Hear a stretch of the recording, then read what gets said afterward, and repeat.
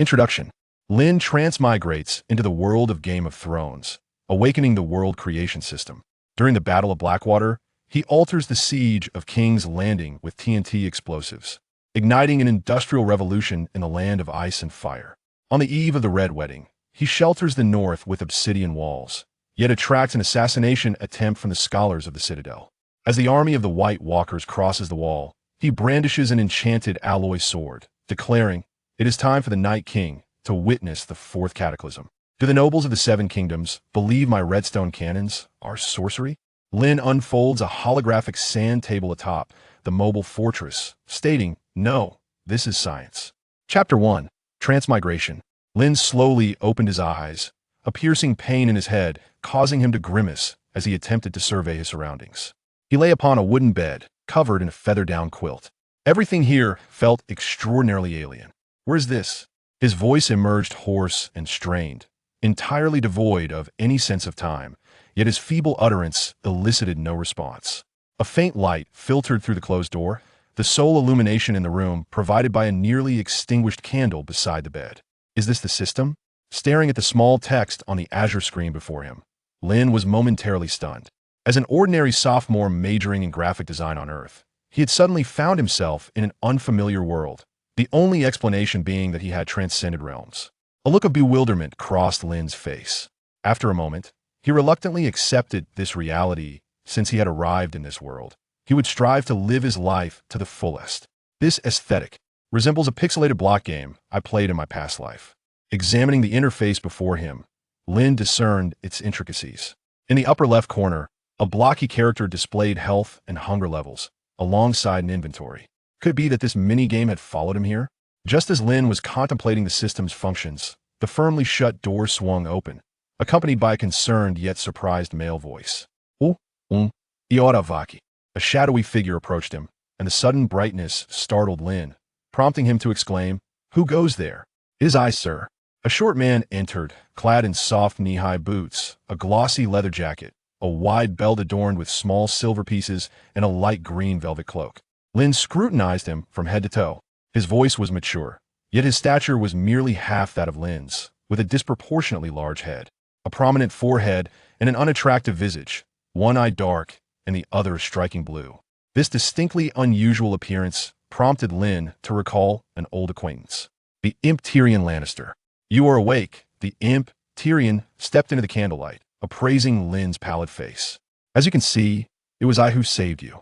The entire city is starving, and the desperate populace is on the brink of madness."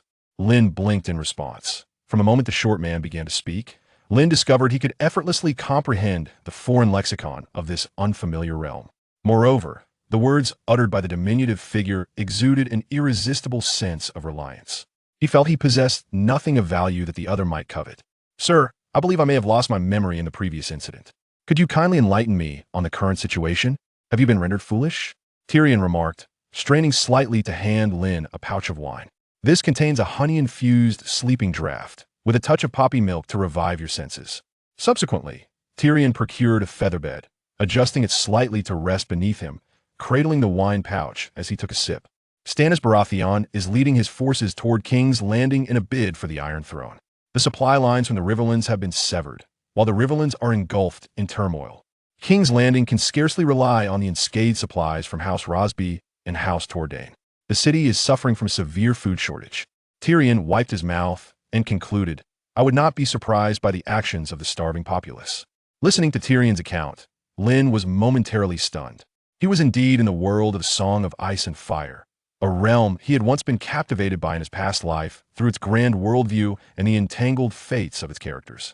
Yet, now that he found himself within its depths, he was uncertain whether to feel joy or sorrow. After all, this world was fraught with peril. One could easily become a sacrificial pawn to the inexplicable Lord of Light or be subjected to grotesque experiments by a malevolent scholar. Noticing Lynn lost in thought, Tyrion pressed his fingers against his aching temples. Had he truly injured his head? Tyrion cast a peculiar glance at Lynn, finding him exceedingly strange. He then took several more sips, the crimson liquid trickling from the corners of his plump lips. "This wine boasts a rich aroma. While it may not rival the exquisite vintages of Arbor, it is still quite commendable." He extended a cup towards Lynn, Come, King's Landing is not a tranquil place. I would advise you to take advantage of the current lack of blockades and head north along the Twilight Vale Road. Perhaps it may offer greater safety. Lynn gazed intently at Tyrion, gleaning numerous valuable pieces of information from his words. If Tyrion's assertions held true, he began to grasp the timeline in which he found himself. At this juncture, Eddard Stark had perished, the War of the Five Kings had commenced, and Stannis was poised to arrive in King's Landing. This legendary imp, often dubbed the Demon of the Realm, was sharing a drink with him, his cheeks flushed with a hint of color, entirely devoid of the guise of a treacherous minister. Within Lynn's mind, thoughts raced not for Tyrion's sake, but to strategize for his own greater advantage. After all, equipped with the MC system, he was far from helpless in the impending chaos that loomed ahead. With the advantage of his familiarity with the original narrative, he found himself endowed with a multitude of strategies at his disposal. In a mere moment, he had resolved within himself a course of action. He could harness the capabilities of the MC system to assist Tyrion in addressing the formidable, tangible challenges posed during the Battle of Blackwater. Moreover, through Tyrion, he could forge connections with the upper echelons of the Seven Kingdoms. Although the infamous little imp was often regarded as a cunning rogue, his reliability in dealing with matters was well recognized. Lynn approached the diminutive figure of the imp directly, crouching before him. The closer he drew to the dwarf, the more fervently his heart raced. The imp lacked the martial prowess of Jaime, the bravery of Robert, the elegance of Renly, and the unparalleled grace of Rhaegar yet. His magnetic charisma stood unrivaled throughout the epic saga of A Song of Ice and Fire. "What do you desire, lad?" the imp inquired, tilting his head as he scrutinized Lynn. The sudden proximity clearly indicated Lynn's ulterior motives. Chapter 2. The Mysterious Alchemist. "My lord, I am Lynn, and if you permit, I may be able to alleviate your burdens." Lynn spoke with a calm demeanor. Tyrion paused, evidently taken aback by Lynn's unexpected proposition. "Well, there's no need for that. After all, you cannot possibly comprehend the pressures I bear." Lynn understood the imp's indifference. From Tyrion's perspective, he was merely a passerby whom he had fortuitously rescued, a starving victim unable to offer any substantial aid in the forthcoming Battle of Blackwater. However, at this moment, Lynn was no longer the person he once was. Perhaps that is not entirely accurate. In truth, I can create something that perfectly aligns with your needs. Lynn meticulously recalled the method for crafting TNT. 5 parts gunpowder for part sand, 1 part TNT. At this time, TNT had yet to be discovered. It was a relatively safe explosive, requiring a detonator for ignition, and was insensitive to friction and shock. Additionally, it could be stored for extended periods without the risk of dampness rendering it ineffective. "I require some preparatory materials," Lynn communicated in somewhat clumsy language. "Please gather for me sulfur, saltpeter, charcoal, and sand. The more, the better." You possess some knowledge of gunpowder?" The imp regarded him with newfound interest. "The materials you seek are quite common and should be easily procured." Previously, he had rescued Lynn from a tavern near the Godswood, where he had been savagely beaten. Logically, Lynn should have had no ties to the Alchemist Guild's pyromancers. Yet, observing Lynn standing there, silent yet resolute in his gaze, it was clear that what appeared to be a request was, in fact, an insistent demand. It didn't feel like self-deception. "Boren," Tyrion called out. Upon utterance of these words, a coal-black-haired mercenary entered from outside. "You have just heard this gentleman's request. Go, fetch those items for me, and let us see what he is capable of." Since there was nothing else to occupy his time, and Dawn was still far from returning to the Red Keep, it would be better to pass the hours in pursuit of amusement. The mercenary Boron grinned broadly. "I reckon that even if I were to randomly grab an apprentice in the smoke alley, they would possess an array of peculiar knowledge." After uttering these words, he set forth to gather materials as per Tyrion's instructions. Each time Tyrion tasked him, he was rewarded handsomely upon the completion of the job. In the dimly lit chamber, Lynn and Tyrion sat across from one another, partaking of cold chicken and toasted bread. At this juncture, the sky began to transition from night to dawn, the flickering candlelight casting shadows, while the crackling fireplace maintained a semblance of warmth within the room. Lynn was not idle either. He had dismantled the wooden bed and table, and with each strike, the bed frame collapsed with a resounding crash, startling Tyrion nearby. In Lynn's singular line of sight, a minuscule piece of wood descended to the ground, suspended momentarily in the air. Upon placing it into his backpack, it revealed itself to be oak. The degree of realism was identical to that of the game. As the number of wooden planks increased, so too did the accumulation of raw wood within his backpack. the standard logs processed by the MC system, were the very blocks Lynn was most familiar with, and his objective was to synthesize these logs into the workbench he desired. The core gameplay of the MC system revolved around the workbench. All recipes required synthesis upon it, including TNT. Arranging 4 wooden planks into a square, he received the notification, "Synthesis successful." Observing the system's prompt, Lynn did not pause. Instead, he continued crafting a wooden pickaxe and a complete set of wooden tools. After repeated endeavors, a chime signaled that the character level bar at the bottom of the MC screen had reached level 1. Alas, I am lacking in raw materials. Without diamonds or obsidian, I cannot create an enchanting table, Lynn mused internally, yet he had already fulfilled his purpose. However, upon witnessing the intricately patterned workbench, Tyrion became visibly excited. He set down his goblet. "What is this object? I scarcely caught a glimpse of how you crafted it." "I refer to it as a workbench," Lynn replied, gesturing towards the apparatus before him. "It allows for the synthesis of items. TNT cannot be crafted within the 2x2 inventory grid. It requires placement in the 3x3 crafting grid of a workbench within the world." Tyrion's gaze traversed the workbench. Its unusual form was unlike anything he had ever encountered, leaving him uncertain of its utility. Before long, Boron returned with the materials, wearing a smirk that suggested he found amusement in Lynn's endeavors, clearly doubting any exceptional qualities about him. Tyrion stepped back, eager to ascertain what could be created. Lynn stood beside the workbench, methodically adding sulfur, saltpeter, charcoal, and sand into the designated compartments, before clicking the prompt box at the base of the table. "Shall we synthesize TNT? Yes, no?"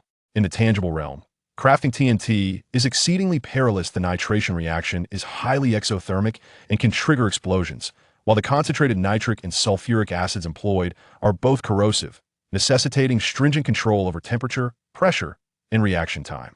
However, for Lynn, who possessed a system, he merely needed to adhere to the steps provided by the system. Clang, clang. The sound of machinery whirring emanated from the workbench. Lynn stood before the table, calm and composed, his breathing steady as though he were in a tranquil slumber. Time passed quietly.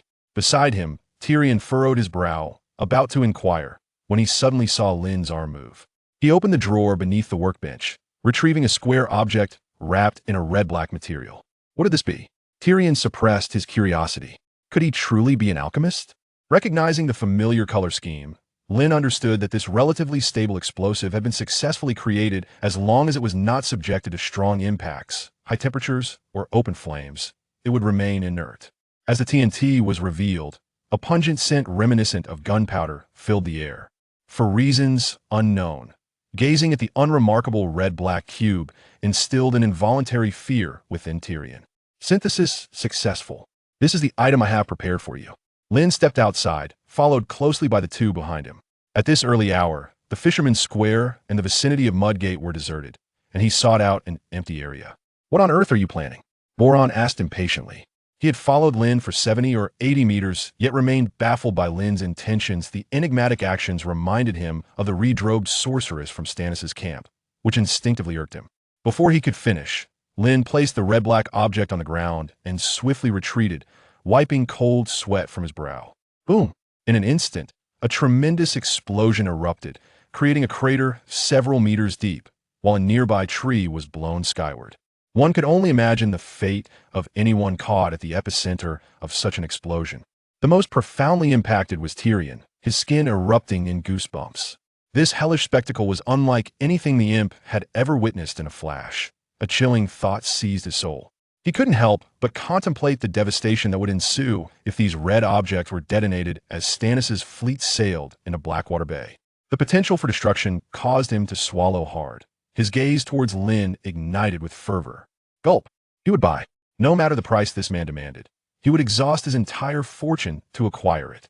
Chapter 3. The Legend of Dragons. The erudite Tyrion had already contemplated the potential impact of deploying this red substance in warfare. The resulting explosion would be utterly devastating.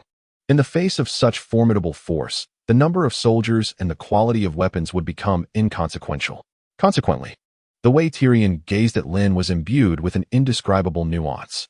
The strategic value of this substance would not only rival that of wildfire, but might even surpass it.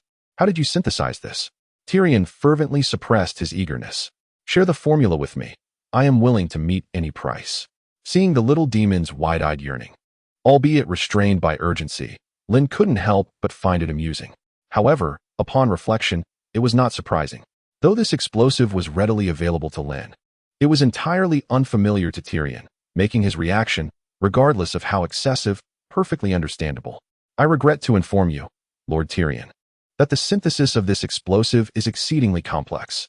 Even if I were to divulge the formula verbatim, you would still be unable to replicate it, Lynn stated with unwavering confidence. After all, in the modern era, producing such a substance required more than mere knowledge of the formula. It necessitated a specialized chemical laboratory equipped with a sophisticated ventilation system, protective gear, and emergency protocols. Tyrion raised an eyebrow at this assertion, clearly skeptical of Lynn's claims.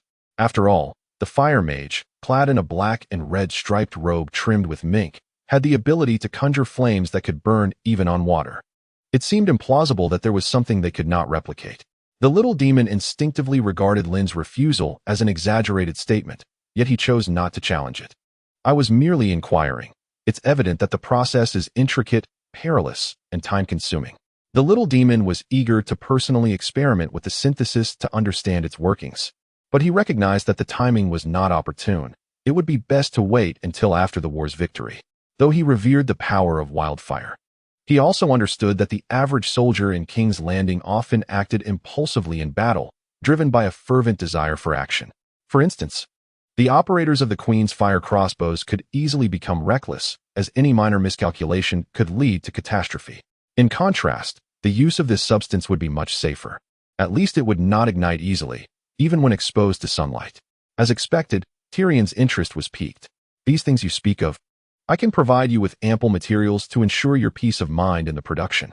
Lynn felt a surge of delight and smiled faintly. As you wish, my lord. This was precisely what he desired, to forge a connection with Tyrion by leveraging the relative advantages of this substance over wildfire. Upon hearing Lynn's affirmative response, the little demon feigned indifference while harboring a hint of anticipation. In that case, would you mind if I took a few with me? In truth, I desire several thousand. Several thousand? Lynn gasped in astonishment. That many? You truly have a lion's share in your demands. Fortunately, the process of creation is remarkably simple, and Lynn is more than capable of handling it. As long as the production timeline remains unaffected, one may offer as much as possible. The little imp eventually established her bottom line. With a swift motion of her hand, Boron beside her tossed a leather pouch filled with gold to Lynn, untying the strings to reveal a dazzling array of golden dragon coins within. These are merely an appetizer. Should you come to Cayenne City, I can offer you far more. With that, Tyrion eagerly awaited Lynn's response. In his eyes, Lynn had transformed into a sagacious and enigmatic sorcerer, perhaps even hailing from the southeastern lands of Essos. Only the inhabitants of that magical realm, steeped in the arcane arts, could cultivate such mastery in alchemy. Lynn, too, discerned the other's thoughts with clarity. Indeed, a person of talent is always in demand, regardless of location. Just as Tyrion grew increasingly anxious and prepared to offer more coin, Lynn suddenly spoke. Since the Prime Minister values my presence so highly, I have no reason to disregard your goodwill. Very well. Tyrion nodded fervently. Retaining a sorcerer skilled in alchemy within King's Landing would significantly impact the broader situation. By now, breakfast had commenced, and Tyrion formally invited Lynn to the Prime Minister's tower, where the servants warmly welcomed him. The chef of the Red Keep had never witnessed such nervousness in Tyrion. Even the most powerful nobles of the Seven Kingdoms had not seen him display such caution. To the chef's surprise, the guest at the table turned out to be an unassuming young man. After finishing breakfast, Lynn felt no sense of fullness typical after a meal. Instead, an insatiable hunger stirred within him. Reasonable. After the meal, he sought out a servant once more to convey a message to Prime Minister Tyrion, and the two soon reconvened outside the Red Keep. Are you satisfied with the fare at the Red Keep? Tyrion inquired, smiling as he patted Lynn's shoulder. Indeed, Lynn replied, his gaze shifting slightly. Moreover, I wish to present you with a gift. He produced a book from his cloak, a tome he had recently bound with leather and sugarcane paper. Within its pages lay a treasure that Lynn believed would captivate Tyrion's interest. What is this? Tyrion asked, picking it up and flipping through the contents, which detailed the hatching of dragon eggs. This is it. Tyrion's eyes widened in astonishment. Dragons had perished over 150 years ago, leaving only skeletal remains and a few fossilized eggs. Dragons are extinct? Lynn observed Tyrion, a knowing smile playing upon his lips as he shook his head. However, to my knowledge, across the distant narrow sea, there exists a woman who has successfully hatched a dragon egg. Lynn spoke these words with utmost confidence. At this moment, the news of Daenerys hatching 3 dragons had undoubtedly reached Tyrion's ears through the intelligence network of Varys, the Master of Whisperers. Tyrion paused, his expression shifting to one of concern as he recalled the information Lynn had shared. A servant beside the Prime Minister quietly inquired, but Tyrion silenced him with a wave of his hand. The atmosphere fell into a hushed stillness, broken only by the sound of pages turning. The content of the book before him was a compilation of Lynn's insights on the necessary conditions for dragon egg hatching, derived from future conjectures. He merely gazed at it with a smile. Are you certain this is true? Tyrion eventually lifted his gaze from the book, his look towards Lynn grave and earnest. The volume was concise, comprising merely a dozen pages, yet the knowledge within had the potential to upend Tyrion's extensive understanding of dragons. Indeed, it is true. Provided you can meet the stipulated conditions, Lynn met his eyes with unwavering conviction. Tyrion's pupils constricted. He pressed his lips tightly together, his entire being trembling uncontrollably. Chapter 4. The Undying. This is a dragon, Tyrion. He could scarcely believe his own eyes. Although dragons had been extinct for over a century, attempts to resurrect this ancient species had persisted throughout the ages. Dragons, capable of flight and fire, had emerged during the conquests of Aegon the Conqueror. The Targaryen family had seized the 7 kingdoms with the might of 3 great dragons. I mean, if this truly works, it could bring these magical creatures back to life. Even someone as shrewd as Tyrion found himself at a loss for words. If a miracle could occur once, it could certainly happen again, Lynn stated gently. After all, the conditions he proposed were a complete replication of Daenerys' method for reviving dragons, the allure of which dispelled all thoughts from Tyrion's mind, leaving him in a state of blank astonishment. From a young age, he had harbored a fascination with dragons. As a naturally disabled child, he had been scorned by his family. His father Tywin viewed him as a disgrace, and his sister Cersei loathed him, while only his brother Jaime offered him a modicum of kindness. The profound oppression and solitude he experienced resonated with the dragons, who too were regarded as outcasts. In these formidable and perilous beings, Tyrion saw a reflection of himself. Beside them, Podrick listened intently to their conversation, mentally calculating the worth of a single dragon in gold coins. Yet, no matter how he crunched the numbers, it never seemed sufficient. After all, dragons were strategic weapons of immeasurable value. Tyrion clearly recognized this as well, closing the book that contained the method for hatching dragon eggs. Leaning forward, he spoke with a serious tone. Master Sorcerer, if your method proves true, it is worth at least hundreds of thousands of golden dragons, and that is a conservative estimate. Of course, Lynn replied with a smile. The value of a dragon is indeed precious, but without a dragon rider to command them, it remains mere speculation. Taming a dragon is no simple task. Dragons possess a unique way of selecting their riders. A crucial factor in this process is the presence of Valyrian blood. Once a dragon has chosen its rider, it will not permit another to mount until the original rider perishes, at which point a new one may be selected. Typically, should an ordinary individual dare to challenge a dragon, they will likely provoke its wrath and be consumed by dragon fire. In Westeros, the only dragon lords to emerge are members of House Targaryen, House Velaryon, and the bastards known as Dragonseed from these 2 noble houses. Rest assured, while this method may carry a hefty price, House Casterly Rock is more than capable of affording it. Tyrion grinned, patting Lynn on the shoulder, stating that although they possess their family motto, most are more familiar with another saying, "A Lannister always pays his debts." This phrase has become even more renowned in Westeros than their family motto. Lynn was well aware of this fact, which is why he felt comfortable entrusting this method to Tyrion. After all, the Lannisters are known for their iron and blood approach, yet when value is presented to them, they will repay in full. The mercenary, Boron, shrugged, indicating his deep understanding of this maxim. When Tyrion was brought to the Eyrie by Lady Catelyn Stark, he endured torment in the dungeons, yet upon his departure, he gifted a bag of gold to one of his tormentors, solely to uphold this principle. In truth, my knowledge and possessions extend beyond this, but they must be exchanged for items of equal worth, Lynn continued. Intrigued, Tyrion inquired, "Aren't you afraid I might imprison you with my soldiers? In that case, I could acquire your abilities without any cost." "You are mistaken," Lynn replied, a smile gracing his lips. "We travelers of this realm possess certain unique abilities. He referred to a power granted by a system, the digitization of one's physical data. May I borrow that dagger from you? Lynn cheerfully asked the mercenary beside him, his gaze fixed on the dagger hanging at his waist. This lean, fierce man, akin to a ravenous wolf, was both highly skilled and cunning, having risen from humble beginnings since serving Tyrion. Boron casually tossed the dagger to Lynn, declaring, I do not believe in any ethereal deities.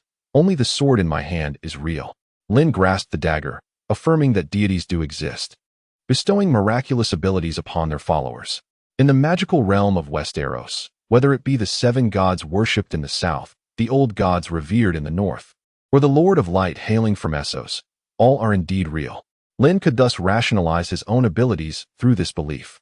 What do you intend to do? Tyrion asked curiously. What can you achieve with a dagger? Lynn, with an unflinching demeanor, swiftly plunged the dagger into his abdomen as if there were no defense to be found, stirring the blade within. His face remained devoid of any expression, exuding a tranquil aura reminiscent of a formidable antagonist. Tyrion was momentarily taken aback, subsequently gazing in horror at the dagger that had rent his belly. In the face of the crowd's palpable shock, Lynn appeared unfazed, for his digitized form had transcended the notions of hunger, fatigue, and temperature, even if his head were severed.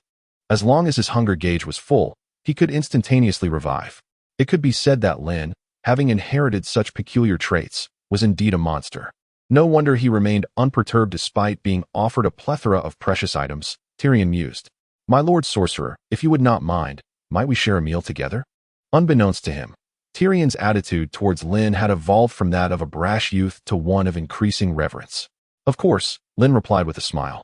And together with the two, he proceeded to the throne room, the official venue for court banquets within King's Landing. It also served as a platform for political discourse. An array of wines, fruits, and pastries were laid out for the nobles and their families from the Red Keep to enjoy. Those prominent nobles Lynn was familiar with, including the newly ascended ruler, were absent. Only a handful of nobles and knights hailing from various corners of Westeros were present. A bard plucked an elegant and enchanting melody on the harp. My lord sorcerer, have you heard this tune? Tyrion, savoring a dish of crumbled cheese mixed with summer vegetables, suddenly inquired with an inexplicable tone, his gaze betraying a hint of unresolved sorrow. Lynn perked up his ears to listen intently, discovering that the song bore no lyrics. Yet one could feel a sweet, mournful atmosphere emanating from it. I do not know, my lord chancellor, he replied. This is a ballad by Mill, titled My Season of Love. If you knew the lyrics, you would comprehend its sweet melancholy. The first girl I ever slept with used to sing this song. It is impossible to forget. Tyrion's expression wavered between tears and laughter. Chapter 5. The lucky cube observing Tyrion lost in thought as he listened to the music. Lynn understood that the sorrow he felt for his first love was rooted in a profoundly tragic tale. Yet, was this the sole tragedy to occur on the continent of A Song of Ice and Fire? This world was inherently cruel. Tyrion hummed along to the tune, seemingly at peace, having wed a peasant girl only to later discover that what he believed to be true love was merely a skilled courtesan hired by his father. My lord Tyrion, Lynn called out to the imp, earnestly and solemnly advising him, I hope that upon learning the truth, you will still retain the serenity you possess now. What do you mean? Tyrion asked, perplexed, then returned to relishing the spiced pumpkin on the table. At this moment, he was still haunted by the memory of the tragedy, unable to fathom that the innocent and unadorned peasant girl could be a hired courtesan. Lynn, do indulge yourself. This is oxtail soup simmered with walnuts, grapes, and star anise. Tyrion jested, extending an invitation to Lynn. The steam stung Tyrion's eyes. Clearing his throat, he buried his face in the delectable dish, obscuring his features from view. Boron accepted the dagger from Lynn's hands, its sheath emitting a chilling metallic sound. If anyone were to treat me this way, be it a king, a duke, or my own father, I would surely slay him. Rising, he bowed to Lynn before taking his seat at the table, tearing off a chicken wing. Observing Tyrion, an idea suddenly sparked in Lynn's mind. The most effective way to penetrate someone's innermost thoughts is to seize the moment when they are engulfed in sorrow. Thus, Lynn chose not to partake in the court banquet, quietly turning away and departing. Where has Lynn gone? After some time, Tyrion raised his head from the feast, glancing around but finding no trace of Lynn. Oh well, let us drink first. This accompanying wine is truly exquisite. Meanwhile, Lynn had returned to his quarters, where Tyrion had arranged a spacious room in the Red Keep at Lynn's request, ample enough for him to conduct his experiments. As he walked down the corridor to his lodgings, a question suddenly struck him. Why was Tyrion so beloved amidst the Game of Thrones? He was a grotesque dwarf, his appearance repugnant, mockingly referred to as the imp or half-man. His father and clan leader, Tywin, regarded him as a disgrace to the family, never affording him the respect befitting his abilities. Yet, after a brief contemplation, Lynn discerned the reason. It was his goodness. In a world rife with cruelty and betrayal, where disloyalty abounds, Tyrion's heart managed to preserve a flicker of inherent kindness. And that was more than enough. Just as Lynn returned to his dwelling, a knock echoed from outside. Upon opening the door, he found Tyrion, who was still burping from his hearty meal. Master Sorcerer, I believe even the wizards of the Shadowlands cannot deprive one of the pleasure of fine cuisine. The dwarf, having seen his friend depart, began a search and arrived at his own quarters. I have brought you a crab pie. Count Genos declared he had never tasted such a delightful meal. Tyrion set a bag upon Lynn's table. As long as you continue to serve me, such culinary delights will be your daily fare. You are too kind, Lynn replied, taking a small bite of the crab pie, which, infused with fine wine, proved to be exquisite. As he savored the delicacy, his mind wandered to how he might transform his visions into reality. My Lord Tyrion. Lynn blinked, and a sudden thought struck me. If you were to don this item, it would undoubtedly prove to be exceedingly convenient. You refer to it. Tyrion gazed at Lynn with eager anticipation. Nightfall descended swiftly, and the room was filled with the rhythmic sounds of clanging, reminiscent of a blacksmith forging suitable implements. Upon witnessing the final product, a satisfied expression graced Tyrion's face. Is this item intended for me? Indeed, Lynn replied with a wink. Standard knightly armor would be far too cumbersome for you, making it impractical. However, this is a scaled-down version, perfectly tailored for your use. I can only hope the final effect meets expectations. Tyrion's eyes narrowed slightly, seemingly contemplating the defensive capabilities of the armor. Rest assured, Lynn responded with a smile. This is crafted from iron, and its defensive strength will surpass that of other artisans, not diminish. I trust your words. Tyrion exhaled in relief. He had spent the entire afternoon observing Lynn's endeavors, willingly remaining to discern what Lynn was concocting. It was not until evening that the diminutive suit of armor was fully forged, revealing that Lynn had indeed fashioned a suit specifically for him. The armor, constructed from lightweight steel and leather, balanced protection with agility, fully encasing the head and face in a complete helm. Tyrion once possessed a fine heavy helm, meticulously crafted by the blacksmiths of Casterly Rock, which suited his unique physique. However, regrettably, it was not present. Previously, he had scavenged chain mail, hoods, knee guards, throat protectors, iron gloves, and steel boots from the fallen and supply wagons, all ill-fitting for his smaller stature. This suit of armor is a gift I have prepared for you, Lynn declared, raising his voice. Tyrion was already trying on his new armor, adorned with robust plating, wielding a battle axe, and brandishing a sturdy wooden shield. Yet, a dwarf clad in armor seemed to struggle to embody the image of a warrior. The armor could not conceal his physical shortcomings. In the face of this comical yet fragile scene, Lynn gazed intently into his eyes. My lord, you appear quite formidable. Tyrion felt a sense of pride, chuckling. Many wish for my demise, but with this armor, I believe their attempts shall not be easily realized. However, as a diminutive figure on the battlefield, I am unlikely to attract much attention. They will focus on the larger foes, who are the true targets of the warriors.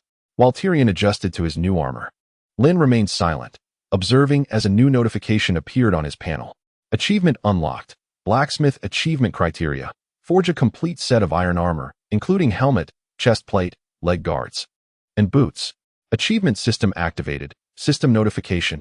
As you have achieved your first accomplishment, you have received a lucky block, which can randomly yield items from the available modules.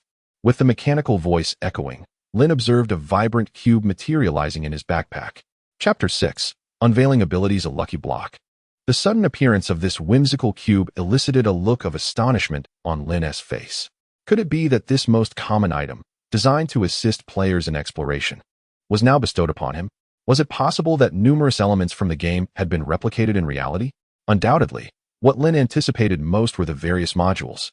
The multitude of gameplay styles was the very essence of the game's widespread appeal. Regrettably, these features seemed beyond his reach for the moment. With no success in his prior endeavors, he turned his attention to the lucky block.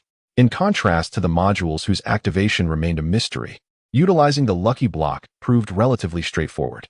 With a mere thought of activation, the lucky block vanished from his inventory, only to be replaced by a trident with 3 sharp, white prongs. Ah, what is this?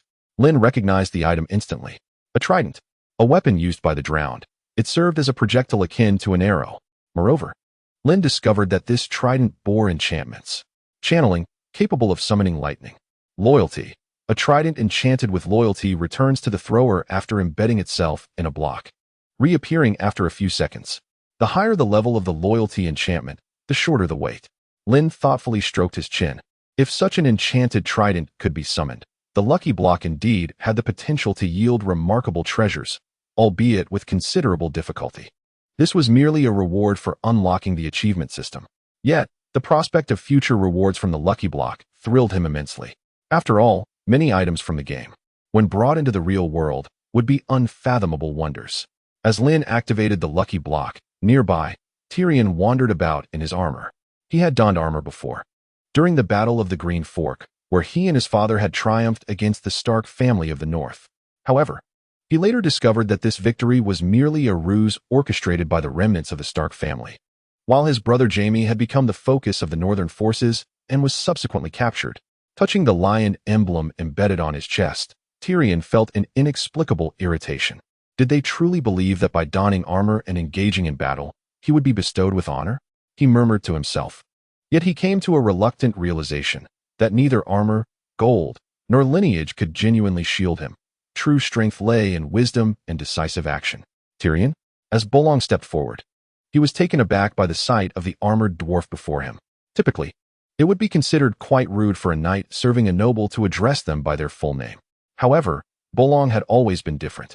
He refused to bow or grovel, nor did he indulge in the customary flattery reserved for lords, as he did not perceive himself as anyone's servant. Emerging from the shadows of his armor, the misshapen dwarf, wielding a battle axe, charged ferociously at Bolong. His movements were fluid and graceful, indicative of a seasoned warrior. "No way, are you serious?" Bolong exclaimed, retreating in search of cover. Bang! The battle axe struck the stone wall with a resounding thud. Bolong's gaze froze in disbelief as he beheld the damage wrought just half a meter from him. The sturdy stone floor lay shattered beneath the axe's blow, and he could scarcely comprehend what he had witnessed. Normally, such heavy armor, designed primarily for battlefield protection, would be cumbersome and unwieldy. Yet this dwarf warrior moved with an agility that belied the weight of his armor. "What's wrong, scared?" The dwarf lifted his helmet, revealing a smirk that seemed to mock Bolong, as if to say, "So, you have been caught, haven't you?" Lynn, hearing the commotion, turned to witness the comical scene and could not suppress a laugh. The helmet, crafted by the system, not only matched the protective capabilities of heavy armor, but also boasted the distinct advantage of being lightweight, akin to leather armor. One can only imagine the significant enhancement to a warrior's prowess such armor would provide. Moreover, the helmet Lynn had forged this time enveloped the entire body and included a faceplate. In the original narrative, Tyrion's armor lacked a faceplate, which later led to his ambush by Ser Mandon Moore, leaving him gravely injured and with a lasting scar from his left eye to his chin. However, this time around, the outcome would be entirely different.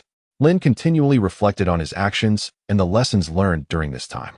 Through creation, he had divulged the secrets of dragon egg hatching and armor crafting, earning Tyrion's trust. Most importantly, his comprehension of the system had significantly improved. Having only tapped into a fraction of the system's potential, he had already achieved remarkable results. What if he could actualize the remaining capabilities? An image suddenly materialized in Lynn's mind, a barrel descending from the heavens, perpetually overflowing with water, manifesting in this world, a spectacle beyond comprehension.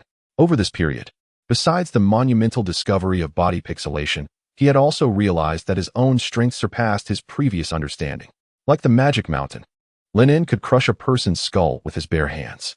This power might be yet another consequence of pixelation. The ability to unleash a single punch capable of obliterating a human body was the most exhilarating aspect of the system for Lynn. After all, immortality or a mere sprinkling of spells often evoked a sense of insidiousness, failing to provide the immediate thrill of vanquishing an opponent. A warrior should engage in direct confrontation. That is the essence of masculine romance. Although Lynn had not undergone extensive combat training, his abilities transcended the realm of ordinary comprehension. Perhaps only the gods concealed within the divine realm possessed the strength to rival him. However, Lynn's primary interest lay in another form of power, the ability to concoct an invisibility potion within the system. This potion could be brewed at a fermentation station through two methods. One involved the synthesis of fermented spider eyes and night vision potions, while the other combined calcite with night vision potions.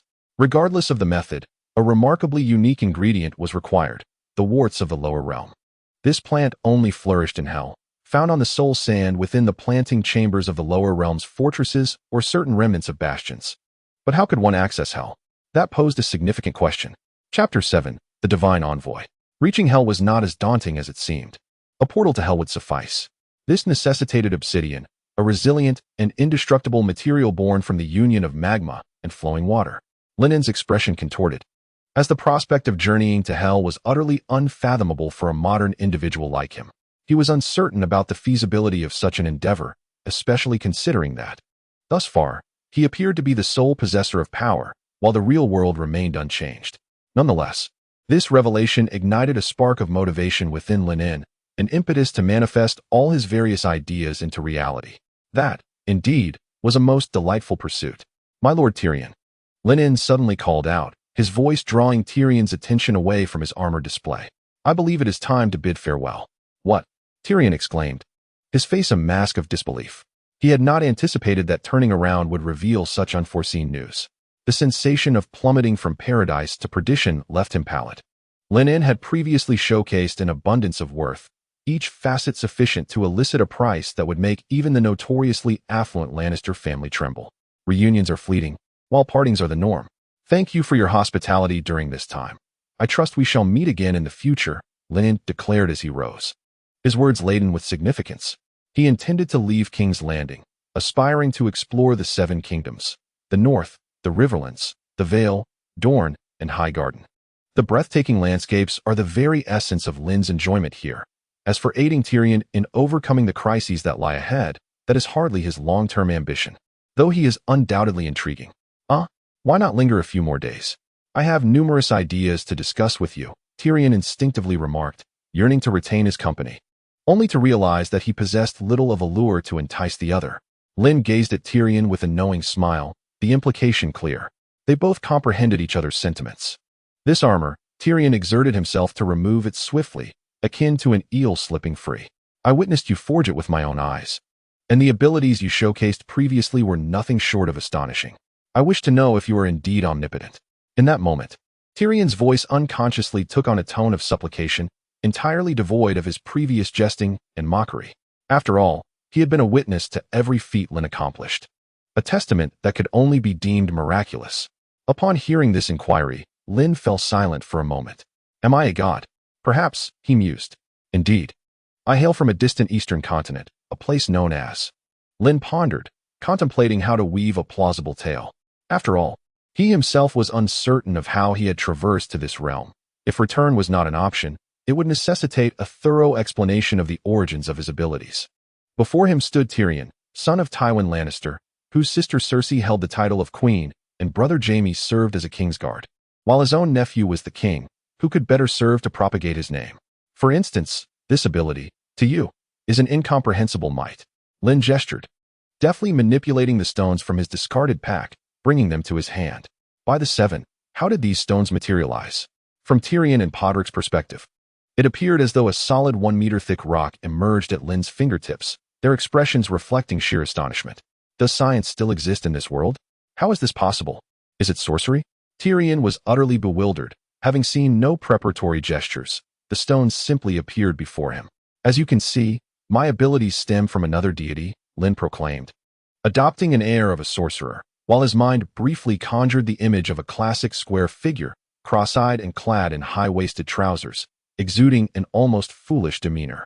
To frame his powers as divine inspiration would resonate more convincingly with the denizens of this world, enhancing his aura of mystery. For it is the unknown that ignites the imagination. Ah, so it is, Tyrion nodded repeatedly, his expression one of enlightened understanding. In the distant east, there lies a city-state known as Braavos, home to an island named the Isle of Gods, where thousands of temples are dedicated to various deities. Among these are the Temple of the Moon's Singer, the father of waters, the seven gods, the temple of the god of 1,000 faces, and the temple of the king of light, among others. Indeed, it is as you envision. Lynn nodded suggestively, leading Leon to conjure images of the faceless men or the red priests in his mind. Both were capable of similar feats, perhaps even more fantastical, such as resurrecting the dead or receiving divine revelations. As a seer, I implore you not to confine the abilities of mortals to your narrow perspectives. However, my powers are not boundless, for all things bear a cost, and the scales of gain and loss must be maintained. Upon hearing this, Tyrion was entirely convinced by Lynn's words, while Boron beside him wore a visage akin to one who had seen a ghost, pinching his thigh hard enough that the sharp pain reminded him this was no dream. Is it truly real? Though the thought seemed foolish, an idea flickered in Tyrion's mind to keep him, by any means necessary. He spoke with a tremor in his voice, yet deities require belief in other matters. I may be powerless, but perhaps I can assist you in this regard. For at this moment, the king is firmly in our grasp. Tyrion took a deep breath and finally articulated his thoughts. He held Lynn's presence in high esteem. Upon hearing this, Lynn's initial desire to depart was stifled, yet he contemplated something else. In truth, he had little interest in the affairs of the Seven Kingdoms. Assisting Tyrion was already stretching his limits. He was no saint, had no inclination towards grand aspirations of saving the Seven Kingdoms or Westeros. His journey through the Seven Kingdoms was merely to encounter more people and experiences, to render his otherworldly adventure more intriguing. Now, what Tyrion proposed coincidentally aligned perfectly with his own desires. Very well, I shall remain, but remember, I am not one to grant favors indiscriminately. What I offer is what you may attain, and what I withhold, you cannot possess. Lynn finally relented. Staying to stir up trouble would indeed be more convenient. Disrupting the original storyline held its own allure. Yet, do not attempt to ensnare me with moral obligations. Chapter 8. The fat lamb. Though he had consented to stay, Lynn was acutely aware that Tyrion sought not merely to retain his presence, but to irrevocably bind him to the Lannister family. Among the wealthy families in the Seven Kingdoms, there are many affluent clans, such as House Tyrell of Highgarden, where the fertile lands of the Reach yield bountiful harvests, serving as the breadbasket of the realm. The Aelin family from the Vale, though not as economically robust as the Tyrells and Lannisters, nonetheless possesses a formidable financial standing that should not be underestimated. Thus, it is the Lannisters who are in need of Lynn, rather than the other way around. With this understanding, Tyrion naturally refrains from imposing restrictions or demands upon Lynn, relinquishing the initiative entirely to him. This, undoubtedly, is a testament to Tyrion's astuteness. Had it been Cersei or Tywin, the attitude would have likely been starkly different. Once the materials sent by Tyrion were transformed into finished products, Lynn quietly exited King's Landing. He journeyed northward by sea, traversing a myriad of forests and mountains, uncertain of how many noble territories he had passed through. "Where's Lord Lynn?" Excitedly, Tyrion flung open the door, only to find the room devoid of any presence. "Has he left?" A frown creased Tyrion's brow, but he soon spotted a row of items stuffed in the corner of the table. His pupils dilated with delight as he exclaimed, "Indeed, Lynn is not a man of empty promises. It is perfectly reasonable for the sorcerer to venture forth to explore the continent." He sprang to his feet, his heart brimming with confidence. Surely, he would return. Lynn's intention this time was merely to procure some materials in advance. After all, if he were to request materials from Tyrion each time, it would be unfeasible for Tyrion to acquire them on short notice, as King's Landing is not solely dictated by him. Furthermore, Lynn wished to conceal his secrets. He had already left behind many elements capable of posing a significant threat to Stannis' forces. As for the potential consequences, Lynn was unconcerned at this moment. He was savoring his existence. Having become somewhat acquainted with the medieval Western world through various games, the opportunity to experience it firsthand provided an entirely different sensation. What shall I do now? Upon stepping onto the road after leaving King's Landing, Lynn realized that much of the land remained largely unexplored, a consequence of the sparse population and the prevailing knowledge of impending war, which had deterred many from venturing out. Nevertheless, the scenery was indeed splendid. This world had yet to succumb to the pollution of future ages, and the sweet embrace of nature captivated Lynn's imagination. On the second day of his journey, as dawn broke once more, Lynn discovered a modest encampment on the horizon, in stark contrast to the bustling prosperity of King's Landing. He observed this area was riddled with marshlands and pine forests, characterized by its intricate terrain. Suddenly, noticing signs of activity from others. Lynn felt a stir of curiosity and spurred his horse forward. Who goes there? As he approached, he discerned a group of ragged individuals armed with pitchforks and iron rods. Warily regarding Lynn, the outsider, Lynn smiled and replied, "I am merely a traveler." Upon hearing the response, several guards, vigilant, aimed their weapons at him. Among them, one individual retreated towards the largest tent within the encampment. Observing the other party's silent resistance, Lynn initially believed his chances had dwindled. However, he soon realized that the influence of the system upon him had intensified. A bar resembling a health gauge appeared above the adversary's head. Remarkably, even vitality could be quantified. This status bar not only allowed him to monitor his opponent, but also to assess his own condition. The disappearance of the red heart, symbolizing life, indicated the inevitable end of existence. Nevertheless, the primary utility of this feature lay in its capacity to reveal one's own state. Conditions such as poisoning or curses, which were otherwise insidious, could be promptly detected through the status bar. At that moment, the man who had entered the tent abruptly emerged, murmuring something unintelligible to the guards, who then surprisingly allowed Lynn to pass. "Thank you," he muttered. Although the guards claimed it was for protection, it resembled more of a kidnapping as they escorted Lynn deeper into the encampment. The land was barren and desolate, and it appeared that these individuals were not accustomed to agriculture. As Lynn surveyed his surroundings, he felt the unsettling gaze of the inhabitants boring into him, their stares unabashed and crude. Clad in well-fitted attire, Lynn felt conspicuously out of place among these scantily clad individuals. Upon venturing further into the depths of the camp, the guards behind him had been replaced by more robust, menacing figures. "Am I being regarded as an easy target?" Lynn pondered, bowing his head as a sudden realization dawned upon him regarding their intentions. After all, he was a solitary figure, dressed and comporting himself like a noble, likely possessing considerable wealth. The bulging pouch at his waist drew the attention of the nearby wildlings, their eyes widening in unabashed fascination. Before long, Lynn found himself presented before an elder. The elder regarded him for a moment before his gaze became fixated. Yet, a flicker of suspicion passed through his eyes. "Such an easy target, yet you do not fear?" He mused aloud in fluent universal tongue, shaking his head in disbelief. As he muttered to himself, several individuals behind him seemed to receive a signal, advancing with wooden forks directed at Lynn. "Are you attempting to capture me?" Lynn exclaimed, taken aback. He had not anticipated that after departing from King's Landing and traversing a stretch of wilderness, he would encounter individuals harboring ulterior motives. Lynn had already been forewarned upon witnessing their dire living conditions. Desolate mountains and treacherous waters breed cunning rogues. The statement is not erroneous. It is merely that Lynn found herself rather bored, which led her to venture into this campsite despite the prior warnings. Moreover, this is not a bustling metropolis, and individuals are seldom encountered here. Perhaps it is precisely this fact that emboldened her adversaries to take action against her. Yet, has she not entertained a similar notion? Lynn remained unperturbed, diligently affixing the iron armor she had crafted from surplus materials to her form in her mind's inventory. In an instant, it appeared as though by magic, her attire transformed from casual and tidy garb into a robust suit of iron armor.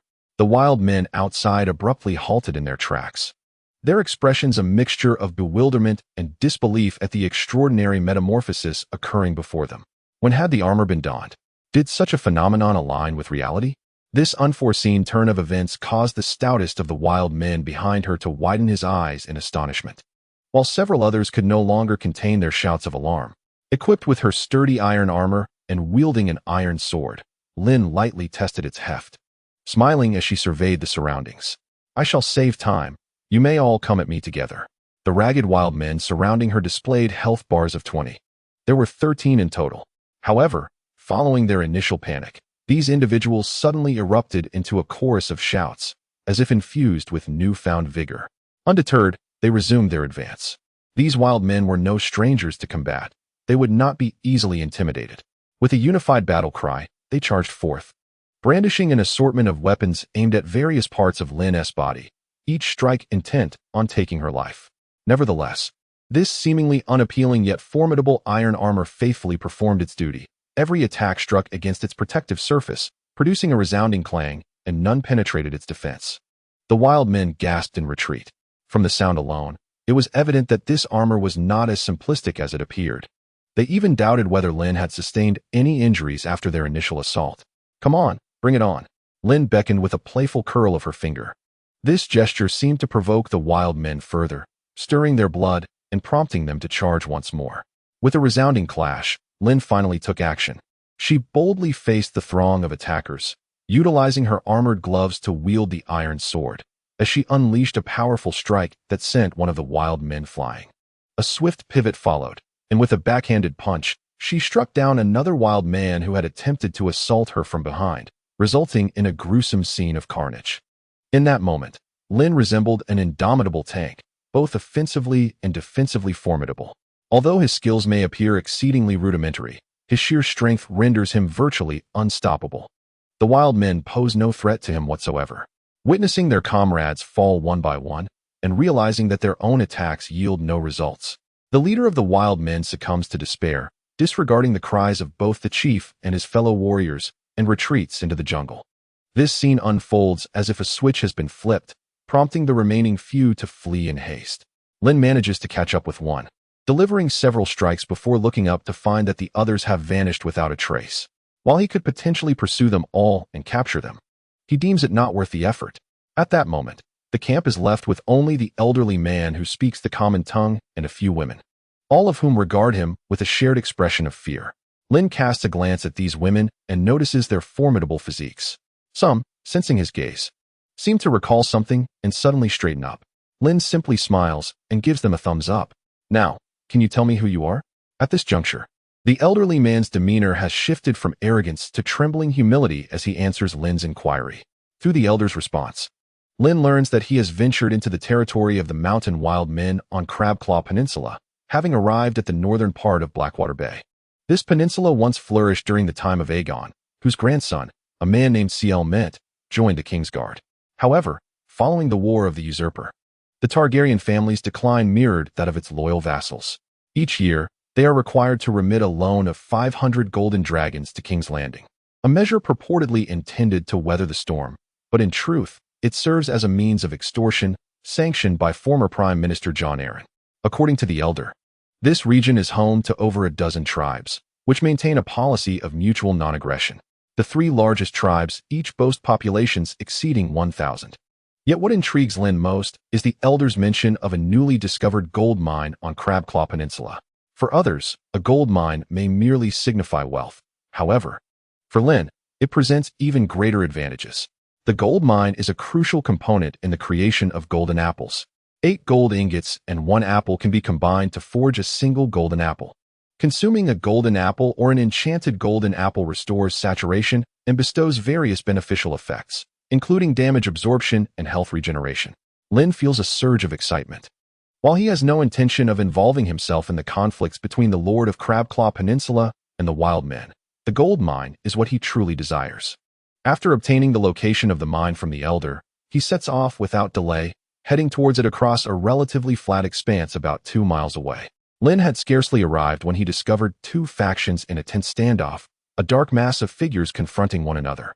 One side appeared more uniform, with a figure resembling a leader clad in armor.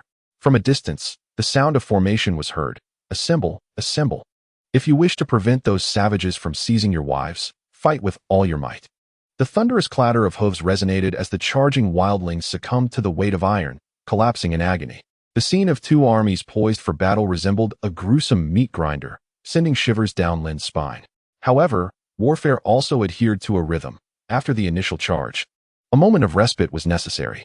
Both the wildlings and the soldiers of the Lord exhibited signs of fatigue. The tide of battle began to tilt towards the well-equipped forces of the Crabclaw Peninsula. The wildlings' line retreated gradually. Yet the leading cavalry did not press the advantage, but instead gestured towards their own soldiers. In response, the soldiers erupted into a resounding and harmonious chant, their morale soaring to the heavens. As they advanced with purpose, the wildlings' despair became increasingly palpable, fear etched across every face. It seemed that victory for the Lord of the Crabclaw Peninsula was merely a matter of time. Nonetheless, this battle for the ownership of the gold mine would ultimately leave the victor profoundly disillusioned. In a concealed corner of the conflict, Lynn stealthily approached the location of the gold mine. He intended to gather all the gold into his backpack, leaving not a single piece behind. As for the expression of the victors upon discovering their spoils had vanished without a trace, such thoughts were not for Lynn to ponder. Chapter 10. The synthesis of golden apples. Today marked a fortuitous day for Lawrence Clibb. His first encounter with the mountain wildlings had culminated in a decisive victory, and the captured wildlings could be incorporated into his domain. The only challenge lay in how to manage them effectively. What thrilled Lawrence Clibb the most was the imminent acquisition of the gold mine. Once fully exploited, it would replenish his household finances. The mere thought of such a scenario brought an indulgent smile to his face, even causing his body to tremble with excitement. Clibb's forces swiftly subdued the tribe they had engaged in battle. The conflict was remarkably successful, with the wildlings, facing the superiorly equipped Clibb army, suffering fewer than 10 casualties. The number of wildlings captured exceeded 300. Lacking wealth, even after extensive plundering, the majority of spoils consisted of furs and jerky, with only a handful of gold dragons. With a commanding shout, Clibb ordered the complete destruction of the wildlings' dwellings. Subsequently, he executed several disobedient captives, while a 30-man detachment was formed to escort the rest back to his territory. Clay addressed the captain of the escorting troop, instructing him to transport the captives to the territory without any stops and to return immediately after delivering them, as he required manpower to continue the assault on other tribes. Should any of the captives show resistance, they were to be executed without hesitation. Clay's deputy, observing the returning escort of captives to Whispering City, chuckled and remarked to his lord, "My lord, you seem to be in remarkably high spirits." Lawrence Clibb, with a sense of nostalgia, patted his deputy's shoulder, reflecting on how long it had been since they had fought such a prosperous battle.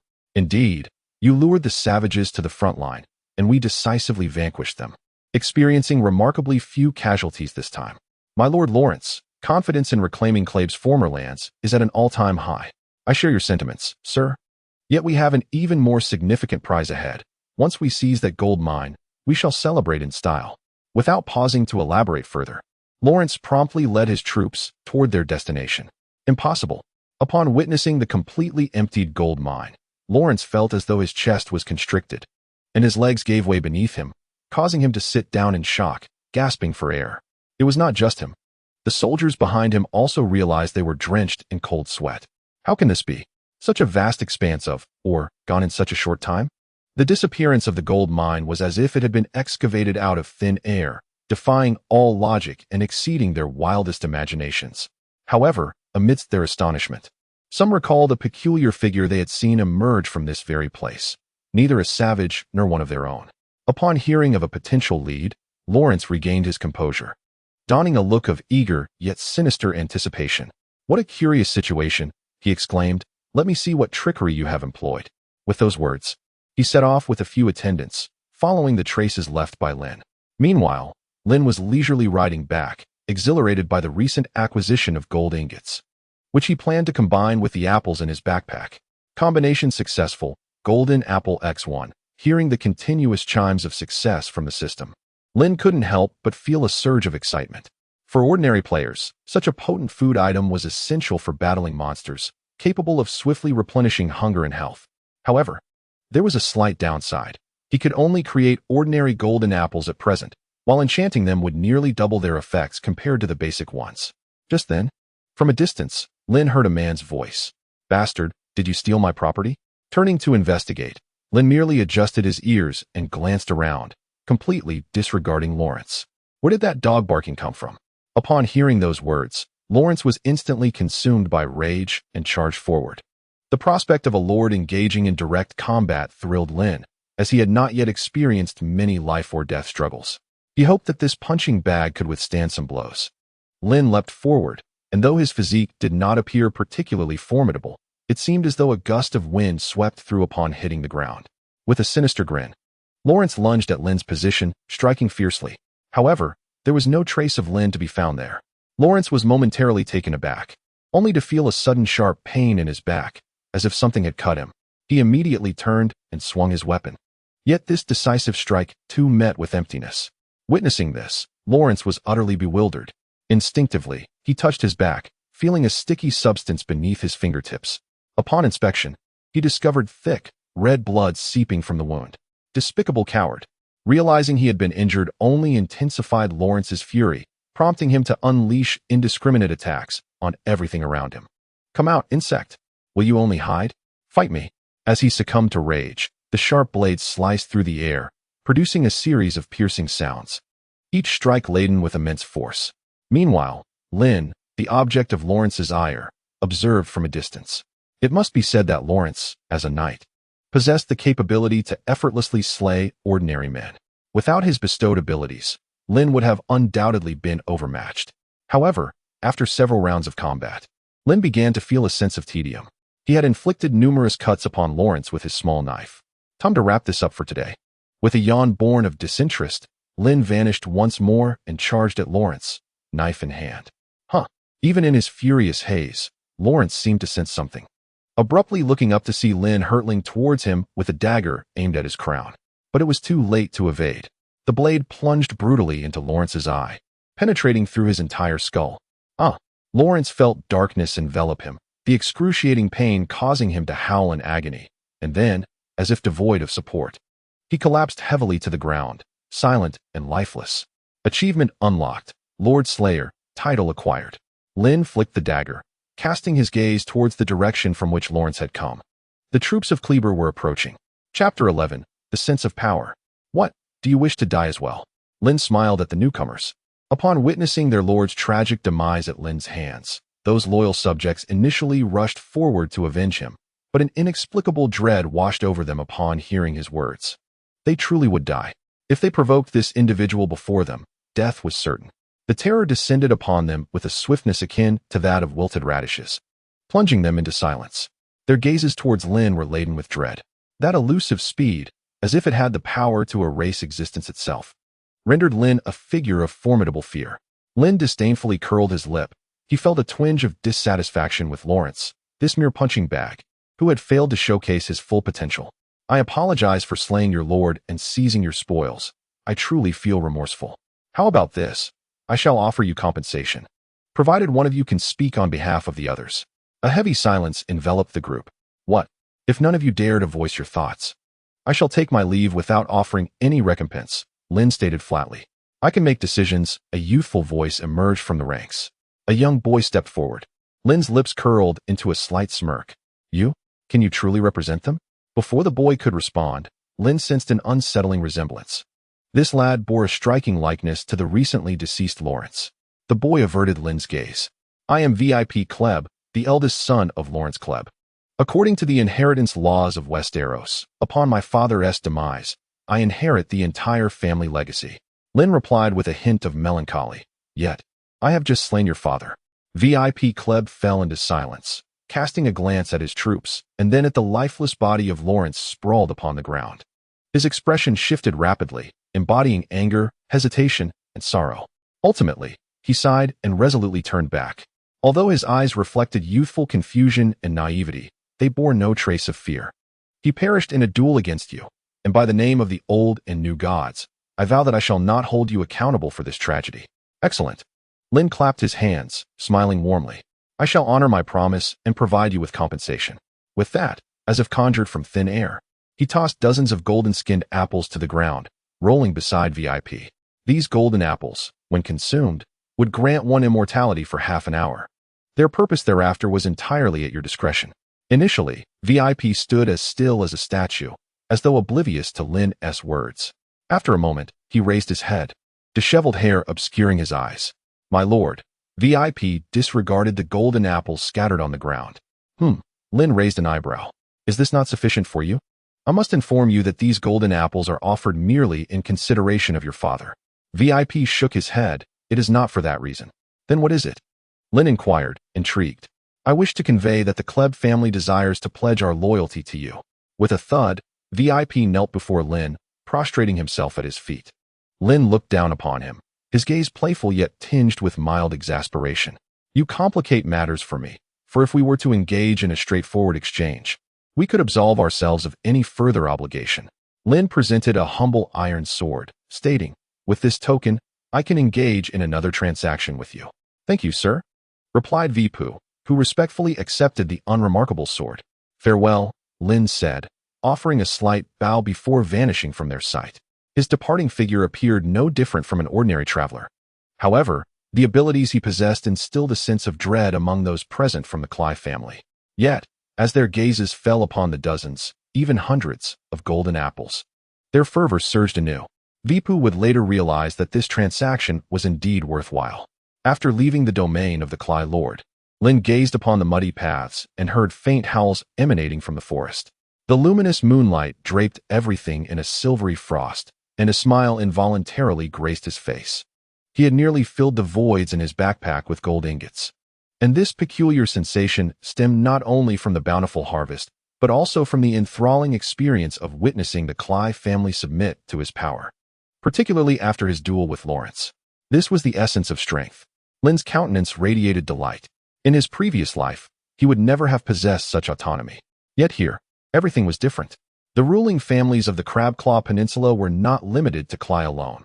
There were also the Bogus family, the Brun family of Brownhole Mountain, the Brun family of Fear Fortress, and the Kifo family, among others.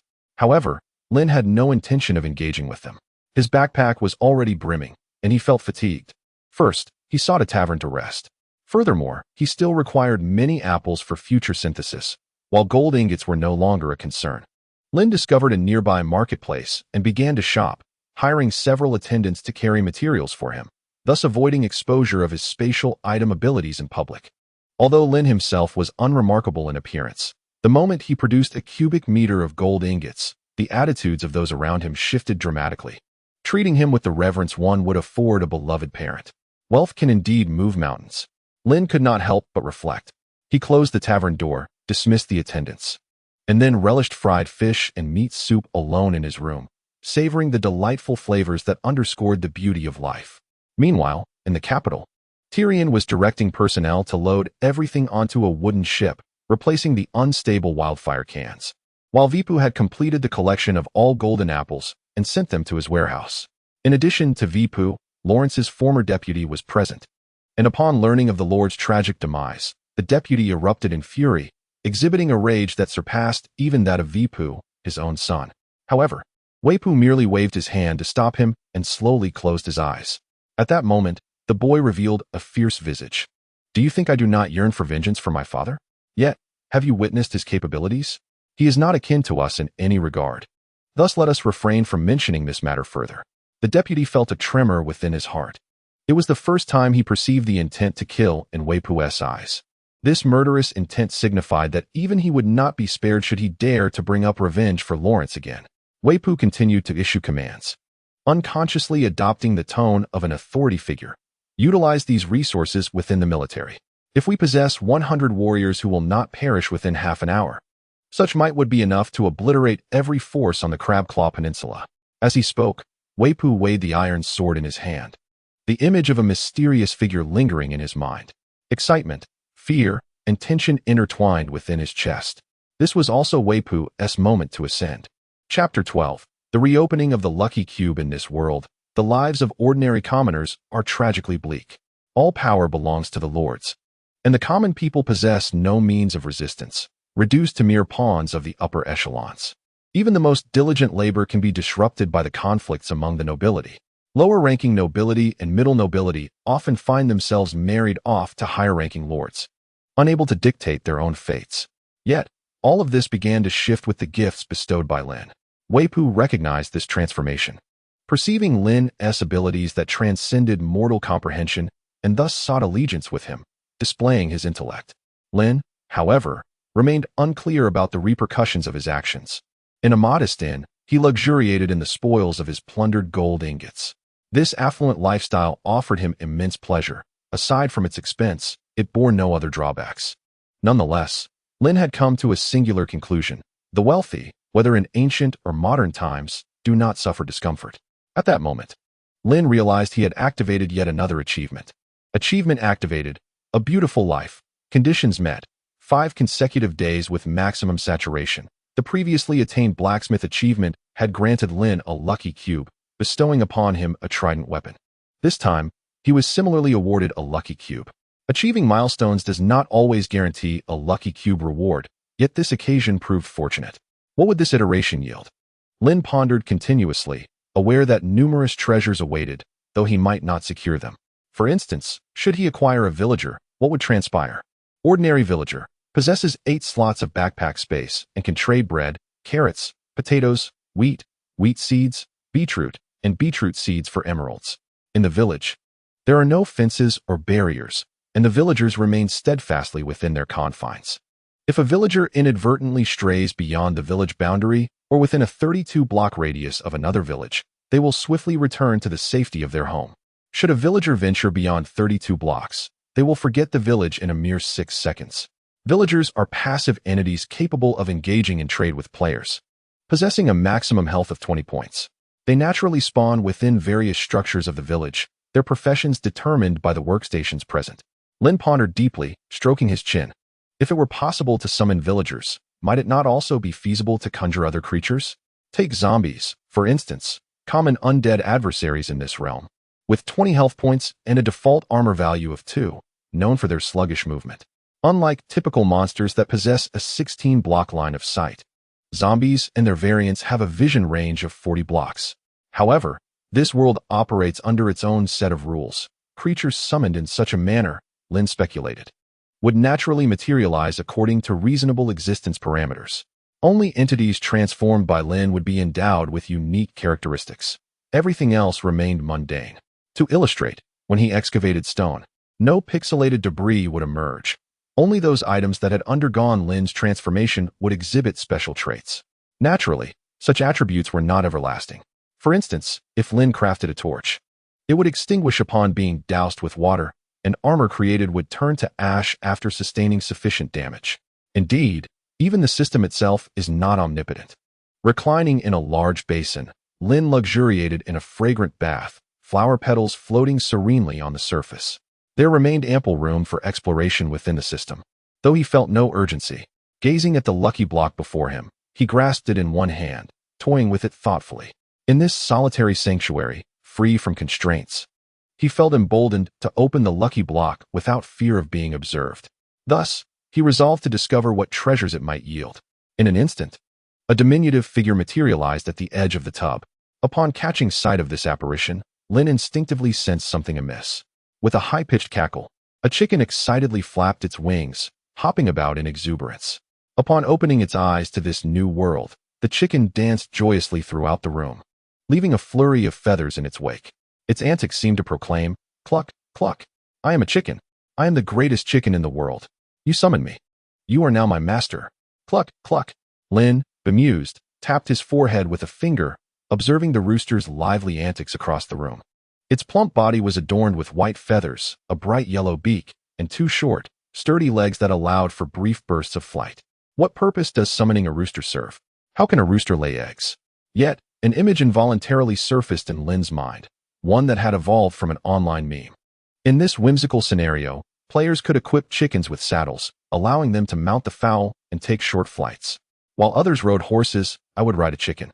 This imagery was undeniably absurdly delightful. If only roosters could lay eggs. However, chickens possess a multitude of intriguing varieties within this realm. For instance, zombie chickens that transform into their undead counterparts after being attacked by zombies at night, appearing much like ordinary chickens, but with redder eyes and enhanced combat prowess. Then there are the nether chickens, which can be ridden by ghasts, boasting remarkable strength and speed. Given that this rooster was summoned with great effort via a lucky block, Lynn had no intention of merely consuming it for meat or plucking its feathers. He felt a sense of sunk cost, even if it meant incurring a loss. "I shall nurture you." Lynn stood up, shaking his fists with fervor. Moreover, should he truly manage to cultivate a chicken, Lynn could become a chicken knight. Who says chickens are inferior to horses? Who would dare look down upon my chicken? What if it ends up with a swollen face after a fight? As if sensing its master's intent, the rooster leaped onto Lynn's shoulder, its proud demeanor exuding a sense of purpose, as if proclaiming, "Cluck, cluck. I am a chicken with dreams, destined to become a legend in this world. Master, let us embark on an adventure together. Cluck, cluck." The rooster then hopped to the ground, pecking about and flapping its wings, seemingly eager to demonstrate its capabilities.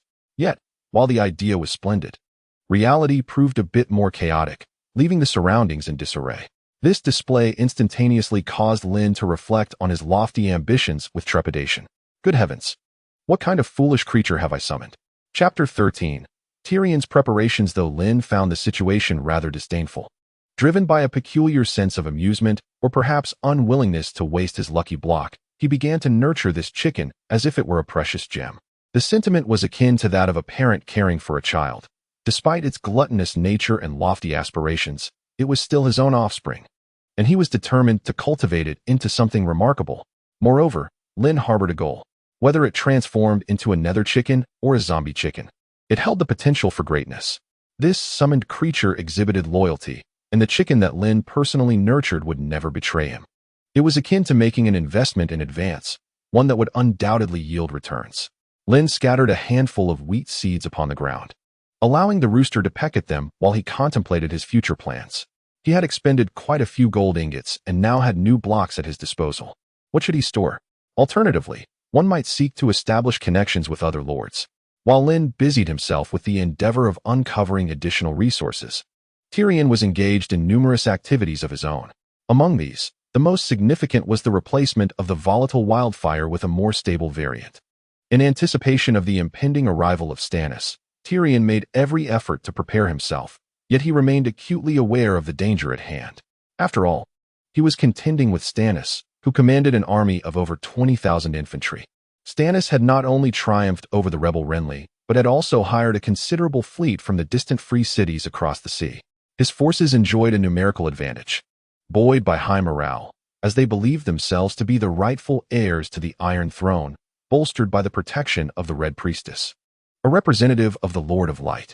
In contrast, Tyrion's position within King's Landing initially boasted merely a few thousand guards, and through his relentless efforts, the Golden Cloaks numbered only 12,000, supplemented by a mere 800 mercenaries. Tyrion had already dispatched pleas for assistance to his father Tywin and the Tyrell family, but the arrival of reinforcements would still require some time. Thus, how could he buy himself time? Initially, Tyrion contemplated the use of wildfire. This viscous green liquid, contained within clay jars, ignited with the slightest spark and would consume any object it touched, capable of permeating through fabric, wood, leather, iron, and even burning on water. Its presence would significantly enhance their chances of success. The thought of the sorcerer's assistance eased Tyrion's furrowed brow momentarily. Yet the tension in his body betrayed his underlying anxiety. Meanwhile, Podrick remained ever at Tyrion's side. This skilled mercenary, whom Tyrion had hired at great expense, had once saved him from Sir Vardy's Aegon in the Eyrie. As they traversed the halls, others greeted the temporary hand of the king with warmth and enthusiasm. Around his neck hung a chain fashioned in the shape of a palm, symbolizing his esteemed position. Tyrion sat alone at a table, sipping the remaining Dornish wine as servants bustled about, clearing dishes and plates. He instructed them to leave the wine. Once everything had been tidied, Varys glided in quietly, draped in a pale lavender robe that exuded the fragrance of lavender. "My dear lord, you have done remarkably well," Varys exclaimed with a smile, observing Tyrion. "Although your reputation in the city may be less than favorable, in my eyes, should you achieve victory, you will be the principal architect of Stannis' defeat." Tyrion opened his mouth, rubbed his temples, and regarded the rotund, plump figure adorned with a hint of powdery scent. Varys, known as the Spider, held a position of considerable mystery as the master of whisperers in the small council, serving the Iron Throne of the Seven Kingdoms, effectively the head of espionage. "Varys, I truly cannot decipher you. Storms come and go, colossal waves crash overhead, large fish consume small fish, and perhaps every inhabitant of the city shall suffer after failure. Except for you." Upon hearing Tyrion's doubts, Varys erupted into laughter, seemingly unfazed. When disaster approaches, do little birds take flight? In truth, Varys has been, to varying extents, involved in each of Tyrion's actions, including the wildfire and even the maneuvers against the current regent, Cersei, all orchestrated from behind the scenes. These strategies are woven through the vast intelligence network that Varys commands. However, of late, Tyrion's actions have subtly drifted beyond Varys' control. "My lord, I simply do not comprehend what you are transporting on those ships," Tyrion stated, not withholding any information. He intercepted a laborer, revealing the red and black squares without omission to Varys. Varys scrutinized these items with curiosity. "I acquired them from a mysterious sorcerer," Tyrion said, a sly smile gracing his lips.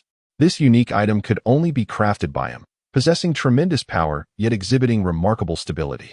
Based on my conjecture, that individual must certainly hail from the enigmatic lands of Ashai." "Sorcerer?" Varys paused, momentarily taken aback. Once a slave himself, Varys had been purchased at great expense during a performance in Myr by a man who sought to practice blood magic.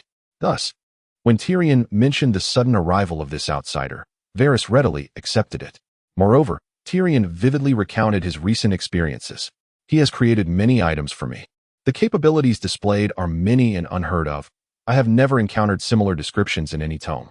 Could you recount your experiences to me? Varys inquired earnestly, straightening his posture. As an information broker, it was imperative for him to be aware of an extraordinarily powerful sorcerer who had eluded his detection. Consequently, Tyrion recounted everything he had encountered during this period, with occasional interjections from Podrick. He ultimately produced the armor that Lynn had crafted for him. Are you certain he is not an ordinary man? Varys interjected astutely. No, for he demonstrated to me that ordinary blades could not harm him. Tyrion recalled the chilling image of Lynn twisting a dagger in his own abdomen, maintaining a stoic demeanor, and a wave of dread washed over him. Is he truly human? Indeed, Varys murmured, shifting uneasily, his manner of speech altering as he pondered. If all that Tyrion had just conveyed were true, including the stable explosive, it would signify that this sorcerer was indeed a being beyond their comprehension. Chapter 14. Returned. Varys gently caressed the rim of his wine glass and spoke in a calm tone. My lord Tyrion, do you recall the riddle I posed to you at the inn? At that time, Tyrion had just arrived in King's Landing from the mountain clans. Accompanied by his woman Shae and Podrick, Tyrion fancied himself to be inconspicuous. However, as he stepped into the inn near the Gate of the Gods, beneath the sign of the broken anvil, the powdered eunuch had been waiting there for quite some time. After pondering it a few times, Tyrion admitted that the riddle had indeed occupied his thoughts, pondering its meaning. 3 illustrious individuals sat in a room. One was a king, another a monk, and the last a wealthy man. A mercenary stood among them, a man of humble origins and little talent. Each of the distinguished figures commanded him to kill the other 2. The king declared, I am your rightful sovereign. I command you to slay them. The monk proclaimed, in the name of the gods above, I beseech you to take their lives. The wealthy man offered, kill them, and all my gold and jewels shall be yours. Thus, who would live and who would die? Tyrion sighed and pushed away the wine bottle offered by the eunuch. Who would perish and who would survive? The riddle had but one answer. It all depended on the mercenary wielding the sword. Are you suggesting that the sorcerer will unleash chaos beyond our control? Indeed, my lord, Varys nodded. He possessed no king, no gold or jewels, nor the favor of the gods, only the sword in his hand. That blade alone could determine the fates of others. Yet, if it is the one holding the sword who truly decides our lives and deaths, why do we feign acknowledgement of the king's power? For instance, why must the sorcerer, who can conjure flames beyond wildfire, submit to a petty tyrant like Joffrey, or to half-men like you and me? Tyrion fell silent for a moment, seemingly contemplating the deeper meaning conveyed by the eunuch. After a brief pause, he suddenly lifted his gaze, his dark eyes fixed upon Varys. Because I trust him. If he truly harbored malice, there would be no need for him to assist me so. Perhaps, Varys sighed softly, a hint of sarcasm in his voice. My lord, all I desire is a stable kingdom. I am concerned for those ordinary souls struggling amidst chaos, not for their senseless demise. Upon hearing this, what perplexed Tyrion the most was his utter inability to discern Varys's true intentions behind his inscrutable facade. Varys's gaze was profound, his tone serene. To protect the homes of the people, to safeguard their lives, is the motivation that drives our actions. My lord, you are a wise man. The eunuch rose slowly, a knowing smile on his lips. We have much to attend to, so I shall take my leave. After the eunuch departed, Tyrion remained seated for a considerable time, gazing at the flickering candlelight. Tyrion would not place his complete trust in the eunuch. He understood well that individuals like Varys and Littlefinger, who appeared loyal, could be the most perilous of all. If one were to adhere to the methods of Lord Tywin, it would be best to summon Ilyn Payne and display the head of the eunuch impaled on a lance, hung upon the city wall. Such a course of action would be warranted. After all, Ned Stark's downfall stemmed from his misplaced trust in others, leading him to be meticulously guided towards his own demise at every turn. Meanwhile, Varys, after traversing the bustling streets beyond the Rhaenys Hills, entered a splendid 2-story stone edifice. Making his way behind an ornately decorated screen to address a diminutive child, instructing, Go, investigate what that sorcerer, newly acquainted with Tyrion, has been up to of late. As Tyrion, slightly unsteady, exited, he encountered Podrick, who awaited him outside the council chamber. "What did the eunuch discuss with you?" Podrick inquired, observing Tyrion's furrowed brow with curiosity. Their plan was to gradually persuade the members of the small council to accept the sorcerer's assistance, albeit at a considerable cost. Varys harbored concerns that such a sorcerer might unleash chaos beyond control. Tyrion let out a wry chuckle, envisioning the comically solemn visage of the eunuch adorned in powder. Lost in thought, he suddenly hurled his cup against the wall, shattering it into pieces. Podrick raised his hands to shield himself from the flying shards. Red wine cascaded down the stone wall, resembling elongated fingers, darkened under the moonlight. A pack of scoundrels. If these wretches could unite and cease their backstabbing amongst themselves, I would not be burdened with such vexations. Podrick cast a glance at Tyrion, revealing his toothless grin. I wholeheartedly concur. Together, Tyrion and Podrick retraced their steps, with Podrick often pausing to wait for Tyrion, whose legs were swift and agile, while the dwarf's short stature made his progress painfully laborious. As they walked, Tyrion observed the flickering lights, which painted the city of King's Landing as seemingly prosperous, yet he felt an inexplicable sense of decay beneath the surface. They meandered along the winding Night's South Shadow Lane, advancing toward the foothills of Aegon's High Hill. Upon ascending the stairs, he unexpectedly noticed a glow emanating from a narrow window. Tyrion's eyes widened. The room belonged to the servants tasked with attending to Lysa. Although it was typically maintained by servants, at night it remained unoccupied save for Lysa. The illumination now suggested only one conclusion: Lysa had returned. Before he could approach, a cacophony of clattering noises erupted from within the chamber, punctuated by the occasional crow of a rooster. The peculiar sounds, contrasting sharply with the stillness of the night, struck both Tyrion and Podrick with surprise as they exchanged bewildered glances. "That cannot be eaten. You are already a full-grown hen. Consuming it would serve no purpose."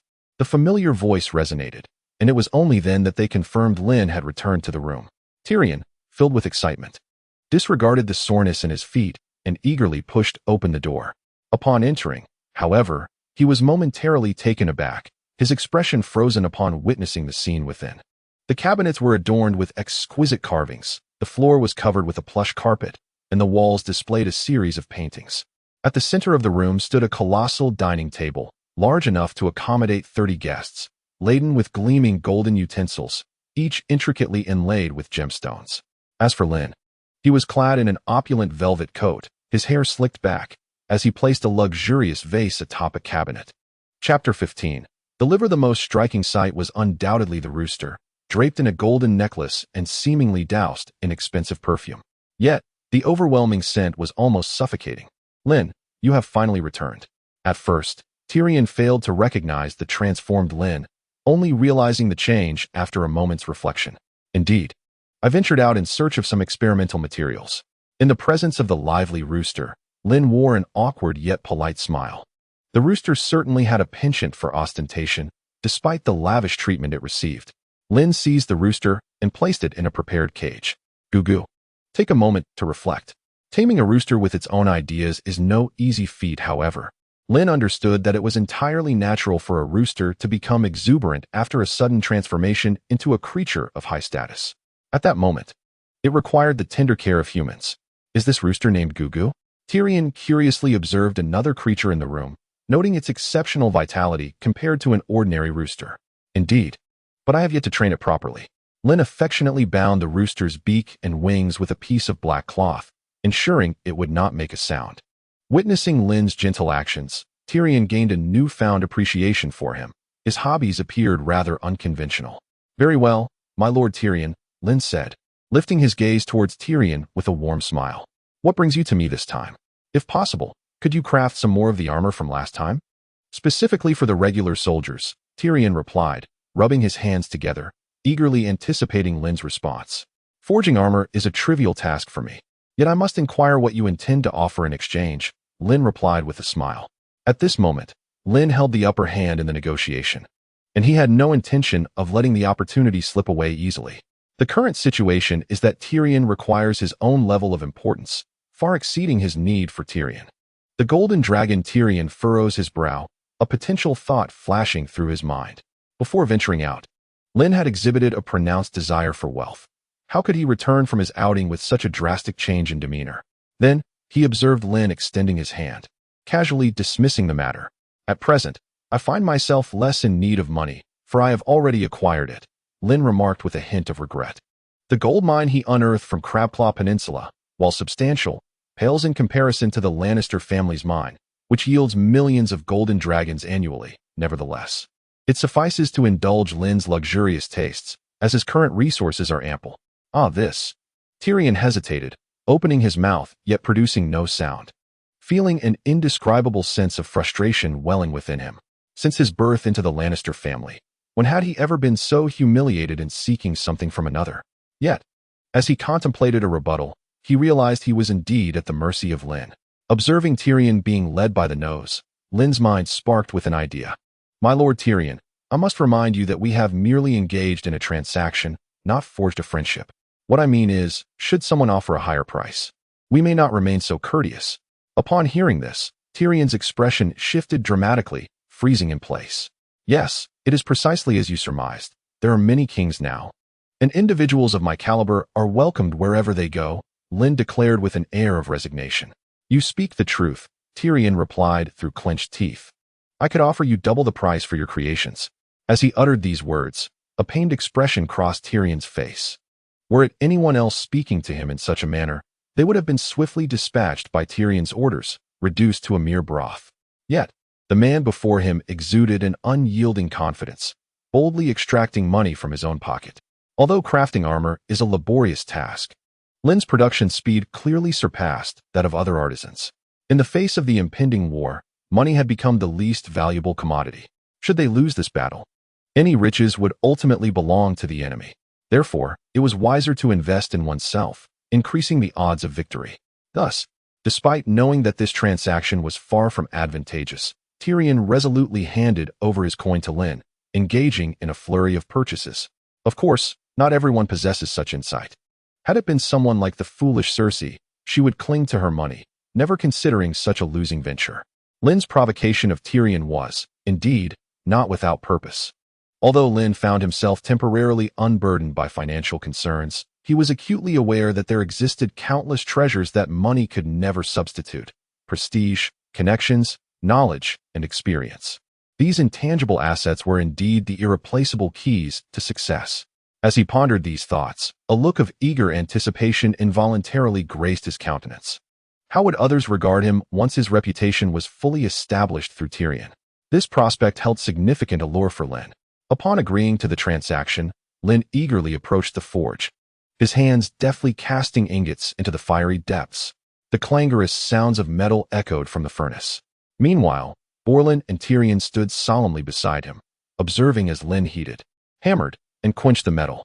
The last time he had crafted a suit of armor, Lynn had completed it in a single night, and Tyrion, brimming with excitement, remarked to Borland, "This time, however, it is likely to take longer." Borland shrugged, seemingly understanding Tyrion's unspoken insinuation. "Rest assured, I will keep an eye on things. As long as you pay adequately, I have no objections." With a casual demeanor, the mercenary leaned against the wall, evidently prepared for an extended wait. Tyrion, with a genial smile, remained silent, for the relationship between the mercenary and himself transcended mere employment. It resembled a deep camaraderie.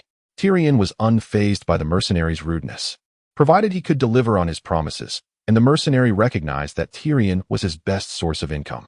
A week later, as Borland munched on a leg of meat and bread amidst the disarray of the workshop, Lynn suddenly declared, "It is complete." The furnace, which had been in operation for quite some time, ceased its clamor, and Lynn turned around, his face radiating satisfaction. Chapter 16. A gift bestowed. Lynn, I must admit, your craftsmanship surpasses that of the city's artisans, Tyrion remarked, having hurried over upon receiving Borland's notification.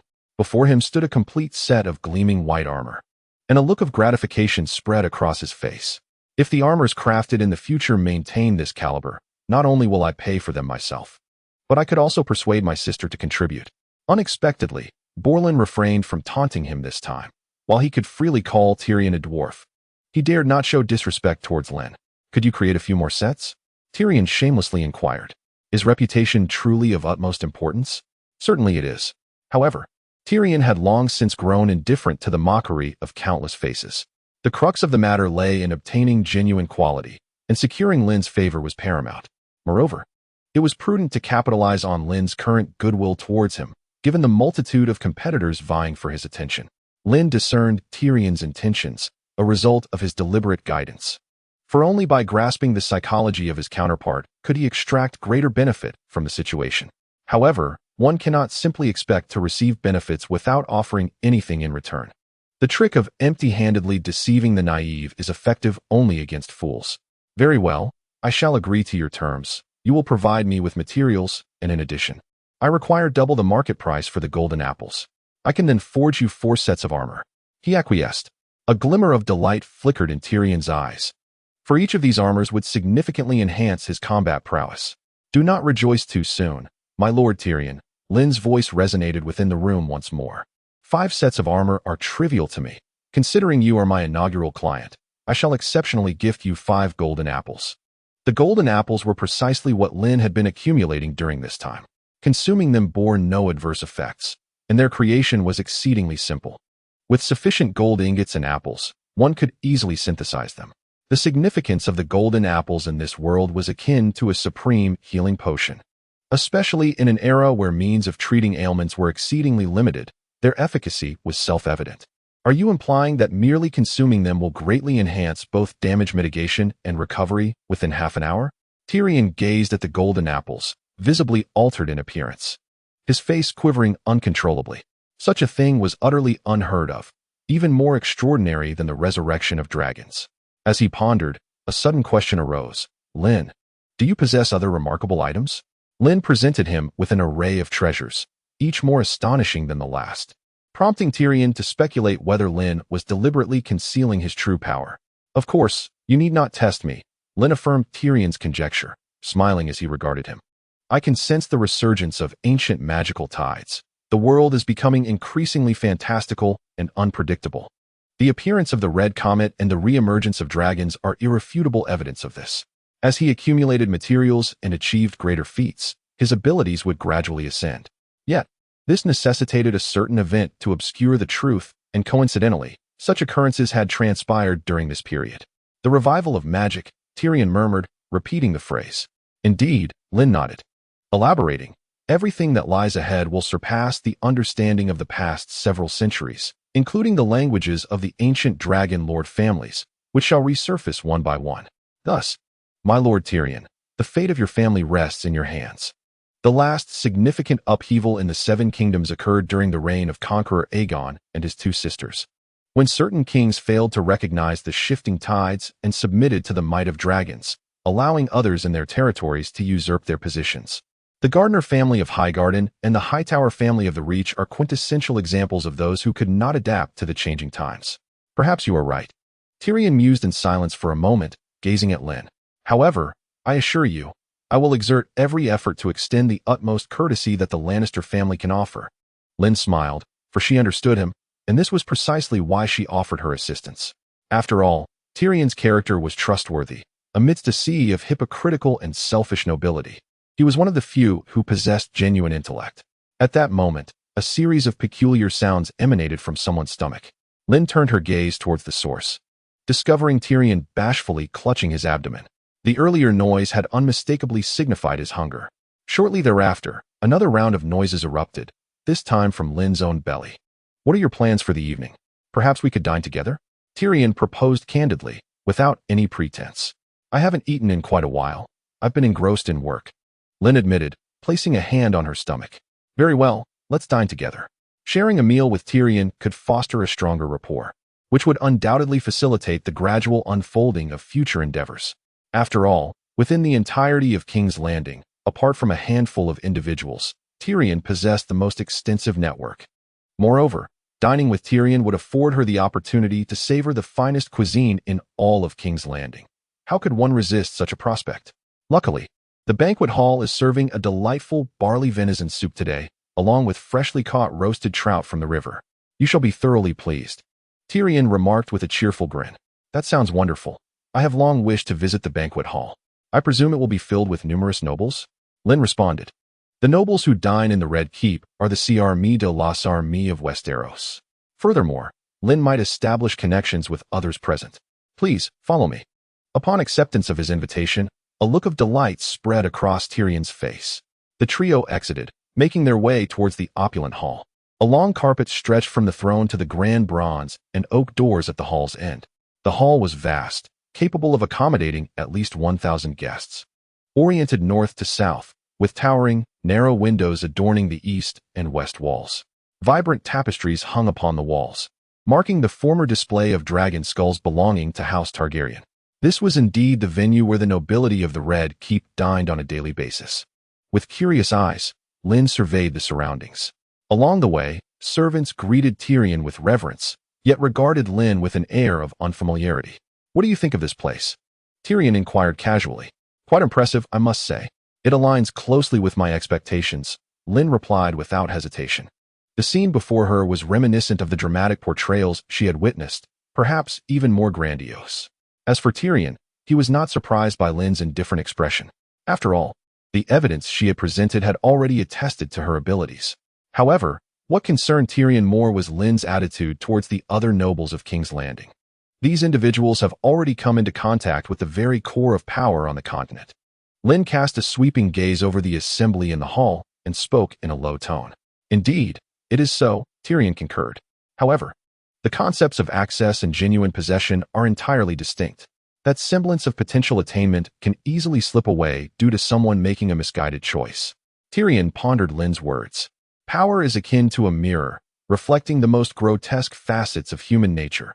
Sycophancy and subservience are merely the norm. Although Tyrion stands at the pinnacle of this hierarchy, his extensive reading and experiences have bestowed upon him the wisdom to see through it all. "What do you intend to do with these people?" Tyrion inquired. "What to do?" Lynn scoffed in response. "Why should I do anything? I am not the savior of the continent. Their affairs are of no concern to me. I shall only engage in actions that benefit myself." In uttering these words, he subtly admonished Tyrion, reminding him not to overestimate their dealings. Distance breeds resentment, while proximity fosters disdain. It is imperative for Tyrion to comprehend that he must offer his all to gain anything of value. "I understand. This is human nature," Tyrion said with a serious expression. Previously, he harbored some thoughts of gradually discovering that Lynn was not entirely malevolent, thus hoping to seize some advantages. Yet, this conversation quelled such notions. "I will not remain in King's Landing for long. There are certain things that cannot be found here. I must venture forth to seek them," Lynn stated earnestly. Tyrion nodded in agreement, though he did not dwell on it much, focusing instead on surviving the current predicament with Stannis. They found a table in a banquet hall and took their seats. As the servants commenced serving the meal, Tyrion continued, "You mentioned that the tides of magic are reviving. What will you do once you acquire that power?" "I am uncertain," Lynn replied, a subtle smile playing at the corners of his lips. "However, my objective is quite simple. It is merely to indulge certain interests of mine, which I believe many would find agreeable." Upon hearing this response, Tyrion nodded. The nobility of King's Landing, and indeed the aristocracy of the Seven Kingdoms, pursue a singular ambition: ascendance to higher positions, greater power, and increased influence. All are climbing an invisible ladder, aware that a fall could lead to ruin. Yet, the man before him seems disinterested in power, paradoxically. The abilities he possesses wield a profound allure for those nobles. Tyrion, while ostensibly inviting him to dine, secretly scrutinized this seemingly ordinary man. Who exactly is he? The notion emerged uncontrollably in Tyrion's mind, yet he swiftly recognized it as another secret, not to be easily pried into. Thus, he shook his head and discarded the thought. The spread before him was even more lavish than he had described, featuring venison stew, crushed nuts, and plum salad, alongside sweet bread and rich cream. As he savored this exquisite feast, Lynn's gaze suddenly became fixed. A few individuals had entered the banquet hall. More precisely, they were several children, accompanied by a towering knight. Upon closer inspection, he discerned none other than the current King Joffrey, Sansa, and the diminutive Tommen, all merely in their teenage years. They had also come to partake in the banquet. The serendipity of their encounter was unexpected. Although Lynn wished to engage with these future nobility who would ascend to the pinnacle of the kingdom, they were still too young to be of any utility to him. "Good nephew," Tyrion called out, genuinely surprised to see him at dinner. "It is you, my uncle," Joffrey replied, turning his head to regard Tyrion with a contemplative expression. The diminutive Sansa beside him glanced at Tyrion's grotesque visage, her face betraying a look of fear. The small imp, unattractive and short, nonetheless held significant power as the king's hand. The mere sight of Tyrion's face instinctively instilled dread in the young Sansa. Yet, feeling vulnerable and alone in King's Landing, she had gradually learned to disguise herself with deceit. Thus, despite her inner trepidation, Sansa forced herself to maintain her composure, though her trembling legs revealed her true state. "Perhaps we should dine together," Joffrey stated, striding directly toward Tyrion, unfazed by his gaze, followed closely by the Kingsguard tasked with his protection. "We may dine together. But your majesty, I must remind you to temper your disposition," Tyrion advised kindly. "Capricious cruelty will not endear you to the populace." Tyrion sought to impart lessons to his nephew on how things ought to be conducted. However, kindness is often misunderstood. Without a doubt, Lynn cast a meaningful glance at Joffrey. The king did not symbolize retreat behind others. Ascending to the throne entailed taking on responsibility. Joffrey's eventual tragic fate was indeed a consequence of his own actions. Yet a significant portion of the blame lay with Cersei's indulgence. Love, when excessive, can yield counterproductive outcomes. Upon hearing this, Joffrey's youthful impatience flared. "What do you mean, uncle? I am your king, and you dare to chastise me?" "You are indeed the king," Tyrion replied, meeting Joffrey's gaze squarely. "However, let me enlighten you on the downfall of House Targaryen." Despite Tyrion's grotesque features, the pronounced brow rendering him almost monstrous, he spoke with fearless conviction. One ought to address their uncle and elders with a modicum of respect. The two parties stood in a tense standoff, an air of desolation permeating the atmosphere. Suddenly, a knight behind them glanced around and exclaimed, "Is that a voice? Perhaps it is the whisper of spirits in the air." The towering figure of the Kingsguard, having removed his visor, revealed a visage as grotesque as that of Tyrion, his features marred by grievous burns. Joffrey, clutching his belly, erupted into laughter. This jest was a familiar performance that Sandor delivered whenever he encountered Tyrion, and Joffrey always responded with mirth. Below, Tyrion, long accustomed to Sandor's taunts, remained unfazed. The imposing Sandor cast a glance downward and feigned surprise, saying, "Ah, it is young Lord Tyrion. Pray forgive me, I did not notice you standing there." "I shall not hold it against you," Tyrion waved dismissively. Chapter 18. The greasy venison dishes were being served to the Stark family's lady. The stained glass windows of the banquet hall transformed the setting sun into a sanguine hue, casting a pallid glow upon Sansa's snow-white face. The handsome prince, with his golden locks, had once been the object of Sansa's dreams. Yet she gradually discerned that the heart of this Lannister king was far from the poetic ideal she once envisioned. Upon hearing a certain remark, the expression of the Kingsguard Sandor Clegane shifted dramatically. Meanwhile, Loras and Tyrion indulged in their repast, seated across from Sansa and Joffrey. Soon, the servants brought forth the dishes Joffrey had requested. "Please, enjoy," they said. On the silver platter, the roasted venison was meticulously sliced into 7 pieces, each adorned with a toothpick fashioned from the fangs of a dire wolf. At the sight of this dish, Sansa's stomach churned, a wave of nausea washing over her. "Eat up. This is a special preparation by the chef of the Red Keep," Joffrey beamed, gesturing towards the venison. The meat, artfully arranged on an exquisite platter, shimmered with a pearlescent sheen in the candlelight, though each piece was selected from the fattiest portions of the deer. The aroma wafting from it prompted Podrick, seated nearby, to instinctively cover his nose and lean away in discomfort. The mere scent was unsettling enough to induce revulsion. Joffrey, closest to the venison, sniffed appreciatively, a cruel gleam flickering in his emerald eyes, as if he relished the unpleasant effect this dish had on others. The nobility present in the banquet hall was not limited to these few. Witnessing this scene, some hastily chose to depart, others turned their faces away, while a few pretended not to notice. "Be brave," Joffrey squeezed Sansa's arm, murmuring softly. His demeanor resembled that of a lover presenting a carefully prepared gift. With a regal and confident smile, Joffrey extended the platter and fork towards Sansa, flanked by Ser Boros and Ser Meryn. Observing their expressions, the frail and helpless Sansa felt like a mere pawn, a prey at their mercy. A wave of nausea surged within her. The hound behind him tightened its heart and resignedly closed its eyes. Joffrey, the current king, was someone who could not be defied. Sansa furrowed her brow, her gaze resembling the autumn rain, a pool of sorrowful lake water. "Every morsel must be consumed entirely, for this is the gift I have prepared for you," Joffrey said. Resting his chin on his hand, savoring Sansa's reaction as the dagger in his fingers glinted with a cold, blue sheen. He picked up the fattiest piece with the tip of the blade, grease dripping down like a grotesque, wolf-shaped skewer. Do you know what kind of deer this is? It is the doe your brother shot in the Whispering Woods. I had it specially transported from the north. The rancid aroma of the greasy meat invaded the nostrils, while the young king's voice dripped with sweetness, laced with a barely perceptible malice. Seeing this scene, Tyrion's expression sharpened as he set down his fork. Eat, little wolf girl. Joffrey suddenly leaned in closer, his lips grazing Sansa's earlobe, his voice a whisper. I assure you, this is just the beginning. Once your brother and sister are dead at our hands, we shall have plenty of new games to play. Though few heard this threat, it resonated clearly with the young Tommen, who burst into tears. Hey, Tommen! Joffrey's earlier enthusiasm was swiftly extinguished by the boy's weeping. Ser Meryn, please escort my brother away. Yes, your grace. The armored Ser Meryn took the sobbing Tommen away. The knight's departing figure loomed over the two. Eat, you must eat, Joffrey exclaimed, lifting the plate to force the entire serving of venison into Sansa's mouth.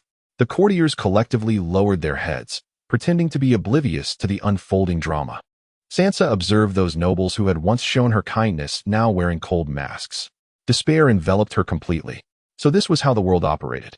The chill of the ground crept up from her feet, and as the greasy meat neared her lips, she could scarcely restrain herself from pushing the plate away. With a crash, the silver dish shattered into several pieces amidst gasps of shock. You won't eat? But this is my offering to you. Joffrey's expression abruptly soured. His voice turned shrill, devoid of any mirth. Ser Boros. Ser Boros seized Sansa's arm, roughly restraining her. Fear gripped Sansa's throat like an icy hand. Wretched woman. Joffrey spat mercilessly. Your Stark kin are as cruel as your wolves. I have not forgotten how that beast attacked me. That was Arya's wolf, Sansa retorted. The lady never harmed you, yet you killed her. Not I, but your father did, Joffrey sneered. I may have slain your father, but alas, I could not do it swiftly enough. The one I killed last night was taller than your father. They arrived at the city gate, calling my name and demanding bread. He furrowed his brow and touched the dagger hidden within his cloak. I ought to slay you as well. But mother warned that such words would lead to the death of Uncle Jaime, so I am left with no choice but to punish you. We shall send word to your brother, informing him of the dire consequences should he refuse to yield. Boros struck Sansa in the stomach with a punch, leaving her gasping for breath. As she doubled over, the knight seized her by the hair, drawing his sword. In that terrifying moment, she feared he would surely slit her throat, yet he merely struck her thigh with the flat of the blade. The blow was so forceful that she felt as if her leg might shatter. Sansa let out a piercing scream, tears streaming down her cheeks. It would soon pass. Before long, she had lost count of the blows she had endured. Enough, she heard the hound's hoarse voice declare. No, not nearly enough, the king retorted. Boros, strip her of her garments. Boros's hefty hand plunged into the front of Sansa's bodice, tearing it asunder. The silk ripped apart, leaving her bare to the waist. Sansa quickly covered her chest with her hands, surrounded by the cruel laughter ringing in her ears. Strike her hard, Joffrey commanded. Let your brother witness what you intend to do. The voice of the imp cut through the air like a whip, causing the knight to release Sansa's hands. She stumbled and knelt, crossing her arms across her chest, breathless. Is this your chivalry, Ser Boros? Tyrion Lannister questioned angrily. His loyal mercenary stood beside him, with Lynn silently observing. What sort of knight would batter a helpless girl? A knight sworn to serve the king. Little imp Ser Boros raised his sword. Just as Tommen's knight returned, swiftly drawing his own blade and stepping alongside him. Mind your actions, or your lovely white cloak will be stained with blood, the dwarf's mercenary warned. Chapter 19. The use of the trident. Lynn tossed off his cloak, which Sansa clutched tightly around her chest, her fists clenched beneath the woolen fabric. The coarse weave chafed against her skin, yet it was the most comfortable attire she had ever worn. She cast a grateful glance at Lynn. This girl is to be your future queen, the imp informed Joffrey. Do you not care for her reputation? I am punishing her. Why? She has no part in her brother's conflict. She is of House Stark. I see your mind is not altogether sound. Ser Boros huffed. No one dares threaten the king in the presence of the Kingsguard. Tyrion Lannister raised an eyebrow. I am not threatening the king, Ser. I am educating my nephew. Boros, should you utter another word, I shall have your head, the dwarf smiled. Now that is a threat, Ser. Do you comprehend the distinction? Ser Boros's face flushed a deep crimson. The Queen Mother will surely hear of this. Without a doubt. What are we waiting for, Joffrey? Shall we summon your mother? Is there nothing more to say, your grace? The imp's words flowed forth like a barrage. Very well. Learn to use your ears more than your mouth, or your reign shall be shorter than my stature. Arrogance and brutality cannot win the affection of the people, nor can they earn the favor of the Empress Dowager. Tyrion, my hands are tied when it comes to you, but what if we engage with the person beside you? Boros smiled as he glanced at Lynn, his hand instinctively moving towards the sword at his waist. The implication was clear. Joffrey had been humiliated before Tyrion, and as a member of the Kingsguard, Boros felt compelled to defend his lord. Yet, faced with Tyrion, he found himself at a loss for words and unable to act. However, the presence of an obscure individual like Lynn presented a different opportunity for aggression. Sir Boros, Tyrion remarked with a knowing glance. Surely you don't believe that such actions would suffice to slap my face, do you? Indeed, Boros replied with a grin. He stepped forward, the weight of his armor resonating heavily on the ground. As his iron sword was unsheathed with a sharp sound, his gaze fixed intently on Lynn. For Lynn, however, he regarded Boros with a look of bemusement, as if to say that had Boros chosen to confront someone more formidable, he might have stood a chance. But choosing him? That would be folly. Well then, let us engage, Lynn declared, rising with a mysterious smile curling at his lips. Sir, allow me to offer you a word of advice. Those who appear weak may not be so in truth. They could very well be concealing their true strength. A faint gulp echoed, the source unknown, as the assembly, Joffrey, Tyrion, and the Hound, expressed astonishment at Lynn's audacity. My power, Lynn proclaimed, opening his backpack to reveal a trident, which he placed in his equipment slot. In an instant, aided by the system, it appeared at his side, its ordinary embellishments subtly crackling with purple lightning. Across the distant ocean, at the depths of the sea, resides a race impervious to weapons, wielding tridents akin to mine. A weapon imbued with the extraordinary ability to alter nature itself. By a stroke of fortune, I have procured this weapon, and I now brandish it against you. You should consider yourself fortunate. Lynn grasped the trident, an enchanted artifact of the world. While it may not be particularly remarkable in its realm, its power upon entering this reality is utterly unimaginable. For instance, one of its enchanting effects, Thunderstrike. Tyrion was momentarily taken aback, repeating the words as he gazed at the weapon in Lynn's hand, his eyes reflecting a fervent intrigue. Enough nonsense, Boros scoffed, his demeanor dismissive. Have you lost your wits? I feel the same. Upon witnessing someone stand up for Sansa, Sandor instinctively exhaled in relief, yet he remained skeptical of Lynn's assertion. What utter nonsense, Joffrey retorted immediately, Thunderstrike. I have never heard of a weapon capable of such feats. Joffrey's rebuttal was rooted in his own theoretical understanding. Yet as he uttered those words, his gaze remained fixated on his uncle and Lynn. Observing the expression on Tyrion's face, he sensed an underlying unease. Was the uncle's gaze one of envy? Undoubtedly. Lynn cast a sidelong glance at Joffrey. This bastard son of Robert seemed to have inherited his mother's extraordinary wisdom from birth. With every decision he made leaving others astonished. Beating Sansa, executing Ned. Had it not been for others cleaning up his mess, his vast inheritance would have long been squandered. If Lynn voiced such sentiments, they must surely hold a kernel of truth. Tyrion's eyes burned with fervor as he contemplated how many gold dragons it would take to procure that weapon from Lynn, only to discover it would require a substantial fortune. Enough of this nonsense. The fury within Boros was palpable. I would strongly advise you to concede for the sake of your own life, he declared. Tyrion regarded Boros with utmost seriousness. This course of action is unwise. Joffrey interrupted Tyrion's attempt to broker peace, insisting they engage in combat. He wished to ascertain the true capabilities of this man who dared utter such words. Among Joffrey's few interests was the collection of formidable weapons. His erstwhile favorite was a crossbow capable of launching powerful bolts. Boros launched his attack with ferocity, swinging his double-handed sword towards Lynn's head. Lynn, quick to react, donned his armor. The clang echoed as the sword struck the iron-studded armor, sending him staggering backward and leaving a significant dent in his breastplate. It was evident that such lethality could penetrate armor. Had the sword connected with flesh, the consequences would have been dire. Seizing the moment while Boros was momentarily stunned, Lynn swiftly hurled his trident, aiming for Boros's head. Upon striking the helmet, it elicited little reaction. However, in the next instant, a peculiar flash of lightning illuminated the hall. Boros felt as though he had been pricked by 1,000 needles, his entire left side numb. Yet he did not collapse. Instead, he trembled and steadied himself, searching for an opening. At that moment, the trident returned to Lynn's grasp as if guided by an unseen force. Boros's mind reeled, and he glimpsed Lynn's tranquil smile. In the blink of an eye, his vision was engulfed by the massive trident. Boom. Chapter 20, Joffrey's Frenzy. Is this the extent of human capability? Joffrey, witnessing Boros sprawled on the ground, unconscious, widened his eyes in disbelief. With a snap of his fingers, Lynn summoned the flying trident back into his hand, as if it had been animated by life itself. It has been said, Lynn remarked with a placid expression, that choosing me was the gravest error you could make. Upon witnessing his remarkable feats, numerous nobles within the banquet hall gasped in astonishment. They had not anticipated that this seemingly ordinary individual possessed a power strikingly akin to magic, transcending the boundaries of reality. Faced with such an extraordinary strength beyond human comprehension, the onlookers displayed varied reactions.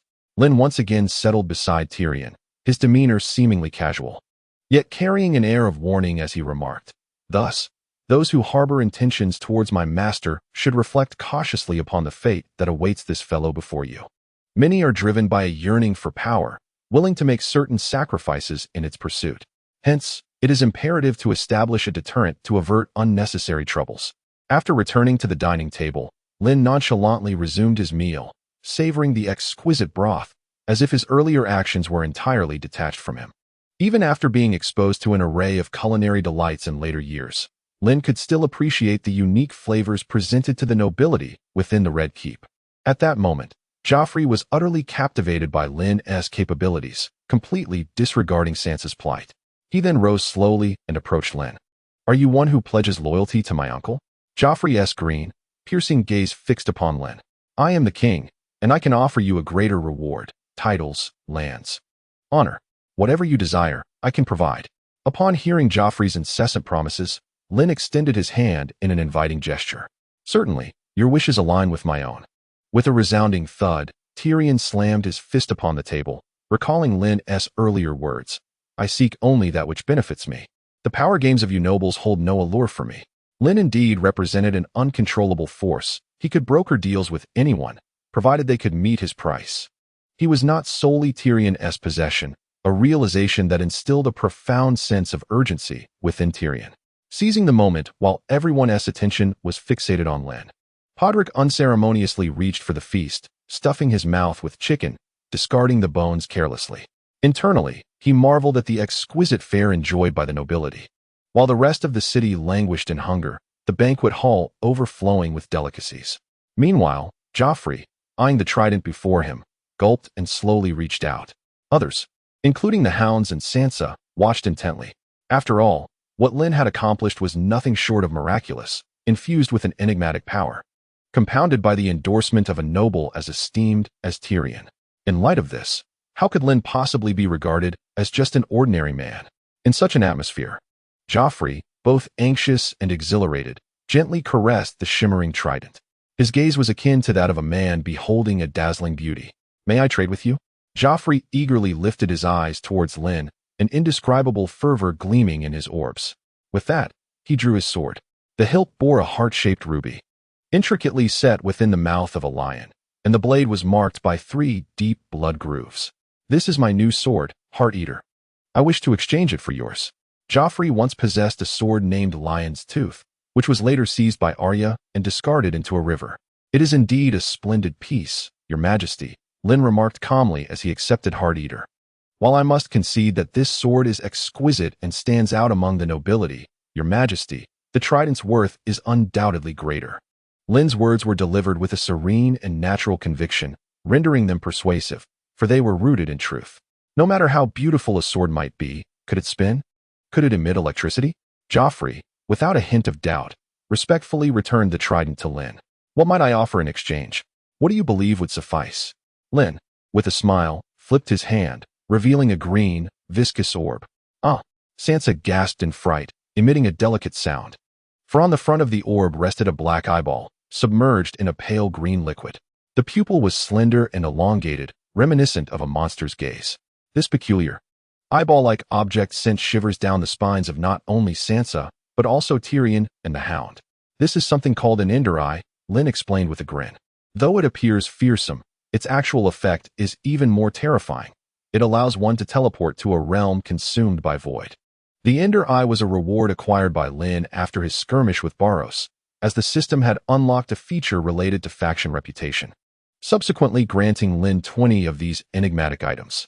The Ender Eye permits its bearer to traverse to the End, a dark dimension akin to outer space, where one could confront Ender Dragons, Endermen, Obsidian, and Bedrock. Presently, Lynn harbored no intention of venturing there, and possessing such a surplus made trading with Joffrey a worthwhile venture. Another world? Joffrey was clearly intrigued.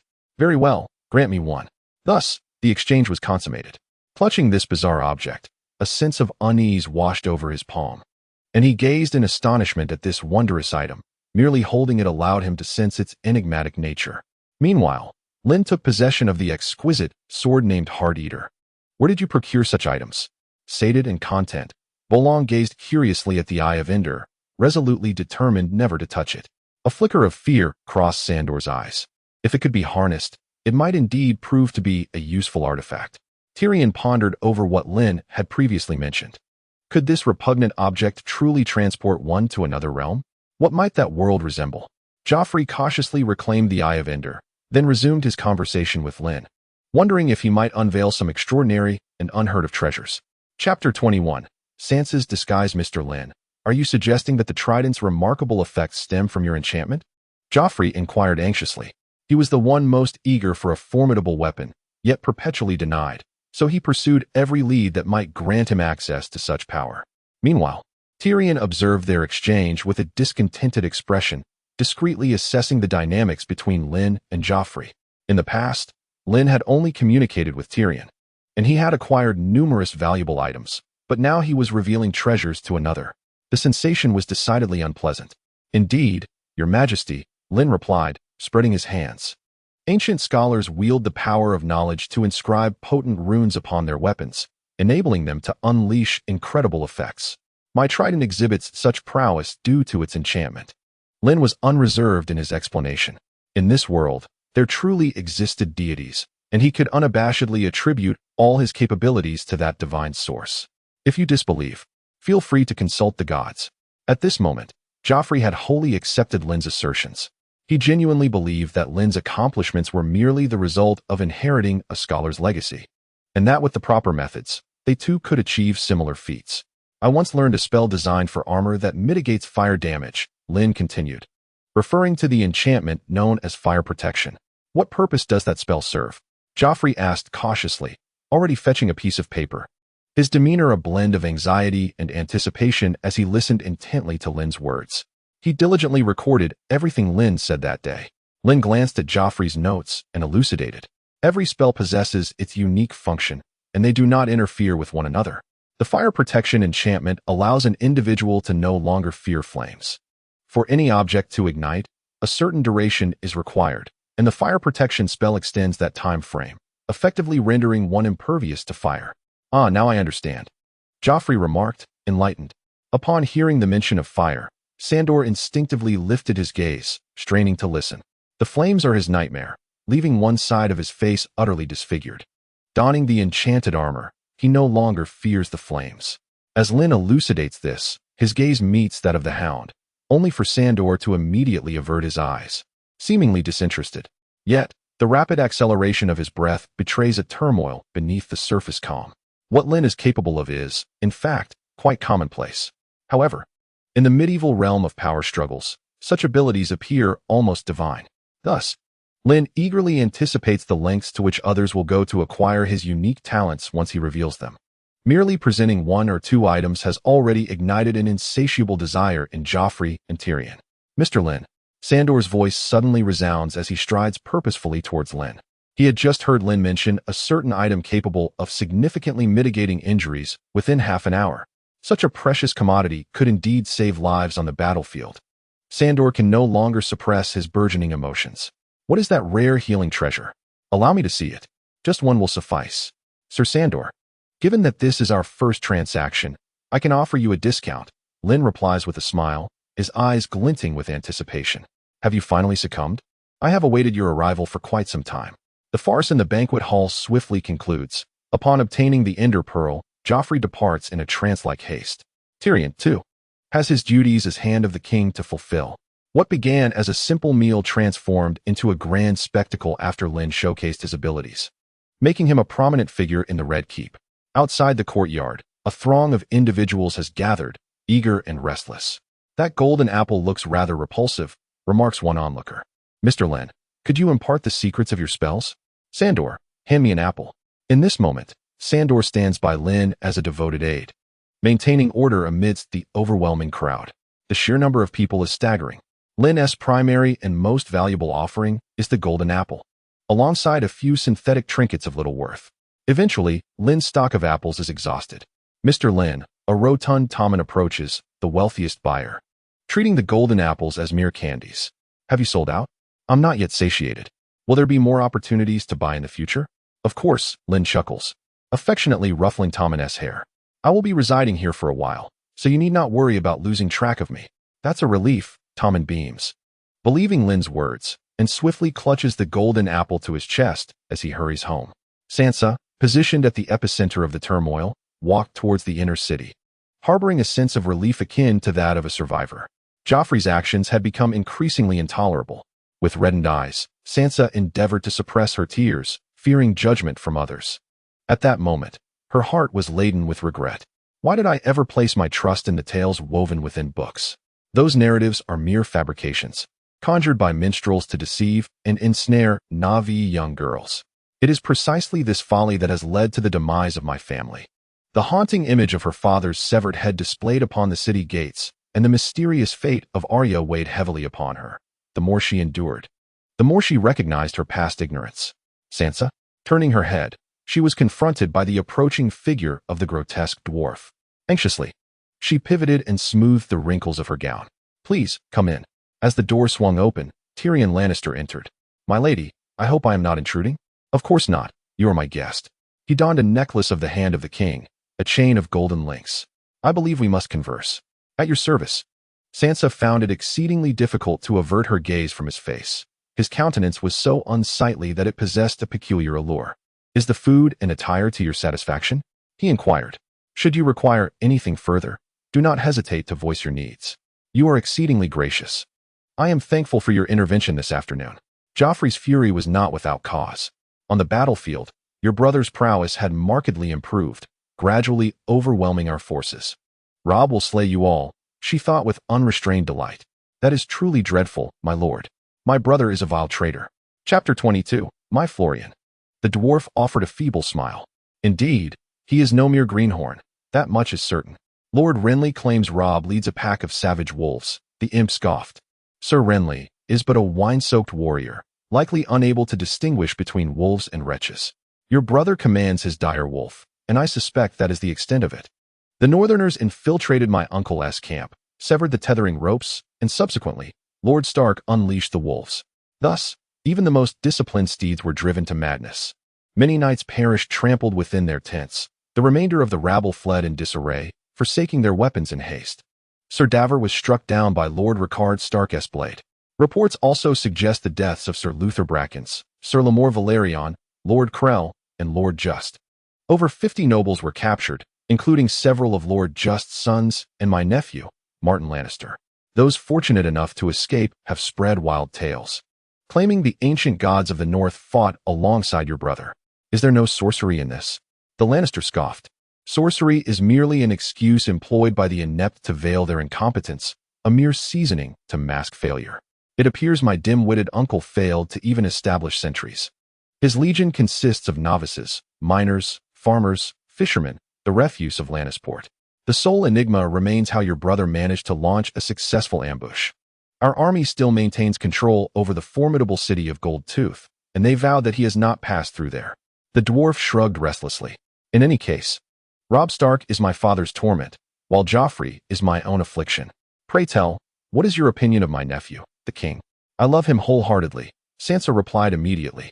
Really? He seemed unconvinced, even now? My love for his majesty surpasses all that came before. The little imp laughed heartily. Well, at least you have a good teacher. You've learned to lie quite well. Perhaps one day, You will be grateful for it. Child, you are still but a child, are you not? Or have you already begun your first moon? Sansa blushed. It was an impolite question, yet it paled in comparison to the humiliation of being stripped bare in front of half the castle. No, my lord. That is for the best. Listen, I do not wish for you to wed Joffrey. I hope this brings you some comfort. So much has transpired that it seems the union can no longer reconcile the Stark and Lannister houses. It is a pity, for this marriage was one of King Robert's few wise decisions, now ruined by Joffrey. She knew she ought to respond, yet the words caught in her throat. You are rather quiet, Tyrion Lannister remarked. Have you had your wish? Do you wish to terminate the betrothal? Sansa was at a loss for words. Was this a trap? If she spoke the truth, would he punish her? She gazed at the dwarf's menacing, protruding forehead, his cold black eyes and cunning green ones, his crooked teeth, and wiry beard. I only wish to be meek and loyal. Meek and loyal, the dwarf mused, distancing himself from the Lannister name. It is a burden for you. I thought the same at your age. He chuckled softly. The man dueling today for you, and Ser Joffrey is Lon. He has done much for me, including revealing a mysterious smile at Tyrion's face and the secret of the resurrection of dragons. Sansa's eyes widened in shock. Her neck flushed crimson in an instant. That mysterious man knows so much. He can even resurrect dragons? Tyrion smiled at Sansa's astonished expression, feeling a surge of satisfaction within. For Lon had informed Tyrion that the method required the gathering of the red comet, royal blood, and a fire sacrifice, in addition to dragon eggs. However, aside from fire, the other three conditions were exceedingly difficult to fulfill. Thus, rather than suppressing her thoughts, it was better to voice them, satisfying her inner needs. Watching Tyrion stride away without a single farewell, Sansa remained rooted like a statue. But why would such a powerful figure return to aid me? As she pondered, Sansa considered, could it be that Lord Lon is my Florian? Sir Florian is the protagonist in the ballads, who fell in love with the maiden Jonquil. He is one of the legendary heroes passed down from the Age of Heroes in the Riverlands. Upon arriving at King's Landing, Sansa believed she would have to silently endure the beatings from Ser Meryn, carefully concealing her emotions to avoid provoking Joffrey. However, just days ago, she discovered a rolled parchment beneath her pillow, its origin and sender unknown.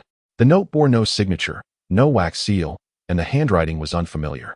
It simply stated, "If you wish to return home, come to the Godswood." Sansa repeated this phrase to herself, filled with fervent hope. She had prayed so earnestly, believing this was a divine response, a sign that a true knight had finally come to rescue her.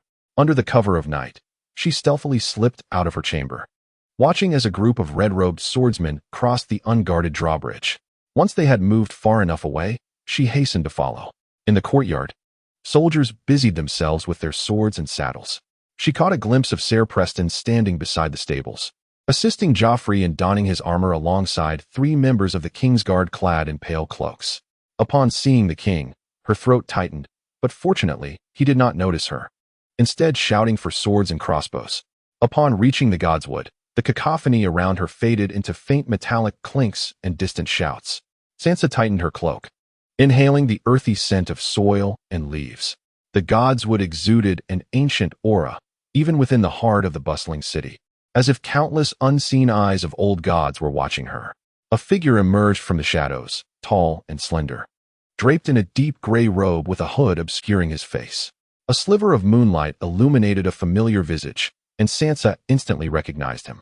"Is it you, Mr. Lynn?" Sansa exclaimed with excitement.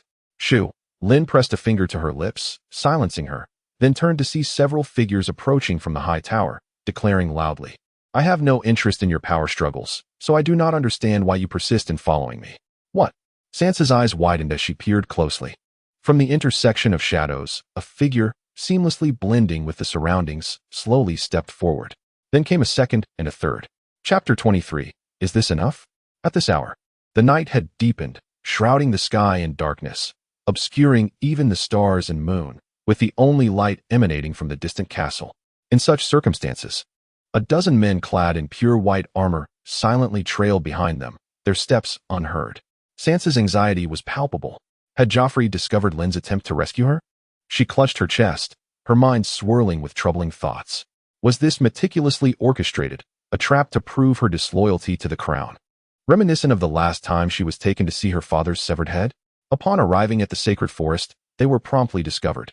It was likely that the executioner, Sir Ilyn Payne, had blended in among them, wielding a massive sword of ice, his pale eyes wide with malevolence. Here I am, walking straight into the snare. Panic-stricken, Sansa cast a glance at Lynn, her eyes betraying a sense of guilt. I'm sorry, I've brought this upon you.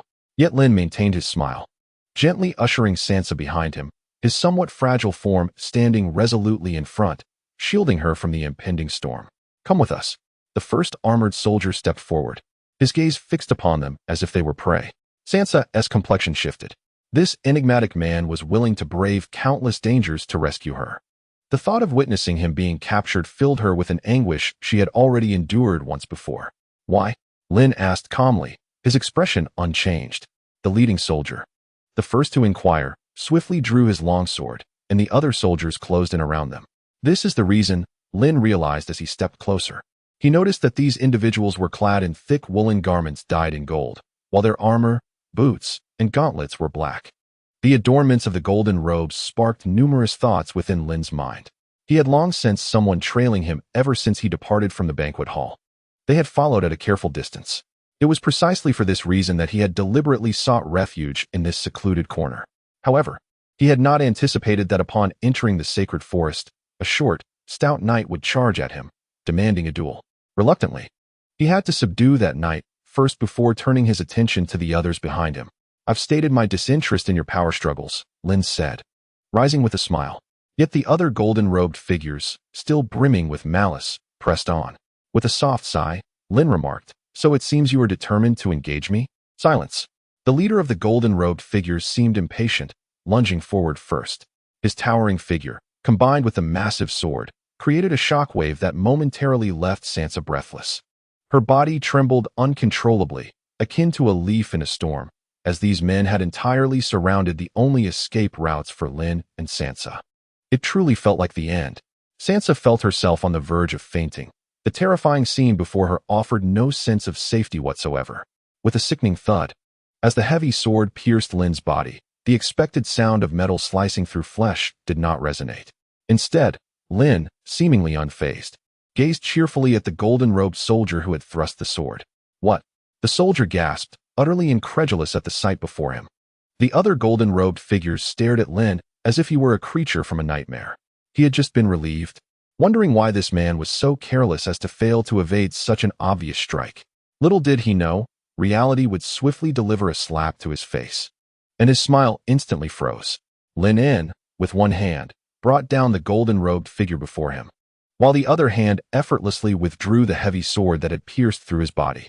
As if unscathed, he then faced the remaining golden robes. This posture appeared rather bizarre to those clad in gold. You have offended someone you should not have, and now you must accept your misfortune. The leader of the group took a slight step back, but continued to rally his comrades, declaring that they had only one opponent, while they numbered 13. The moment those words left his lips, the faces of the armored soldiers regained their color. They had been summoned by their captain to capture Lynn alive. And according to the captain, upon the successful completion of this task, the usually aloof Sir Bolos, a member of the Imperial Guard, would reward them handsomely. Lynn silently regarded the encircling figures, feeling an unexpected sense of difficulty. This difficulty did not stem from the inability to deal with these men, but rather from how he would explain the aftermath to others, especially upon seeing Sansa tightly nestled beside him. Alas, why was their malice so apparent? Lynn seemed to let out a helpless sigh. He had no intention of opposing them, yet they insisted on provoking their own demise. Attack! Without allowing Lynn to finish his words, a hushed command prompted all the golden-robed figures to charge forward. Their commander, taking a deep breath, surged to the forefront, aiming directly at Lynn's unguarded head. This strike, if it were to land upon an ordinary person, would surely sever their head. It appeared that Lynn harbored no intention of evasion, presenting his neck with an unsettling boldness. In that fleeting moment, all the golden-robed figures focused on the most vital target. The human body, at its most vulnerable and unprotected, could easily succumb to a well-placed blow. Sansa, standing nearby, even covered her eyes, unable to bear witness to Lynn's impending fate. This was the lethal technique of the golden-robed assassins. Meanwhile, Lynn stood frozen, seemingly paralyzed by fear. The forest of blades encircled him, sealing off any avenue of retreat. Sansa had begun to quietly weep, mourning for the Florian she had just envisioned in her heart. as if he were destined to perish. At that moment, a low voice suddenly resonated in the ears of the others. Do you truly believe this is sufficient? In an instant, the blades pierced through the air as if it were mere mist, effortlessly penetrating Lynn's body. Yet, remarkably, his appearance bore no trace of injury. With a serene smile, Lynn ensnared all the swords with his arm. The sound of steel breaking, akin to brittle cookies snapping, reverberated in the hearts of all present, leaving them utterly astonished and blank-minded. Within this haze of bewilderment, only two words echoed in everyone's consciousness. What the hell? Chapter 24. A new ally, a pair of emotionless eyes regarded the golden-robed figure with the gaze of a lifeless corpse. It was as though a being from a higher dimension had descended into this realm, rendering its existence incomprehensible to others. In the standoff between Lynn and the golden-robed man, each second seemed to stretch into eternity, for the events unfolding were unlike anything anyone had ever encountered. An uncontrollable shiver coursed up from the soles of their feet. At that moment, Lynn suddenly lifted his gaze to a distant corner of the tower, where the elusive Sir Barros was concealed, akin to a prey caught in the sights of a ferocious beast. Instantly, he retreated into the shadows, too fearful to even breathe as he pressed against the wall. He now questioned his own sudden lapse in judgment that had led him to confront this individual. Yet, for someone who was typically so domineering, swallowing his pride felt utterly unrealistic. The black armor crumbled in Lynn's hands like mere clay, offering no resistance whatsoever. How immense must his strength be? Reflecting on the recent events, Barros continued to feel an oppressive force weighing upon him. He surmised that he had never witnessed such a phenomenon before and likely never would again. The sheer magnitude of that power transcended the realm of human comprehension. Barros held his breath, ensuring that no footsteps approached, before finally exhaling, feeling a pressure unlike any he had ever known. Perhaps, the very notion of wanting to breathe freely was a grave error from the outset. This man, Barros's brow furrowed with worry, his thoughts racing. An idea suddenly struck him, prompting him to summon a soldier. Inquire of Lord Varys. Understood. The soldier departed swiftly into the distance. Meanwhile, upon witnessing the figure at the tower quickly vanish from view, Lynn gradually withdrew his gaze. In today's circumstances, had it not been for his system, he would have found it exceedingly difficult to contend with the assault of the numerous golden-robed adversaries. For no matter how formidable a knight may be, it is impossible for one to combat so many alone. The figure from earlier had revealed its identity to Lynn during a brief glimpse, none other than Polos, who had recently been bested by him with a trident. Observing the golden-robed individuals before him, along with Sansa, whose eyes sparkled with admiration, Lynn felt that he had demonstrated enough of his prowess. These individuals lacked the tenacity to fight back, with a display of overwhelming might against their immediate adversaries. The rest would be too intimidated to unleash their full potential. This is human nature, to fear the formidable. Thus, the most effective means of subduing others is not necessarily to vanquish them, but to showcase one's ability to command. Fear, indeed, is the most potent weapon. When confronted with foes beyond their comprehension, they inadvertently hypnotize themselves, rendering them incapable of wielding even their normal force. How, then, could they dare to contend with Lynn? Meanwhile, Sansa's initial hope that Lynn might escape had transformed into awe as she witnessed him single-handedly vanquishing 13 foes, his demeanor exuding confidence and disregard for others. Was he not the embodiment of the heroic knight she had always envisioned? Could it be that he was her destined soulmate? As such thoughts coursed through her mind, a blush crept across her cheeks.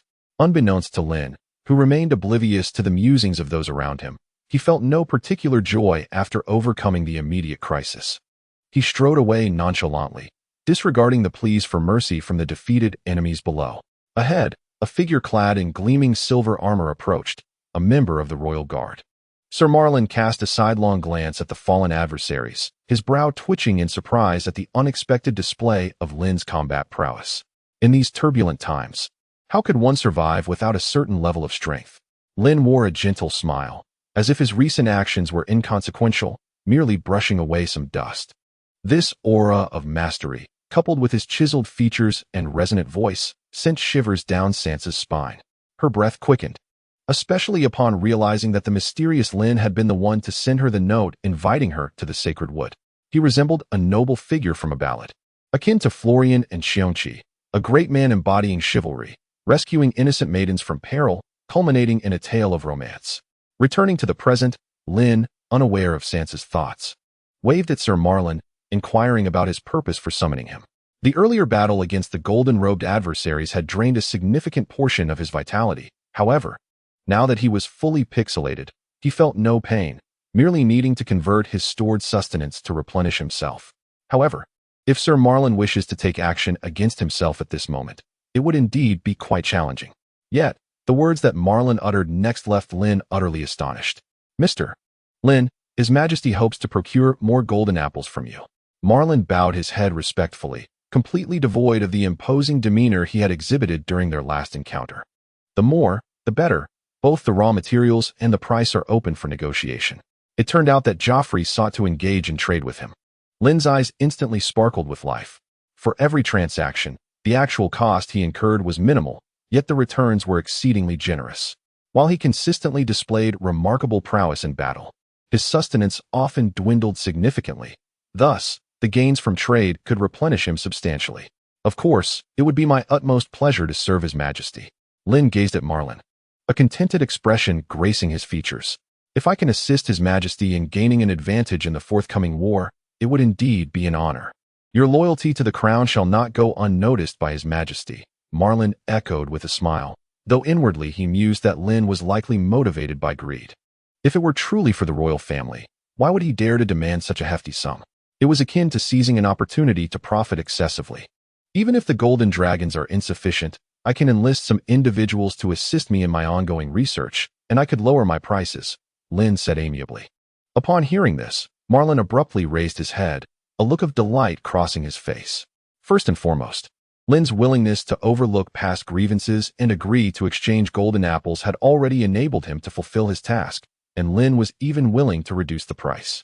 Chapter 25. Sansa's Wish. Regrettably, Marlon was unaware that each concession made by Lynn was, in fact, a step towards a larger scheme. This was merely a trap set by Lynn. To be candid, all the wealth provided by His Majesty had been dedicated to deeper alchemical research. Lynn donned an expression befitting a statesman, adding, moreover, my need for more assistance is solely to better serve the crown. His rhetoric was compelling, both emotionally and logically, leaving Sir Marlon at a loss for words. Wealth, once acquired to a certain extent, loses its utility. Rather, other factors become significantly more advantageous. Thus, Lynn could afford to lower his prices. After all, the primary significance of King's Landing lay in its status as the capital of the Seven Kingdoms, the origin of commands. The nobility here wielded immense power. How to leverage this intricate web of relationships to extract greater benefits was Lynn's true aspiration. Although his motivations were fundamentally profit-driven, these nobles willingly sought to cultivate a rapport with Lynn, as they too could reap benefits unattainable elsewhere. Marlon was now brimming with excitement. He had already envisioned how he would report back to Joffrey, detailing how he had skillfully secured greater rights for the crown. The enigmatic Lynn found himself at a loss for words, ultimately compelled to concede. He first escorted Marlon to his chamber, then theatrically revealed golden apples one after another. Observing Marlon's excitement and anxiety as he cherished these treasures, Lynn couldn't help but feel a sense of amusement. The conflict of the evening illuminated the fact that many coveted his position and abilities. Presently, these adversaries regarded him as an ordinary individual, dispatching merely a handful of golden-robed figures to confront him. Yet, what would transpire in the future? They would gradually uncover Lynn's true prowess, subsequently mobilizing greater forces. This realization dawned upon Lynn, revealing his inability to act recklessly in this setting, for he was not truly invulnerable.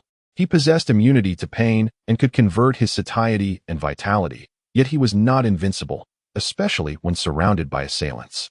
Unless Lynn awakened further abilities or acquired more resources, such advancements would not manifest immediately. For instance, the Ender Eye he had just obtained served merely as a guide to the end. Should he successfully navigate to the end and vanquish the mutated Enderman, he could acquire more soul fragments to transform into an Ender Hand, significantly alleviating his current predicament. This remarkable tool would grant him the capacity for short-distance teleportation, liberating him from his present constraints.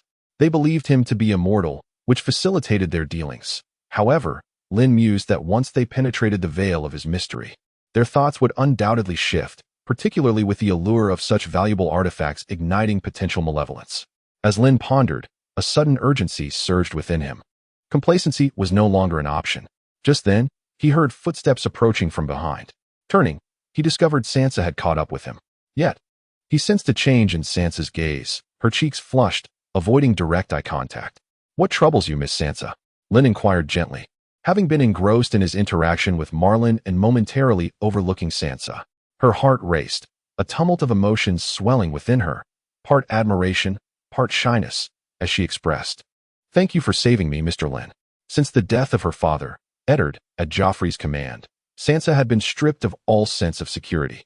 This place was not the North. It was filled with unfamiliar surroundings and strangers, and she had dwelled in fear for far too long. Yet today, amidst the vast darkness, a glimmer of hope had emerged. The radiant light enveloped her in an unprecedented warmth. "It matters not," Lynn sighed softly, "even without my presence. They would not dare to harm you, for Tyrion intends to barter you for Jaime. Nevertheless, you have indeed saved me." Sansa clenched her fists, having come to regard Lynn as her Florian, the knight who would rescue her. Naturally, she was reluctant to let go. "Very well," Lynn acquiesced to Sansa's insistence. "If you are determined, I shall assist you, as it is merely a matter of convenience for me, not an intentional alteration of your fate. Typically, I only possess the power to alter destinies when others pay a certain price." Sansa found herself utterly alone in King's Landing, where every aspect of her existence was firmly controlled by Joffrey and Cersei. However, this did not imply that she was devoid of value. Her lineage and name were her greatest assets. Her father was the Warden of the North, and her mother the eldest daughter of the Lord of the Riverlands. These connections were more than sufficient. "Very well, but can you take me away from here? I truly cannot offer you anything in return at this moment." Sansa lowered her voice, yet her excitement was palpable. "Take me back to the North. That is my home. Once there, I can persuade my brother and mother to provide you with wealth." Sansa was confident in her worth in the eyes of her family, particularly her brother Robb and mother Catelyn, who would not easily abandon her. If she could escape this place, Joffrey would be unable to use her to barter with her kin for more. "Of course," Lynn replied, an enigmatic smile playing at the corners of his lips. "But we must wait for the opportune moment." He neither wholly denied nor confirmed her request. At that moment, Sansa, upon hearing Lynn's response, was nearly overcome with excitement. Could it be that she was finally to be freed from Joffrey's torment? Her joy was evident, and Lynn could easily discern her thoughts, given her circumstances. It was clear that Sansa longed to depart King's Landing and return to her family's embrace. Before Sansa had broached the subject, Lynn had not considered this possibility. However, a thought struck him. Rather than allow Littlefinger to intercept her, it would be wiser to claim Sansa for himself, especially now, as she had evidently relaxed her guard and placed her trust in him as her savior. This poor girl had gleaned her understanding of the world solely from the beautiful verses of poetry, yet one day, she would discover that reality is not as splendid as her imaginings. Chapter 26. Pawns on the chessboard. Lynn could discern that Sansa's reaction to his presence was the most pronounced among all. This was partly due to her past mistakes. As her father, Ed, arrived in King's Landing, everyone, save for herself and her sister Arya, who had secretly fled, was ruthlessly slaughtered by the Lannisters. For the instigator of this tragic outcome, the blow was devastating. The only thing that sustained her was hatred. Being young, she had not endured much and thus found it easy to trust others, as she once did with Joffrey and Cersei. Upon realizing this, Lynn began to entertain other thoughts. "Sansa," Lynn said gently, smiling at the girl, "I must tell you, if you turn back now, there is still time." "I understand," Sansa replied, gradually calming down. "I see no other hope here until your arrival, so I had no choice but to believe you." "Indeed," Lynn nodded. Though Sansa could not escape the naivety of her youth, Lynn continued, "There are many ways for you to extricate yourself from your current predicament, and many who would eagerly prey upon you, yet you chose me." Sansa nodded slightly, contemplating the truth in her words. "Look around you. You are surrounded by exquisite liars." Lynn gestured with her arms, inviting Sansa to overlook the entirety of King's Landing. "Once, you wholeheartedly loved Prince Joffrey and his mother, the Queen, placing your complete trust in them, only to have them repay your affection with the head of your father." Sansa pondered Lynn's words carefully, sensing their veracity. Here, she discovered a harsh truth.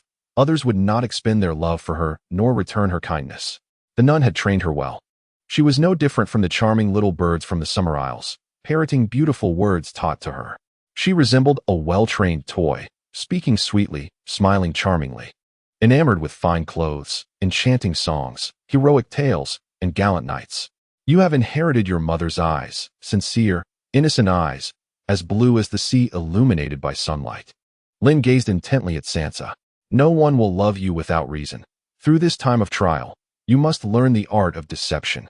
Teaching Sansa was merely a matter of convenience for Lynn. In the original tale, while Sansa initially disregarded her family's plight, selfishly pursuing her own interests, she became increasingly detestable. Yet later, under the guise of redemption, she garnered sympathy. Sansa nodded with a sense of resonance. During this period, she gradually learned to don a mask of attitude, for failing to do so would invite Joffrey's cruel wrath upon her. In this land, among the Seven Kingdoms, there were many exceptionally clever individuals. Lynn maintained her air of mystery, explaining to Sansa they might discover a shortcut to their goals. Yet they will soon falter under the weight of their environment and the interference of others, for they cannot grasp the entire picture. Indeed, Lynn refers to Ed. A splendid situation, yet he managed to dismantle it, leading to a fractured family. With the wisdom gained from past experiences, Sansa is now capable of a deeper understanding of her own words. In this realm of reality, the ability to comprehend the desires of others, rather than imposing one's own actions upon them, is essential for effective manipulation of the overall scenario. Unfortunately, some individuals fail to grasp this lesson. To satiate his desire to impart wisdom, Lynn might as well candidly share his insights with Sansa. My father faltered because he overlooked Cersei's desires. Sansa nodded thoughtfully in response. However, even with this understanding, it proves futile unless one traverses the realities of life, thereby accurately discerning the hearts of individuals and placing one's own desires in the background. If one can achieve this, what does it mean to be human? Lynn chuckled softly, seemingly perceiving Sansa's thoughts. As far as I know, there are at least 2 individuals in the Seven Kingdoms capable of this, and they have both, coincidentally, achieved a leap in social status. Suddenly, he halted. Lynn extended his hand and gently grasped the air. In an instant, a puppet, resembling a pumpkin-headed figure and forged entirely from iron, materialized before them. In that fleeting moment, Sansa's gaze turned vacant. This iron puppet towered over 2 meters, casting a shadow that enveloped both of them, its expressionless face evoking a chilling sensation. With each step it took, the ground resonated with a heavy thud, a testament to its formidable weight. This apparition of a puppet possessed an otherworldly strength. In an instant, Sansa trembled uncontrollably, for she had fully embraced Lynn's power. With such strength, what was the man who constantly mocked and struck her? Indeed, Sansa could envision Joffrey kneeling in supplication, convinced she had unraveled his character. This man, who preyed on the weak and feared the strong, would inevitably tremble in fear upon witnessing the overwhelming strength of another. This was the very scenario Sansa prayed for daily. Merely entertaining this thought brought her an indescribable sense of joy. It was as though the long-suppressed panic and the despair of hopelessness suddenly found a fissure, allowing a ray of light to pierce through her darkened heart. You noble lords entrenched in the game of power must exert yourselves in cunning stratagems, but must I? Lynn spread his arms wide, his face alight with frenzied excitement and yearning. With a mere gesture, I can conjure tons of gold, and with a snap of my fingers, I can summon an iron puppet rivaling an entire army. Grant me this, Sansa implored, tugging at Lynn's sleeve. Her breathtakingly lovely visage adorned with a look of desperation that could drive anyone to madness. The youthful beauty bears a certain resemblance to Lynn Daiyu. After an intimate evening of conversation, Sansa placed all her hopes upon Lynn. However, the dynamics of this relationship would shift, with Lynn taking the reins from the little finger. This unfortunate child has been ensnared in the power struggles of various men, manipulated without her awareness. For Lynn's assistance to Sansa was not born out of benevolence or pity, but rather to render her a mere pawn, one entirely under his control. Chapter 27. Varys' plan. Well then, let us bid farewell, Lynn said, his face adorned with a sincere smile, warm enough to melt the harshest frost. Very well, my lord, Sansa replied enthusiastically, before turning to depart. As she vanished from sight, Lynn returned to his chamber, where his pet was eagerly awaiting nourishment, having been left in anticipation. A glance towards the alley revealed it to be empty. Having decisively resolved the previous crisis with formidable measures, he himself incurred no losses. Sansa, though initially startled, remained unharmed thereafter. In light of such circumstances, what response might the puppeteer, Peter Baelish, exhibit? And what of Varys, who held the city in his grasp? Yet, regardless of their actions, Lynn maintained an air of calm, prepared to counter any developments. In a dim corner of the Red Keep, far removed from the seat of power, only a handful of servants passed by. A man with a drooping arm spoke indifferently to another figure shrouded in shadow. Lord Varys, Baelish called into the darkness. Soon, a response emerged. The voice as soft as silk, yet it rendered the formidable Baelish momentarily weak. Lord Varys, he began, kneeling before the figure. At that moment, Varys had assumed a different guise. His nose altered, clad in worn armor, he stood before Baelish. You have erred, came the voice of the eunuch, now rough, as if scraping against a rusty bell. Varys' words bore no inflection, rendering Baelish's pallor even more pronounced. Despite his noble standing, in this moment, he faced an adversary indifferent to rank, compelling him to seek the favor of Varys, the master of intelligence at court. Do you know what your greatest mistake was? Varys' visage remained cloaked in shadow. Reflecting upon the recent events, Baelish's eyes reflected incredulity. I should not have sent the golden cloaks against him. As he spoke, a shudder coursed through his frame, and he bowed his head deeply. This evening, in a bid for vengeance against the humiliation he suffered during the day at the hands of Lynn, Pelorus harbored deep resentment. Seizing the opportunity when Lynn was isolated, he dispatched a dozen golden-robed assassins to assess the strength of that man. Ostensibly a test, it was, in truth, an assassination attempt. The outcome, however, instilled within him a profound sense of dread. Is that why you sought me out? Varys inquired, a faint smirk gracing his lips, though it swiftly vanished. To speak candidly, my lord, it is quite foolish to act recklessly without thoroughly investigating the circumstances, thereby exacerbating tensions, and then expect me to clean up the mess. Indeed, Varys had already anticipated Pelorus's desire for retribution through his extensive network of information. After all, both the Golden Robes and the Red Keep were rife with Varys's informants. Yet, he refrained from intervening, intrigued to witness the capabilities of that enigmatic man who had captured Tyrion's attention so meticulously. To validate this hypothesis, it was necessary to allow Pelorus to become the scapegoat. Now that the mission had failed, Lynn's ire would inevitably be directed towards Varys and his associates. However, as a person of compassion, I could not simply stand by and allow you to meet your demise, my lord, Varys remarked, an expression of sympathy flickering across his face. His tone softening. You witnessed how formidable that individual is. He is not easily dealt with. Yes, Pelorus replied, beads of cold sweat trickling down his brow, his body trembling slightly. He had instigated this situation, and he knew that the man would not relent. The very thought of being targeted by such a powerful adversary filled him with terror. I saw it with my own eyes. He plunged his sword from the front directly into the back. Pelorus swallowed hard, his voice trembling. He cannot be human. In all my years, I have never witnessed anything like it, and it left me utterly dumbfounded, my mind blank. He struggled to articulate the scene he had witnessed. Yet the haunting image would likely remain etched in his memory for a lifetime, replaying in his mind during countless nights to come. What precisely transpired? Varys probed, his eyes gleaming as he endeavored to maintain a calm demeanor. He was aware of the outcome of Lynn's confrontation with the Golden Robes, but lacked knowledge of the specifics, thus he sought Pelorus's account. If it were merely a matter of martial skill or an overwhelming display of strength, it would not have so profoundly affected someone like you. Share with me all that you observed. Varys encouraged gently, understanding that the more information they gathered, the more targeted their strategies could be in ensuring the safety of the Lord. Upon hearing this, Pelorus felt a sense of relief. Yet, when he recounted all he had seen and thought to Varys, the latter's face mirrored a profound astonishment. Such a change in emotion was a first for Baelos to witness from Varys. However, upon reflection, it was quite common.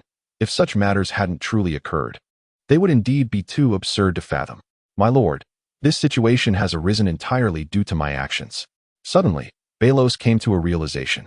No matter the circumstances, he was the one entangled in this predicament. If this issue were to fester, and all the nobles of the Red Keep became aware, the ensuing consequences would be unimaginable, potentially implicating his family as well. In this case, rather than placing his hopes on Varys and engaging in treacherous dealings, it would be more prudent for him to shoulder the burden alone. Therefore, let me bear the repercussions of this matter by myself, Baelos declared, summoning his courage to glance at Varys. Upon hearing these words, A flicker of color appeared on Varys's face. Do you truly not trust me? This man was indeed formidable. Yet I shall strive to mediate your conflict. Varys, seemingly ignoring Balos's statement, lowered his voice and advised, during this time, you should avoid meeting him to prevent any confrontation. Additionally, Tyrion is aligned with their side. The final remark was pivotal, as Varys was subtly warning Baelos that Lynn was in league with Tyrion. Chapter 28. Sansa's request in Varys's eyes. Although Tyrion had been appointed Hand of the King in King's Landing by a decree from Tywin, his capabilities and character far surpassed those of Cersei or Joffrey, rendering him the greatest threat. It was precisely because Tyrion had grown so powerful that Varys felt a sense of unease regarding Tyrion's increasing influence. However, the outcome now provided Varys with a sense of relief, alleviating his prior anxiety. It felt as though the weight on his heart had finally been lifted. After conversing with Varys, Baelos walked out as if in a daze, feeling as though he had been sentenced to death. With each step he took, Varys perceived his total despair. Yet, Varys did not notice the fleeting spark of anger that flashed in Balos's eyes the moment he turned away. No one would help him, so he would save himself. He was merely one person, not as formidable as he had been imagined. At this moment, another name surfaced in Balos's mind, Littlefinger. If Varys feared conflict with Lynn, might Lord Littlefinger take an interest instead? In Balos's perspective, that small nobleman from the Fingers had ascended to the pinnacle of power through sheer determination. Littlefinger's abilities even surpassed those of Varys. With Lynn's sudden emergence, taking away a portion of the interests, it was inevitable that some would lose their share. Consequently, there would be those who would resist. Regarding the actions of Baelith, Lynn remained entirely oblivious. However, even if he were aware, it would matter little. In Lynn's grand design, there was no place for others. His sole ambition was to fortify himself, to become so formidable that every soul would tremble in his presence. He returned Sansa to her chamber in the Red Keep, a space enveloped in silence. She lacked a personal maid, the only attendants visible during meal deliveries, and Sansa harbored no trust for them, knowing they were mere eyes of the Queen Mother. In this moment, Sansa appeared almost ethereal, her figure seeming insubstantial. Lynn's heart, once as stagnant as a still pond, stirred momentarily. After all, he had stepped into the world himself, rather than merely perusing Sansa's tale within the pages of a book. Come in, he beckoned. This was a place within Maegor's holdfast, adorned with the remnants of youthful attire, permeated by the fragrance of girlhood. Lynn was led to Sansa's boudoir, where she sought to leverage certain possessions as bargaining chips to elicit his assistance. These tokens, of course, referred to wealth. Yet, what riches could a confined maiden possess? All Lynn observed were exquisite garments and everyday necessities. This was a meticulously crafted prison by Queen Cersei, offering no opportunity for her to harbor treasures. However, in the next moment, Lynn's brows arched in surprise at what he beheld. It appeared Sansa had indeed stashed away some valuable trinkets. These are all I possess, Sansa declared, turning to reveal her skin, pale as milk, tinged with a delicate blush. Is it sufficient?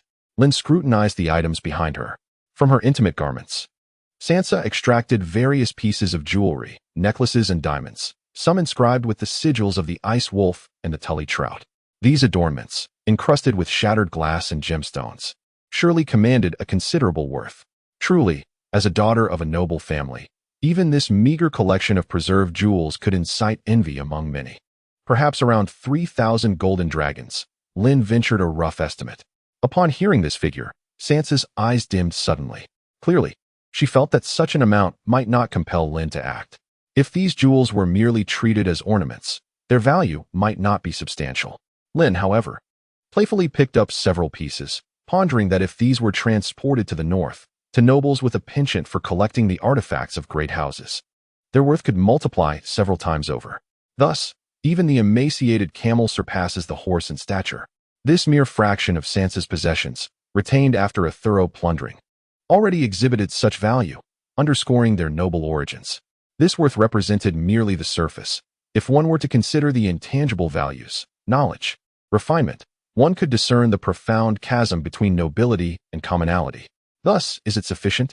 She initially felt that the worth of her possessions was inadequate, yet, as Lynn suggested, there seems to be a new opportunity to exchange these items for my life. These luxurious goods, once fervently coveted by Sansa, now appeared merely as a superficial veneer. After enduring so much, Sansa realized that precious belongings were but an outer shell, and her infatuation with them had faded. "I answer you," Lynn remarked with a smile. As he gradually approached Sansa, his gaze fixed upon her. "However, one must await the opportune moment. Before that time arrives, I shall provide you with certain means of protection." In the midst of a public gathering, within the securely guarded Red Keep, it would be impractical to forcibly remove Sansa, and even Tyrion would refrain from such an action. Yet, before the right moment presents itself, Lynn could offer Sansa some means of safeguarding her life. Very well, Sansa promptly acquiesced to Lynn's assertion, devoid of any doubts. "What specifically do you have in mind?" Lynn pondered for a moment, aware that Sansa, in her current state of mind, might be unable to bear the humiliation and could even desire to slay Joffrey herself, perhaps disregarding her own life in the process. However, such actions would be detrimental to Lynn. He did not wish to witness such a scenario unfold. Therefore, while he could instill hope within her, the reins of that hope had to remain firmly in his grasp, aligning with his own interests. "Trust me, this is for the best," Lynn said with a smile. "Now, I need to clarify certain matters that require our attention." "What do you mean?" Sansa was captivated by Lynn's discourse. "I mean, Joffrey is surrounded by numerous protectors. And even if you were to leverage my power to kill him, what then? Have you considered the aftermath?" Lynn endeavored to paint a vivid picture of the brutality that awaited her. "You would face flames, be subjected to countless men, and you would not perish. They would dispatch the realm's finest scholars to heal you, only to subject you to unending torment, making your existence a ceaseless agony. Can you accept that?" As Lynn uttered the final words, he stood directly before Sansa, their eyes locked. Each syllable resonated deeply within her soul. Chapter 29. Sansa's Iron Puppet. Sansa grasped Lynn's meaning.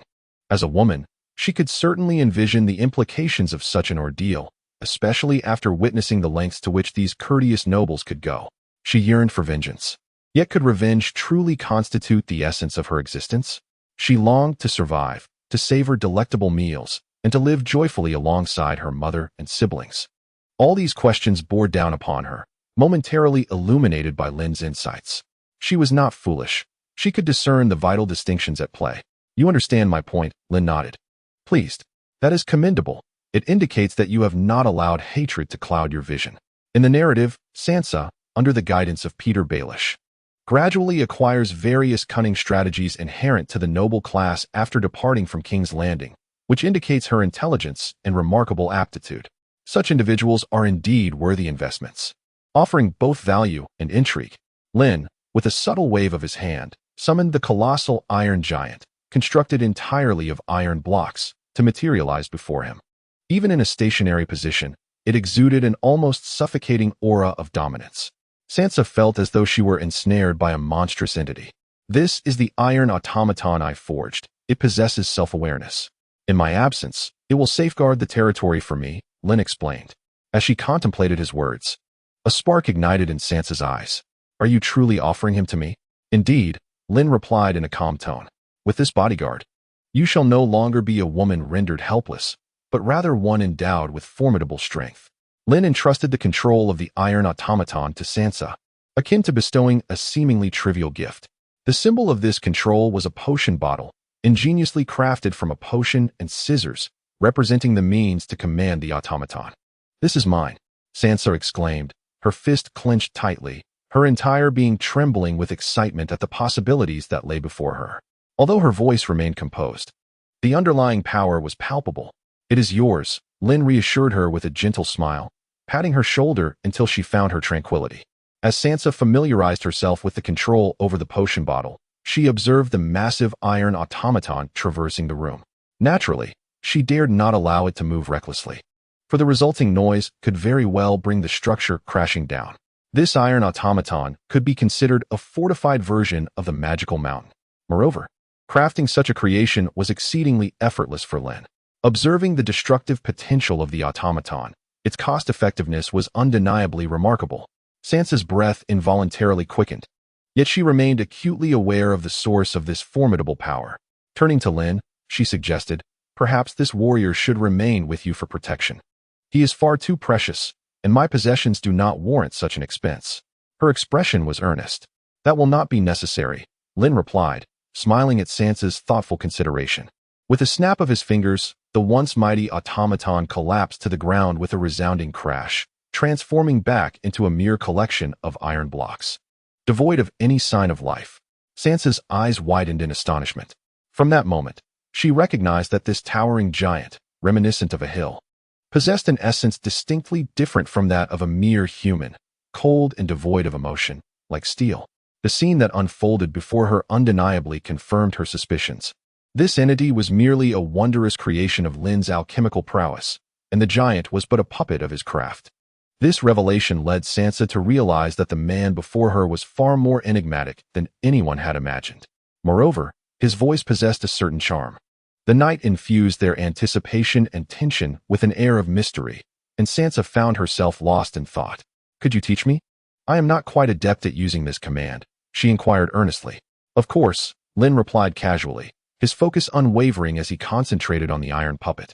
Meanwhile, Sansa seized the opportunity to inquire further, becoming entranced by the timbre of Lynn's voice and the essence that surrounded him, causing a blush to involuntarily creep onto her cheeks. Compared to the Knights of Flowers or Jaime, Lynn may not exude the same level of handsomeness, yet his earnest demeanor was undeniably appealing. "Granting you command does not imply mastery."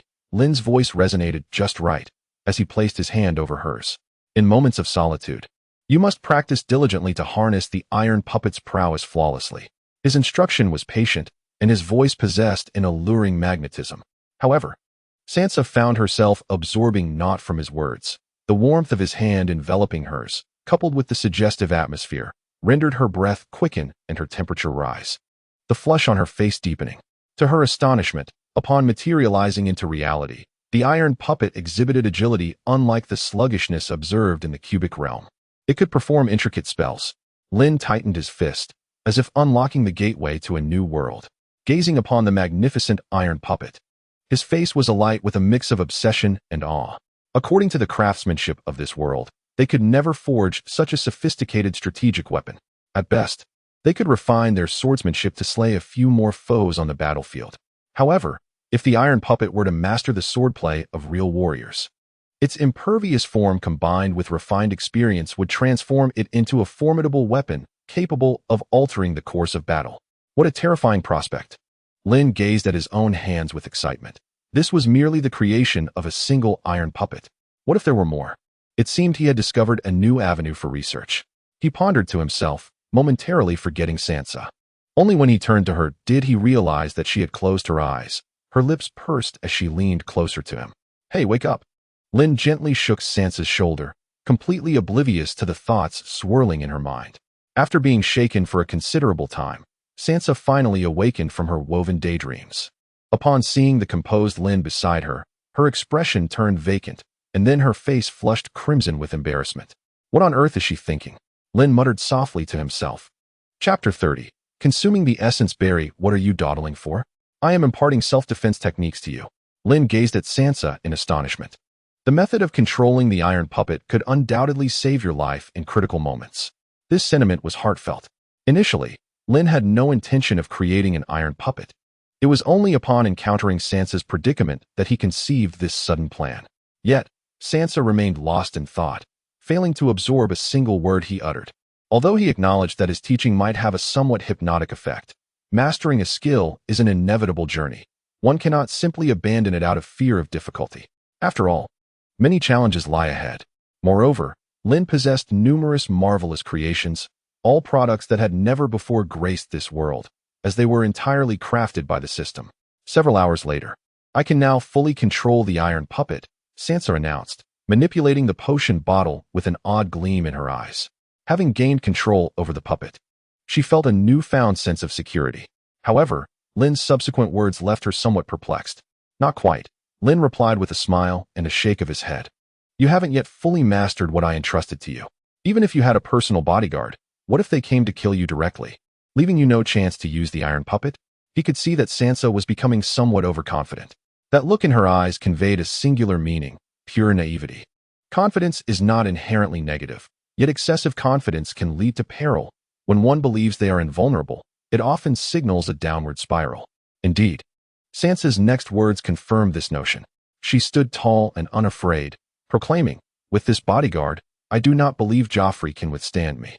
If those Kingsguard dare to interfere, I shall slay them all. She slightly lifted her chin, exposing her fair neck. It was evident that her self-perception had shifted. This was precisely what Lynn wished to avoid. He sighed and shook his head. The thought at this moment was simple. The girl had grown up and could no longer be easily deceived. Such a mindset would gradually lead her to break free from his control. If he could not consistently satisfy her insatiable desires, she would inevitably drift away. When Sansa no longer needed him, all of Lynn's efforts would be in vain. Thus, it was imperative to extinguish this budding arrogance before it could flourish. Do not be so naive. Your father's demise was a consequence of his overwhelming arrogance. Have you not yet learned from this lesson? Lynn feigned anger. Yet the calmness of his voice only served to reveal the fury simmering within him. However, fret not, for you are still young. And one day you shall realize that I speak the truth. Sansa fell silent, evidently moved once more by Lynn's words, and turned her gaze back to the iron puppet, her eyes brimming with determination. She resolved to excel and prove to Lynn that she was capable. Yet, Lynn had prepared another surprise for her. While mentoring Sansa, he discovered that his reputation system had increased once more, and he had been rewarded with a lucky block. This particular lucky block was unlike any he had encountered before, as it contained an item from a different module. I have prepared a gift for you, Lynn interjected suddenly as the girl was fully engrossed in her practice. This gift is perfectly suited to your current situation. What could it be? Sansa turned back with eager anticipation.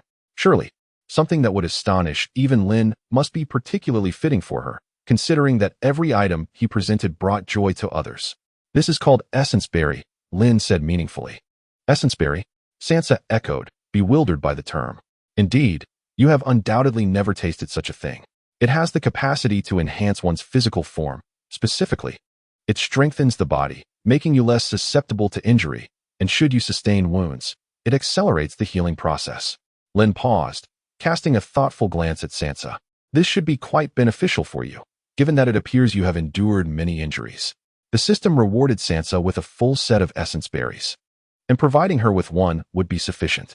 As for the remainder, Lynn could cultivate them further, yielding an abundance of essence berries. One might say that a single seed would allow Lynn to generate these items infinitely. In this world, the essence berry serves a purpose entirely distinct from that in reality. It is a fruit that, when consumed, increases experience. It can be planted on stones with a luminosity below 10, and upon reaching a size equivalent to a block, it produces an item known as concentrated essence or berry. It cannot be crafted or utilized in any other manner. However, when brought into the real world, it acquires additional functionalities. This particular use aligns perfectly with Sansa's needs without rendering her overwhelmingly powerful and independent of others. Thus, providing it to Sansa is indeed the most suitable choice. Sansa gazed at the cluster of plant-like berries, reminiscent of grapes, glistening and translucent, radiating an enchanting aura under the sunlight. It would undoubtedly prove to be immensely useful. Without a moment's hesitation, Sansa accepted the essence berry from Lynn's hand, disregarding whether it was poisonous or not, and unflinchingly consumed it. Almost immediately, an unpleasant odor erupted within her mouth, reminiscent of something steeped in a cesspool, provoking a wave of nausea. Just as she was on the verge of expelling its contents, Lynn steadied her head, urging her to hold the substance in her mouth and not to vomit. Reluctantly, Sansa swallowed it down, and before she could strike Lynn in frustration, a warm sensation erupted deep within her, radiating throughout her limbs. This warmth was incredibly soothing, as if it could heal her old wounds. Though uncertain of its ultimate effect, the comforting feeling enveloped her, causing her to drift into a state of blissful oblivion. As her consciousness began to wane, she noticed that the wounds inflicted upon her skin by Bolo's and Marlin's whips were gradually self-healing, visibly mending before her eyes. Sansa felt a burgeoning power coursing through her arms, thighs, and elbows, revitalizing her very being. Suddenly, a vivid image seized her mind, a gruesome scene from the afternoon her father, Eddard, was beheaded on the steps of the Great September of Baelor, where the devoutly faithful High Septon, the rightful regent, and Joffrey, along with Ser Island Payne, stood by. Mere spectators. Chapter 31. The transmutation of Sansa. A surge of hatred flooded her heart, overwhelming and all-consuming, as if a deluge had taken over her very essence. Her eyes turned crimson, and it felt as though the sole purpose of her existence had become vengeance. No longer did she resemble a living being. She had morphed into an entity governed by senseless animosity. Wake up! A sudden roar resonated from outside, accompanied by a tremor akin to a cataclysm, shattering her world into 1,000 glass-like fragments. Sansa jolted awake, clutching her chest and gasping for breath, her gaze filled with indescribable terror. This sensation was intolerable. It felt as if all her thoughts had been stripped away, leaving behind a lifeless husk controlled solely by instinct. The sheer horror of this realization consumed her. Slowly, she raised her head, panic-stricken, and looked at Lynn, who had intervened just in time. Without her assistance, Sansa felt she would have perished right there. The fear was too profound, an experience she wished never to endure again. Every action bears an underlying cost, much like every transaction we engage in carries future repercussions. Lynn regarded Sansa, explaining that the essence berry had granted her a rebirth, a new life, yet it also rendered her inner self more susceptible to corruption. Had it not been for me, you would have been utterly blinded by that hatred, reduced to a mere corpse. Lynn's words this time were entirely heartfelt. He was not entirely aware of the specific uses of the essence berry, as this was the real world, not a fantasy realm. The application to Sansa could be considered experimental. However, with his unwavering protection by her side, Sansa would not succumb to becoming a product of chaos. Moreover, this substance must yield more benefits than drawbacks, for it is indeed a valuable item in the realm of fantasy. It could not possibly transform into something detrimental upon entering reality. The current feedback serves to validate Lynn's choice. At the very least, Sansa's wounds have healed. You have overcome this hurdle, Lynn said, assisting Sansa to her feet and smoothing the creases of her dress. Having crossed this threshold means you can now relish the fruits of victory. Rise and witness the power the essence berry has bestowed upon you. Under Lynn's continuous reassurance, Sansa gradually regained her composure, though the lingering terror in her eyes had yet to dissipate. It felt as though her soul had momentarily detached, rendering her a mere observer of her own body being controlled by another. Sansa was still but a child. She was frightened by what had just transpired. She absolutely did not wish to endure such an experience a second time. As she gazed at the essence berry in Lynn's hand, a flicker of dread appeared in her pupils. Hesitantly, she inquired, "Does consuming this always entail enduring such a nightmare?" Although the invigorating sensation it provided was undeniably alluring, the repercussions were also evident. Sansa's recent experience revealed to her that she would be consumed by the nightmares following the consumption of the essence berry. The resentment she harbored had yet to be relinquished, rendering her incapable of mastering it. This, however, varied from person to person. Just after Sansa's consumption, Lynn had also partaken of a cluster of essence berries, only to discover no lingering side effects. Lynn flashed a bright smile, revealing his white teeth. "Since I consumed it just now, I do not share the same aftereffects as you. Hence, I have delved into the reasons behind this," he explained, piquing Sansa's curiosity. "It appears that as long as one can master their thoughts, they will not undergo the same ordeal as you," Lynn thoughtfully summarized. Mastery, Sansa contemplated. Indeed, this substance resembles a concept from my homeland, inner demons. Lynn articulated his thoughts, asserting that as long as one does not fear this inner turmoil, there would be no issues. Suddenly, an idea blossomed in Lynn's mind. It seemed he could utilize these objects to specifically address certain fundamental needs of individuals, rendering them insatiable. For Tyrion, it would be the resurrection of dragons. For Sansa, it would be the iron puppets and the essence berries. Such things did not exist in reality. "Are you implying," Sansa mused, "that as long as I do not allow my father's death to evoke emotional turmoil, I can consume more essence berries?" Indeed, there exists a certain limit to the consumption of such substances. However, this evening's experiment has elucidated the application of essence berries for me. Lynn endeavored to articulate her thoughts in a single sentence. Explaining side effects is no simple task, yet Sansa possesses a remarkable capacity for comprehension. There was no need for Lynn to elaborate excessively. Sansa grasped her meaning readily. The initial emotional outburst triggered by the ingestion of essence berries is the most potent. Subsequent experiences yield diminishing returns. Nevertheless, upon hearing that it still holds efficacy, Sansa's eyes sparkled at the sight of the essence berries in Lynn's hand. For the prospect of rejuvenating one's body is indeed the fervent desire of every woman. Lynn felt a sense of satisfaction at Sansa's reaction. "This seemingly trivial item has the potential to alter your destiny, yet I possess many more treasures yet to share with you, which can propel you even further." Gulp. Sansa swallowed hard, her gaze towards Lynn brimming with eagerness. She then took several clusters of essence berries from Lynn's hand, unhesitatingly consuming them, her anticipation for more of Lynn's remarkable offerings intensifying. Witnessing this scene, Lynn realized his intentions had been flawlessly executed. At this moment, Sansa was like a fish ensnared on a hook, her thoughts entirely centered on herself, and her appetite for more was insatiable. Thus, even if Lynn were to whisk her away from the bustling city of King's Landing, her desires would remain paramount. Lynn narrowed his eyes, fully aware of the outcome.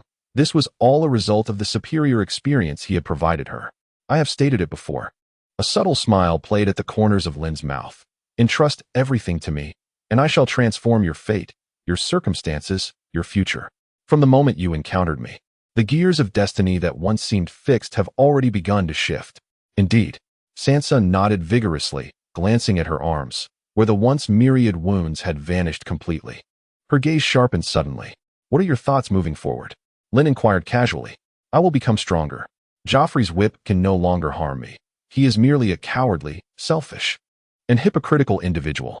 In the past, I was deceived by his facade. However, I shall never again fall prey to such folly. Chapter 32. Acquiring a new item.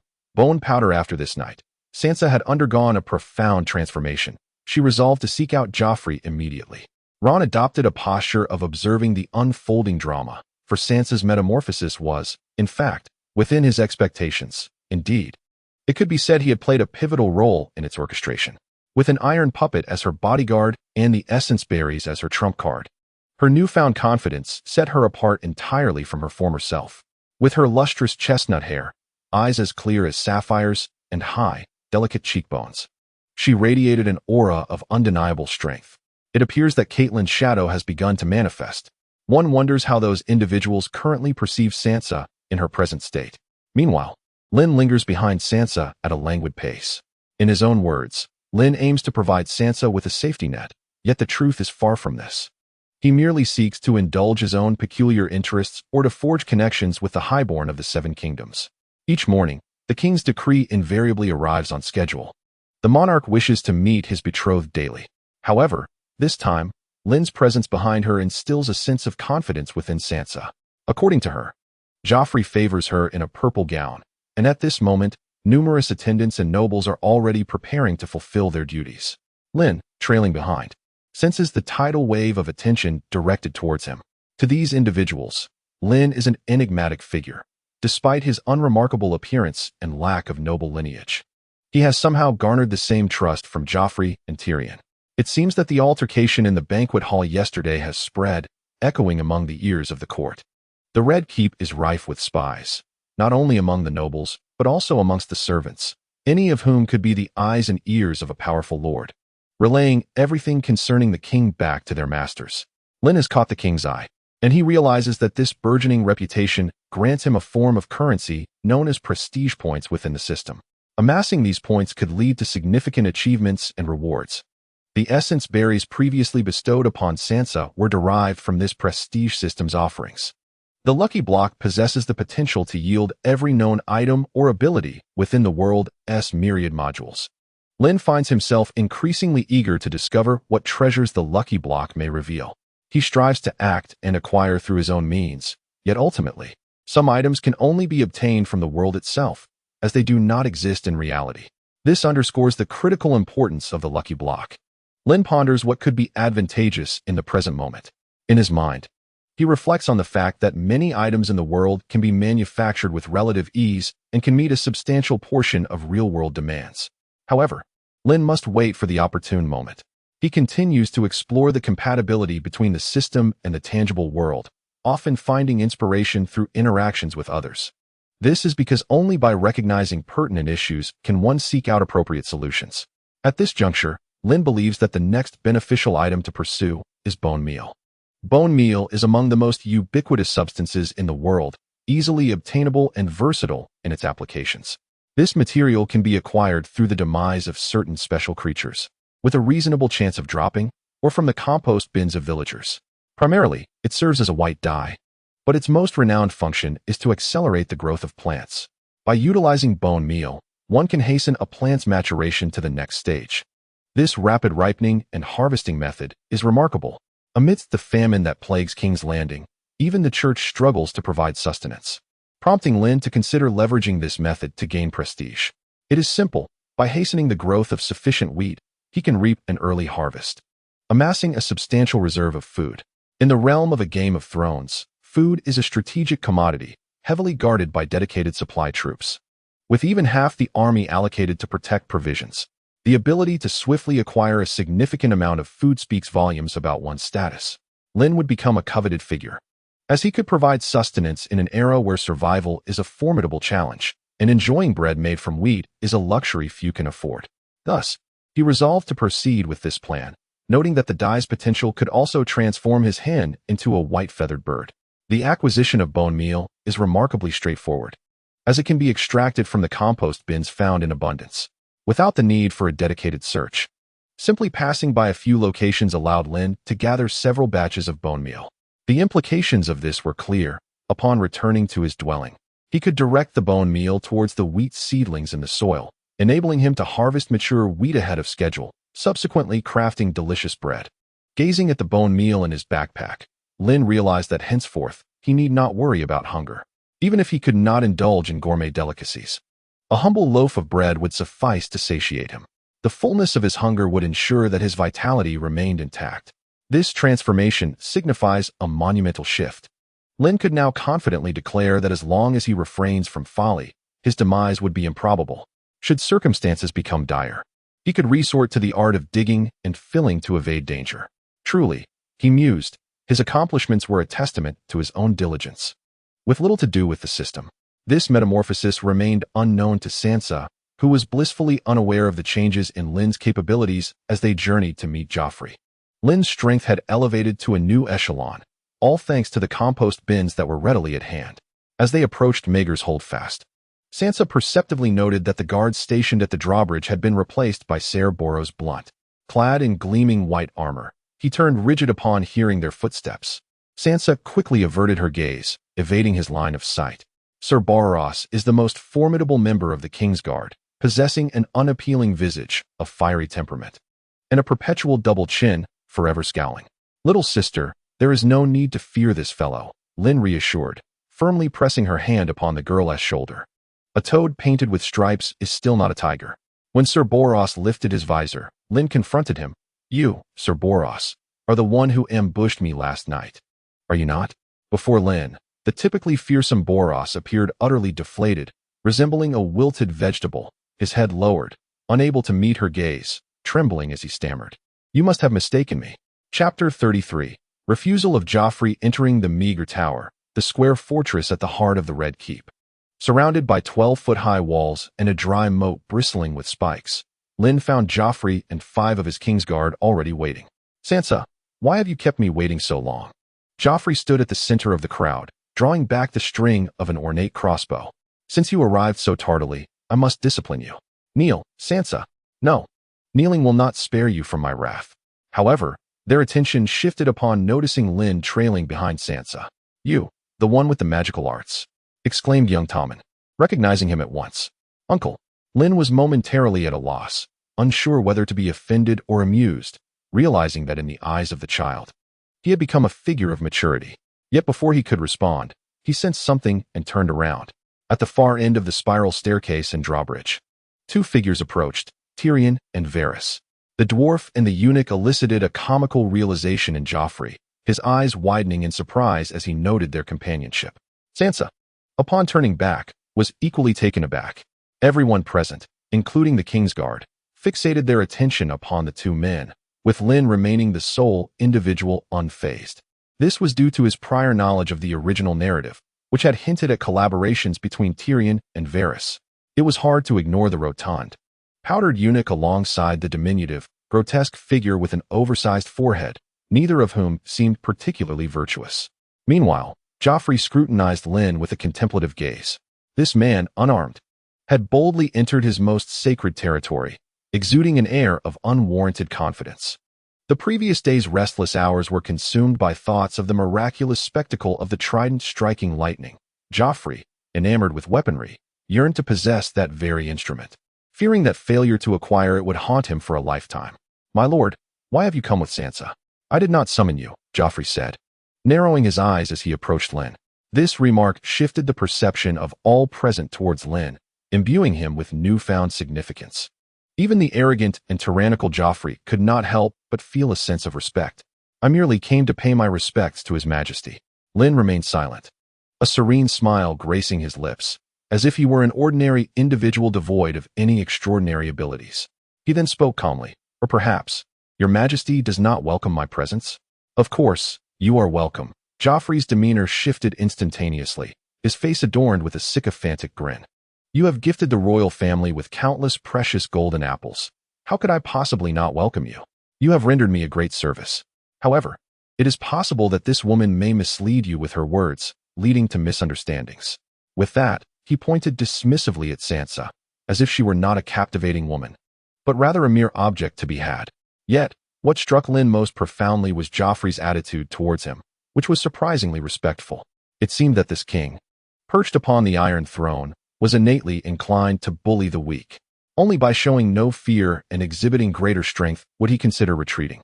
Nevertheless, it was imperative to outwardly display respect for Joffrey. Otherwise, he would resort to unscrupulous methods of retaliation, much like his own uncle.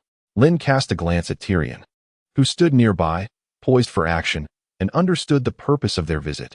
Tyrion could not abide his nephew's treatment of Sansa and was prepared to intervene.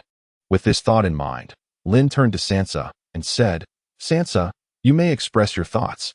Both Lord Tyrion and Lord Varys are here to assist you. I wish to speak to His Majesty and request that you refrain from allowing your guards to strike me any longer." This declaration burst forth from Sansa like a thunderclap. Unsurprisingly, Joffrey's complexion shifted dramatically, alternating between shades of green and white, ultimately turning a shade reminiscent of a liver. In stark contrast, the Kingsguard behind him, Meryn, Boros, Mandon, and Preston, exhibited no shame for their brutal treatment of the girl. Their actions blatantly contradicted the oath they had taken to protect the weak when donning their white cloaks. The only one who remained silent was Sandor Clegane, the Hound. Despite Joffrey's repeated demands for him to strike Sansa, Sandor refrained, instead allowing his fellow Kingsguard to carry out such deeds. Yet, Lynn discerned a flicker of guilt in Sandor's eyes. Was it because he felt powerless to defy Joffrey's orders in order to safeguard Sansa? Observing the reactions of those present, Lynn's smile widened. "Lady Sansa," Varys interjected at that moment, "adorned in vibrant, fine silk, both your father and brother are traitors. It is a mercy that the king has not condemned you to death." Indeed, Joffrey nodded in agreement, his resonance with Varys's words evident. Sansa, after a prolonged silence, raised her head with newfound determination. "Your Majesty, in the presence of the late King Robert Baratheon, I have entered into a sacred union, thus making me your lawful betrothed. In light of this, should you wish to execute me, you are free to do so." A brief silence enveloped the scene following Sansa's words. "What do you mean?" Joffrey seemed to take offense, his eyes glinting with sharp disdain. "I am punishing you." Sansa, however, wore a countenance of disappointment. The golden hair, the fine silk garments, and the exquisite visage that had once captivated her were merely superficial. Beneath the surface, decay had set in beyond repair. Just as Joffrey was about to storm towards Sansa to strike her, a swift motion, imperceptible to the spectators, revealed that Lysa had intervened, seizing one of Joffrey's hands and pulling him back. "Your Majesty, please allow Miss Sansa to finish." "You." Joffrey twisted his head, seemingly attempting to resist, but was suddenly beset by a dizzying sensation, retreating along the path he had come. This maneuver was so rapid that others could not discern its method. Even Sandor had failed to grasp it.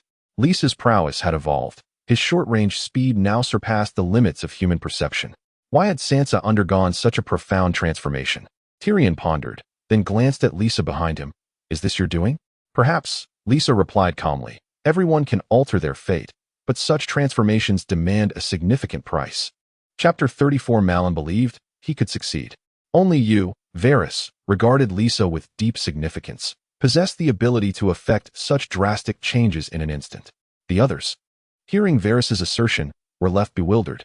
Lacking the same intelligence network as Varys, they could not reach such decisive conclusions. At this moment, Joffrey's eyes gleamed. He adjusted his attire and scrutinized Lysa intently. As you can see, Sansa lifted her gaze, her face radiating confidence as she met Joffrey's eyes directly. I am not your beast of burden, and I shall no longer endure such indignities. You dare not kill me because I still hold value."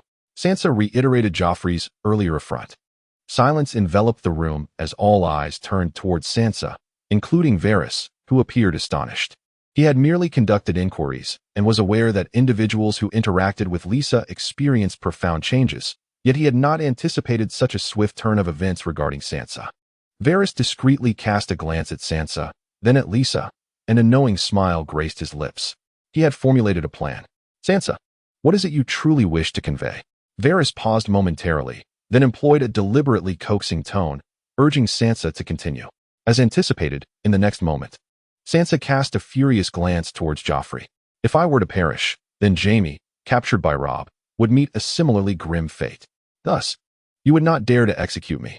A resolute yet determined expression graced Sansa's face, declaring that your henchmen may strike me, yet this only serves to affirm your cowardice. In the north, my father instilled in me that every lord who pronounces a death sentence must personally deliver the fatal blow and listen to the condemned's final words. Therefore, if you are indeed a man, then come and strike me yourself. Her words flowed forth like a rapid barrage, and it was evident to all that Sansa was no longer the timid girl she once was. "My lady Sansa, you are mistaken," Varys replied calmly. "The king is the ruler of the 7 kingdoms. If he were to personally attend to every matter, there would be an endless multitude of tasks each day. Moreover, His Majesty did not strike you without reason. He is punishing you for your transgressions." Sansa scoffed disdainfully. She had seen through the hypocrisy and arrogance of her interlocutor. Recalling how she had once genuinely believed the deceitful words of such individuals and had even penned letters of capitulation to Robb and her mother, made her feel nauseated. However, she had transformed since then. "It appears you are still unconvinced," Varys continued.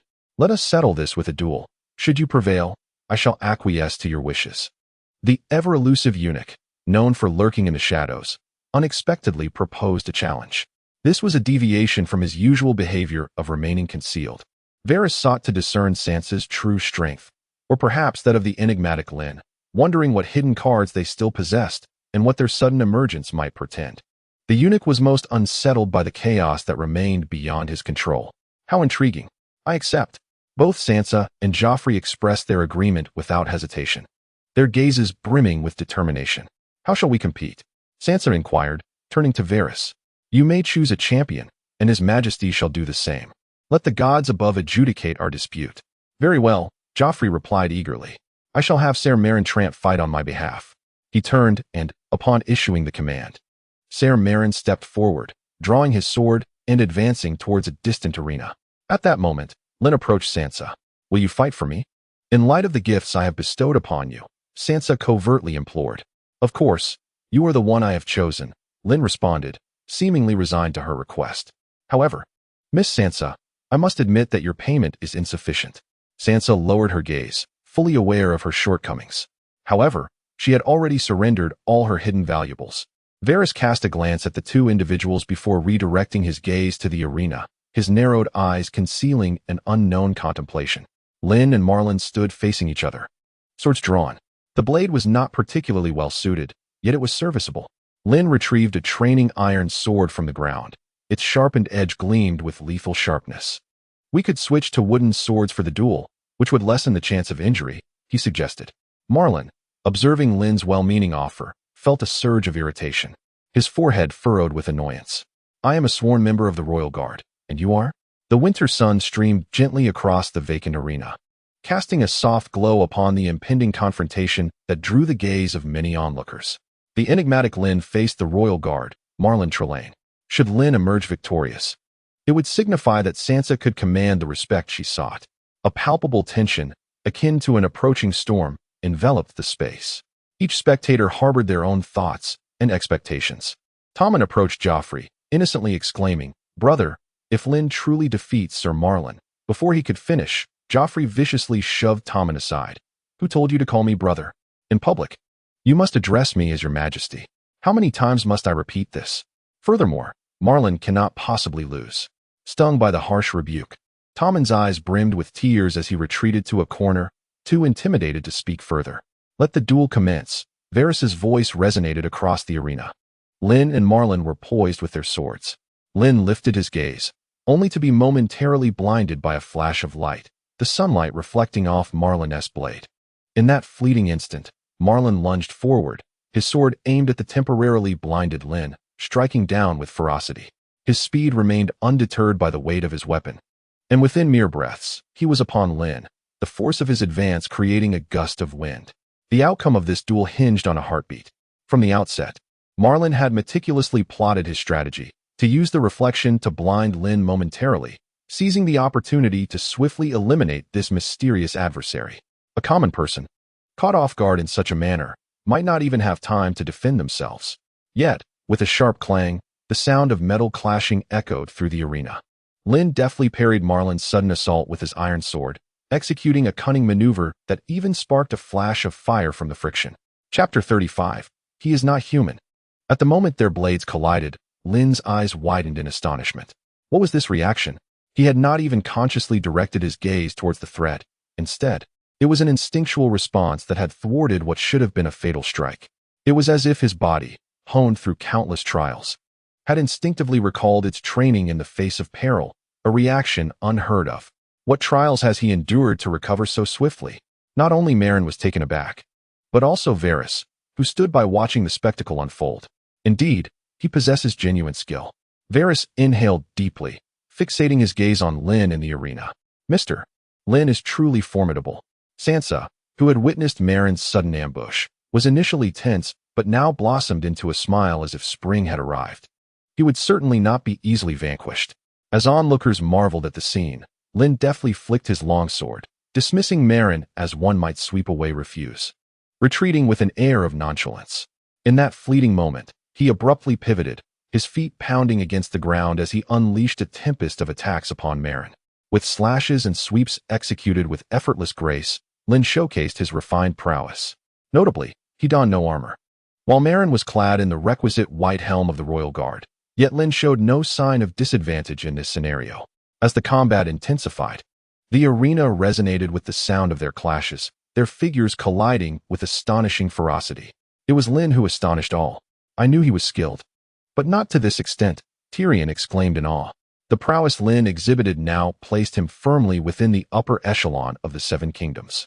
Moreover, one must not overlook the peculiar knowledge residing in Lynn's mind, for his primary vocation is that of a sorcerer. My focus, as he articulated, has always been on swordsmanship practice. Lynn spoke in a calm, measured tone, as if sharing wisdom. One cannot solely delve into alchemical studies without robust martial prowess for protection. Thus it is, Tyrion pondered, understanding now why Boros had previously complained about Lynn's incessant requests for sparring. The true measure of skill reveals itself upon entering the fray. Lynn's swordsmanship, including his footwork, displayed an extraordinary harmony, each movement seemingly dedicated to the art of the sword. Surely, there must be more to it. Having overheard their discourse, Varys remained vigilant. According to intelligence he had gathered from Boros days prior, it was inconceivable that Sir Boros would be so intimidated by mere swordsmanship. Although Lynn's current capabilities were indeed terrifying, his performance resembled that of a seasoned veteran who had dedicated decades to the craft. Every maneuver was executed with impeccable precision and control. Such mastery could not be achieved without decades of experience. Meryn, who faced Lynn, understood this all too well. Under the relentless barrage of Lynn's attacks, he found himself struggling to defend, yet he hesitated to concede easily, for his king, Joffrey, loomed behind him, watching intently. However, even in defense, he gradually found himself at a disadvantage. Lynn's sword seemed to invariably discover the vulnerabilities in his techniques and penetrate through them. Joffrey, clenching his fists, shouted, "Marlin, how long do you intend to play? Kill him now." His earlier attempt to strike Sansa had been thwarted by Lynn, which had already left him somewhat irked, and at this moment, he placed all his confidence in Marlin. Joffrey was utterly oblivious to the fact that his royal guard was increasingly struggling. While this young boy mistakenly believed Marlin was merely biding his time, toying with Lynn before finally revealing his true strength. It was truly a lamentable situation. Seemingly encouraged by Joffrey's words, Marlin's gaze sharpened, and he appeared to see an opportunity, swiftly aiming a kick at Lynn's lower body. This move was particularly devious. In ordinary sparring, such underhanded tactics were prohibited, as they could leave a lasting impact. However, Lynn twisted backward, narrowly evading the strike. Yet, This maneuver disrupted his rhythm of attack. Nevertheless, Lynn revealed a mysterious smile. He was now certain that Marlon was no match for him, as long as he desired victory. It would come swiftly and effortlessly. The previous skirmish had afforded him an unprecedented sense of exhilaration. The visceral reactions of life and death, the physical confrontations, and the parries of swordsmanship. These were sensations that could only be truly appreciated through personal experience. Moreover, given that his opponent served as the king's royal guard, he was undoubtedly one of the formidable knights of this world. Engaging in combat with such an individual was immensely beneficial for Lynn. If he truly could not prevail, he had his own trump card. On the other side, witnessing Lynn's retreat, Marlon wore a smug smile, as if to say, "Finally, you falter." Yet, Marlon remained unaware of the caliber of the entity he faced. To the denizens of this world, Lynn was nothing less than a formidable obstacle that everyone else would encounter throughout their lives. Most critically, no matter how hard they strove, they could not even perceive the vast chasm that separated them, for the disparity was simply too immense. Lynn let out a low sigh. "Alas, I merely wish to inflict a minor injury upon you, but your recent display has irked me. I have decided to end your existence." Lynn glanced at the iron sword in his hand, and then at the self-satisfied Marlon. "You must be out of your mind, boy," Marlon retorted, raising an eyebrow. "Who do you think you are? The protagonist of a novel? You think you can escape death?" Chuckling, Lynn tightened his grip on the battered longsword. "You have no idea what my true strength entails." With that, Lynn's aura shifted dramatically, causing even Joffrey to instinctively shudder. It appears that certain circumstances have undergone a transformation. Lynn has become different. He extended his hand, gripping the iron sword tightly, his two pitch-black eyes fixed intently on Marlon. Suddenly, Marlon's pupils constricted sharply, incredulously observing the advancing Lynn. Such velocity undoubtedly surpassed the limits of humanity. It was inconceivable that such a phenomenon could exist in this world. How had Lynn accomplished this? Just as he was about to speak, the words caught in his throat, for a faint red line had already appeared upon his neck. In the next moment, blood cascaded down, and his head was severed from his body. Lynn, who had executed this deed, bore an expression of chilling indifference. He was not human. Chapter 36. Sandor's desperate counterattack after Marlon's fall. Lynn, still standing in the arena, resembled a radiant sword. Amidst the gasps of astonishment from the crowd, no one noticed that the hand gripping the sword quivered slightly. Moments before, after he had slain Sir Marlon Trailon, the system had once again issued a prompt. Host reputation increased. Loading new module. Sword drawing module. Description. Do you wish to indulge in the exhilarating experience of an action game? Are you weary of the original low-pixel weapons, longing for more exquisite and distinctive armaments, powerful skills, splendid combos, and dazzling effects? Here lies everything you desire, and more. Not this one. This one doesn't count. Joffrey exclaimed madly. "Dog, go? Kill him for me." "Yes, your majesty." Clad in ash-gray armor, with half of his face marred by sores, Sandor stepped forward, his imposing figure looming before Lynn. "Boy, you possess commendable qualities. But do not mistake me for the likes of Marlon."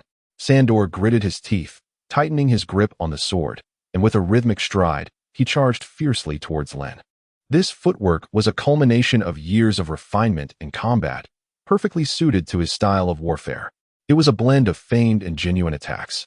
Sandor had triumphed over formidable foes from the Seven Kingdoms not solely due to his physical prowess, but also his cunning intellect. Mere courage was insufficient to forge a true warrior. He was also curious about the extent of the mysterious man's formidable power.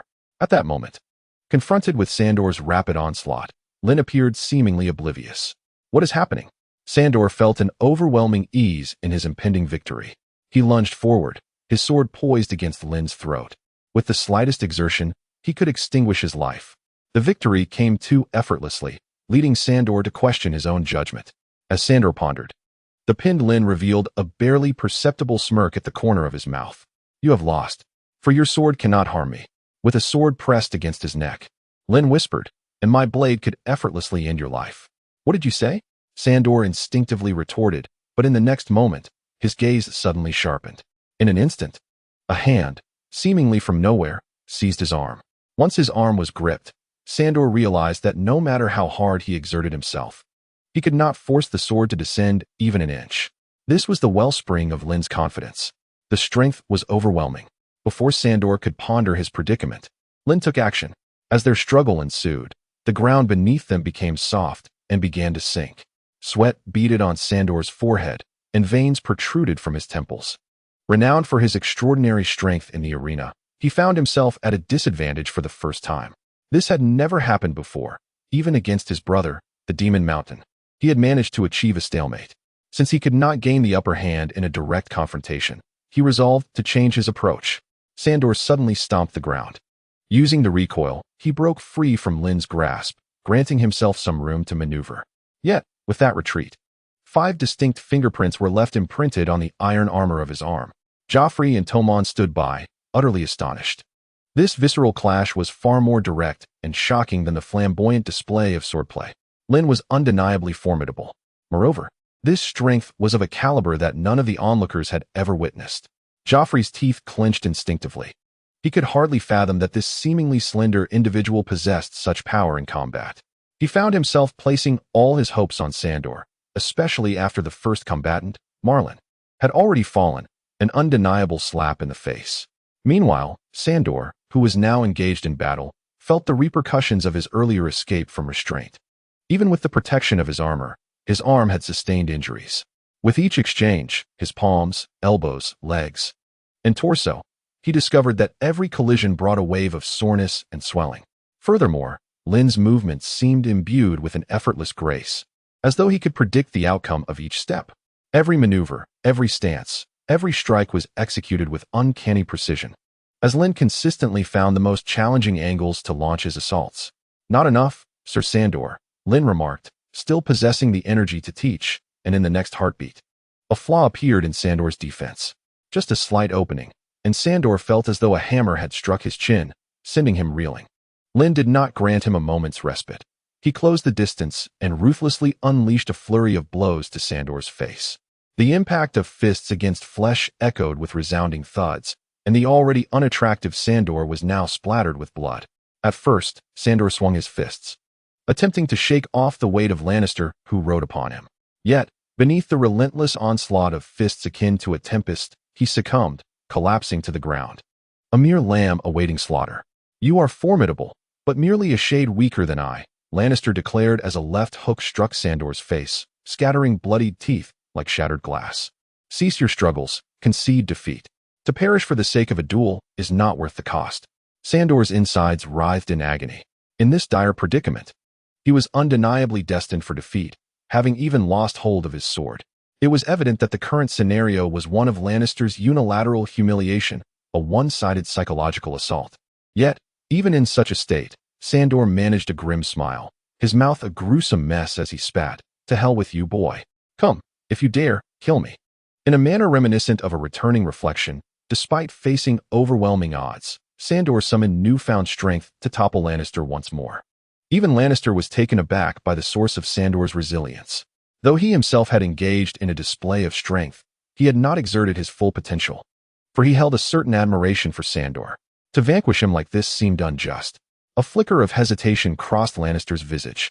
However, Sandor remained resolute, adopting a stance of mutual destruction.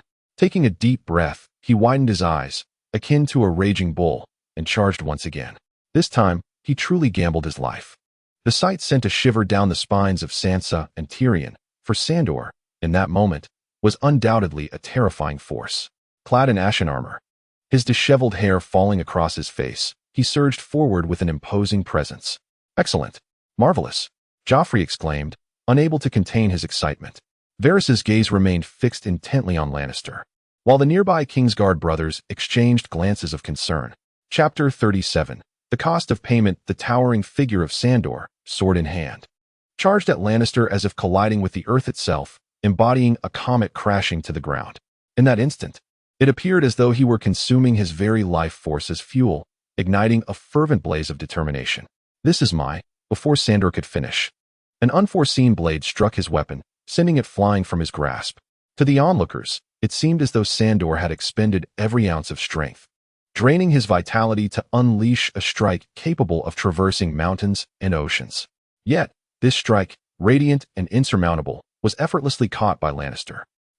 Varys's carefully composed expression abruptly shifted, while the others, overwhelmed by the tension, closed their eyes, unable to bear the pressure that had escalated to unbearable heights. In that moment, all doubts and all burdens dissipated as Lannister caught the blow with grace. Tommen opened his eyes wide. Only then did Sandor find himself suspended in midair, adopting an exceedingly peculiar posture. In stark contrast stood Lynn, his arms crossed over his chest, his expression as unperturbed as ever. Yet, in receiving Sandor's relentless assault, his demeanor remained as effortless as crushing instant noodles in a supermarket. The ability to withstand Sandor's onslaught was secondary. The more significant aspect was Lynn's remarkable composure, indicating he had yet to exert his full strength. A terrifying thought. Unfazed by the gazes of onlookers, Lynn gently exhaled and with a mere flick of his hand, sent Sandor tumbling to the center of the arena. This moment decisively marked the conclusion of their duel. Sandor, you have lost this battle. Lynn raised his hand and pointed. I concede, Sandor muttered, propping himself up with one hand, his eyes brimming with disbelief. Who exactly are you?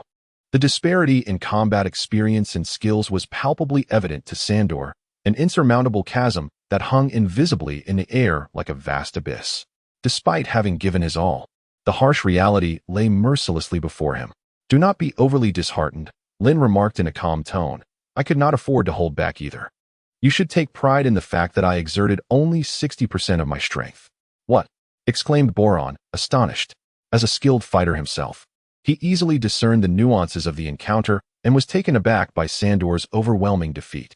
It now appeared that Lynn had indeed restrained himself during their bout. Previously, Boron had entertained the reckless notion of ambushing Lynn to seize his possessions and flee, a thought that now sent shivers down his spine. Had he proceeded with such folly, he would have surely perished. Boron lamented.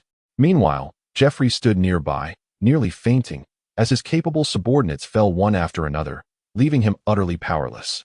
Lynn approached Sandor, helping him to his feet and brushing off the dust from his clothing, gazing into his eyes. Your combat abilities are formidable. You possess strength, experience, and judgment. Yet, regrettably, Lynn added with a resigned smile, you encountered me.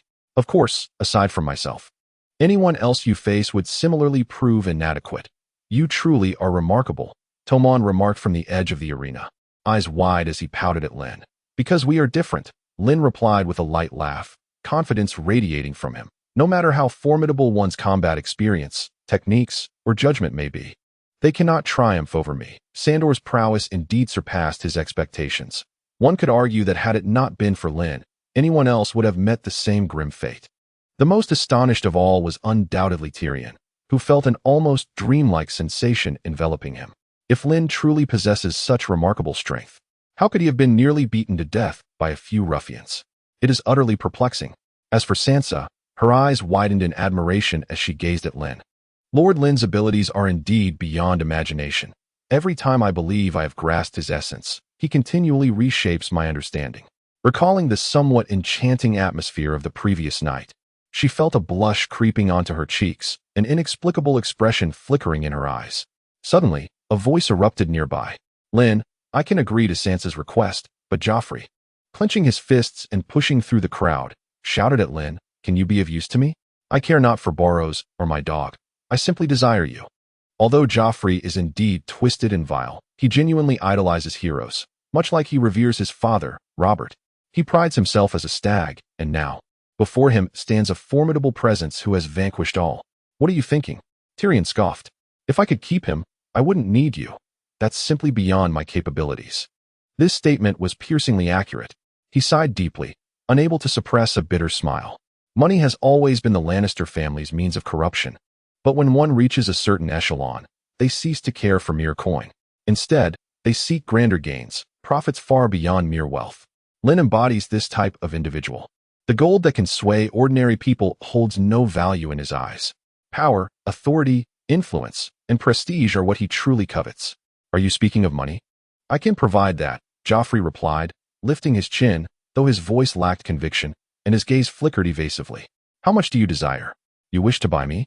Lynn responded, seemingly catching on late, lifting his chin and casually stating a figure, 100 million. 100 million? It was not only Joffrey who gasped. Tyrion beside him echoed the astonishment. This sum exceeded their expectations.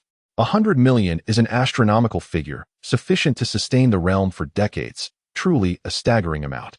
There was a hint of disbelief in Varys's eyes. Such a price was exorbitant. If one truly sought to acquire that much wealth, neither the Seven Kingdoms nor the free cities across the sea could afford it. This, in fact, was Lynn's intention. He spoke softly thus. To think one can employ others with mere gold is exceedingly simplistic. This statement underscored a truth. Bribing Lynn with golden dragons is utterly impossible. Even Tyrion understood that their relationship could only culminate in a temporary alliance, wherein Tyrion and the Iron Throne would receive what they needed from Lynn, provided they could afford the cost. Chapter 38. The Spectator Joffrey. This serves as a reminder from Lynn to them. Let them shift their focus away from mere wealth and instead gaze upon the broader horizons of opportunity. Tyrion and I have engaged in transactions. He is aware that the valuation of our dealings is determined solely by me. Lynn pointed to himself, embodying the absolute confidence of a supplier, unmatched by any other. As long as there exists no one of equal capability to replace him, no matter how unreasonable Lynn's demands may be, the counterpart must acquiesce reluctantly. This sentiment is a rare and frustrating experience for those present.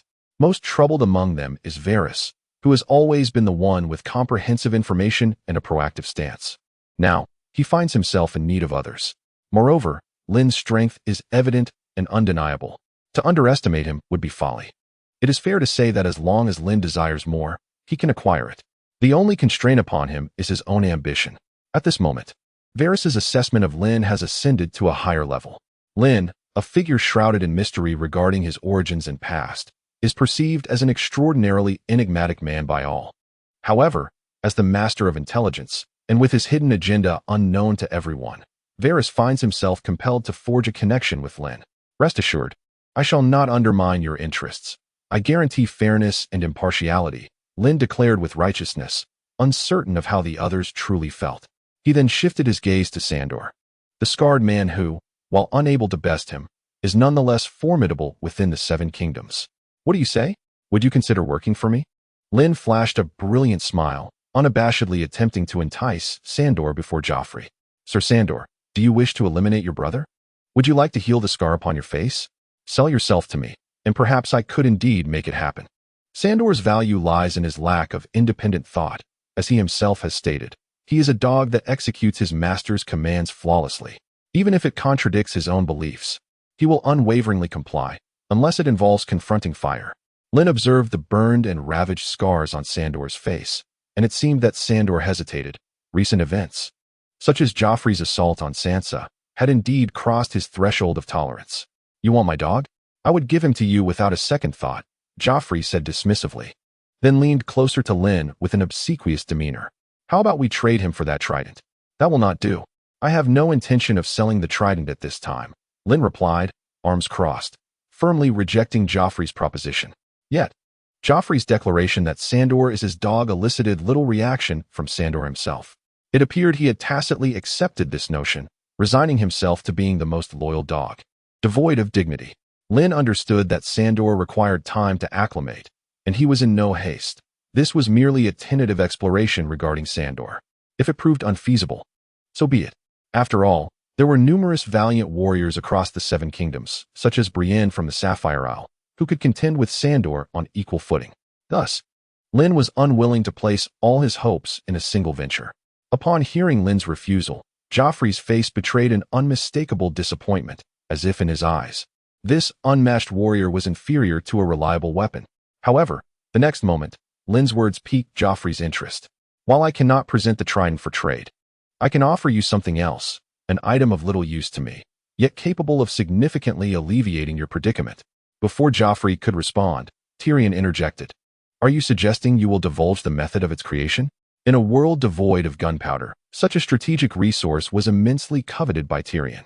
This is simply irresistible. Lynn retorted, I have already stated that disclosing the methodology will not enable you to produce it. A line of frustration appeared on Lynn's forehead as he clarified. I was referring to another substance, one that could cause wheat to mature in mere days. Indeed, Lynn was alluding to bone meal, a widely sourced yet highly beneficial product. In this world, wheat, as a staple reserve, was of utmost importance and indispensable during warfare. Presently, Lynn could offer them a method to expedite the maturation of wheat. One could only imagine the formidable enhancement this would provide to the Iron Throne's military and overall power if they mastered such a rapid crop ripening technique.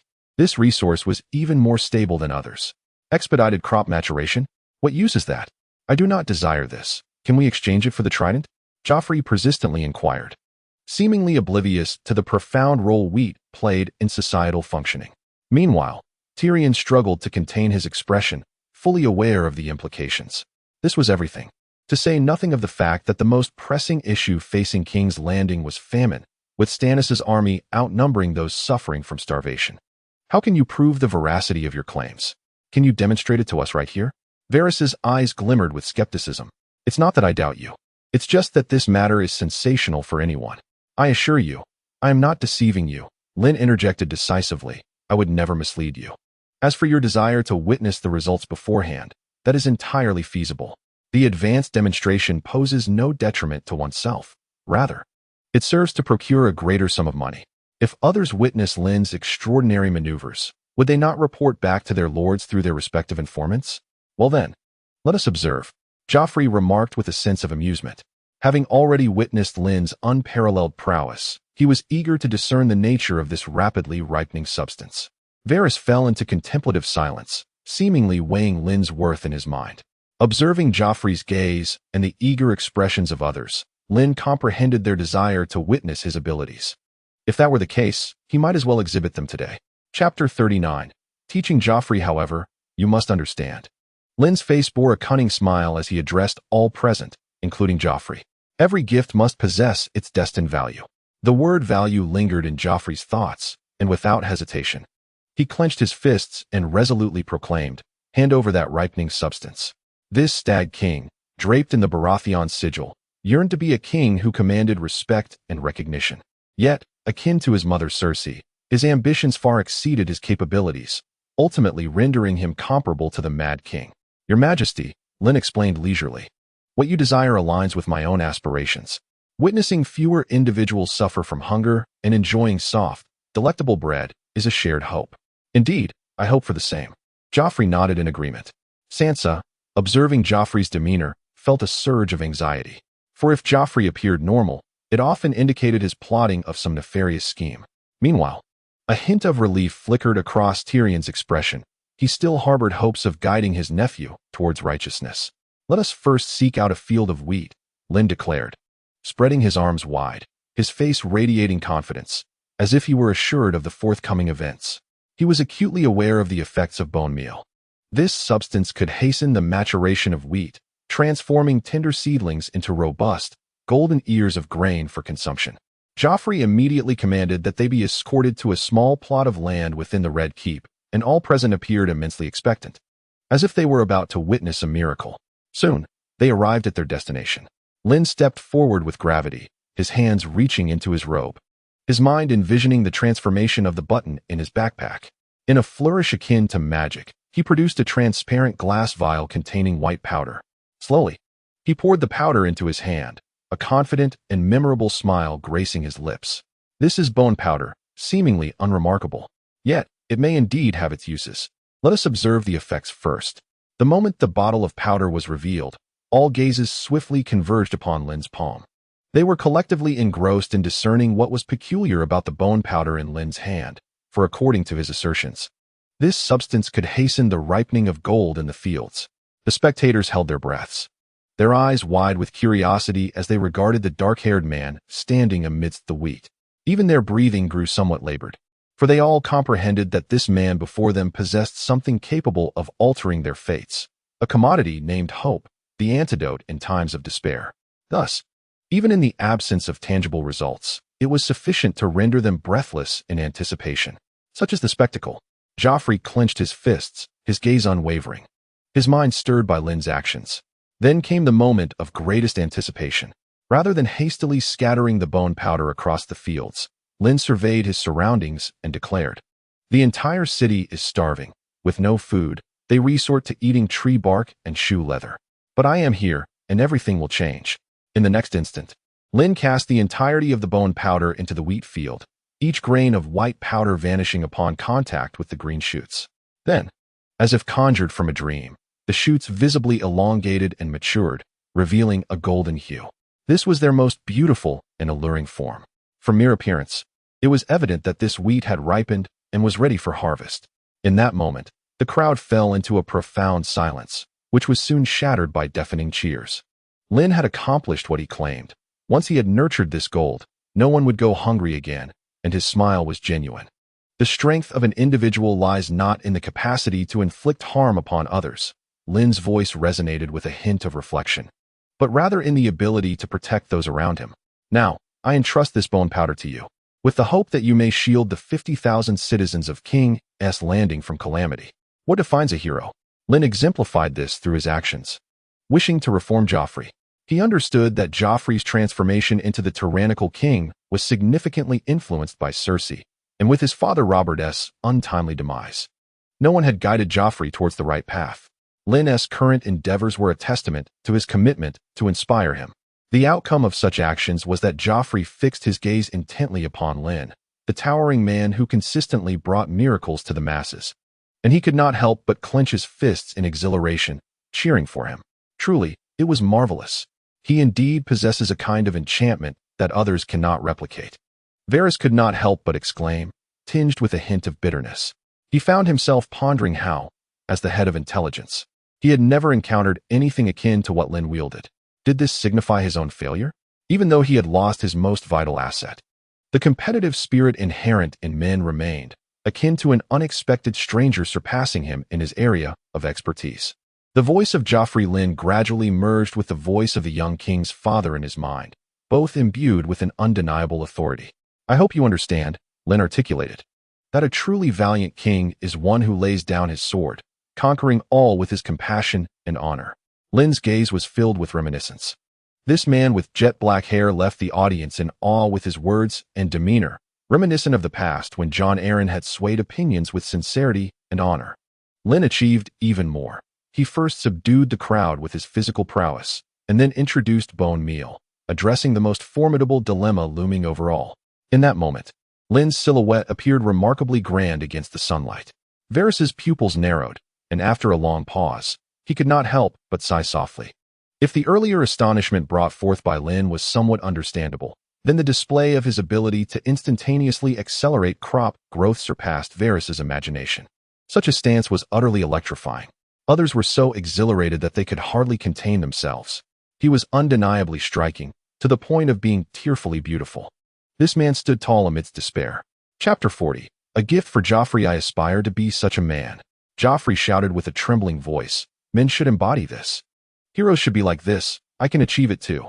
Not only Joffrey, but even Tyrion, Varys, Podrick, and even Sandor were profoundly moved by Lynn's actions. What was his ultimate aim? Such selflessness could only be the hallmark of a true hero. Having just ascended the throne and basking in the pinnacle of power, Joffrey was at an impressionable age, easily influenced. Moreover, becoming a hero revered by all was precisely what he yearned for. His greatest idol had always been his father, Robert. In that moment, Joffrey resembled a captivated kitten, completely enchanted by Lynn. Cuckoo! A sharp and resounding crow echoed nearby, as if someone had taken it upon themselves to raise a rooster amidst the tightly packed structures of the Red Keep. Lynn casually cleared his throat twice. As curious glances were cast upon him, he skillfully redirected the conversation to the appropriate topic. Since you aspire to be a hero, it is essential to comprehend what all heroes have accomplished to attain such a status. What indeed did they achieve? Joffrey scratched his head, seemingly pondering this question. They accomplished feats that others could not. How did my sister give birth to such a foolish creature? Tyrion thought to himself in exasperation. Varys remained silent, gazing thoughtfully at Lynn. Lynn smiled slightly and nodded, stating that what you perceive is merely the surface, what lies within them. As Lynn imparted his lesson, Sansa below displayed a face full of admiration. Only by achieving what others cannot can one earn the respect of others and have their deeds remembered. The true essence of their being lies in guardianship. It is only through protecting others that one can unleash their deepest potential. Lynn surveyed the individuals before him, his broad shoulders casting a tall, mysterious silhouette. It is only when one has something worthy of protection that the deepest benevolence of humanity can be awakened. And this benevolence is the greatest force. It is the source of true power. Joffrey, listening intently, felt his face flush with excitement, nodding vigorously at the points that resonated with him.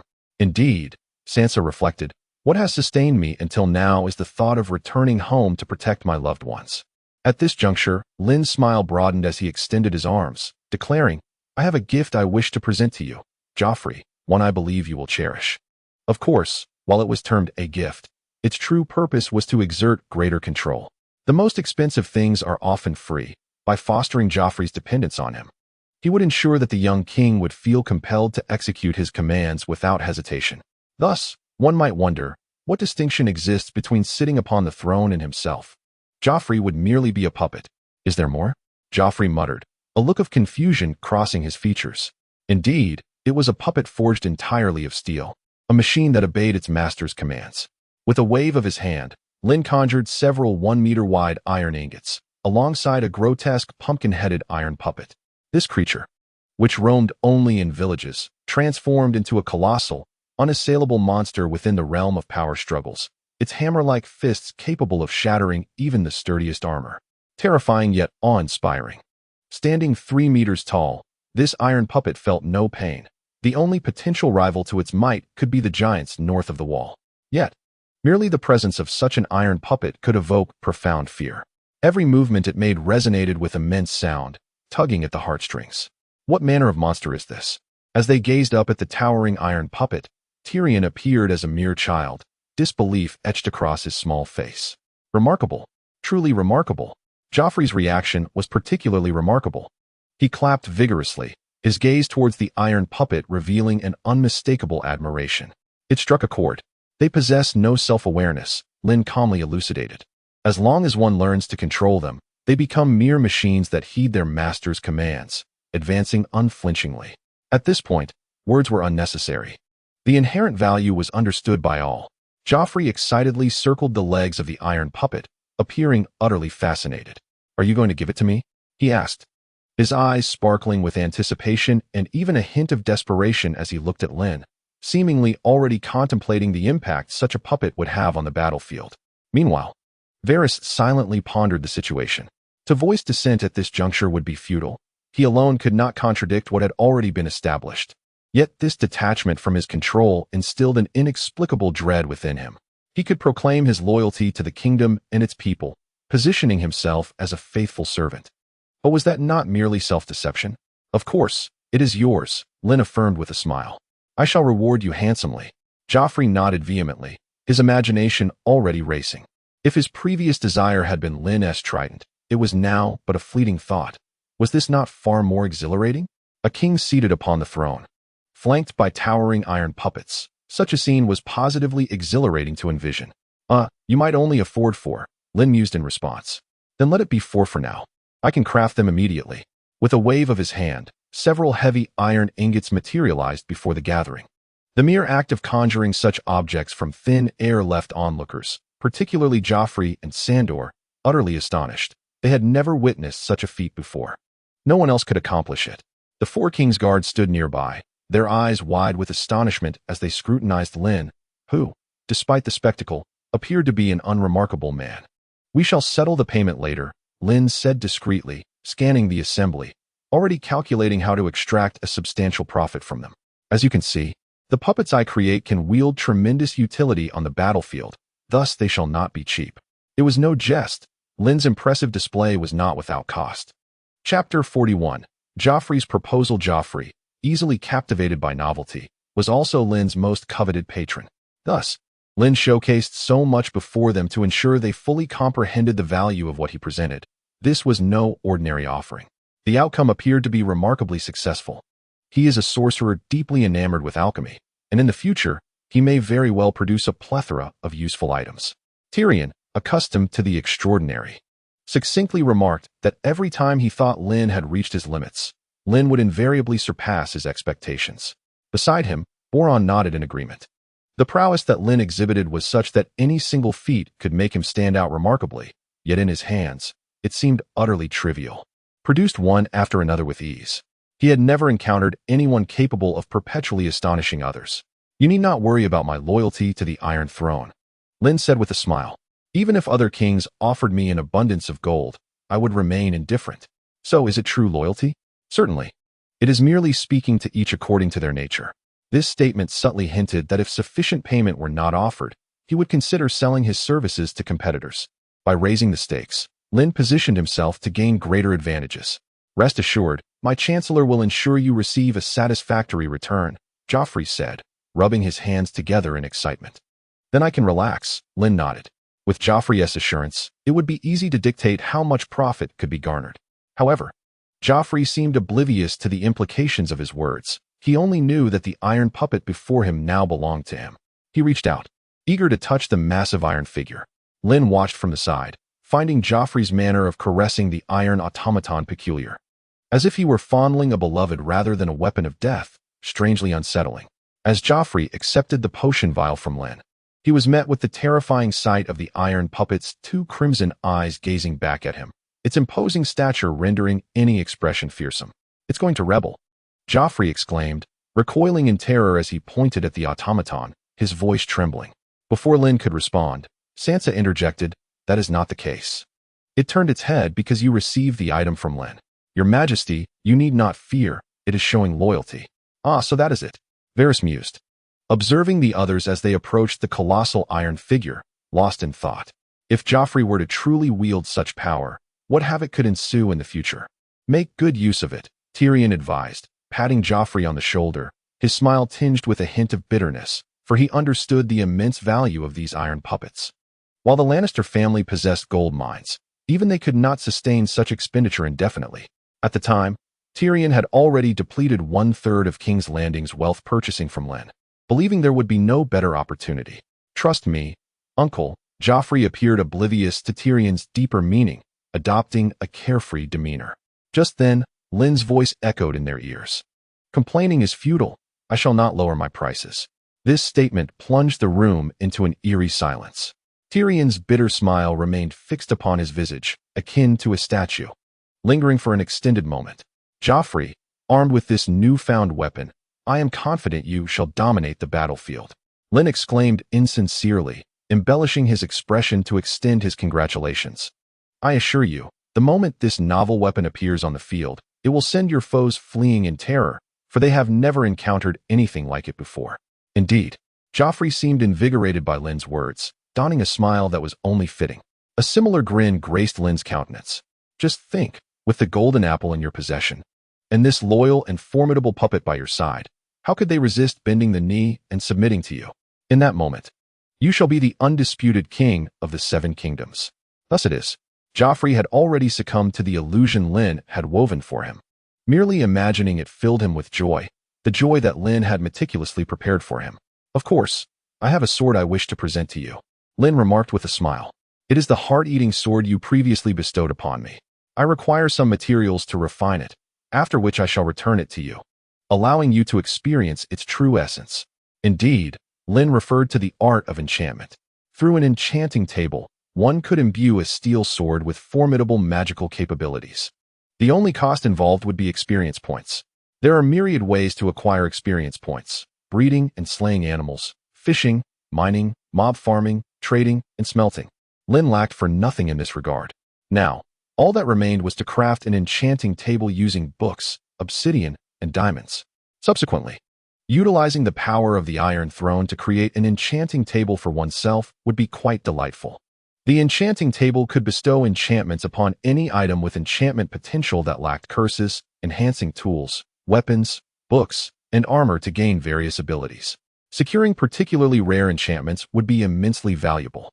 Lynn pondered the possibilities. Sharpness, durability, and protective armor enchantments were all exceedingly beneficial. There was no need for excessive luck. Now, as he retrieved bone meal and iron golems, he would delegate the task of crafting the enchanting table to the Iron Throne. This could be considered a means of utilizing another's resources for his own benefit, allowing them to work for him without compensation. Such were his thoughts. You mean to say, I need to bring back magma? Tyrion mused, his brow instinctively furrowing. Such a substance seemed rather difficult to procure. Indeed, but there are ways to accomplish it. A mysterious smile played upon Lynn's lips. Upon hearing this, Tyrion's brow fluctuated between tension and relaxation. If Lynn hinted at a solution, there must surely be a way to resolve it. Beside him, Joffrey, observing Tyrion lost in contemplation, casually remarked, if all you seek is a scalding liquid, Could the wildfire you instructed the alchemists of King's Landing to produce not suffice? This utterance seemed to unveil a new realm of possibilities, as it appeared to hold merit. Glancing at Lynn, Joffrey noted the affirmation of his theory reflected in Lynn's smile. Then let us hasten the delivery of the wildfire, Joffrey urged eagerly. Chapter 42. The birth of the enchantment table, if memory serves me right. Lynn blinked and subsequently poured a barrel of water over the wildfire brought by the guards, thus creating obsidian, the hardest stone known to history. The gathered audience watched intently, beads of sweat forming on Varys's brow. Following Lynn's instructions, they proceeded, despite never having previously encountered such a method. The combination of wildfire and water to forge a stone, referred to by Lynn as obsidian, was indeed novel. Joffrey, evidently captivated by Lynn, trusted him implicitly, believing he would not deceive them. Varys sensed the peculiar glances from others, rationalizing his own animosity toward Lynn. Surely, he mused, Lynn must have heard of similar concepts, yet whether he could actualize them remained uncertain. Joffrey nodded slightly, though the statement distinctly dampened his enthusiasm. As water cascaded slowly over the wildfire, producing a hissing sound, Sansa's face betrayed her anxiety. In that moment, her hope for Lynn's success eclipsed even his own, as he had unwittingly become the most significant person in her heart. Surely, it will work, Sansa gazed anxiously. Despite having witnessed Lynn perform various miracles, her worry persisted. I truly hope Mr. Lynn can achieve this, Joffrey exclaimed, his eyes wide with anticipation. Tyrion's expression was one of contemplation as he reflected, I once shared your sentiments.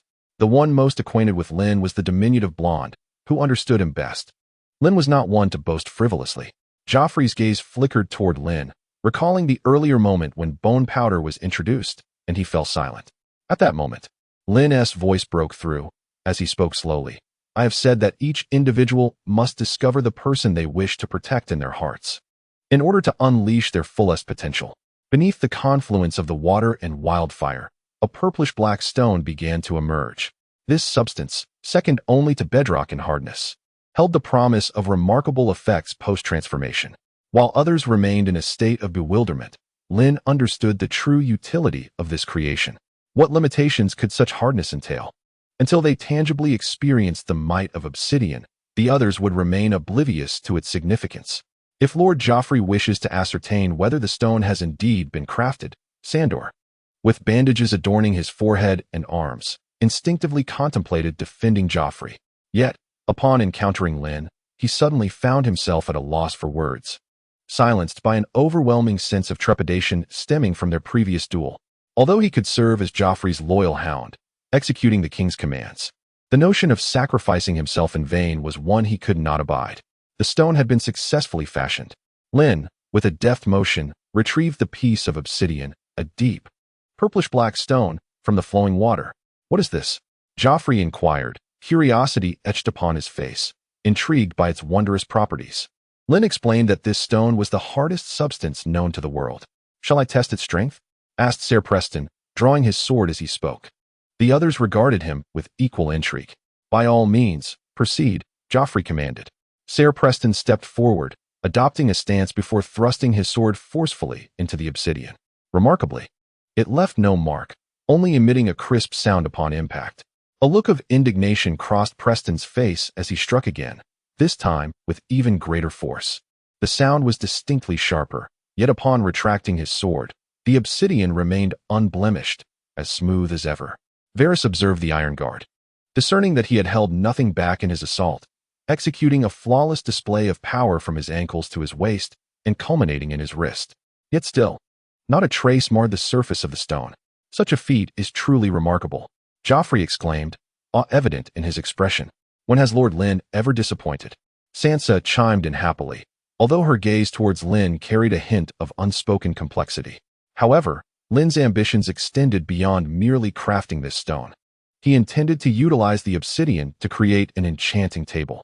From his side, he produced the workbench that had accompanied him from the outset, placing the prepared obsidian, diamonds, and a tome within.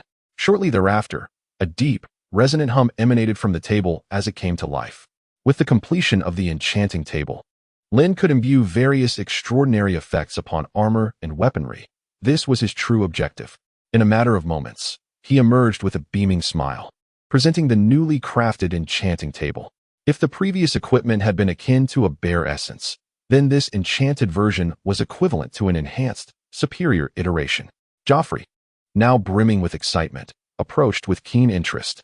"What purpose does it serve?" he exclaimed, bounding forth and even leaping over Lynn to reach out towards the enchanting table. Lynn felt a twitch at the corner of his eye. Fortunately, Joffrey merely reached out as if to touch, but quickly withdrew his hand. It appeared he was aware that certain things should not be trifled with. An inadvertent encounter with the wrong object could lead to disastrous consequences. As many things are fraught with peril, Lynn exhaled in relief. Had Joffrey developed an interest in the enchantment table? What would he do if he beseeched Lynn to create one for him? Equally captivated were Tyrion and Varys, while Sansa and Tommen found themselves similarly entranced. Upon the purple-black stone lay a tome, with azure orbs of light floating above it. Dubbed the enchantment table, it promised a myriad of wondrous effects to bestow upon armaments, each effect imbued with significant enhancements. Varys' expression grew increasingly grave. If, as Lynn suggested, efficiency, precise gathering, and durability could all be achieved, even mundane equipment could attain extraordinary capabilities. Accepting the sword Joffrey handed him, Lynn promptly placed it upon the enchantment table without hesitation. Joffrey beamed with delight, for, as Lynn indicated, enchantment could now be performed, yielding tangible enhancements. Subsequently, Joffrey held his breath, eagerly anticipating the unfolding scene. In Chapter 43, Loyalty to the Kingdom, Mr. Lynn. Joffrey swallowed hard, his voice trembling. "How does this enchantment table function?" "You wouldn't comprehend even if I explained," Lynn replied casually. "It involves something called experience points." Tyrion could not suppress a sharp intake of breath. Experience? Did he think this was some sort of game? Why not mention levels instead? Is it merely a matter of uttering some mystical phrases to enchant ordinary equipment? Tyrion instinctively wished to retort, yet he swiftly silenced himself, mindful of the repercussions. Lynn had already dealt him enough humiliation in recent days. "What do you mean by experience points?" Joffrey inquired, his ignorance palpable. He was filled with curiosity regarding Lynn's novel concepts and ideas, entirely led by Lynn's narrative. It would be futile to explain. "I alone possess the experience," Lynn assured as he patted Joffrey's shoulder. "I can acquire experience through hunting, fishing, and breeding animals, but you cannot." Joffrey nodded vacantly, feeling no solace whatsoever, as he understood not a single word Lynn uttered. With his vastly disparate experiences, it was absurd to think Joffrey could grasp any of it. Was Lynn perhaps from another world? Varys seemed to grasp something, though the conjecture was highly implausible and absurd, yet under the weight of various absurd deductions, it had become the only viable explanation. From the agile yet remarkably resilient armor to the bone powder and enchanting table, each item represented a marvel exclusively within Lynn's grasp, an unparalleled strength unknown to others. The allure was undeniable, though the explanation of the experience remained elusive. Characters such as Joffrey and Sansa were swept up in excitement. At their tender age, children are naturally drawn to the extraordinary and the powerful. After dismissing the first two options in his mind, Lynn opted for the third, enchantment. In an instant, a shimmering blue aura enveloped the ordinary iron sword. Enchantment successful, piercing, and repulsion. These newfound skills would allow the iron sword to penetrate inadequately sturdy objects, with a certain probability of inflicting a repulsion effect. This enchantment was the most fundamental, yet enabled the sword to stand out among a plethora of weapons, compensating for its mundane materials. "Are you saying this equates to an additional ability?" Joffrey exclaimed, his face alight with enthusiasm upon grasping the meaning of Lynn's enchantment. "Mr. Lynn, what kind of ability does it possess?" Varys inquired eagerly. "Allow me to see." Joffrey could no longer restrain himself and reached for the enchanted iron sword, his eyes filled with uncontainable excitement. In that fleeting moment, he perceived a heftier blade, his muscles instinctively tensing. Varys cast a curious glance, leaning in closer, while Tyrion also took a few steps forward, intrigue etched on his face. It truly felt different. The power seemed to swell. "I can sense the strength concealed within this sword," Joffrey solemnly articulated, mimicking swordplay as he moved his feet in rhythm. Indeed, Lynn's timely explanation resonated. The enchanting table conferred both repulsion and piercing effects, enabling the sword to breach an opponent's armor more easily, while amplifying its offensive capabilities. If wielded by a warrior, it could unleash formidable potential. In the realm of the Game of Thrones, numerous powerful weapons exist to harness the wielder's full might, such as those forged from Valyrian steel or enchanted by the Lord of Light. Yet, Lynn required no convoluted rituals, with merely a modicum of experience points. He could bestow the weapon with extraordinary effects. Such a miracle, Varys exclaimed in genuine admiration. In the life-and-death skirmishes of battle, a superior weapon can yield tremendous advantages. Sandor nodded in deep agreement. On the battlefield, ambushes, backstabs, and a myriad of cunning tactics are employed, all aimed at physically eliminating adversaries. Undoubtedly, a powerful tool enhances the user's chances of survival significantly. Is that so? Joffrey nodded, excitement radiating from him. They extolled the virtues of the Heart-Eater's sword, and Joffrey felt as though he were being praised himself. He took a moment to find balance within, then let out a long sigh. The prospect of someone wielding a weapon superior to his own was one he found utterly distasteful. However, as long as Lynn remained alive, the possibility of crafting a weapon more potent than the Heart-Eater enchantment lingered. Upon realizing this, a flicker of discontent stirred within Joffrey. The enchantment table's capabilities extended far beyond what was immediately apparent. These were merely the simplest of enchantments. Lynn would undoubtedly seize the finest educational opportunities, and with further preparation, he might discover the most formidable enchantment among many, forging an unparalleled weapon, crafting the strongest. This was Lynn's ultimate aspiration. This sentiment was new to Tyrion and Varys, yet it now resonated with a deeper understanding. The multitude of incredible items, the indomitable purple-black stone, were these not testaments to Lynn's prowess? What is the most powerful effect? Tyrion could not help but inquire of Lynn. I do not know, Lynn replied, a confident smile gracing his face. In my world, there is no such thing as the strongest, for I am constantly evolving into a more formidable being. This statement left Sandor beside him in silence. He had once been an optimist about the world, yet from childhood, he had faced relentless adversity. Even his parents had met untimely, inexplicable deaths.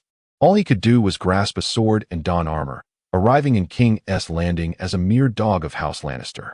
Initially, he intended to numb himself to the tragedies of the world, but all of that changed when he beheld Sansa. This beautiful girl.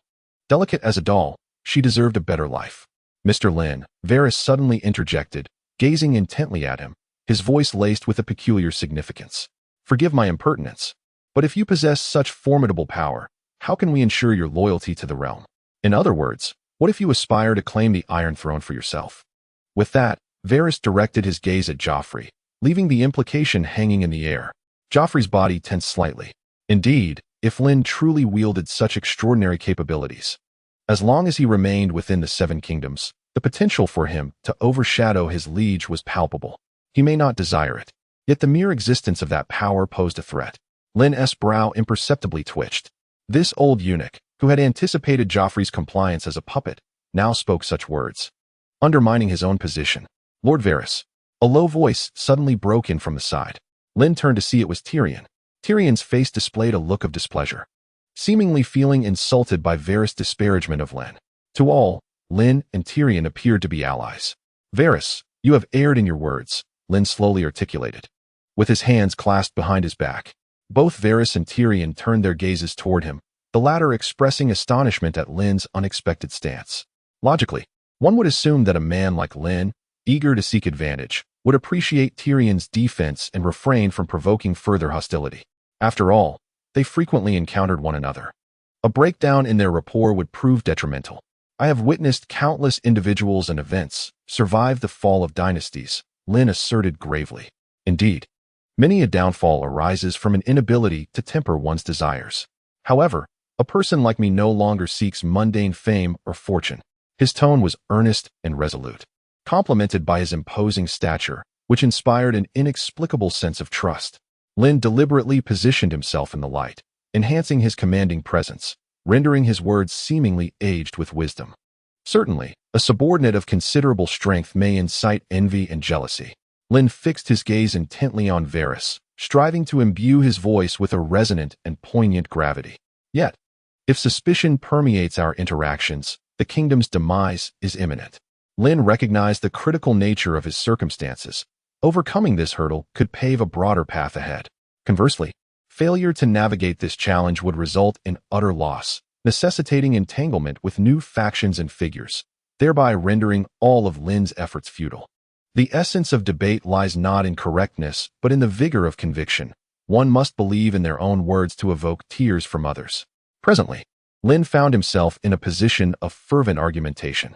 Despite his few interventions, each left a profound impression, as he accomplished feats previously deemed impossible. Tyrion, who understood Lynn best, recognized the context in which these words were spoken. "I have stated this before," Tyrion remarked, a knowing expression gracing his face as he pointed a finger at Varys.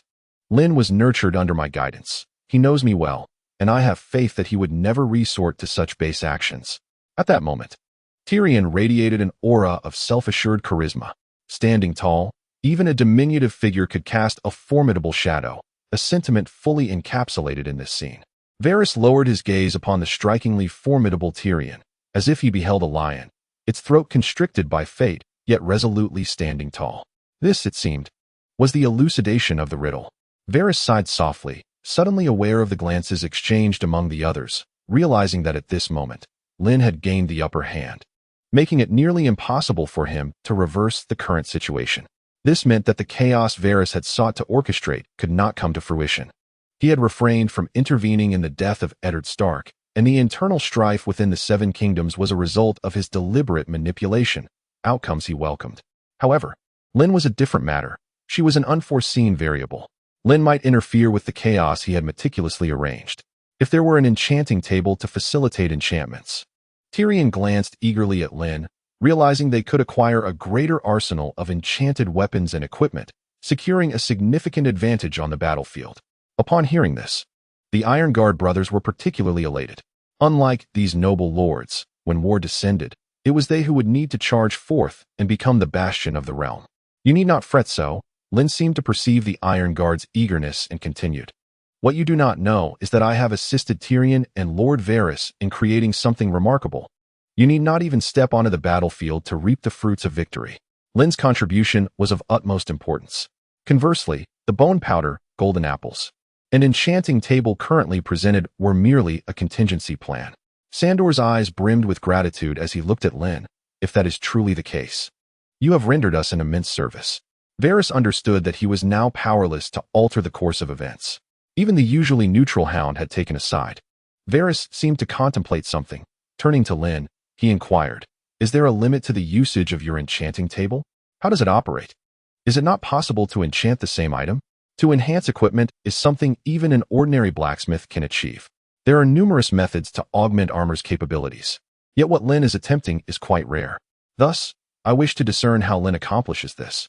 At this moment, Lynn stood poised, Varys' inquiry providing him with a fortuitous opportunity. The use of the enchanting table is straightforward, and its effects are not singular. Lynn produced a carefully prepared response. "For me, the cost is acceptable. However, unfortunately, you are unable to utilize it. This is the advantage conferred by the system. The abilities acquired by a human through conventional means pale in comparison to those of a player with extraordinary capabilities, almost as if they existed in entirely different realms. Even for an ordinary individual, this could be considered a dimensional blow. The system perceives the entire realm of the Game of Thrones as a general existence." Through Lynn's introduction, others came to understand that enchanting is not a feat achievable by just anyone. It is an exceedingly challenging endeavor. "Mr. Lynn, could you enchant the armor and iron swords for us?" Joffrey inquired eagerly, seemingly struck by an idea. It would be splendid if the iron swords could possess that effect known as sharpness. The sharpness enchantment, presumably, was what Joffrey deemed the most effective enhancement for swords.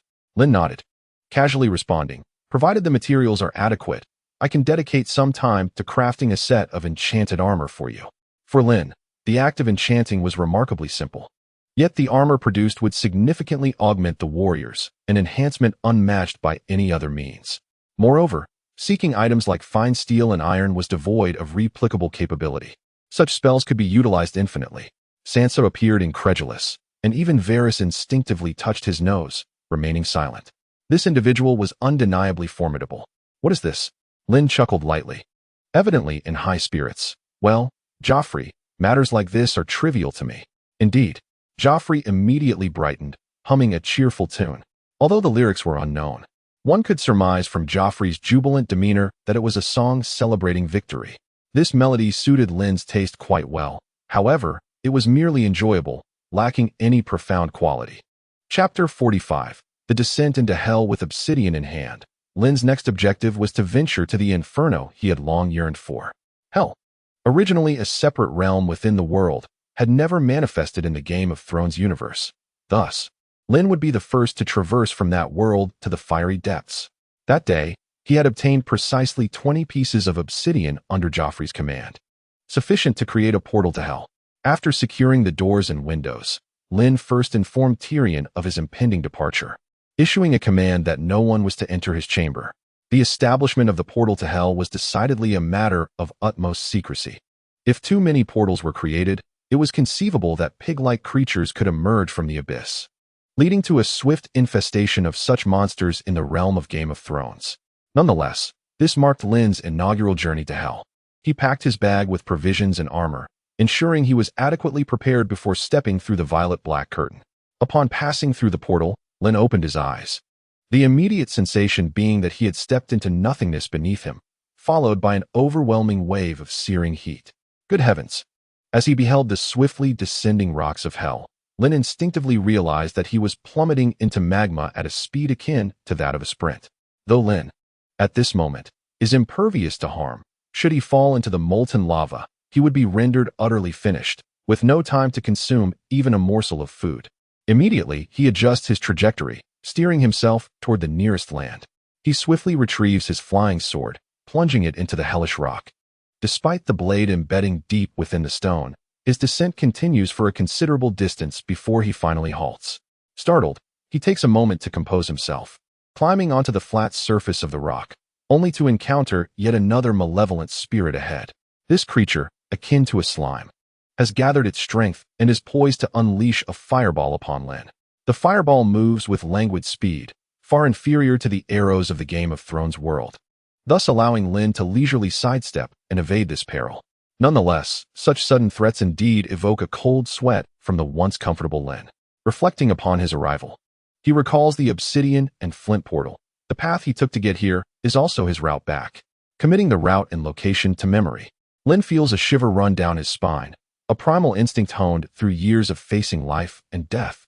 In an instant, he opens his palm and clenches it tightly. Turning to glance back, he spots a skeleton archer standing upon the soul sand. Such physical attacks are far less likely to inflict harm upon him compared to fireballs. And thus, Lynn feels little trepidation towards the cold arrows shot by the skeletal marksman, provided he remains vigilant and avoids stepping unwittingly into the lava.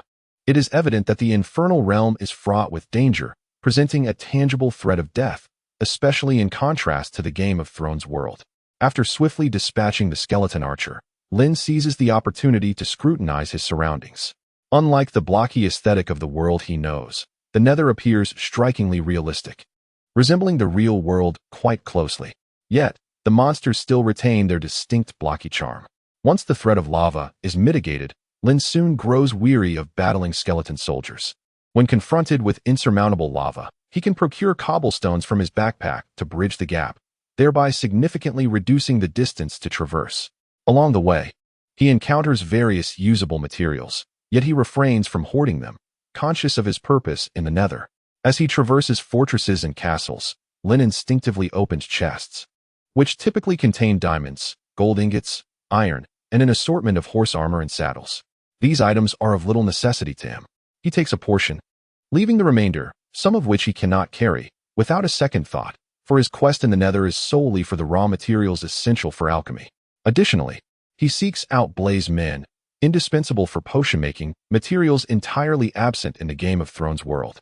With a swift stroke, Lynn mercilessly cleaves into the blaze man, emanating a palpable aura of searing wrath as they patrol their territory for unknown purposes. The armored creature, surprisingly, presented itself as a source of nourishment. Consequently, Lynn devoted considerable effort to the task at hand.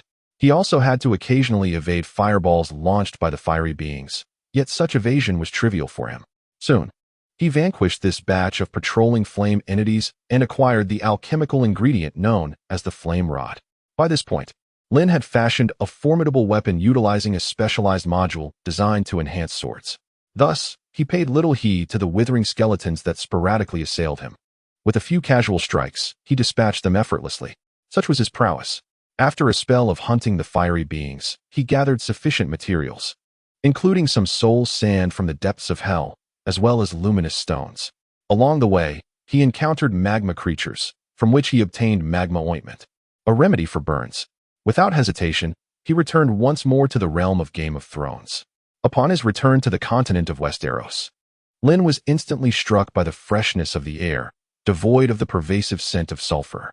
Once in his chamber, he felt a wave of relief upon seeing that all was in order at home, a testament to Tyrion's trustworthiness in safeguarding his quarters from intruders.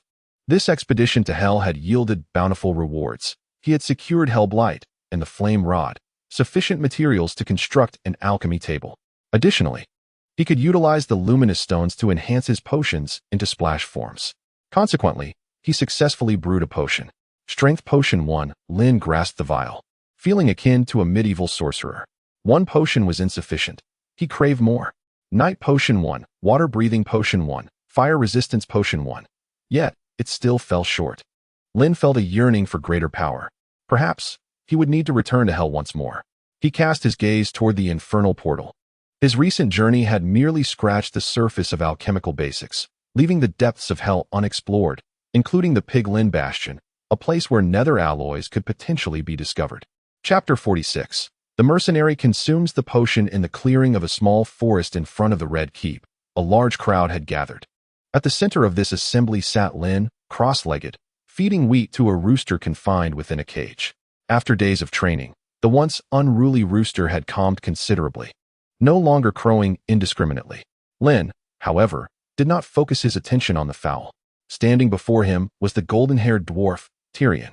As one not of this world, Lynn understood that to wield the powers bestowed upon him by the system effectively, he needed to maintain a continuous source of formidable strength. Now, what Lynn has presented is the fruit of his journey through hell, a potion crafted from fire sticks and hellish warts. Observing the expression on Tyrion's face, Lynn's mind raced with thoughts. To convince Tyrion of the potion's efficacy, mere words would not suffice. Such claims would only invite skepticism. To gain his trust, Lynn needed substantial evidence, specifically, a willing participant to consume the potion, allowing for a comparison of results to demonstrate its potency. Thus, the test subject Tyrion procured was Borlin. Lynn glanced at Borlin, the mercenary clad in iron, seated on a wooden stool, scrutinizing Lynn with a skeptical glare. After all, it was he who would ingest the potion. Anyone would hesitate before drinking an unverified concoction. Borlin raised his gaze, holding the small vial, questioning whether it could be lethal. Lynn handed him the first vial, and as Borlin beheld the deep blue liquid within, his heart raced with apprehension. This potion enhances strength, Lynn explained with a smile. Once consumed, it grants you 15-fold your usual might. Drink 2 vials, and you will double your strength in a short span. Is such a marvel truly possible? Borlin gasped, his face a mask of incredulity. Indeed, Lynn affirmed gravely. This is merely the beginning. I will concoct more potions in the future. The strength potion is among the simplest, yet most effective, ideal for warriors. In the heat of battle, every advantage can dramatically alter the outcome, and suddenly consuming a strength potion could turn the tide. I trust you. I bear you no ill will, so you should not wish me harm, Borlin replied, and promptly swallowed the potion, awaiting its effects in silence. Before long, he was pleasantly surprised to feel a warm surge coursing through his muscles, flowing toward his fists, igniting an instinctive urge to unleash his newfound power. This sensation was pure strength, and Borlin closed his eyes to savor it. Meanwhile, Tyrion observed Borlin intently. According to Lynn, the strength potion was but one of several elixirs prepared for this occasion. Are there others? Tyrion inquired, noting Borlin's evident transformation, confirming that the potion had indeed proven effective. Certainly, Lynn replied. I have prepared 3 different potions for this trial. He glanced at his backpack. Due to time constraints, I could only craft the simplest variations. Are there potions with even greater effects? Tyrion asked, a hint of anxious anticipation creeping into his voice. In his estimation, a potion capable of enhancing a soldier's strength would be invaluable in any circumstance. As I have previously mentioned, the strength potion is merely the simplest concoction among the various elixirs I have yet to unveil. Lynn spread his hands, revealing potions that could diminish an opponent's speed, ensnare them in a gradual decay leading to death, and enhance luck through a fortuitous elixir. I merely require additional time to study the art of crafting each one meticulously.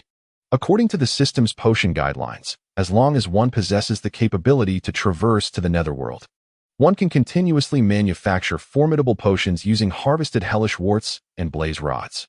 Thus, one could dominate the realm of the Game of Thrones. Regardless of their tier, whether basic or advanced, these potions are scarce commodities in this world. Hence, it would be prudent to procure several for examination. Tyrion inquired with palpable curiosity. Such potions, upon consumption, yield immediate effects. He had only encountered similar processes within the pages of books, yet had never witnessed them in practice. Perhaps this is the remarkable prowess of a sorcerer hailing from Essos. Soon, Tyrion's full attention was captivated by the potion vials before him, nervously and expectantly observing Boron as he prepared to consume the elixir. Indeed, Boron was the chosen test subject. Lynn, should I perish? You must realize that your gains will diminish, Boron stated with utmost seriousness. Of course, I have no reason to harm you, especially since Tyrion and I are allies at present, and you serve as his protector. Lynn noted the resolute glint in Boron's eyes. Well, there is indeed a rationale, as your demise would accentuate my own significance. Boron paused momentarily, wiping away a bead of sweat, belatedly recognizing the jest. What potion would you have me test next? He surveyed the two vials, one filled with a yellow liquid and the other with a red hue, neither appearing particularly palatable. This one, Lynn gently lifted the yellow vial, known as the swiftness potion. By incorporating sugar into a crude concoction, one could create this elixir, enhancing movement speed by approximately 20%, along with sprinting velocity and jump distance. Should one add fluorite, the effects could double. Its utility on the battlefield is comparable to that of the strength potion. A well-known adage states that an inch gained is an inch strengthened. Thus, upon consuming the swiftness potion, one not only amplifies their speed but also effectively extends their range of attack, rendering it immensely valuable. Boron gazed at the yellow liquid, closed his eyes, and gulped it down. The prior potion had successfully taken effect, allowing him to relax slightly, albeit this particular concoction was quite unpalatable. He felt a peculiar lack of sensation. Observing his hands, Boron shook his head, seemingly concluding that this potion had failed. Lynn, did you perhaps use the wrong ingredients? Not at all, Lynn replied with a smile. On the contrary, this potion has indeed taken effect. If you do not believe me, rise and take a few steps. See for yourself whether the results are manifest. To claim that his potion is ineffective would be sheer nonsense, for the name was clearly inscribed upon it when Lynn retrieved it from his backpack. This had been validated by the guild. It is truly remarkable and has not deceived you.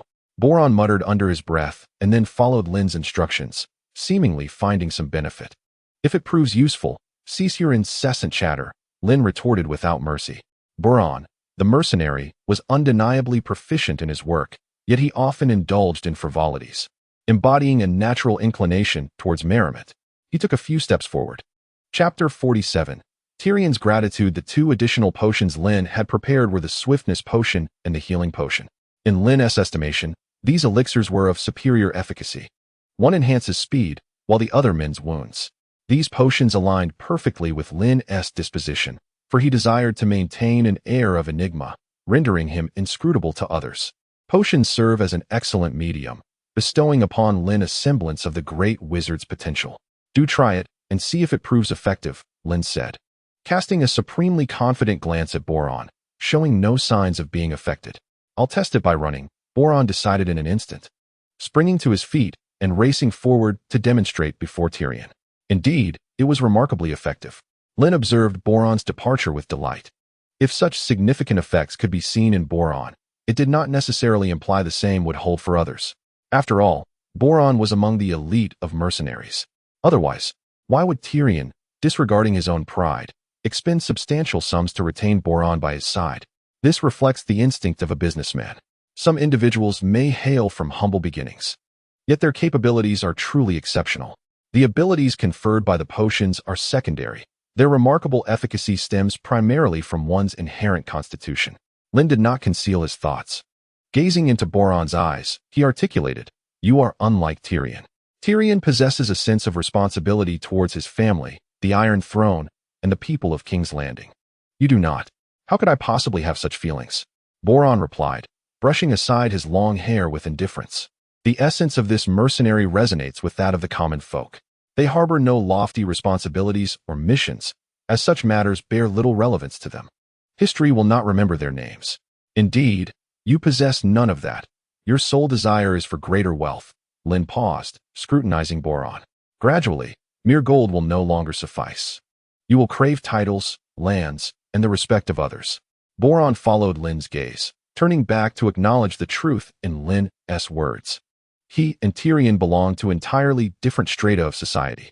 Although Tyrion often regarded himself as a half-man, who would dare to genuinely perceive him as such? He was, after all, the hand of the king, the second son of the wealthiest family in the Seven Kingdoms. Moreover, with Tyrion's fearless disposition, he harbors no trepidation towards anyone. Not even his father Tywin, nor King Joffrey or his sister Cersei. This healing potion can be distributed among the wounded.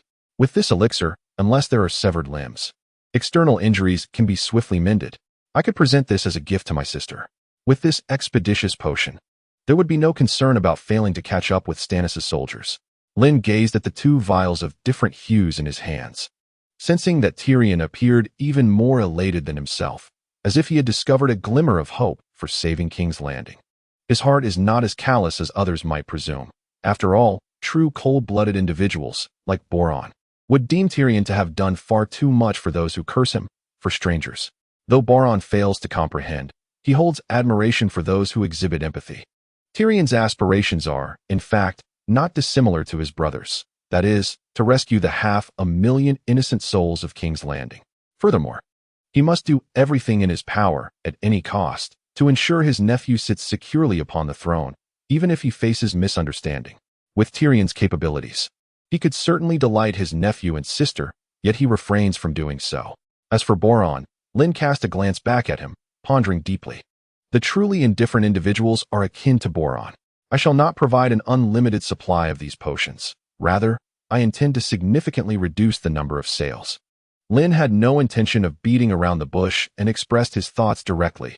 Thus, please convey this sorrowful news to Tyrion. The availability of the potion is beneficial for all, including Boron, yet upon hearing this, even Boron felt a pang of discomfort at the thought of not being able to purchase them in large quantities. Very well, Boron acknowledged without pretense, for he indeed ought to inform Tyrion himself. I can only sell you 3 sets of 64 vials. With a wave of his hand, vials and jars materialized before Tyrion. And then he systematically arranged the 3 potions in front of Boron. In an instant, Boron was dazzled by the array before him.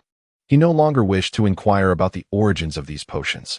It was reminiscent of the first time Lynn unveiled them, as if they had emerged from a spatial pouch, vanishing without a trace. They had contemplated investigating where Lynn concealed these items, yet no matter how hard they searched, they could never uncover Lynn's hiding place, and eventually, they resigned themselves to this mystery. Tyrion, he said, casting a glance at the potions and then at Boron. These potions are sufficient for the soldiers of King's Landing. If one were to harbor resentment towards Lynn simply because he did not provide them with potions, it would be a gross underestimation of others.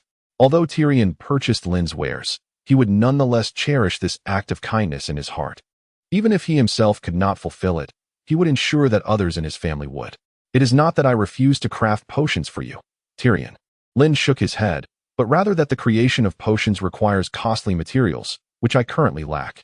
After speaking, he made his way to his chamber, returning from the depths of despair, and then to the labor of crafting potions for Tyrion. All of this was accomplished within a span of just a few days. Though Lynn did not feel fatigue, there was still a lingering sense of weariness. It matters not. We are profoundly grateful for all that you have done. Tyrion nodded slightly, casting a respectful glance at Lynn. If this potion proves to be truly effective, I shall express my gratitude once more in the future. Upon hearing these words, Lynn, who was walking towards his room, hesitated briefly but chose not to respond. Tyrion's character was indeed trustworthy, and his words could not be mere self-deception. However, Sansa and Joffrey might not share the same sincerity. They could profess earnestness, yet their sentiments could just as easily shift under the influence of others. A possibility not without precedent. Chapter 48. Tyrion's touching moment. As night fell, the Red Keep remained ablaze with light, with a contingent of soldiers marching forth. Tyrion had summoned them. Having acquired the potions, it was time to distribute them. Tyrion observed as his potions were handed out one by one. Yet the soldiers remained skeptical upon hearing of their effects. I have given you these. Do not assume I am deceiving you. Trust my judgment. Tyrion expressed his exasperation. These were items he had procured at great expense and with considerable effort. If they did not believe him, they should not presume to accuse him of trickery. Nonetheless, his anticipation was rekindled, for standing just outside his door was Lynn. At that moment, Tyrion gazed at Lynn, hesitating to approach, his astonishment evident. Was it perhaps an intuitive sense he had received? Lynn pondered this, refraining from initiating conversation. Tyrion instinctively clenched his teeth.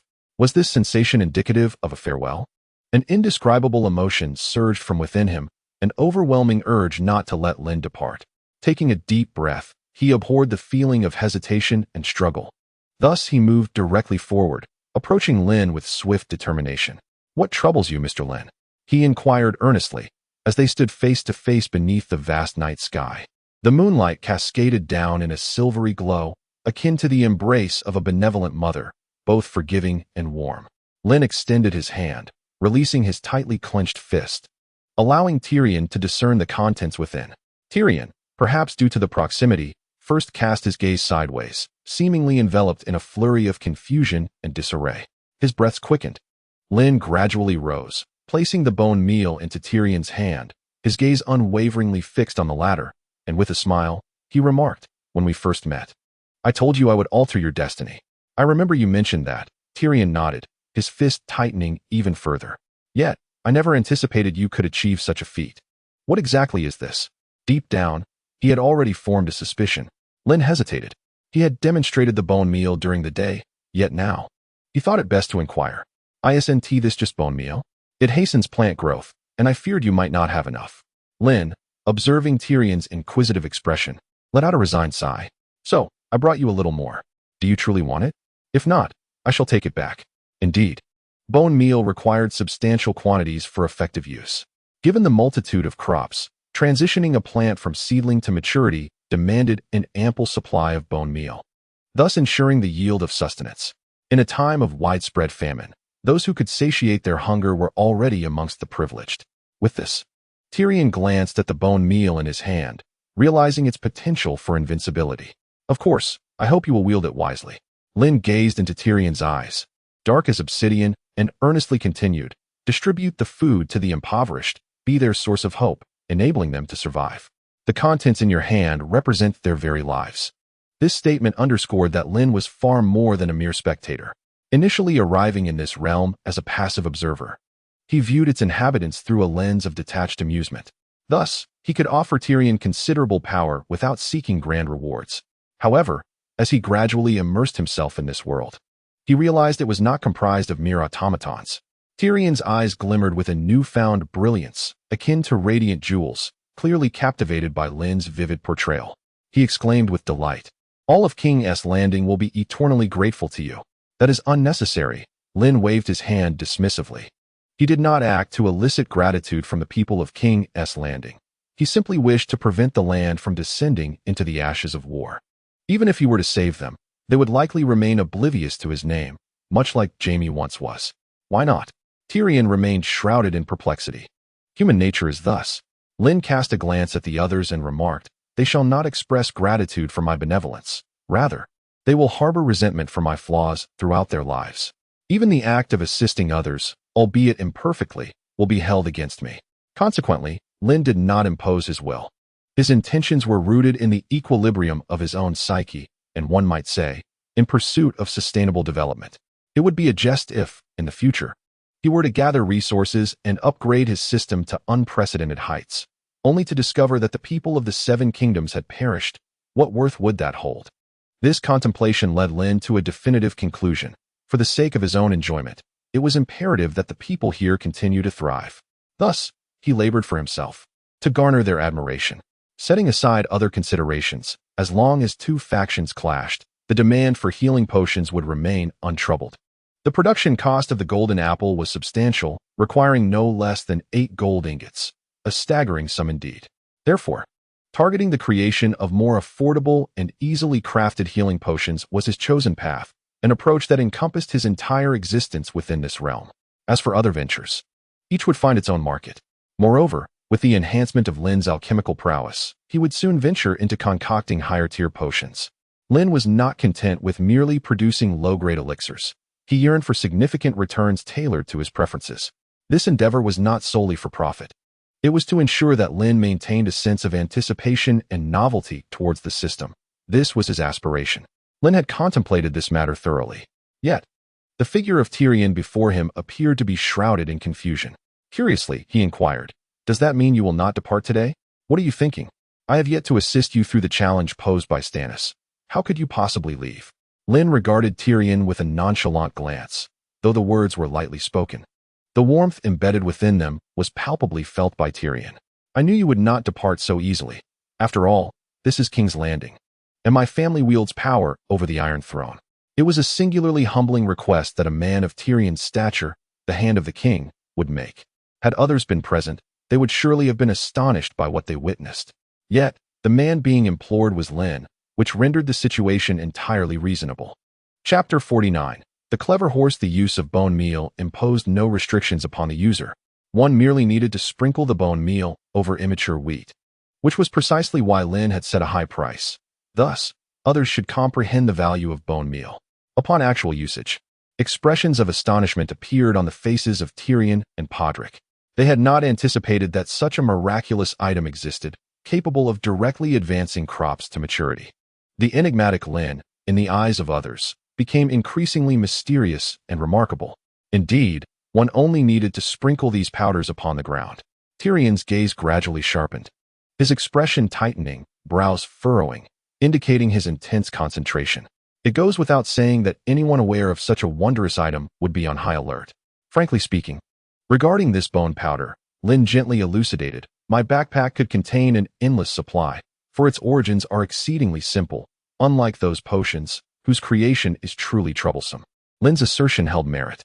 Having imparted the knowledge of bone powder to others, he could not conceal its cost, for that would weigh heavily on his conscience. If he were to equate the bone powder and potions solely based on their effects, their prices would hardly differ. Lynn himself found this notion troubling. Yet, "I can only procure one, providing you with a set." Lynn's tone grew increasingly grave. Tyrion recognized the validity of Lynn's words, listening intently, a familiar tension resurfacing upon his face. He understood that this bone powder could genuinely transform the ecosystem of King's Landing. I have mentioned before, when confronted with perilous circumstances, the innate goodwill that arises from the depths of the human heart is the most profound miracle. This conviction is the mightiest weapon. As Lynn spoke, he found himself increasingly convinced of his own words. Recalling characters from other novels, those fourth calamities rampaging through other worlds, Lynn felt a sense of greatness in refraining from extorting others. Meanwhile, Tyrion appeared captivated by Lynn's discourse. Such a benevolent individual, though the depths of his heart remained inscrutable, exemplified the adage that one should judge a gentleman by his actions rather than his thoughts. Clearly, Lynn embodied a great sage. Despite Tyrion's short stature and unappealing appearance, his extensive reading had granted him insight. He understood that Lynn, possessing immense power, still cared for the common folk, offering aid without expectation of recompense, which sufficed to attest to Lynn's greatness. This spirit of selflessness profoundly moved Tyrion. He had never encountered such a remarkable person before. At this moment, Tyrion was deeply touched. To speak candidly, even if you produced a copious amount of food, including bread, through the bone powder, would it truly reach the commoners? Lynn provocatively articulated, "You know, nobles are particularly adept at embezzlement." Tyrion's face betrayed his concern, pondering, "I had not considered this issue." According to Lynn's perspective, it was indeed a valid point.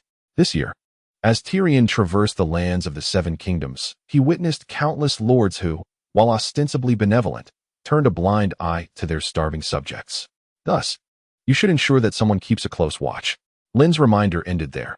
He believed that Tyrion was astute enough not to overlook this matter. This individual's capabilities were indeed impressive. His only flaw was his diminutive stature. "When I first encountered you, I had no intention of sharing this bone powder, as I could not ascertain your character." Lynn sighed. "Yet now, I am convinced of my assessment. You are not one to succumb in the face of darkness. Once you discern the true direction of justice, you will never yield." Frankly, Lynn himself supported Tyrion and hoped he would not suffer as grievously as in the narrative. Devoted to his country and people, he ultimately found himself regarded as a traitor, a parasite.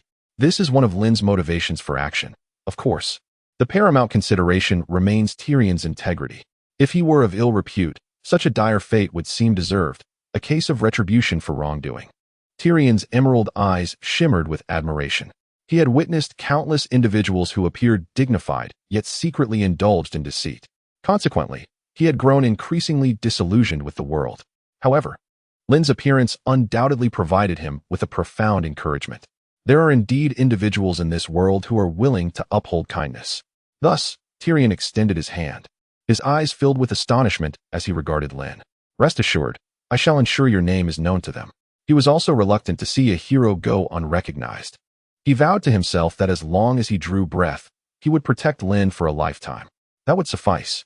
Lynn gazed deeply at Tyrion before turning and striding toward his horse. The armor he had emerged from the depths of hell with now finally found its purpose. Where's my horse? Lynn inquired of his servant. I shall bring it to you. The servant replied respectfully, then hurried away. Shortly thereafter, the servant returned, leading a magnificent white horse, its body dark as night, save for its snow-white hooves, and its head held high with keen intelligence. This steed was a treasured gift from Tyrion to Lynn.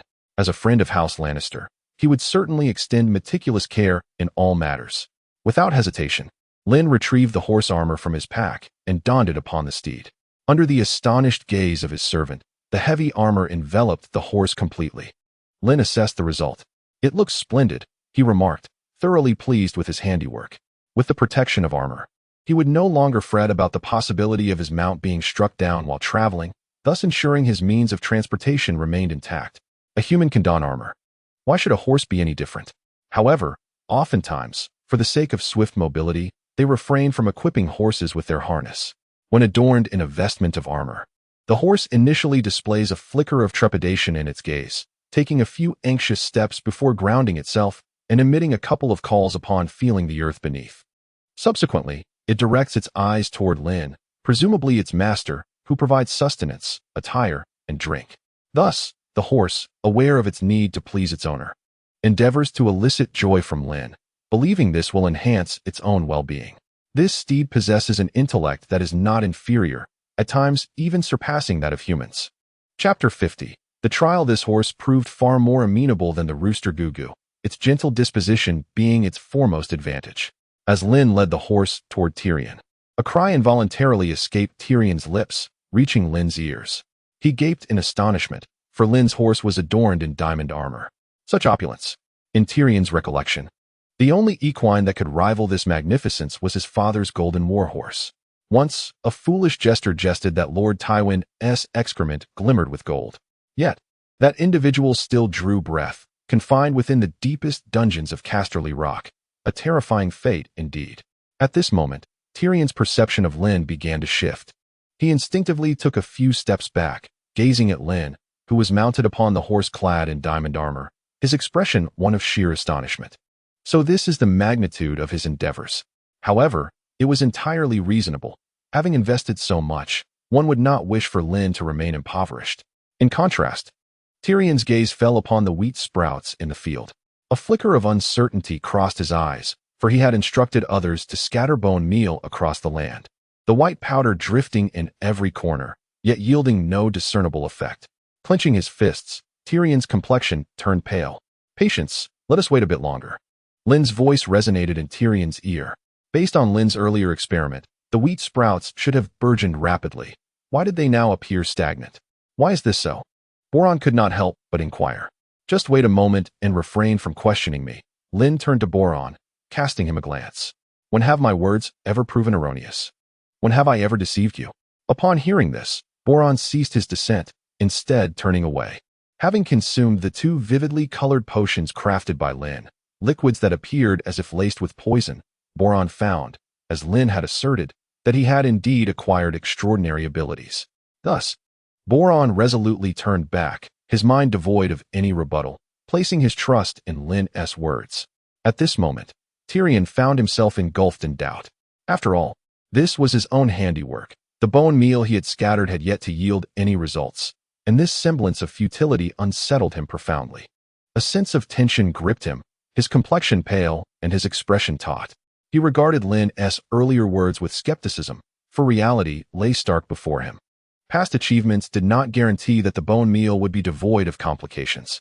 Yet, he remained reluctant to abandon hope, for it was the sole beacon that promised an end to starvation in the city. The bone meal in his possession represented the last flicker of light. Should that light extinguish, it would give way to an abyss of unending darkness. Indeed, Tyrion yearned fervently for the success of the bone meal. For an ample supply of food would mean he could save others. Despite having faced scorn, insults, and ridicule from countless individuals, he remained undeterred, intent on rescuing those in need. At that moment, he perceived a stirring in the greenery of the field. Tyrion blinked in astonishment, rubbing his eyes, fearful that he was merely witnessing a mirage. The verdant shoots began to rise, affirming that this was no illusion, and soon transformed into a golden wave. A sudden itch in his palm signaled the presence of wheat ears held within his grasp. To his astonishment, he discovered that within mere breaths, the seedlings had grown tall enough to reach his hand, a transformation that caught him unaware. This abrupt flourishing of the wheat seemed to resonate with a latent force within him, merging into a fervent unity that dispelled the darkness and restored light to the world. It felt as though a divine, warm six-winged angel stood before him, bringing hope to the despairing. Tyrion slowly extended his hand, fingers hovering above the wheat sprouts. As shadows began to merge with the ethereal vision before him, a thought emerged within him. As long as the light within his heart remained unextinguished, the path ahead would be illuminated. For reasons unknown, this phrase suddenly echoed in his mind. Subsequently, the golden wheat appeared to radiate, a sacred luminescence bursting forth and enveloping Tyrion's entire world. It was as if he were bathing in a sea of light, sanctified by its brilliance. When he opened his eyes once more, he beheld Lynn smiling at him. "See, I told you it wouldn't go wrong." Lynn's radiant smile conveyed the significance of the day, a moment that ensured Tyrion would never again doubt himself, and solidified Lynn's faith in him. This golden-haired nobleman, although born into a fortune that would last several lifetimes for an ordinary person, had not succumbed to indulgence. Instead, he was fervently devoted to providing protection for all. That ray of divine light was sown by Lynn himself in Tyrion's heart. There will come a day when this light, initially faint, will grow ever more radiant, ultimately illuminating all. "Thank you." As Lynn stood before him, Tyrion's eyes sparkled with uncontainable excitement and fervor. "Huh, why thank me?" Lynn paused momentarily, then chuckled softly, waving his hand dismissively. "I sold it to you, and you are the one who utilizes this bone powder, so it is you who has achieved all of this." This time, Tyrion refrained from retorting. He understood that no amount of gratitude mattered. What truly counted was tangible action. "Yet you are well aware of the efficacy of the bone powder, and still choose to keep me in suspense." Tyrion gritted his teeth, feeling a twinge of resentment. "If I hadn't trusted you enough, I would have doubted your intentions after that last encounter." "What a joke." Lynn looked exasperated. "Haven't I made it abundantly clear? Trust me and cease your doubts." "Indeed." Tyrion crossed his arms. "But that trust is founded on the time we've spent together." "Exactly," Lynn's smile returned. "Shouldn't one possess a modicum of discernment? Or, even if unfamiliar with me, one must consider whether they dare to take a gamble." At this moment, Tyrion no longer required anything further from Lynn. He had completely conquered this role. Then, who shall be the next character? Lynn glanced at Boron beside him, recalling the mercenary Sandor and the evening spent in close quarters with Sansa. All these individuals had engaged with him on a profound level. Yet, Lynn's gaze fixed upon Sandor. "Sandor, are you prepared to become my hound?" Chapter 51. The regeneration elixir. Confronted by Lynn, Sandor's eyes flickered with uncertainty. He knew he stood no chance against this man. "What do you want with me?" Sandor inquired curiously. Lynn sought him out after the training bout rather than approaching Joffrey, implying that Lynn had come specifically for him. What could be the reason? Moreover, it was rumored that Tyrion had recently been invigorated, as if he had discovered a newfound passion. Could it be that King's Landing truly held the key to alleviating the famine? Such a development would benefit everyone, including Sandor. But did Lynn require something from him? Previously, during the tournament, Lynn had thoroughly bested him and had indicated an interest in recruiting him. "I possess something I wish to offer you," Lynn stated, gazing intently at Sandor, "though I wonder if you can afford the price." "Such as?" Sandor replied hesitantly. "Allow me to show you." With a flourish, Lynn revealed a vial of pure white elixir in the palm of his hand. This vial was strikingly different from the potions boasted about by Tyrion. The very color indicated that it belonged to an entirely different category. What purpose does this vial serve? Sandor's gaze fell upon the potion with little reaction, for he knew that whatever Tyrion purchased would inevitably be shared with him.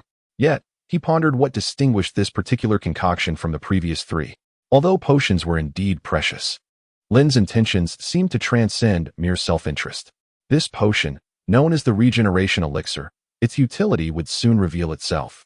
Lynn smiled, offering no further explanation. What does that mean? Sandor inquired, stretching his arms in eager anticipation. He placed his hands upon his chest, an unspoken expression of understanding emanating from him. He was already aware that Lynn's prowess surpassed that of others. Thus, the delivery of this vial specifically for him must hold significant purpose. His intense gaze, reminiscent of the Wild King Tormund's admiration for Brienne, was fixed upon Lynn.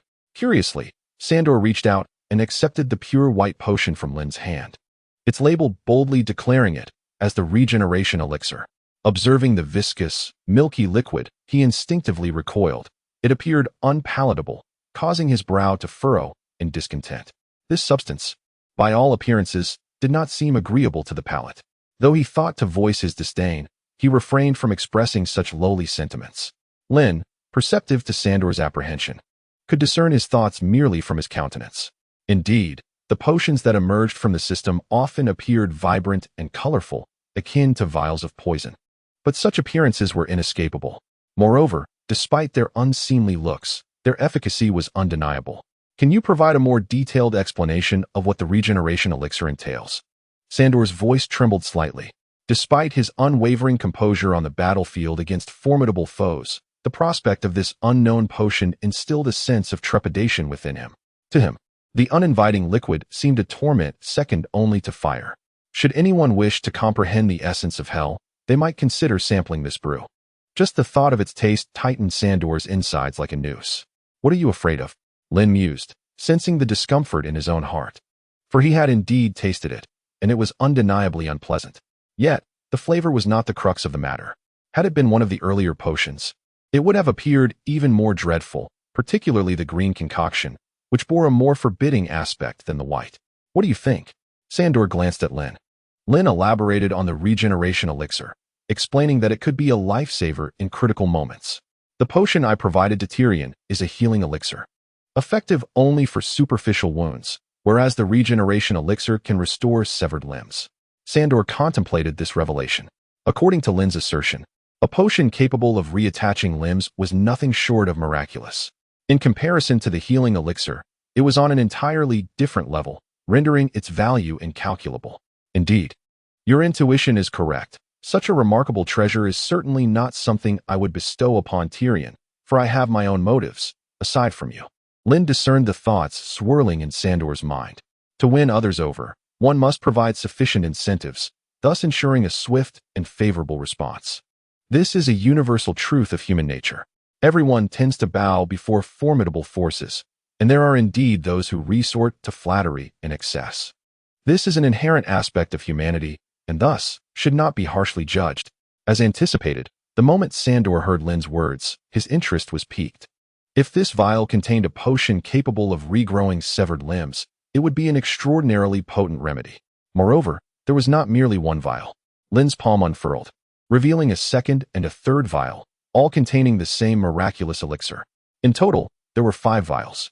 The white liquid within the glass containers rippled gently, reflecting sunlight in such a way that it seemed to emanate the divine glow of a goddess, captivating Sandor's gaze. The excitement in Sandor's eyes was palpable.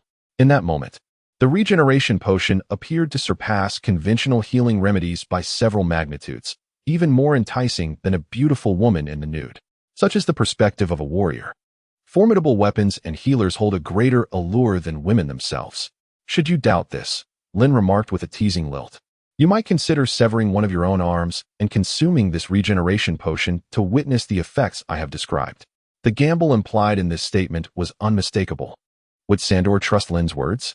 Would he dare to sever his own hand on the strength of Lynn's claim? A flicker of hesitation crossed Sandor's eyes. Although Lynn had never erred in the past, could he truly be infallible? I cannot, Sandor replied, shaking his head as he returned the regeneration potion to Lynn. My hands are my lifeblood. Without my dominant hand, I could not continue to fight as a warrior. He inhaled deeply, but Lynn suddenly uttered a sharp command, producing a heavy sword nearly matching his own height, which he brought crashing down onto the ground with a thunderous impact. The ground trembled beneath Sandor's feet as dirt erupted to heights exceeding 10 meters, creating a fist-sized crater beneath Lynn's sword. Sandor gasped in astonishment. Chapter 52, Severed Hand. Witnessing the display of such terrifying might, Sandor pondered the sheer force that could alter the terrain. One could only imagine the fate of a person struck by such a blow, likely reduced to mere paste. The strength of Lynn, capable of wielding such a weapon, was indeed formidable. How could such a slender frame unleash such immense power? This weapon is impressive. Sandor's face illuminated with palpable astonishment. Merely witnessing Lynn wielding the weapon conjured a tempest, and it suited him remarkably well. Wow, Lord Lynn is incredibly powerful, remarked a passing servant, his eyes sparkling with admiration. Not of noble birth, yet consistently triumphing over aristocrats, the sensation of such a comeback ignited fervor within many. Though slightly oversized, Lynn remained content with his sword. After a moment's contemplation, he grasped the blade firmly with both hands and approached Sandor. This was the demon blade, crafted from the drawn sword module, serving as yet another weapon to captivate Sandor. After all, such a formidable armament was even more striking than a regenerative potion, irresistibly alluring. In that instant, Sandor found himself torn between the regenerative potion and the demon blade, unable to discern which was more powerful. He carefully placed the first vial of the potion that Lynn had handed him, then turned to Lynn, who gazed at him with a fierce intensity. Observing Lynn's deliberate approach with the weapon, Sandor began to surmise Lynn's intentions. How about trying my new weapon? Lynn chuckled lightly, elucidating that the legendary blade, forged from the demon blade, stood out among the myriad of swords, shining as brightly as the stars above. This was the allure of the new module, evident in Sandor's envious gaze. The weapon's quality surpassed that of most iron swords in existence, and that was only the beginning. Wielding this blade would unlock various techniques. However, for Sandor, mastering swordsmanship would not offer substantial assistance, as the true value lay in the grasp of sword techniques for those untrained from a young age. Yet, the weapon alone had already piqued Sandor's anticipation. Upon seeing the fervent glimmer in Lynn's eyes, Sandor understood the message he wished to convey. Since you are unwilling to sever your own arm, I shall assist you in that endeavor. Afterward, I will administer the regenerative potion, ensuring you no longer question my judgment. Sandor couldn't help but smile wryly at Lynn's peculiar notion. Why must it be this way? Despite his reservations, Sandor donned the hound helmet to safeguard himself. In truth, testing the potion was secondary. Lynn revealed a knowing smile, stating, I merely wish to test my sword and ascertain the efficacy of the legendary blade. The drawn sword module acquired after vanquishing Polos had become Lynn's focal point for research during this period. Its most formidable function was to allow the wielder to embody the elegance of an unparalleled swordsman. Truly a madman, Sandor mused inwardly, determined to restore his dignity in this encounter. Then, his gaze fell upon the legendary blade before him. The edge was so keen that it could effortlessly etch marks upon the ground. How heavy could this sword be, he pondered, given such remarkable strength? Sandor furrowed his brow, his mind whirling with questions. The strongest warrior he had encountered was none other than his brother, Emotion. Yet, in comparison to Lynn, that seemed inconsequential. Your brother's blows are hardly worth mentioning against me, Lynn remarked, shrugging lightly while stretching his limbs, then advancing towards Sandor. Lynn, it wouldn't be appropriate for us to engage in combat, Sandor replied, his expression one of discomfort as he addressed Lynn. After a moment of contemplation, Lynn picked up a vial of regeneration potion. Inside was a bottle filled with a pure white liquid, gently floating under the sunlight. A flicker of curiosity crossed Sandor's gaze. Once he confirmed the contents, Lynn's eyes widened with joy, and he exclaimed, Sandor, if you fight me, I shall gift you these potions for free. I haven't even sold such potions to Tyrion. Initially, Sandor was taken aback, then astonishment washed over him, followed by disbelief. Ultimately, he clenched his fists in excitement, striving to quell his trembling body. If he could truly acquire such a boon, sacrificing once more would be a trivial matter, perhaps just enduring another beating. However, the suddenness of this unexpected delight left Sandor feeling incredulous. This man before him was offering such generous rewards for merely engaging in combat? Lynn merely smiled, affirming that Sandor's intuition was correct. This was indeed Lynn's intention. Yet, the deeper implication that eluded Sandor was that Lynn aimed to entice him into his camp through gradual persuasion of benefits. "Then I accept," Sandor declared with gritted teeth. Though a flicker of trepidation lingered in his eyes, a remnant of the previous beating he had endured, he genuinely feared Lynn. The last encounter had nearly cost him his life, requiring a month of recovery. Now, he was faced with the prospect of combat once again. Sandor suddenly felt that encountering this man was a harbinger of misfortune. "How shall we proceed?" he hesitantly inquired, as if apprehensive about something. This seasoned warrior now regarded Lynn almost as a superior. Were there any rules to follow? If it were merely a one-sided beating, how could he ever be satisfied? "No, it shall be one-on-one," Lynn explained with a smile. "You need not hold back, for I shall not either." Lynn began to roll up his sleeves, feeling liberated from his previous concerns. With the protection of the regeneration potion, even if he were to sever Sandor's arm, it would quickly regrow. Of course, considering Sandor's capacity for endurance, such an event could only occur once at most. Upon hearing Lynn's words, Sandor's breathing became noticeably heavier. The servants had never witnessed Sandor so prepared before. It was understandable that he would react this way, considering the stakes involved. For the sake of the elixir, anyone would grasp Sandor's current predicament. "Now let us commence." Lynn charged forward, sword in hand. "Excellent." Sandor took deep breaths, gradually calming his turbulent emotions, his hands growing steadier. Suddenly, a blade of light, nearly imperceptible to the naked eye, flashed by. With a thud, Sandor realized his arm had been severed. Chapter 53.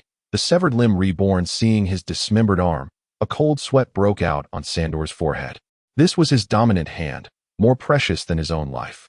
Without it, he would be rendered utterly helpless. How could one survive in such a state? What was he to do? Even those nearby could discern Sandor's turmoil, as his expression betrayed his despair. What should I do? Tension visibly gripped Sandor's face. Could this day truly be the darkest of his life? At that moment, James remained uninjured. There was no precedent for such a calamity. Observing Sandor's distress, a question arose within him. Why? Sandor abruptly turned his gaze toward Lynn, his voice trembling. "Why are you doing this to me?" His remaining hand shook, his eyes reflecting terror, as if his very soul had plummeted into darkness. The loss of his limb was undoubtedly the most crushing blow he could endure, more grievous than any physical burn. "Perhaps we should try the regeneration elixir," Lynn suggested, a smile gracing his lips as he presented a vial of white liquid. His intention was to showcase more of his miraculous abilities to Sandor, hoping to win his allegiance. Sandor served the royal family primarily for the power he wielded. But what if he could possess strength surpassing that of the crown? "I assure you, once your wound begins to heal, the elixir may become ineffective," Lynn remarked, observing Sandor with keen interest. "Taking it now might still offer a glimmer of hope." "Will this truly work?" Sandor's anxiety was palpable. "If my hand does not heal, I am finished." He hesitated, fully aware of the fate that awaited a useless dog in the household, cast aside, or worse, turned into a meal.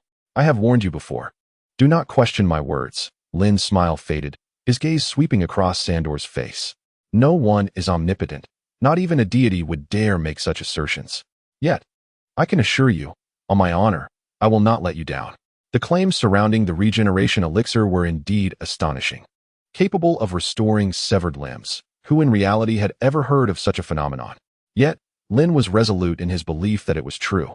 As long as one's head remained intact, the severed arm could indeed be reborn. What a remarkable effect this is. Sandor found himself enveloped in silence, his thoughts a chaotic jumble. If there were no alternative, he could only observe whether Lynn's method would prove effective. Whether he could reattach his severed arm hinged upon this singular moment. However, there was no but. Even undertaking such an endeavor would mean he held leverage over the other party. With a sharp intake, Sandor swallowed the potion, his eyes widening in surprise at its unexpectedly pleasant taste. He then turned his gaze to his arm, feeling an itch at the sight of his severed limb, followed by blood and skin visibly merging with the arm lying on the ground. It appeared to be quite effective. Lynn's eyes widened. Regardless, this potion would not be offered to Tyrion. If everything were sold to him, my status would diminish. Thus it would only be given to select individuals. So that was how it was. The servant nearby nodded silently, understanding one fundamental principle: rarity begets value. Once Sandor's arm was reattached, he gradually subdued his excitement, regaining composure. Receiving gifts necessitated reciprocation. He realized he lacked the means to repay financially, with only his physical form available for barter. If he discreetly worked for Lynn, surely Joffrey would not be angered. Sandor adjusted to his newly restored arm, giving it a gentle squeeze, feeling no difference. What would you have me do? I am willing to try anything within my capabilities, Mr. Lynn. Sandor fixed his gaze upon Lynn with unwavering determination. The vial in his hand had transformed into an empty container, its contents entirely consumed, now fueling the strength of his reformed arm. According to Lynn, this growth and regeneration ability was applicable to all limbs. So, do you still wish to spar with me? Sandor, the rugged man, regarded Lynn with wide, fearful eyes as he picked up his iron sword once more. It was as if he were offering himself as a human punching bag, clearly suggesting he desired another bout. Lynn shrugged, indicating he harbored no such intentions. He merely sought to test whether the swordplay granted by the blade was genuine. Now, he had obtained the answer he sought. Just then, two unexpected figures emerged from the Red Keep, one of whom was a woman with hair as golden as the sun, her emerald eyes shimmering like the waves of spring. Her porcelain skin resembled milk, making her appear as if she were an angel descended from the heavens. There was another man, with sandy brown hair and striking green eyes, whose handsome features bore a resemblance to James. As the two emerged, Bensel affectionately draped his coat over Cersei, enveloping her figure closely. Cersei, as if awakening from a dream, blinked her bewildered eyes at the smiling man before her. Shortly thereafter, Bensel's cheeks flushed crimson, and he retreated to the side. It was then that they noticed Lynn and Sandor nearby, exclaiming, "Who are you?" They soon recognized the identities of the two, as Tyrion and Lynn had been frequently seen together in the Red Keep, gaining a certain notoriety. Lynn's visage had long since reached their ears. However, Bensel, feeling somewhat flustered, instinctively sought to depart, distancing himself from Cersei. "What are you doing?" Cersei approached with an expression devoid of emotion, her demeanor serious. She exhibited no signs of embarrassment, as if oblivious to the earlier encounter. Sandor, having instinctively overlooked the recent events, adhered to an unspoken consensus within the Red Keep to remain silent. Lynn, upon seeing Cersei approach, broke into a smile. The moment he beheld her exquisite countenance, memories began to resurface, flooding his mind with a tumult of indescribable emotions. Cersei's smile, radiant in the sunlight, sent an unsettling chill through him. It was a reminder of the moment she ended negotiations with Ned and orchestrated Robert's death, as well as her hand in Ned's demise, igniting the disputes across the Seven Kingdoms. The architect of such chaos stood before him, this stunning woman of unparalleled grace. She gazed at Lynn, momentarily taken aback. Is this the man whom Tyrion idolizes? She pondered. He appeared unremarkable, yet to earn Tyrion's admiration must surely signify a formidable strength. Furthermore, her son Joffrey seemed to be preoccupied with his own obsessions lately, murmuring Lynn's name.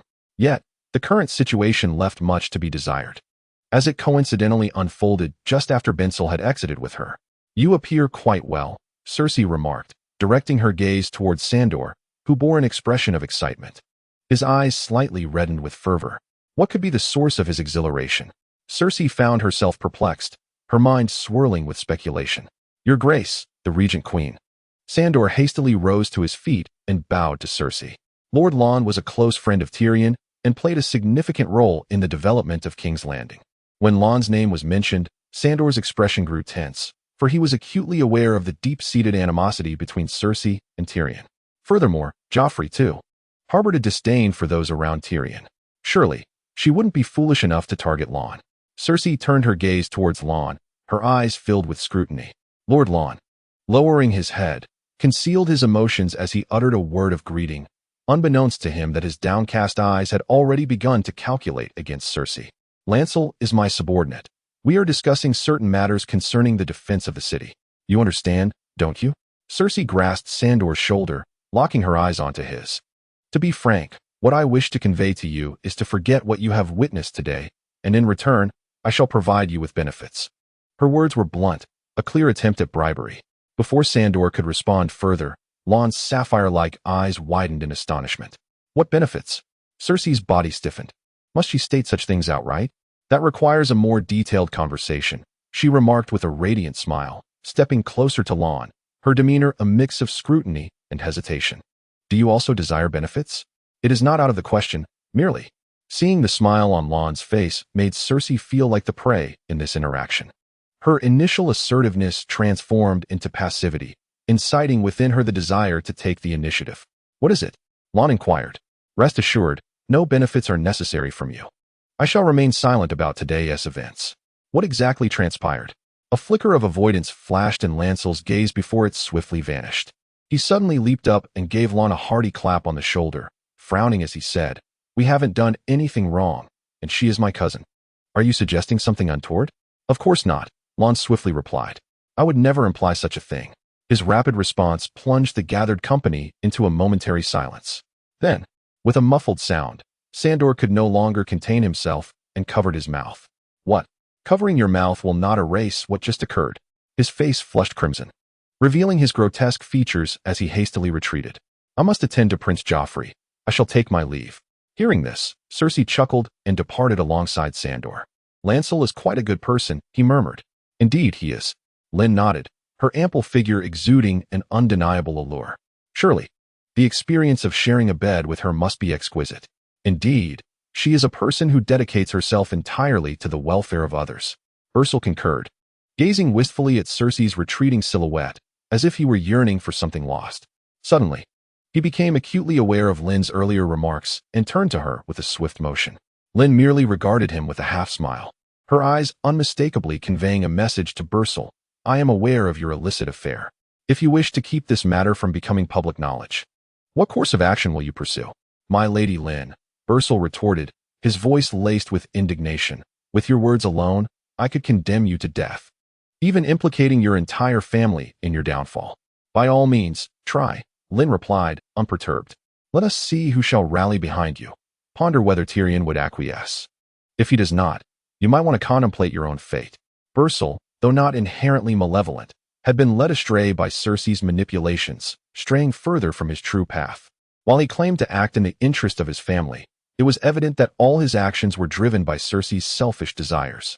Ursel's face flushed crimson, refusing to admit the truth. "Ursel," Lynn called out, stepping closer to him and placing a hand on his shoulder, "consider what it is that you truly seek." As she spoke, her gaze bore into him, and her smile, illuminated by the sun, seemed to carry an enigmatic essence. Her lips moved as if to speak, yet her voice, as gentle as a breeze, reached only Ursel's ears. "If you are at peace with your actions, then I have no further words. However, if your conscience still stirs, I urge you to liberate yourself soon. Cersei is a woman you cannot control. You believe you are playing her. Yet it is she who is orchestrating your moves, young man. You are little different in appearance from Jaime, and at this moment, Cersei finds herself in solitude, yearning for fleeting encounters. But what of the future?" As Ursel absorbed her words, he instinctively sought to object, yet his mouth fell silent, for it seemed there was some truth in her assertions. By now, Lynn had amassed ample experience. She understood how to wield her foresight to project strength and mystery, leaving listeners to perceive her words as prophecies. Ursel's body stiffened suddenly. "Fear not. I shall conceal the truth from His Majesty on your behalf," Lynn said, inhaling slowly as she turned to regard the man who bore a striking resemblance to Jaime, her eyes glinting with intrigue. Chapter 55. The Queen's Thoughts. "I shall take my leave," Ursel said, bowing to Lynn before departing in a direction distinct from that of Sandor and Cersei. It appeared he had gained some insight. Lord Varys, a small boy clad in tattered cloth, pushed open a grand door within the Red Keep, revealing Varys before him.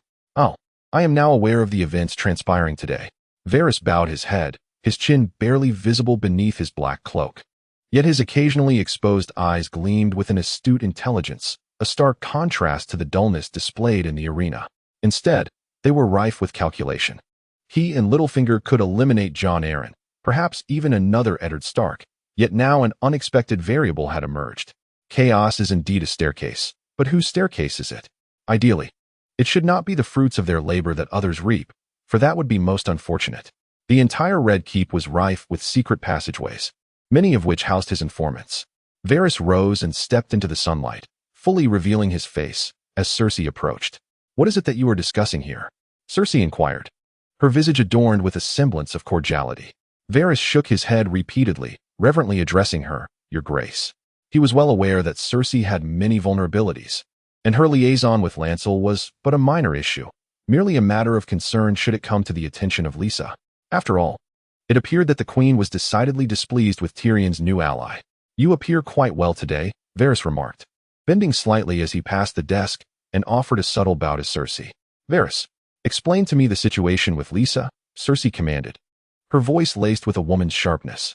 She was already irked by Tyrion's sudden assertiveness, and now she learned that the true instigator was Tyrion's companion. Though this matter could be advantageous for both parties, was Cersei truly the sort to appreciate such an arrangement? "I am uncertain of his origins," Varys replied slowly, raising his head to reveal sincere eyes. "All I know is that he was a nameless soldier saved by Tyrion by chance, who subsequently displayed a peculiar sort of magic. Miracles that are not easily replicated. Such prowess," Cersei's voice lowered. "I had thought him merely a small fry, yet I did not anticipate he possessed such capabilities." In Cersei's mind, aside from the most powerful nobles of the Seven Kingdoms, namely the dukes, everyone else was akin to swine, unworthy of the stage. If it were possible, she would gladly eliminate them all to secure her family's peace. If that were all, it would be manageable. Varys chuckled softly. "In recent days, I have discovered that this Lord Lisa possesses another formidable skill." "What do you mean?" Curiosity flickered in Cersei's eyes. "It pertains to explosives." Lancel burst into the hall, his voice tinged with urgency. "I received your command, Your Grace, to investigate what Tyrion was concealing in his chambers, and I discovered an item known as wildfire." Varys's earlier words now loomed with a palpable sense of danger. The observations of Lancel reveal a truth that Cersei has been pondering. Tyrion is not driven by a desire for the Iron Throne. Rather, he aspires to usurp it. Such a notion could only be conceived by Cersei herself, who, in her arrogance, believes she possesses the cunning of Tywin, a master of war and intrigue. Yet, the reality is that when one's abilities fall short of their ambitions, calamity ensues. Varys nodded in agreement, perhaps reminding Cersei that every man harbors a desire to claim the Iron Throne, including the dwarf. There is no need for further elaboration. The remainder is for her to contemplate. As for the actions this self-proclaimed wise queen may undertake, it is evident. One need only look at the fate of Lord Eddard to understand. However, Varys glanced at Lancel, sensing a different awareness. At present, Lancel seemed particularly sensitive to the word Lynn, almost as if he feared it. What could he be afraid of? Or perhaps, he has begun to harbor doubts regarding Cersei's affections. Varys spoke slowly, revealing that he had conducted his own inquiries concerning Lynn, who possesses considerable knowledge in the creation of incendiary substances akin to wildfire. Should these be unleashed in acts of destruction or warfare, the ramifications would be unfathomable. Lancel nodded in agreement, sharing the same apprehensions. The current situation is one where the lesser holds sway over the greater, and he relishes the illicit affair with the esteemed queen. Thus, any threat to this tranquility is unwelcome. Moreover, Varys appeared to have recalled something significant. Embellishing his report, according to my sources, he has also discovered a method to enhance weaponry, a technique so formidable that if it goes unchecked, the consequences would be dire. Lancel nodded once more. No one shall harm my Cersei. His greatest concern lay with his lover, Cersei, and the potential threats posed by the mighty Tyrion and Lynn. Hence, I urge you to prepare accordingly. Varys handed Cersei a thick parchment, detailing Lynn's daily movements. His martial prowess is extraordinary. He can single-handedly confront numerous members of the Gold Cloaks. Do not underestimate him simply because he acts alone. What?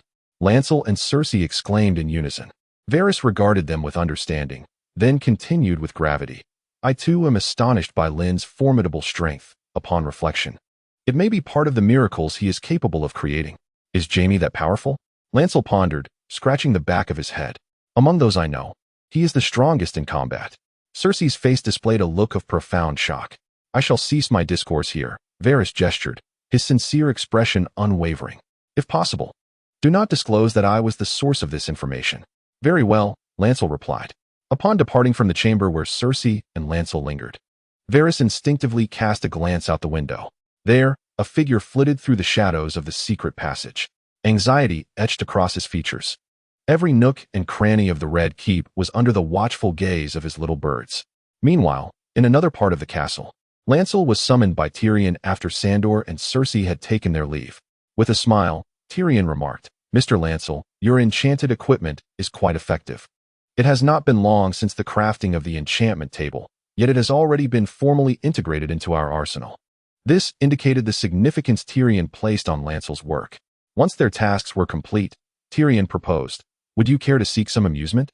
I have yet to witness you indulge in leisure. Perhaps you are too tense. A brief respite might indeed enhance your productivity." The implication was abundantly clear. He wished to visit the guild to seek out Shay. Lancel, who had been a considerable aid during this period, might accompany him for a moment of indulgence. Furthermore, it offered an opportunity to probe Lancel's character. In a state of utter vulnerability, one cannot conceal their secrets. Having witnessed numerous wonders, Tyrion's curiosity regarding Lancel had escalated to an apex. He yearned to glimpse another facet of Lancel, one that had never been unveiled. Hence, he proposed the notion of their joint escapade. A subtle inquiry into Lancel's perspective on matters of intimacy was at play. Lancel regarded Tyrion, enveloped in a thoughtful silence. He discerned the man's intentions, and thus would not allow him to prevail. With a smile, Lancel shook his head. "No, I have other obligations to attend to, so you shall have to go alone." "Very well." A flicker of disappointment crossed Tyrion's eyes. "Of course, a person of your stature would hardly be swayed by such trifles. Farewell." Lancel nodded slightly, his form vanishing from sight. In truth, he did not venture elsewhere. He merely retraced his steps back to his own quarters. Comfortably reclining on his bed, he mused, "Here, there are no intricate machinations." A soft chirp echoed from the side, a sound of agreement from the now well-trained Gugu, who no longer squawked or flitted about aimlessly. This was largely due to Lancel's disciplined upbringing. Indeed, one must instill order to foster growth. Today, Gugu behaved particularly well. Lancel chuckled softly, shaking his head before shedding his outer garment for a more comfortable home attire.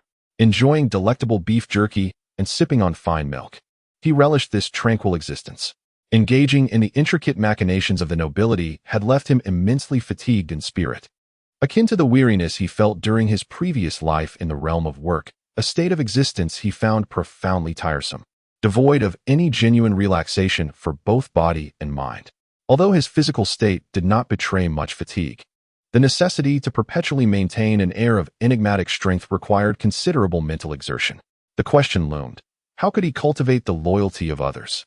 It seemed imperative to enlist a cadre of competent subordinates to act on his behalf. As Lynn gnawed on a piece of beef jerky, he pondered aloud, contemplating potential allies within the realm of political intrigue. He sought individuals of unwavering loyalty, resolutely opposed to treachery. With the resources at his disposal, it should not be overly complicated to find such subordinates. However, these individuals were often motivated by Lynn's resources. If someone else were to offer a more lucrative deal, how could he ensure their fidelity? Such a scenario would utterly contradict Lynn's intent in acquiring followers. Thus, it was essential to identify those with proven integrity, steadfast loyalists. Only then would Lynn feel secure in trusting them with his resources and affording them a voice in his endeavors. After some reflection, he recognized that in the world of political intrigue, the most loyal servant that came to mind was, perhaps, Ser Davos Seaworth. Regardless of whether he faced imminent peril or even the threat of betrayal from his own sovereign, Ser Davos remained unwavering, courageously articulating the truth. His transformation from a mere smuggler to the trusted hand of Stannis was a testament to his character. Although Stannis was as cold as iron, he possessed the capacity to feel warmth, thus recognizing Davos's unwavering loyalty. Opposing Davos was the Red Priestess, who fervently believed in the Lord of Light. The miracles she orchestrated bore a striking resemblance to Lynn's own aspirations. Yet, he decided to set those thoughts aside for the moment. With no sight of Davos yet, it felt premature to envision him as an ally, particularly as he remained an adversary. Lynn was currently allied with Tyrion to counter Stannis. In thwarting Stannis, he had alleviated numerous burdens for Tyrion, including the enchanting of weapons to bestow formidable armaments upon knights, and incinerating enemy ships. These actions alone could compel Tyrion to recognize Lynn as a paternal figure. However, such assistance did not come without a price. Lynn had amassed considerable wealth from Tyrion's influence, riches that would sustain an ordinary person for generations. Initially, the acquisition of such wealth had elicited excitement, yet as the sum grew, Lynn found himself indifferent to it, closing his eyes to the material abundance. What he truly yearned for was a broader horizon and greater opportunities. These were the aspirations he cherished. With that thought, Lynn produced a magically enchanted golden apple. The enchanted golden apple is a rare variant of the ordinary golden apple, bestowing formidable effects. Previously, this enchanted version could be crafted, which allowed Lynn to obtain it, and he took a hearty bite. Upon consuming it, Lynn discovered his perception had broadened. The world unfolded before him with remarkable clarity, revealing the intricate composition, patterns, and even the temperatures of everything around him, as if he were caressing them with his own hands. Is this the essence of the enchanted golden apple? With just a single bite, Lynn comprehended the allure that this enchanted delicacy held for so many in later generations. He held the remaining core in his palm, casually tossing it into the nearby waste bin. A curious beak soon reached into the trash, retrieving the core and swallowing it whole before returning to its cage. Even Gugu recognized the rarity of such a treasure. In contrast to the resurrection effects of the ordinary golden apple, which granted blood rebirth, the enchanted golden apple heightened his senses to an astonishing degree, creating an illusion akin to the suspension of time. Of course, time did not truly halt.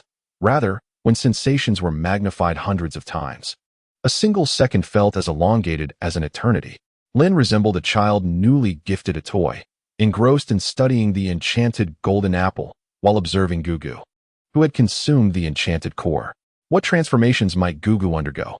Would it become remarkably robust, perhaps even daring to challenge its master? Lynn pondered this as he watched Gugu.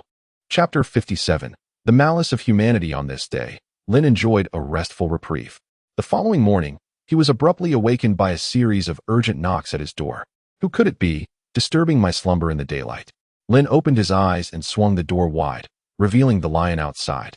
Lynn increasingly felt the need for an assistant to help manage his guests. Otherwise, he would find himself bereft of time to pursue his own desires. Though his mood was soured by the interruption, he quickly gathered his spirits to attend to Thalion's needs. After a swift ablution and donning fresh attire, he released Gugu from its cage. Gugu had been performing admirably of late, and having consumed the enchanted golden apple core, it was brimming with vitality. There was no necessity to confine it further. The lion, you've come to summon me so early. Are you perhaps prepared to bring me fortune? Lynn's voice rang out. Perhaps, the lion replied, glancing at the gentleman standing beside him.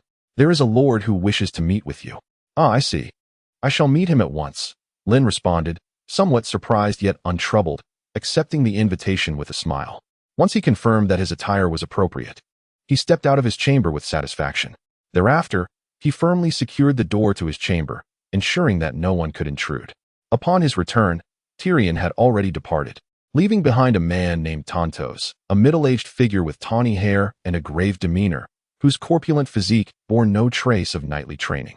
They had previously encountered one another in the sacred woods, where Lynn, through a series of fortuitous missteps, had usurped Tontos's position and whisked away Sansa, leading her to mistakenly believe he was her gallant rescuer. Tontos was the sole survivor of House Horad, a vassal of House Darklyn. The upheaval at the Castle of Twilight had obliterated both families, with only the young Tontos spared by the mercy of Sir Balistan. In recognition of Ballistan's valor, King Iris granted Tontos clemency. Subsequently, Tontos was brought to King's Landing as a servant, never to return to the town of Twilight. Although his moniker was the Red Knight, he was notoriously inebriated, perpetually reeking of alcohol. Furthermore, this aura was magnified 1,000-fold following Lynn's consumption of the enchanted golden apple, causing him to harbor an aversion towards Tontos. Yet, Lynn did not anticipate that Tontos sought him out for a different purpose. Your Grace, you are the one who rendered me unconscious that day, are you not? Tontos scrutinized the young man before him, who had recently stirred a tempest within the city of King's Landing.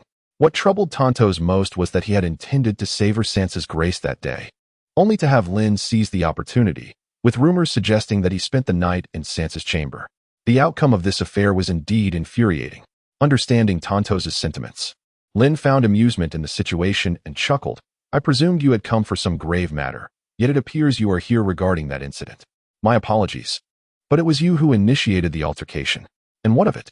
Tontos's bloated visage flushed with agitation. Indeed, there is little to be done, Lynn replied with an air of nonchalance, a smirk dancing at the corners of his lips. You indulge daily in intoxication, appearing disheveled, while the masses refer to you as the Red Knight. Yet, who among them truly regards you as such? Lynn had already formed a rather complete impression of Tontos. The destruction of his family during the turmoil at the Castle of Twilight had left him isolated, now yearning for a connection with Sansa, akin to a toad aspiring to court a swan. My apologies, I did not intend to eavesdrop. A slender boy approached from a distance, his straight but sparse hair framing a delicate neck. Podrick was a quiet, timid youth, somewhat shy and stuttering in his speech, with chestnut hair and cerulean eyes. He was profoundly fearful of others, often lowering his gaze to fixate on their feet as a means to mask his shyness and discomfort. The sudden passage of a knightly squire startled both individuals. Initially, neither cast a favorable glance at the other. Lynn's gaze towards Tormund bore an unmistakable hint of disdain. At that moment, Tormund's demeanor was somewhat sullen, for he sensed that Lynn regarded him as a mere jester. What vexed him further was that he found himself in reluctant agreement with Lynn's words, unable to conjure any legitimate rebuttal. After all, having had dealings with Sansa, Tormund's face flushed crimson, his eyes narrowing as he fixed his stare on Lynn. She is a good girl, harboring no ill intentions. She even saved my life. So I cannot stand idly by while you threaten her. Initially, he had not held Lynn in high regard, perceiving him merely as another man seeking the limelight. However, Lynn's recent actions had instilled a sense of urgency within him. This unsettling feeling suggested that matters might spiral out of control, accelerating into chaos. Thus, he could no longer contain his impatience and, through Tyrion, had learned of Lynn's whereabouts, confronting him directly. Yet, these contemplations were laid bare before Lynn, evident to him for various reasons, including his prior knowledge of the unfolding narrative and the heightened awareness bestowed by consuming the enchanted golden apple. With a smile gracing his face, Lynn gazed at Tormund and began to elucidate. You claim your intentions are for Sansa's sake, which is admirable. You have every reason to act thus, for if not for Sansa's intervention during Joffrey's name day tournament, you would have perished. The statement, delivered in a matter-of-fact tone, compelled Tormund to acquiesce. Even Podrick, who had distanced himself, found himself pausing, eager to hear Lynn's subsequent remarks. Tormund retorted, "You are correct," with a scoff. Sansa, citing the inauspiciousness of killing on name day, persuaded Joffrey to alter his decision, saving me from his hand. Instead, I became a mere jester, for which I am eternally grateful. For Tormund, the gratitude he felt towards Sansa for saving his life was entirely natural, leading him to regard her as his fair maiden, while he positioned himself as her devoted knight. This information eventually fell into the hands of the similarly clandestine Peter Baelish, who exploited it, securing Tormund's allegiance with just a few bags of golden dragons. Chapter 58. Foolish pig, why can you not comprehend?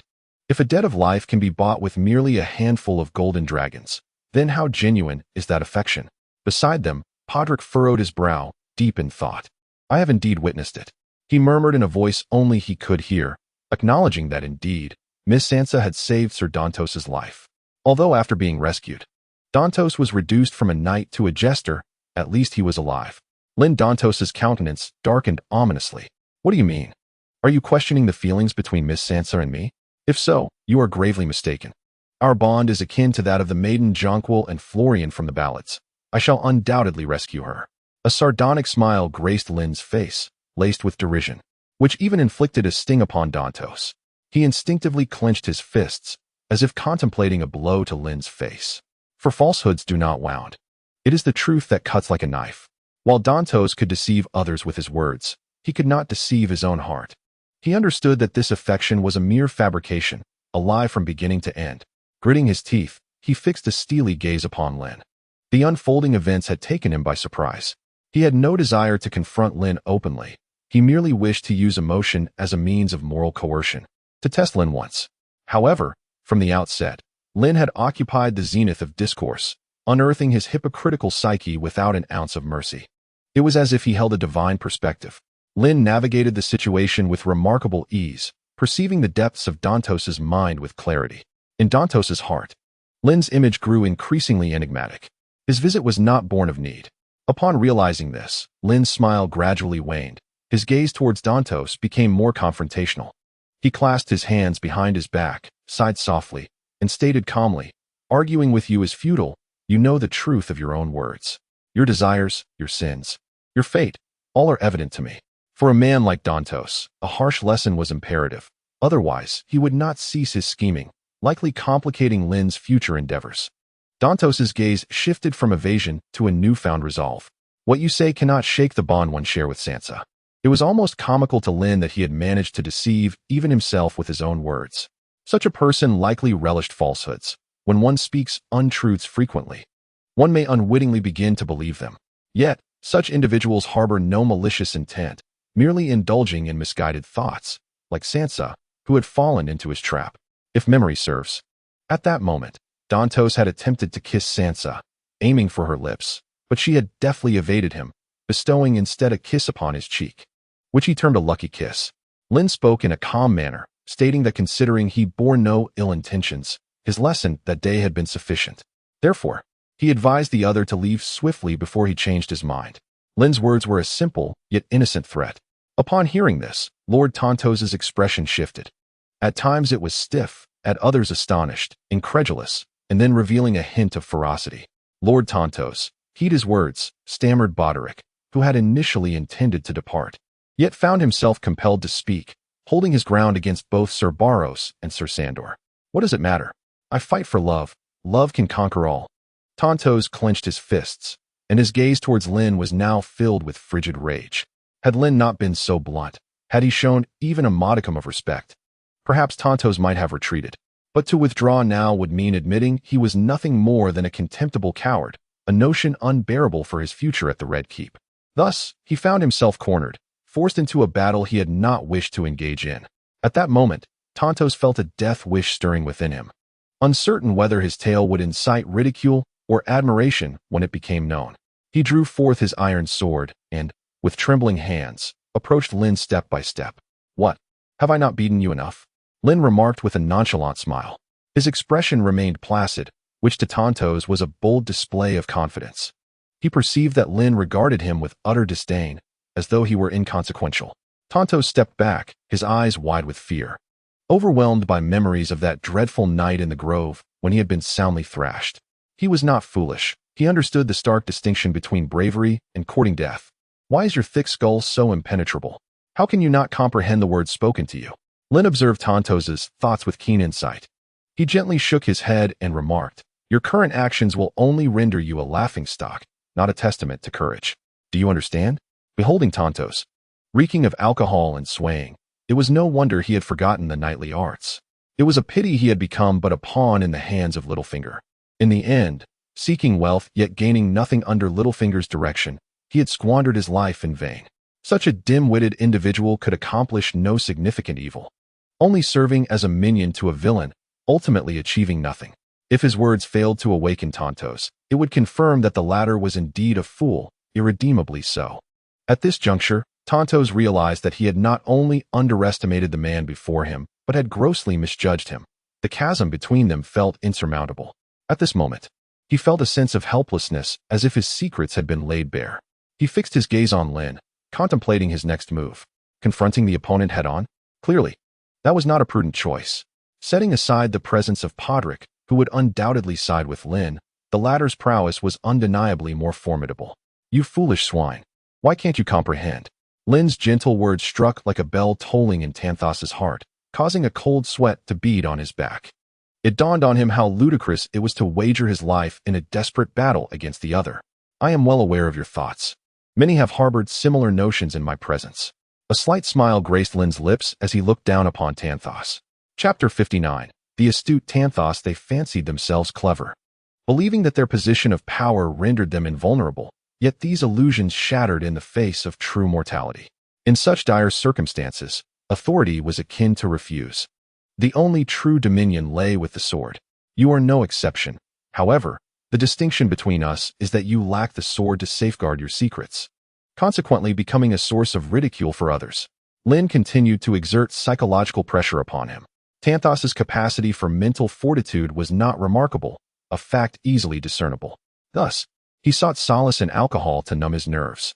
Alas, he mistakenly believed he had seized control of his fate, when in reality, he was merely a puppet in another's hands.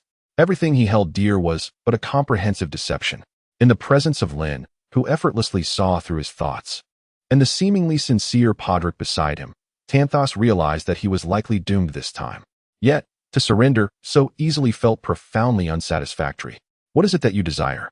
Tanthos fixed an intense stare at Lynn, refusing to believe that one could exist without weaknesses. Where there is desire, vulnerabilities must surely exist. This realization granted Tanthos a glimmer of hope for maneuvering. What do I desire? Lynn suddenly covered his face with his hand and erupted into laughter, a mocking sound, before abruptly pointing at Tanthos. Even now, do you still believe that I am akin to you? Upon hearing this, Tanthos's breath hitched, instinctively yearning to retort. Yet Lynn denied him the chance to interject. You profess that all you do is for Sansa. But where were you when she was nearly beaten to death by Joffrey's minions? You are merely a jester, yet you aspire to take Sansa away. Do you believe yourself worthy? Do you possess the capability? Lynn's face bore an unmasked disdain, before he added, This delineates the chasm between us, you clown. The scorn in Lynn's gaze was unmistakable, as if he were looking upon a mere dog. Every word he uttered pierced deeply into Dantos's heart like a dagger, leaving him with nowhere to hide and stripping away his final veil of modesty. Dantos's countenance darkened as he clutched his chest, his heart racing as if it might leap from his throat. What terrified him most was the profound understanding the man before him possessed. Aspects of himself he had never revealed to the world were mercilessly laid bare by Lynn. Who exactly are you? Dantos managed to stammer after a long pause, his face a shade of liver, realizing that the man standing before him was unlike anyone he had ever encountered, as if he existed on a higher plane. Surveying the realm below, seeing through every facet of Dantos's life, there was nowhere to conceal himself. Lynn replied with a candid smile. I am merely an ordinary person who happens to possess the ability to change everything. Dantos's breath quickened slightly as he gazed at this unfathomable man who claimed to be ordinary, a bitter taste forming in his heart. Previously, he had dismissed the reactions of Joffrey and Varys, thinking a man without the backing of a great family posed no threat. Now, he comprehended the enormity of his misjudgment. He had revealed his trump cards without even knowing the strength of his opponent. Secrets, pain, desires, everything he had experienced seemed to lay bare under the brilliance of Lynn's gaze, leaving him with nowhere to hide.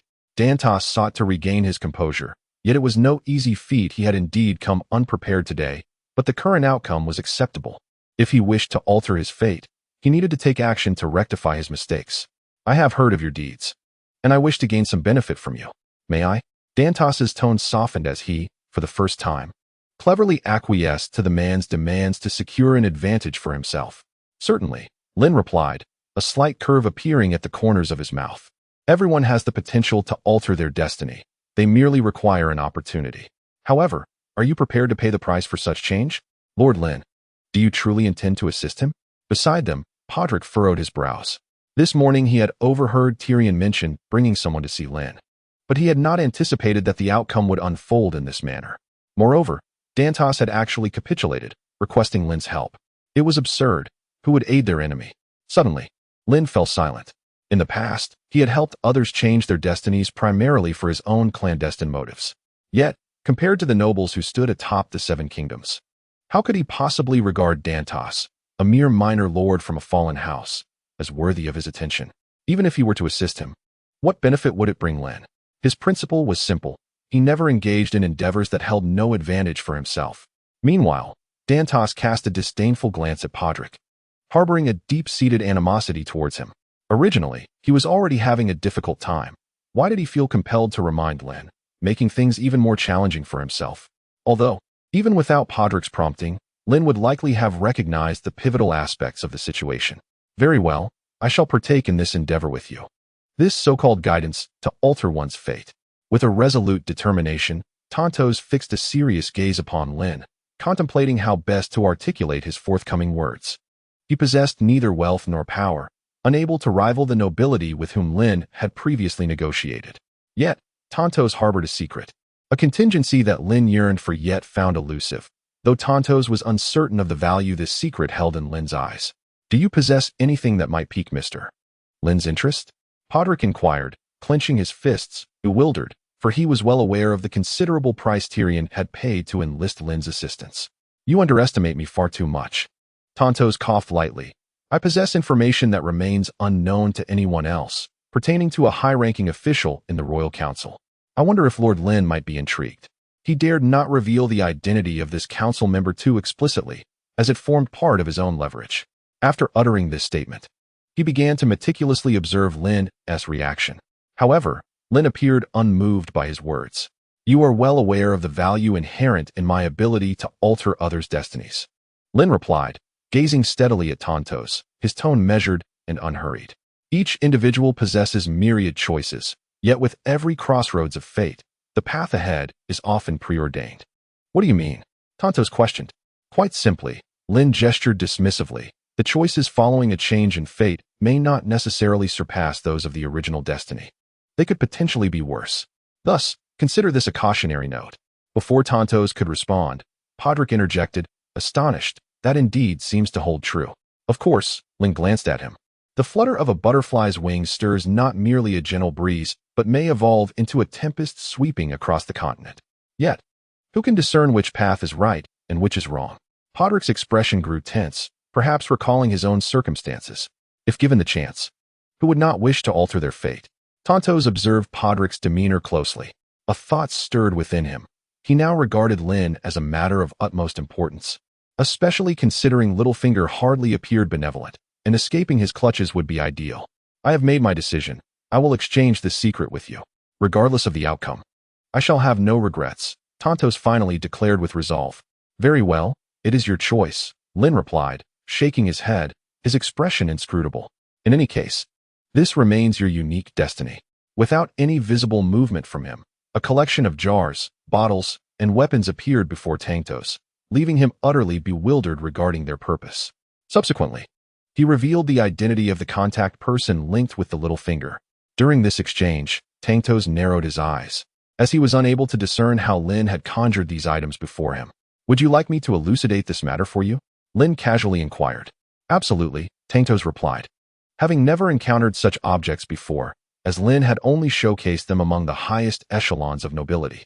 He then approached, examining each item closely, pondering their utility. He had never seen anything quite like them. Among the bottles, some contained a white powder of unknown origin. Initially, he attempted to open one, but midway through, he felt a tug on his arm. Lynn had restrained his right hand, calmly stating, "These items are hard-earned treasures, perhaps even at the cost of your life. So you must cherish them." Tontos fell silent, awakening to the gravity of the situation. The significance of this enigmatic white powder, which garnered such importance in Lynn's eyes, began to dawn on him. "I understand," he managed to utter, casting a deep glance at Lynn. "Your warning has been duly noted." "That's all," Lynn replied nonchalantly, as if it were merely a casual reminder. Consequently, Tontos held his breath, treating the bottle with reverence, and cautiously opened it to reveal the bone powder within. Naturally, there were other items as well, including enchanted weapons, breastplates, face guards, boots, and longswords. Tontos focused solely on the bottle of bone powder, while the other seemingly useful weapons required no further elaboration. "What exactly is this for?" he inquired, a look of confusion etched on his face. "Trust me, what I offer you far exceeds what Littlefinger has promised," Lynn remarked with a light chuckle, retrieving another bottle of bone powder from the ground and holding it aloft. "This substance is known as bone powder." The crystalline white powder glistened within the glass vial. As for the enchanted weapons, Lynn demonstrated a diamond sword, tossing it effortlessly. And with each mention of its sharpness, impact, penetration, and repulsion, he gestured in the air, as though there were an opponent before him. He turned his head, his gaze calm to the point of instilling fear. "This," he declared, "was the choice I present to you, a chance to alter your fate." Facing Lynn's penetrating stare and contemplating the options laid before him, Tontos felt an indescribable sense of uncertainty. The realization struck him, reinforced by the tales he had heard during this time, that Lynn spoke the truth. These items indeed held the potential to transform the destiny of an ordinary knight. Yet, the sensation of being dependent on another was inherently displeasing. He aspired to be a being more formidable than Lynn, yet here he was, reliant on Lynn's strength. Tontos inhaled slowly, studying Lynn, pondering whether he possessed the power to grant him the most esteemed authority or the mightiest force. "Do you desire this?" Lynn asked, crossing his arms, unable to suppress a derisive laugh upon hearing Dantos's request. "Indeed," Tontos replied without reservation, directly stating, "Bestow all these upon me. I am aware of your capabilities, and I have compensated you. You must comply." This was his deepest yearning. If his indulgence in intoxication and his days spent in debauchery were merely an escape from reality, What he truly sought was the power to change everything. Observing Dantos, Lynn could not help but sigh inwardly. Truly, a foolish individual, even with the power to alter the world, would merely demand more from others. Granting such a person power would only lead to calamity. Consequently, disappointment filled Lynn's eyes. Foolish, he emphasized, raising an eyebrow and shaking his head in dismay. I have already bestowed upon you everything, yet you persist in your demands. How utterly foolish. Dantos was momentarily taken aback, then contemplated. He failed to recognize his own folly and retorted with indignation. But you possess so much. What harm is there in sharing a little with me? At this, Lynn sighed once more, realizing that Dantos had yet to understand that someone of his ilk would remain unchanged even if granted everything. Thus, he spoke, you still blame me. Yet have you considered that your current plight is, in fact, a consequence of your own actions? A sharp pang pierced Dantos's heart. This statement encapsulated the burden he had carried for years. During the turmoil of the Twilight Valley, his entire family had perished, leaving him to survive solely at the behest of Balistan. Ever since, he had drowned his sorrows in drink, existing like a mere shell of a man. Chapter 61. The Transformed Dantos. What you say is true. Dantos's throat tightened as he acknowledged the reality. When have I ever erred? Lynn continued, it is no jest. I am a being who has traversed realms, endowed with a system that grants me extraordinary abilities. How could I possibly fail to subdue a mere baron? Your heart's turmoil stems from the annihilation of your family. This unresolved anguish has led to your current suffering, Lynn stated slowly. Tontos was engulfed in silence. This statement struck at the very heart of the matter. His transformation from knight to the derided jester was a direct consequence of his inner turmoil manifesting in reality. Today, however, someone finally illuminated this inner conflict for him. Resources, are they important? Undoubtedly. Lynn gazed at Tontos with a calm demeanor, yet in my perspective, the essence of becoming formidable lies within one's mindset. Only by truly adopting a perspective that regards all matters with indifference can one make composed decisions amidst the whirlpool of crises. This, indeed, is what you currently lack. Tontos felt a stirring within, as Lynn's probing words compelled him to concede that the other was correct. His failures were not the result of his circumstances, but rather stemmed from his own abandonment of self. With that realization, how could he ever hope to succeed again? Do you know what this is? Lynn held forth a vial filled with bone powder, presenting it to Tontos.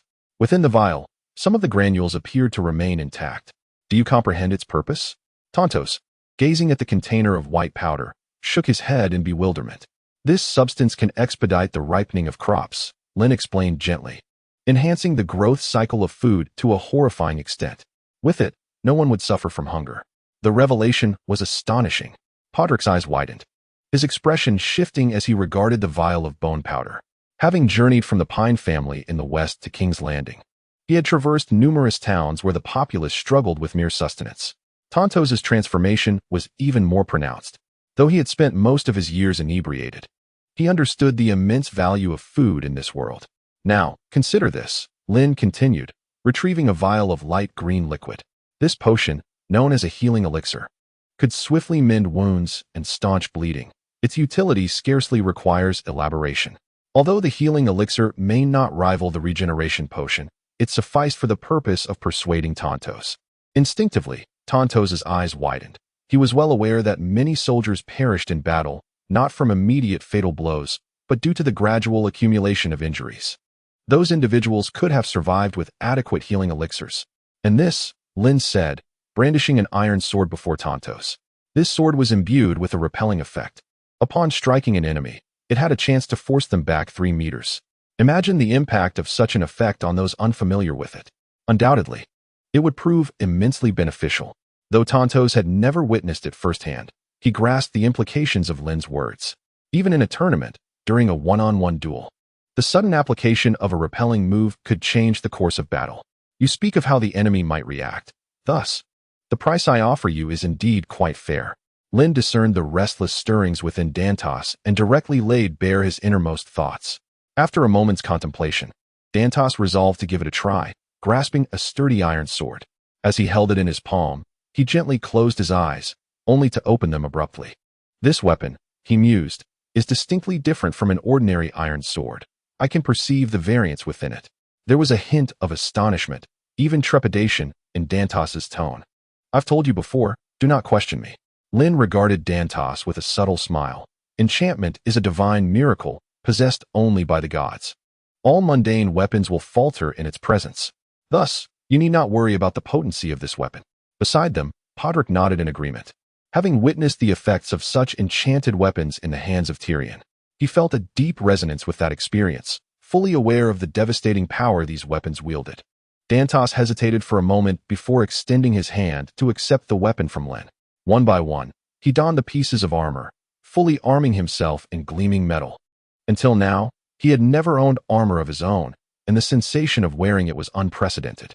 It was akin to understanding the mindset of one who, clad in armor, gazes upon those unprotected and devoid of weaponry. So this is what it feels like to be armored.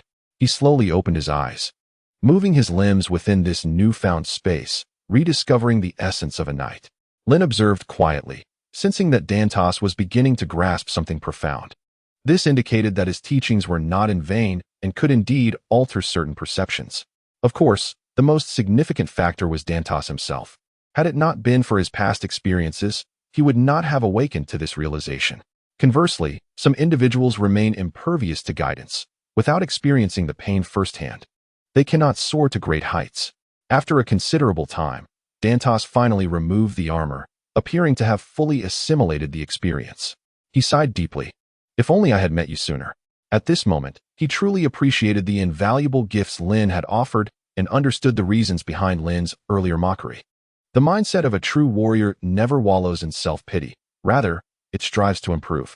If one cannot alter their environment, they must adapt themselves to it, extricating themselves from the whirlpool. Now thoroughly convinced, Dantos gazed at Lynn with even greater admiration. Having garnered merely a fragment of these insights, he had reaped such immense rewards. As the creator of these precious objects, what manner of person is Lynn? What are his true intentions? To this day, no one can ascertain. However, he has gradually begun to grasp certain insights. Moreover, his recent interaction with Lynn left him with a lingering sense of intrigue, akin to an awakening of perspective. Lynn, too, could discern the thoughts reflected in Tantos's expression. This was precisely his intention. By establishing a mysterious and formidable persona among the upper echelons of nobility, he also aimed to implant a few strategic influences within the lower ranks. Perhaps my understanding has been overly simplistic. A genuine look of astonishment crossed Tantos's face as he remarked, I initially thought I had overestimated you, yet you exceed my expectations. With you by Sansa's side, I can rest assured. Lynn remained silent, still pondering how to articulate his thoughts about Sansa. Suddenly, he found himself questioning whether Tantos truly intended to reform and repent. To offer you an opportunity to alter your fate, that is my value. A subtle smile graced Lynn's lips. Chapter 62. The departure of Princess Myrcella. I treat everyone equally. As long as one possesses a fervent vision for changing their destiny, I shall extend my utmost respect to such a courageous individual, Lynn stated calmly. Tantos felt that although every step he took was of his own volition, there lingered an inescapable sensation of stumbling into a trap, akin to an insect ensnared in a spider's web. Perhaps Tyrion had unwittingly led him into a complete snare. I may yet seek you out in the future, Tantos murmured, casting a glance at Podrick. But I trust you will keep my secret close, and not reveal that I am the one who said this. Why would I ever disclose it? Lynn replied with a light chuckle, gesturing towards his room. You may come to find me any time, for from this moment forth, you are under my wing. Tantos, paying the price for a change in fate, would continue as a spy for Littlefinger, albeit as Lynn's own double agent. That is agreeable, Tantos said, gathering the remainder of his belongings and preparing to depart, for he had nothing left to retain Lynn's attention. However, just as he was about to leave, he abruptly turned back. Podrick, Lynn, you may consider me unworthy of the title of knight, yet I must convey that my feelings for Sansa are genuine, which is why I act as I do. With these words, he swiftly turned and departed, leaving only his silhouette in the presence of the two. Lynn mused inwardly, wondering if those words were truly spoken from the depths of Tantos's heart. In a fleeting moment, Lynn, having traversed 2 lifetimes, found himself unable to discern the veracity of the statement. Human nature is intricate. Even the most irredeemable villains possess a glimmer of light within their character, thus rendering simplistic dichotomies inadequate. Torst's current enlightenment radiated a sense of integrity and clarity, which, in the present, was undeniably genuine. This, in itself, sufficed. Lynn pondered for a while longer before dismissing the thought. What future awaited Torst was of no concern to him. All that mattered was that he remained true to himself. Turning his gaze, he noticed a diminutive figure standing beside Podrick, none other than Tyrion himself. The expression on Tyrion's face was a tapestry of emotions as he regarded Lynn, clearly having overheard the recent exchange. "You believe I should not have treated our Torst in such a manner?" Lynn extended his hands, seemingly able to peer into Tyrion's innermost thoughts. For someone like him, the acquisition of fate-altering power would only herald calamity. Tyrion pressed his lips together, his dissatisfaction with Lynn's actions palpable. "And what, pray tell, should I have done instead?" Lynn regarded him, speaking almost as if to himself. "Each individual ought to have the right to choose. They are deserving of that, and I merely offered them an opportunity. What transpires afterward is merely a matter for the future." In a comic from his previous life, a popular antagonist espoused a creed: everyone is a clown, merely one misfortunate day away from chaos. Lynn's stance, however, lacked such confusion, leading to a more neutral offering of choices. A neutral choice implies neither good nor bad. Did he care for Torst's future? Not in the least. Lynn regarded them all equally as resources, valuable only as long as they could provide him with amusement or aid in his pursuit of greater strength. As for those who ascended to the pinnacle of their existing powers, such individuals were of little favor to Lynn. If the outcome of a conflict is predetermined from the outset, what significance does it hold? Thus, Lynn's ambitions were manifold, extending beyond the relatively inconspicuous Torst in the original narrative to encompass lesser characters like Melisandre and Davos, as well as other families from the Seven Kingdoms, such as the Tullus from the Riverlands and the Sand Snakes from Dorne, each of them marked as targets in his grand design. "So, Tyrion, do not consider me your eternal friend." Tyrion appeared to contemplate this for a moment, a radiant glow emanating from his diminutive frame as he boldly met Lynn's gaze. "I understand your sentiment," he replied, a flicker of emotion crossing his eyes, followed by a renewed smile. "Nonetheless, I shall regard you as one of my two closest friends for this lifetime. Suit yourself, but you would do well to ensure your resources are plentiful," Lynn shrugged, deliberately avoiding Tyrion's gaze, as if both evading and seeking something. "And you have acquired another squire, Podrick?" he remarked. Tyrion clasped his hands across his chest, a knowing smile gracing his lips, a smile that only men could comprehend. He appeared as a bashful young lad, prone to stammering in conversation. Yet who could have anticipated his prowess in bed the previous night? Lynn's eyes widened slightly as he recalled Tyrion's enthusiastic invitation to seek revelry together, an invitation he ultimately declined. Instead, Tyrion had ventured out with Podrick. To be a man is to take responsibility for one's own desires, whether in battle or as the hand of the king, with the ultimate objective of amassing wealth, Tyrion remarked with nonchalance, displaying no trace of embarrassment. But can you guess where the majority of a man's earnings end up? Indeed, it is often squandered on women. Yet, Podrick, this lad, has managed to entice women to willingly part with their money. A look of astonishment flickered across Tyrion's face. It was his first encounter with a man who could indulge in such pursuits without monetary exchange. Lynn, too, found himself at a loss for words, realizing that a man ought to cultivate his assets, for therein lies the true allure that captivates women. "Impressive, truly remarkable," Lynn declared, offering Podrick an admiring thumbs up. "Please, don't say such things." Podrick's fair complexion flushed a deep crimson at the compliment, and he instinctively lowered his gaze to the ground. "Let us take a stroll. There are matters in the city that require our attention." Lynn nodded in agreement, feeling as though a new door had been opened within him after the recent events. At this juncture, he pondered the current state of Joffrey, his little admirer, whom he held in high regard. "They have long departed. Today, they are escorting Princess Myrcella to Dorne. I was supposed to accompany them," Tyrion explained. Lynn's memory stirred. During the War of the Five Kings, in a bid to secure Dorne for House Lannister, Tyrion had proposed that Myrcella wed Prince Trystane Martell, the youngest son of Doran Martell. The Martell family accepted this proposal, and Myrcella, accompanied by Ser Alice Karstark of the Kingsguard, set sail for Braavos, where she would meet with the Dornish escort. However, this day would be marked by a notorious uprising that would be etched into the annals of history, commonly referred to as the Riot of King's Landing. This riot, which erupted during the War of the Five Kings, was also known as the Bread Riot, for it stemmed from the capital's dire food shortages. The devastation wrought by the uprising was immense, Several nobles lost their lives, and countless commoners perished, with numerous homes engulfed in flames. The underlying cause of the turmoil was the approach of Stannis Baratheon, who, in his quest for the Iron Throne, led his forces closer to King's Landing, severing the supply lines from the Riverlands. Amidst the chaos of war, King's Landing relied heavily on the Rosby and Stokeworth families for sustenance, resulting in widespread panic due to the severe food scarcity. As the noble lords and ladies rode in procession towards the dock to bid farewell to Princess Myrcella, the entire city had succumbed to a stifling, somber atmosphere. This presented an opportunity for Lynn, who keenly sensed the latent potential within the situation. If memory serves, it was precisely when the royal party encountered peril that Joffrey returned from the dock and ascended the Hill of Aegon.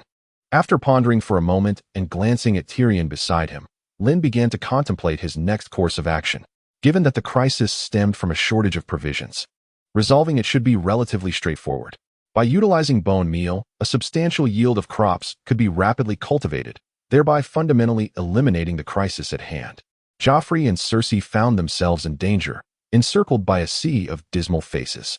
Among the crowd, only a handful shouted "Long live Joffrey," while the majority remained silent, casting malevolent glances past the mercenaries brandishing their spears. Sansa was among them, riding a chestnut mare, her gaze fixed ahead, her thick auburn hair cascading down her shoulders, partially veiled by a moonstone hairnet. In the midst of such an eerie and unsettling atmosphere, Cersei and Lancel continued their banter, leaving one to wonder whether their lightheartedness was genuine or merely a facade to mask their own apprehension. Standing guard were Ser Mandon, Ser Sandor, and Boros. Behind them sat the archbishop in a litter, accompanied by a long procession of courtiers, including Ser Horace Redwine, Lady Tanda, her daughter, Jane, and Earl Giles Rosby, among others, with 2 rows of guards bringing up the rear. Yet, could the guards truly withstand a throng intent on tearing the nobles apart? When the flames burn fiercely enough, tossing a handful of raisins into the pot will still result in a charred pudding.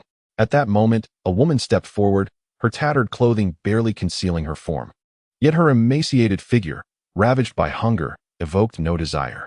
"My son has starved to death," she cried, her eyes reflecting despair as she raised the lifeless infant in her arms. "I have not eaten for 2 days and nights, and I have no milk for him." Her words were strikingly plain, yet they conveyed an overwhelming sense of hopelessness. For a mother to witness her beloved child perish in her embrace is unfathomable. What fury might arise from such despair, and where might it be directed?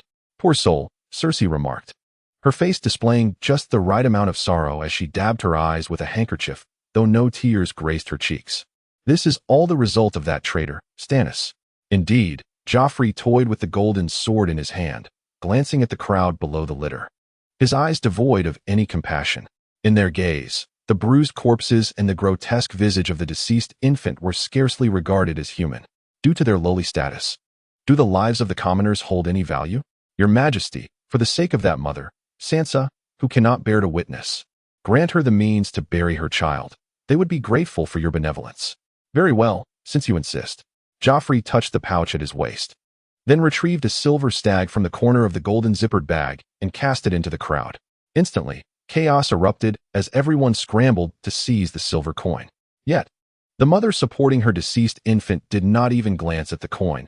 Her arm trembled slightly, as if it could bear no more. She wailed, her expression vacant, seemingly drained of tears. Sansa stared at her in shock, for she had never encountered such a person. The nobles in the court were all adorned in splendid garments.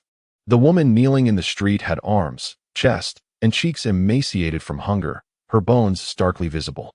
Is this the life of the lower class, where even basic sustenance is a struggle? Their existence is indeed harrowing. A wave of sorrow washed over Sansa's heart, and she shut her eyes in empathy. In the past, she had held disdain for these ragged individuals, fearing they would soil her attire, much like her sister Arya and her servant, that butcher's boy, Micah. Wretches, the offspring of incestuous filth. The woman cast a gaze that was somewhat terrifying, then hurled the corpse of her dead child at Joffrey's face, akin to tossing a sack of flour. Simultaneously, a deluge of excrement followed. Joffrey's earlier actions seemed to have shattered the last vestiges of reason among the populace. Igniting a powder keg, Sansa's attention remained fixed ahead, oblivious to the source of the dung. She merely gasped as Joffrey erupted in rage. He turned, the king now wiping the brown filth from his face, strands of it clinging to his golden hair, some splattering on his Sansa's legs. Who threw that? Joffrey shrieked. He swept back his hair, shaking off the excrement in a fit of fury. Bring me the culprit, he bellowed, offering a reward of 100 golden dragons. Up there, someone shouted from the crowd. The king rode in a circle, surveying the rooftops and balconies above. The crowd pointed, jostled, cursed one another and the king alike. Please, your majesty, spare him, Sansa pleaded. The king ignored her. Seize the one who threw the filth, Joffrey commanded. If he does not clean it up, I want his head. Go, fetch him. Sandor Clegane dismounted at the order, but he could not penetrate the throngs of bodies. Chapter 64. Who is he? As Lynn arrived, she saw Sandor navigating through the crowd. The giant clad in iron armor was quite conspicuous among the ragged masses, merely gazing at the yellow liquid atop Joffrey's head. Lynn grasped the dire situation at hand. A sudden thought struck him. I must seize him. Joffrey pointed towards the rooftop. Up there. Dogs, carve a path. His commands were drowned in a cacophony of chaos. A thunderous swell of anger, fear, and hatred surged from all directions, enveloping them. Bastard!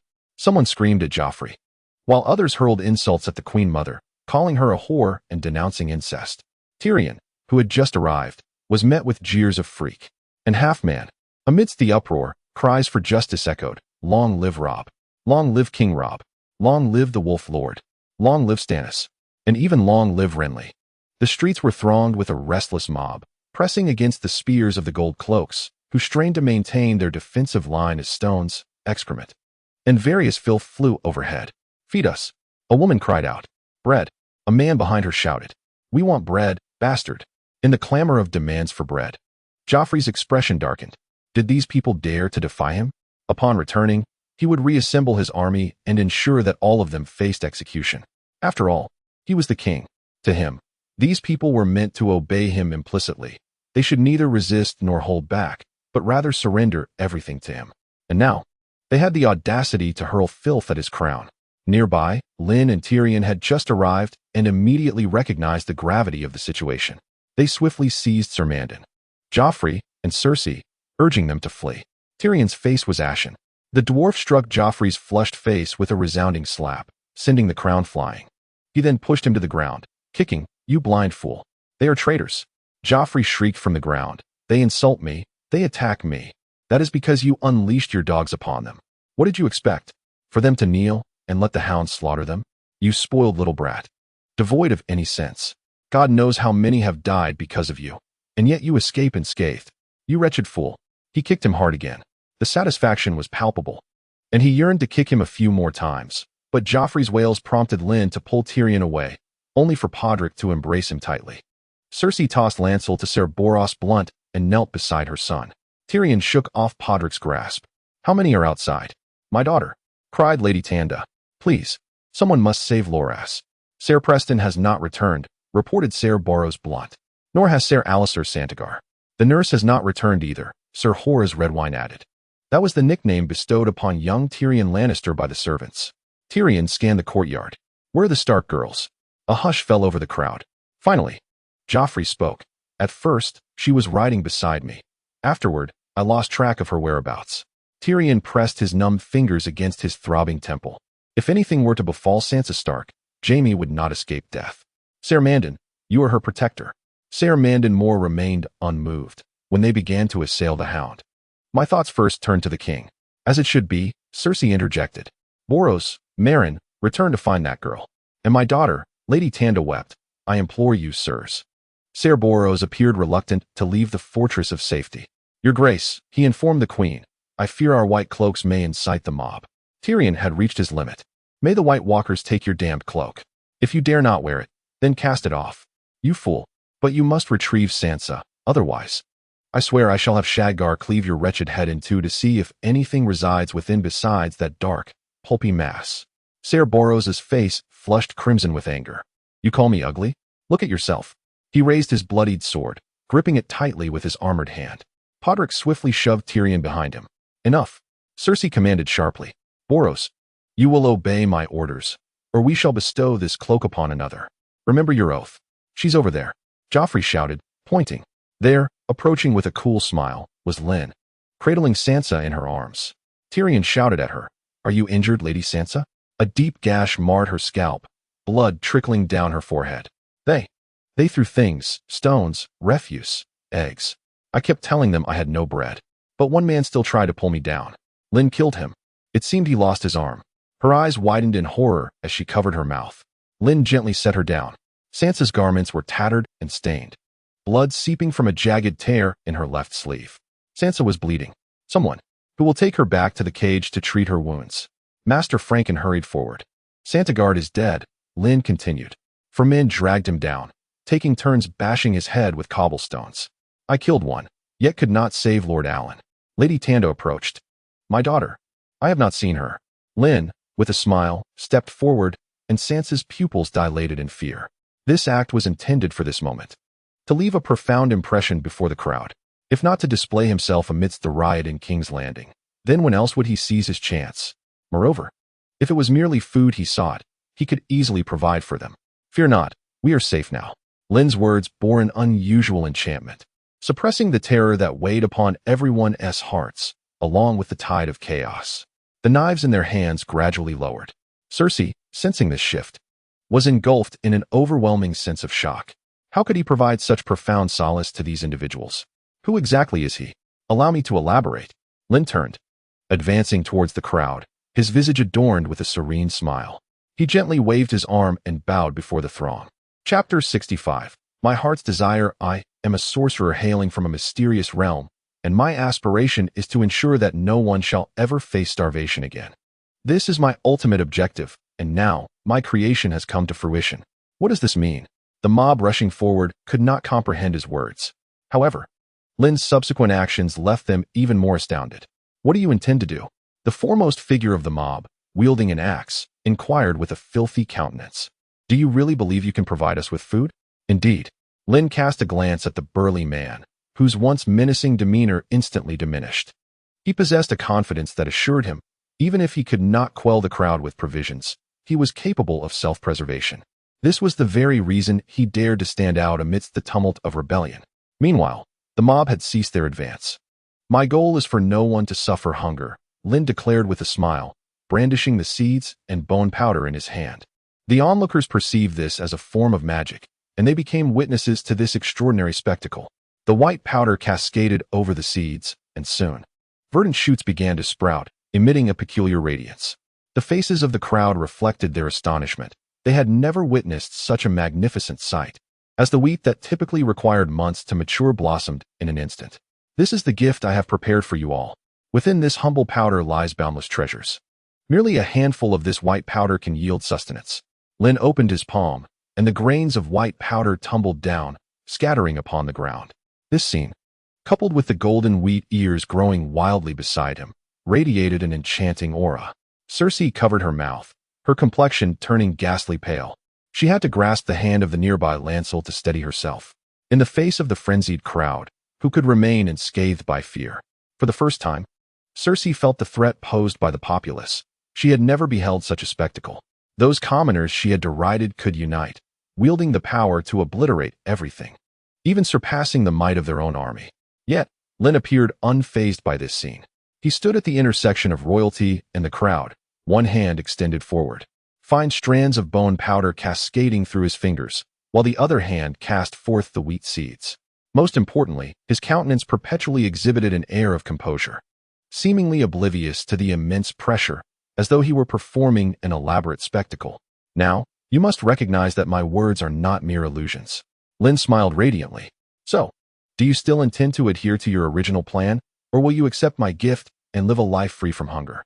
A soft, audible swallow echoed in the air. Cersei gazed at Lynn before turning her attention to the astonished crowd ahead. She found herself increasingly bewildered, her heart racing uncontrollably. This enigmatic man was capable of miracles that others could not achieve. Such a formidable presence, and yet this was the first time she had heard of him. His prowess far surpassed that of the mundane Lancel. Is this Lynn? Cersei widened her eyes, her red lips moving slightly, clearly impressed by his strength. As for his capabilities in other aspects, that required a more thorough examination. However, she had already set her sights on Lynn as her target. What I desire is quite simple. Lynn maintained a composed expression, fully aware of the intentions of the others, and with a smile reminiscent of a demon, he declared, "Your loyalty. Now, lay down your weapons. We can overlook the past, and I shall bestow upon you sustenance." Is it truly that simple? The man before him displayed an expression of incredulity, astonished that Lynn would so easily grant him clemency. Furthermore, he was offering food to everyone. He could scarcely believe it. For the impoverished, acquiring anything precious required their utmost effort. But can you genuinely forgive and forget? As long as we lay down our weapons? Another man interjected, furrowing his brow. His words reflected skepticism towards Lynn, for such favorable terms seldom fell upon their kind. And who would ensure their servants were well fed? That would only diminish their work ethic. Of course, these matters are trivial, Lynn chuckled lightly. In my eyes, neither gold nor diamonds hold any value. What truly matters is you. Lord Lynn. Sansa exhibited a look of admiration unique to young girls, her beautiful eyes widening. She felt that at this moment. Standing before the royalty and engaging with the rabble, Lynn's silhouette appeared remarkably grand. Handsome men are the favorites among young girls. He was indeed the man she had chosen. Cersei was equally taken aback. However, she perceived such audacity as a quality every man should possess. Her focus shifted to another matter. Upon seeing Lynn's refined features, her mind was consumed with thoughts on how to manipulate him. The most effective and straightforward way for a woman to conquer a man is singular. Meanwhile, Lynn was filled with exhilaration. His appearance during the riot in King's Landing had effectively provided him with a grand stage, allowing him to establish his image before the entire city. This was precisely what he yearned for. If one merely sought favors from the nobility without addressing the root issues, how could efficiency ever be improved? Unbeknownst to him, his actions this time inadvertently drew the attention of another. That individual was the enchanting Cersei, who, at that moment, found herself in a state of emotional turmoil, as her beloved Jaime had been captured by adversaries. Frustrated and despondent, she encountered a remarkably handsome man, Lynn. Cersei, by nature flirtatious, had dalliances with the likes of Lancel, Qyburn, and even the Moon Boy. Aspiring to establish herself as more formidable than men, she often emulated their behavior, engaging in intimate encounters at any given moment. Moreover, when faced with challenges, she frequently resorted to leveraging her beauty as a means of resolution. Regrettably, the previous two prime ministers who had clashed with Cersei rendered her allure ineffective. Jon Arryn, due to his advanced age, had become immune to the charms of women, while Eddard Stark, driven by his unwavering sense of justice, outright rejected and ridiculed her advances. Now, however, Cersei had set her sights on a new target, the remarkably handsome and exceptionally talented Lynn. "I yearn for a world where no one suffers from hunger," Lynn declared with a smile, articulating thoughts that no one else had dared to voice. "No one will go hungry?" Cersei echoed, her gaze upon Lynn laden with an inscrutable significance. She pondered, if no one is hungry, then who will labor diligently? Upon whom shall we rely for sustenance? In the eyes of the rulers, the lower classes were not meant to harbor aspirations, nor should they be well fed. Such conditions would undermine their lofty status as nobles. They had grown accustomed to a regime of oppression, wherein meager offerings were perceived as grand gestures of generosity to the impoverished. Lynn's intentions, undoubtedly, aimed to destabilize this foundation of their dominion. "I do not claim that I shall effectuate this change, but rather present you with the choice to alter your circumstances," Lynn stated with profound significance. "Is that truly the case?" Cersei regarded Lynn, now shrouded in an impenetrable fog of intrigue. The sensation was akin to teasing someone's itch through layers of fabric. "I do not profess to stand in opposition to the crown," Lynn remarked, glancing at the commoners outside the courtyard who were seizing rice, a subtle smile curving his lips. "In my view, all individuals are alike. They all require a choice for change and the courage to embrace it, for only then can their vitality flourish." "Cersei, your majesty," Sir Mandon beside her widened his eyes, turning to Cersei to suggest that she intervene with Lynn. "This is preposterous. How can one act in such a manner?" Cersei, clearly agitated, emphasized anxiously, "We cannot allow the commoners to live too comfortably. Otherwise, who would pledge loyalty to the crown?" Lynn merely smiled in silence. Cersei's words were instinctively drawn from her own experiences, yet she became acutely aware that they might displease Lynn. Should Lynn harbor any discontent or even animosity towards her as a result, it would certainly not be in Cersei's favor. After all, every man she aimed for was merely her prey. To incite hostility in her quarry prematurely is not the mark of a skilled hunter. "You would do well to adjust your strategy," ensuring no one suffers from hunger. That is not my desire, Cersei tentatively suggested, subtly shifting her boundaries. It entirely depends on you. I merely present an option, and we may delve deeper into the matter of pricing. Lynn succinctly outlined his terms before raising his tone. As long as you can offer a sufficient price, I can provide you with the most exquisite service. Must I pay for it? Cersei remarked, casting a flirtatious glance in Lynn's direction. Certainly, Lynn replied without hesitation. Without compensation, how could I be motivated to further enhance my capabilities and offer you greater value? This is a complete and virtuous cycle. You must understand that this is the sustainable choice. We are not concerned with short-term gains. Cersei, in truth, wielded power second only to Tyrion within King's Landing. By her side stood a formidable assassin, the tall and slender Island Payne, armed with a 6-foot Valyrian steel greatsword known as Ice. Island was a cold man, tall and thin, with a beardless, pockmarked visage. He possessed hollow, pale eyes and sunken cheeks. Although not old, his hair was sparse, with only a few strands sprouting above his ears. Yet he allowed these remaining locks to grow as long as a woman's. Very well, I concede. Cersei felt a stir of desire. She understood that when confronted with someone exceptionally capable, her limits could be flexibly adjusted, not to mention that Lynn's handsome features appeared even more alluring through her eyes. This inclination stemmed partially from Cersei's inherent attraction to handsome men, as well as Lynn's formidable prowess, which was undoubtedly captivating to women. Thus, the likelihood of their union soared. Then let us proceed as you suggest. Cersei nodded in agreement. Now, what price do you propose for the bone meal intended to hasten growth? Lynn chuckled lightly as he scattered a handful of bone meal across the soil seeded with wheat. For someone like Cersei, this action required little explanation. They both recognized the significant impact Lynn's bone meal had in addressing the unrest in King's Landing. Indeed, this was precisely what Lynn desired. For excessive verbosity could render him overly affable in the eyes of others, thereby shattering the enigmatic traveler persona he sought to cultivate. The mere sprinkling of such a minuscule amount yielded astonishing effects. Cersei gazed at the fields in the distance, her eyes sparkling with an unusual brilliance. Truly, he is a man of worth in my estimation. It is essential to clarify that Lynn candidly articulated his intentions with a voice as soft as silk, proclaiming that with the miraculous properties of this bone powder, he required minimal connections to disseminate these substances throughout the 7 kingdoms, not merely confined to the capital of King's Landing. This statement unambiguously laid bare Lynn's ambitions before all present. Do not regard me as your possession. I could effortlessly ascend to the role of a central figure in the 7 kingdoms. Yet can you bear the consequences should I choose otherwise? Cersei hesitated for a moment before turning to her side to address Lancel, instructing, Lancel, fetch the supplies from my warehouse. Lancel paused, momentarily flustered, retorting with a tinge of jealousy, my lady. But there are no buts, Cersei interrupted with a wave of her hand. Our Lannister family holds capable friends in high esteem. We must not allow others to perceive us as indifferent to talent, for such a notion would be detrimental. She contemplated using wealth to secure Lynn's loyalty, a tactic she frequently employed. Chapter 67. You tempt me in Cersei's strategy. While financial influence was secondary, her greatest confidence lay in her beauty. Her motto could be distilled into a singular thought, the most formidable weapon of a woman. She had long accustomed herself to this mindset, using it to conquer.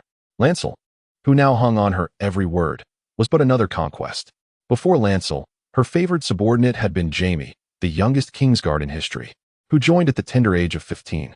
Lynn, however, merely smiled, having already discerned the other's intentions. Observing the faint blush on Cersei's cheeks, he recognized the implications of her allure. Notably, when paired with Cersei's beauty, her demeanor could sway the hearts of any man. Faced with Cersei's unwavering stance, Lancel begrudgingly acquiesced, his gaze toward Lynn rife with jealousy. He resembled a man wearing a green cap, for in his mind, Cersei's overt advances, combined with her celestial beauty and illustrious status, rendered it impossible for any man to remain unaffected. Cersei had indeed risen to be among the few women at the pinnacle of this world, not solely in beauty, but in power. In the face of authority, beauty held little value. Cersei now resides in King's Landing, and prior to Joffrey's coming of age, she served as the regent. Very well, Lynn remarked with a smile, observing Cersei's earnest demeanor. I can see your determination. In light of this, I shall position you more prominently in the forthcoming plans. Cersei stifled her inner excitement, yet at that moment, She was consumed by another thought. She must possess this man, for not all women are so naive. However, for Cersei, this was merely standard procedure. Even if it meant incurring significant costs, she would unflinchingly pursue her desires, all the while believing herself to be cunning. You mentioned this is just the beginning. Cersei gazed at Lynn, challenging him. Let me see what abilities you truly possess. Reveal everything you have. With pleasure, Lynn replied, nodding in agreement. He intended to showcase his capabilities. Yet, Cersei did not immediately acquiesce. Instead, she wished to ascertain the extent of Lynn's hidden cards. Lynn easily grasped her intent and merely smiled. Of course, he was willing to reveal himself. However, he had not anticipated that Cersei had already perceived him as a prize. Even envisioning the manner in which she would claim him. Allow me to present something unprecedented. With a flourish, Lynn conjured forth a striking orb of deep purple and black, a remarkable artifact he had long withheld, the Ender Pearl. Its terrifying appearance elicited a look of astonishment from Cersei. What is this? I have never encountered anything like it. What is it? She picked up the eerie, eye-shaped object, and as she scrutinized Lynn's expression, her anticipation began to mount. Something so precious in the hands of this man must surely be of unparalleled significance. Despite her position as regent and her exposure to countless wonders, this man consistently managed to surprise her. The Ender Pearl, Lynn said, casting a meaningful glance at Cersei. In this world, the concept of instantaneous teleportation seemed utterly unfathomable. Yet, with this item, such a miracle could be achieved. However, at present, only I can accomplish this feat. And it is not suitable for you. What? Teleportation? Cersei's eyes visibly brightened. The term, typically confined to the realms of youthful fantasy literature, had transformed into reality at the lips of this man. Yet, that was not its most formidable attribute. Lynn wore a contemplative smile. Its greatest utility lies in facilitating the traversal between two worlds. Compared to the Hell Gates, which can be accessed merely through fire and water, the portal from the end is far more extraordinary. Indeed, placing the Ender Pearl upon the end portal allows one to reach another realm. Lynn referred to this, though to others, the terminology would remain entirely incomprehensible. Traversing through alternate realms and returning, this is the realm of reality. Does logic still hold sway here? So it is. She mused, echoing his words. Yet deep down, Cersei harbored doubts regarding Lynn's assertions. However, whether it was true or not mattered little to her. What she truly desired was Lynn himself. This youthful, tender man invoked memories she had almost forgotten. In the court, all the men were aged. And as Cersei recalled Lynn's robust chest, she coyly inquired, "Might you personally demonstrate that for me?" Her voice, sweet and delicate, rang out, for she perceived no discernible difference. Lynn felt a twinge of discomfort at Cersei's sudden display of affection. What was this? Why had she chosen to speak to him in such a manner? What were her intentions? Was she concealing some nefarious scheme? He instinctively thought that a woman as cunning as Cersei, akin to a venomous scorpion, surely harbored many ulterior motives. Lynn resolved never to be ensnared too easily, lest he find himself unwittingly reduced to a mere pawn. What do you mean by that? Cersei's expression faltered as she observed the enigmatic man before her, his demeanor failing to align with her expectations, sowing seeds of unease within her. In an instant, she donned another mask, her countenance transforming. A malevolent expression graced her angelic visage. I was merely contemplating something else. Lynn swiftly regained his composure, covering his face momentarily to steady himself. Your words momentarily caught me off guard, but do not misconstrue my silence. I harbor no prejudice against you. Cersei represented his most significant client, and offending her would be unwise. Furthermore, even if he were to remove her, the ensuing chaos would hardly be a desirable undertaking. Besides, finding someone as foolish as Cersei would be no easy feat. She appeared to be intricately scheming, yet by steering her towards the simplest, most direct, and least consequence-considerate actions, one could predict her subsequent moves. Lynn continued, I can demonstrate my ability to teleport right here, utilizing merely this Ender Pearl, which I can effortlessly accomplish. As for why I am the only one capable of such a feat, it is due to my system. He had intended to elaborate further, but upon witnessing the unabashed ambition in Cersei's gaze, he merely opened his mouth, ultimately withholding his words. Explanation? Perhaps it was better left unsaid, for this was a power bestowed upon him solely by the system. Chapter 68. The first attempt. A miracle unfolded within the widening eyes of Cersei. The dark purple orb of his eye flickered, casting a gaze into the distance, and then, astonishingly, Lynn vanished from his original position, only to reappear at the spot where the orb had been moments before, his attire unchanged. He had indeed mastered the art of teleportation. However, his new location was somewhat awkward, as it brought him closer to the Empress, allowing for a more scrutinous observation of her. Cersei, with her milk-like smooth skin clad in tight-fitting attire, appeared even more alluring, her ornate garments only hinting at her form. Lord Lynn? Cersei's gaze was somewhat dazed. Softly murmuring his name, Lynn remained remarkably composed, fully aware that the primary reason for her reaction was not his charm, but rather her inherent nature. This woman had grown accustomed to resolving issues through her lower instincts or resorting to morally reprehensible and selfish actions. Lady Cersei, please remain calm. Lynn regarded her with an extraordinarily serene expression, his self-control impressing even himself as he managed to suppress the rising heat within. After a considerable pause, Cersei deciphered his intent from his demeanor. She clenched her fist tightly, flames igniting, yet she seemed oblivious to the gravity of the situation. Suddenly leaping to her feet and unleashing an uncharacteristic roar. Are you out of your mind? The recently returned Lancel, witnessing the scene, felt his face flush with embarrassment. Not everyone possessed Lynn's level of composure. My apologies, but my services do not extend to that. Lynn merely smiled and shrugged.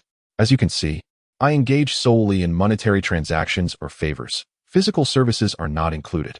I sincerely apologize for any misunderstanding. He cast a glance at the carriage being pulled back by several of Lancel's attendants, laden with a mountain of golden dragons.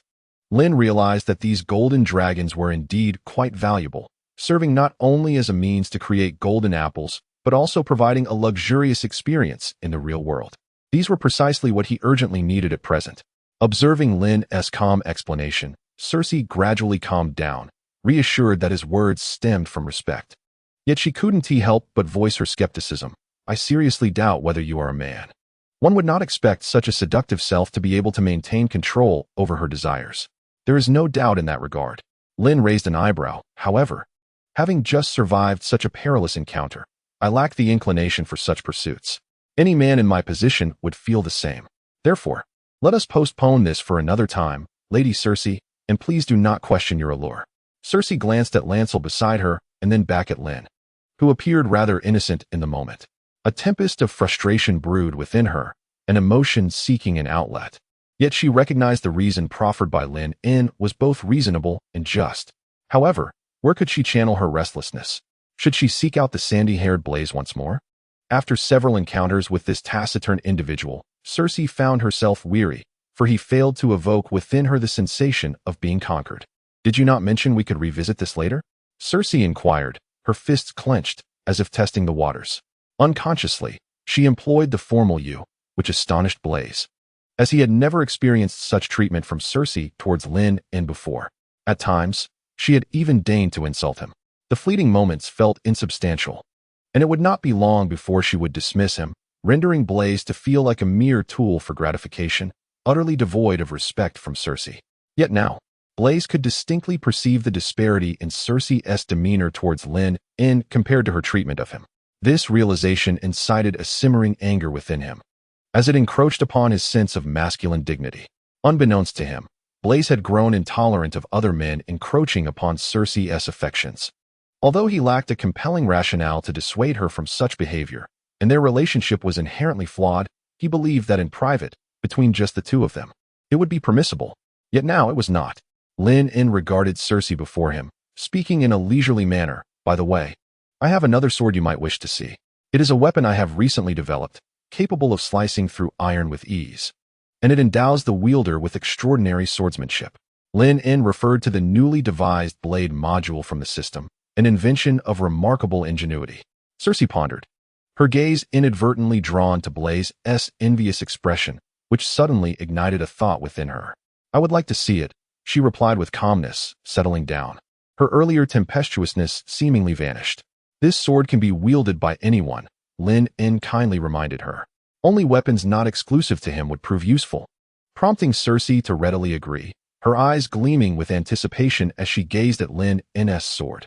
This implied that anyone could wield it, enabling the mass production of such a formidable weapon. What remained was to ascertain the truth of Lynn's claims, that this sword possessed the extraordinary capabilities he had described. She had no intention of bequeathing this sword to the royal executioner, Eileen Payne, for he already possessed the Valyrian steel sword, Ice. However, she could certainly offer it to someone else. Cersei now eagerly anticipates Lynn's actions. Compared to the previously displayed teleportation, a skill exclusive to Lynn, her enthusiasm has significantly intensified, even if it necessitates greater sacrifices. For a weapon that is accessible to all, it is indeed a special sword that can genuinely enhance the wielder's capabilities. How should we demonstrate this? Cersei inquired with fervor. Let us find someone who is not particularly skilled with a sword to give it a try, Lynn suggested, casting a glance at the fervently eager Bronzell. Bronzell, you shall attempt it, Cersei commanded directly. As Bronzell grasped the sword with exceptional zeal, Cersei's own heart began to ignite with excitement. However, this was merely the beginning. Chapter 69, My experiments are abundant. I can also concoct potions for you. A myriad of them: strength, speed, contracts, fire resistance. If we could possess all these potions, we would have an unstoppable army. Sensing Cersei's yearning, Lynn added fuel to the fire, stating, with this sword, coupled with an ample supply of potions, even an ordinary person could instantaneously transform into a formidable warrior. This statement was undoubtedly Lynn's meticulously prepared trump card, particularly appealing to Cersei's desire for immense power. After all, in the original narrative, merely to secure assistance for a fleet, Cersei was willing to bed Euron Greyjoy, and for the sake of false testimony, she could bed Catelyn Stark. These actions reflect the deeply entrenched malice within Cersei. People seldom change, especially when faced with significant choices. Cersei's anticipation was palpable. Let us proceed with the trial, she instructed Lynn, contemplating that even if it cost a fortune, it would not be in vain. After all, perhaps not that much was required. Thus, the sounds of practice resonated across the open ground. Again, continue. Do not cease. Yes, just like that. Keep going, quicken your pace. Such formidable swordsmanship, you have grasped its essence. Once more, and this shall be the final attempt. Time slipped by unnoticed. Cersei eventually called to Bronzell. Very well, excellent. This sword is precisely what we need. At this moment, Lynn had successfully captivated Cersei's admiration. The sensation of having a woman utterly devoted to him, even one from the opposing side, brought Lynn immense satisfaction, particularly witnessing Cersei reluctantly parting with her wealth. Yet, this was not the end. Lynn's ultimate strategy consisted of an array of potions. At this juncture, Bronzell, a young man with sandy brown hair and pale green eyes, was astonished by the exquisite swordplay he had just exhibited. It felt as if his hands were no longer his own. As the first tester of the blade module, he felt as though his right hand possessed years of swordsmanship experience. Now, let us discuss the purpose of your potions. Cersei hesitated internally, her gaze fixed intently on Blaze, and spoke with bated breath. If your potions are indeed as effective as you claim, we would certainly consider purchasing them. As you mentioned, equipping ordinary individuals with such enhancements could transform them into formidable forces on the battlefield. How could that possibly be true? Blaze exclaimed, his face a mixture of astonishment, helplessness, and jealousy. He had personally experienced the power of the blade module, and although he was reluctant to admit it, he could not deny that the sword significantly enhanced the capabilities of ordinary people. How could it not be true? Blaze, we all witnessed your condition just now. Cersei seemed resolute, then turned to look at Lynn. Moreover, we ought to be grateful for this gentleman's generosity. If he were to sell this to those treacherous rebels, we would find ourselves in a far more dire situation. Now, we merely need to spend a little money to acquire such potent equipment. Why not seize the opportunity? This sentiment aligned perfectly with Lynn's thoughts. If he could not acknowledge his own benevolence, he would not be inclined to present the various alchemical potions he had prepared. Blaze's complexion turned ashen, and he fell silent. After all, even the command from Empress Cersei left him feeling powerless to resist. Bring forth your potions, Cersei instructed Lynn, then pointed at Blaze with an air of nonchalance, her expression tinged with irritation. These potions will serve him well, do not hold back. Using her brother as a test subject seemed entirely fitting. Very well, though I assure you these potions will have no adverse effects. I must admit I am quite flattered by your trust in me, Lynn replied, seemingly honored. In return, I shall cherish the opportunity you have given me. But I must clarify that to demonstrate the effects of the potions more directly, I will need to conduct a few experiments. Cersei regarded Lynn, her lips twitching slightly. She discerned an ambiguous undertone in his words. Was there a shared history between him and Blaze? However, observing Lynn's calm demeanor, she suppressed that thought. After all, she had witnessed Blaze's past firsthand. How could someone like Lynn suddenly emerge? Moreover, the enigmatic methods he employed, his tranquil gaze, and his extraordinary equipment were beyond Cersei's comprehension. It was as though he had descended from another realm. He is truly quite handsome, Cersei thought, a shiver running down her spine. I must secure him. She repeated this self-affirmation, her focus unwavering as she awaited Lynn's next move. However, upon closer examination, Lynn became acutely aware of this outcome. So it is, Lynn murmured to himself. Although he was not particularly swayed by Cersei's seductive allure, the presence of such a stunning beauty inevitably stirred certain thoughts within him. Yet, these fleeting notions were swiftly extinguished when he recalled the individuals Cersei had previously shared her bed with. They were simply too base. Furthermore, why cling to an aging and tarnished woman when there are far more admirable women available? Lynn then began to produce an array of potions. Strength, speed, and agility were merely introductory offerings.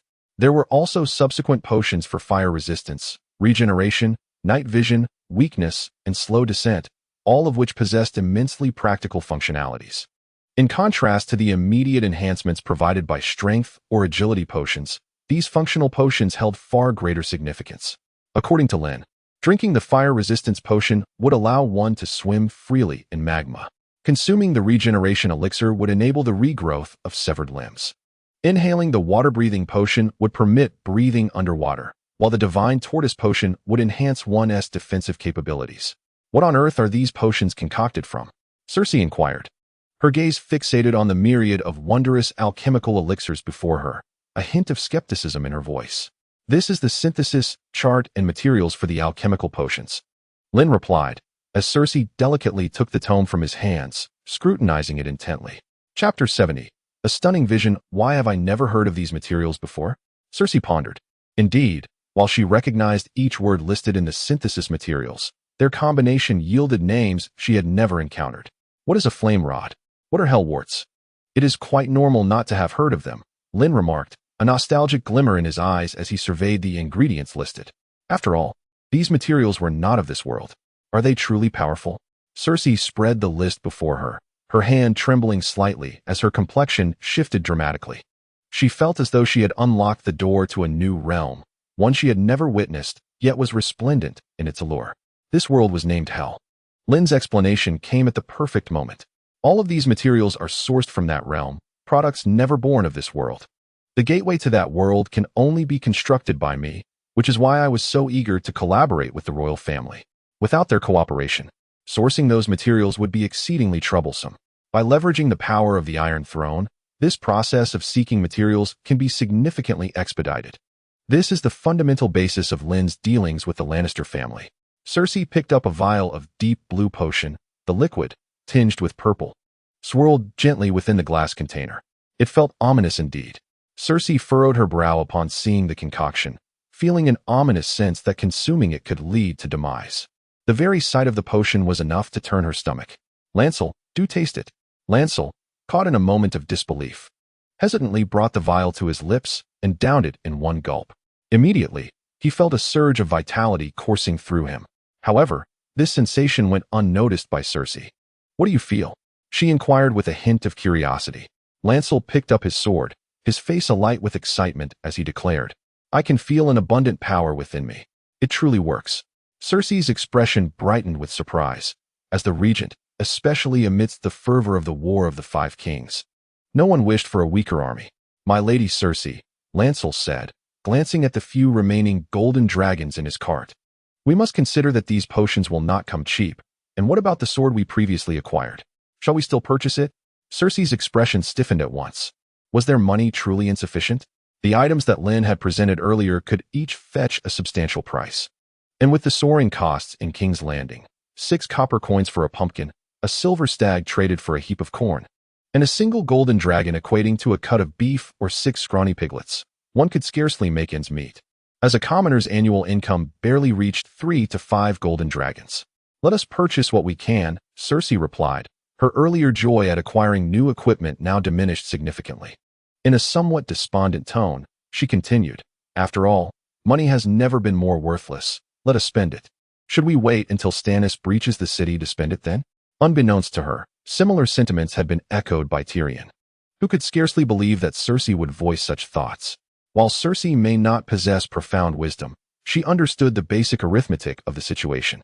Spending now would be prudent, as they could settle accounts with Lynn after defending against Stannis.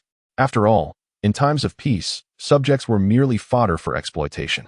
As this thought crossed her mind, a pang of regret tugged at her heart, yet with a steely resolve, she turned to Lancel and commanded, "Hand over the remaining coins to Lord Lynn."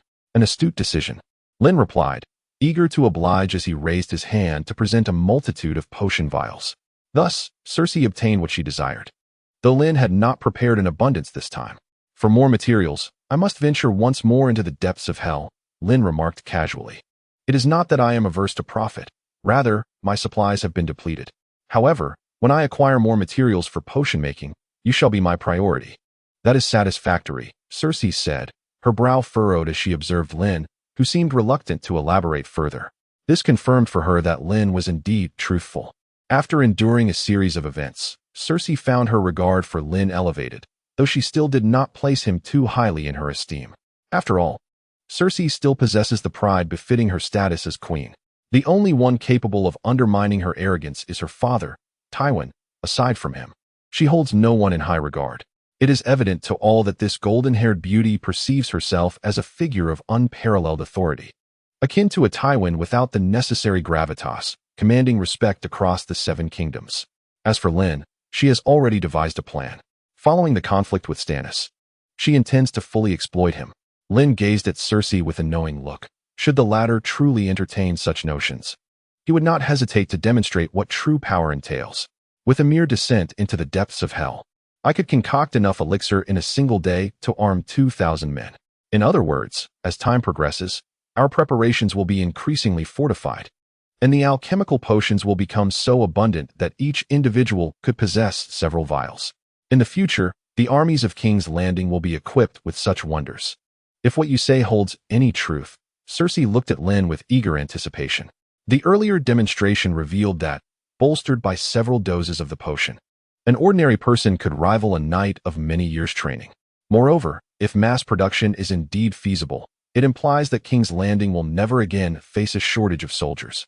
Although the gold cloaks and the defenders number only around 7,000 to 8,000, the entire population of King's Landing amounts to 500,000. Should this elixir achieve mass production, ensuring a continuous supply, Cersei would no longer have to endure sleepless nights filled with dread. Furthermore, with enhanced equipment, their might would only increase. The vision Lynn presented was utterly captivating. When a formidable army appears in King's Landing, surging forth like a tidal wave, what would they have to fear? Just contemplating such a scenario sent Cersei's spirits soaring to unparalleled heights. As a woman perched atop the pinnacle of power, Cersei is acutely aware of the significance of strength and is deeply enamored with it. For power is everything she possesses. Without it, without her family, and without the Iron Throne, she would be left with nothing. In this Game of Thrones, failure to emerge victorious leads only to a dead end. "Show me your capabilities once more, Lancel." Despite her efforts to maintain an air of calm and suppress her excitement, Cersei's exhilaration was unmistakable on her face. Chapter 71. No room for complacency. "Cersei, your majesty." Lancel had never encountered such a version of her before. He took a deep breath and leaped lightly, feeling as though a hand was lifting him from behind, propelling him 3 to 4 meters high.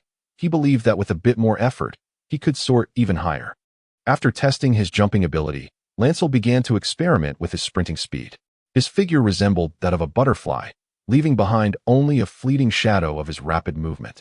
So swift that Cersei could easily lose sight of him, her eyes unable to keep pace.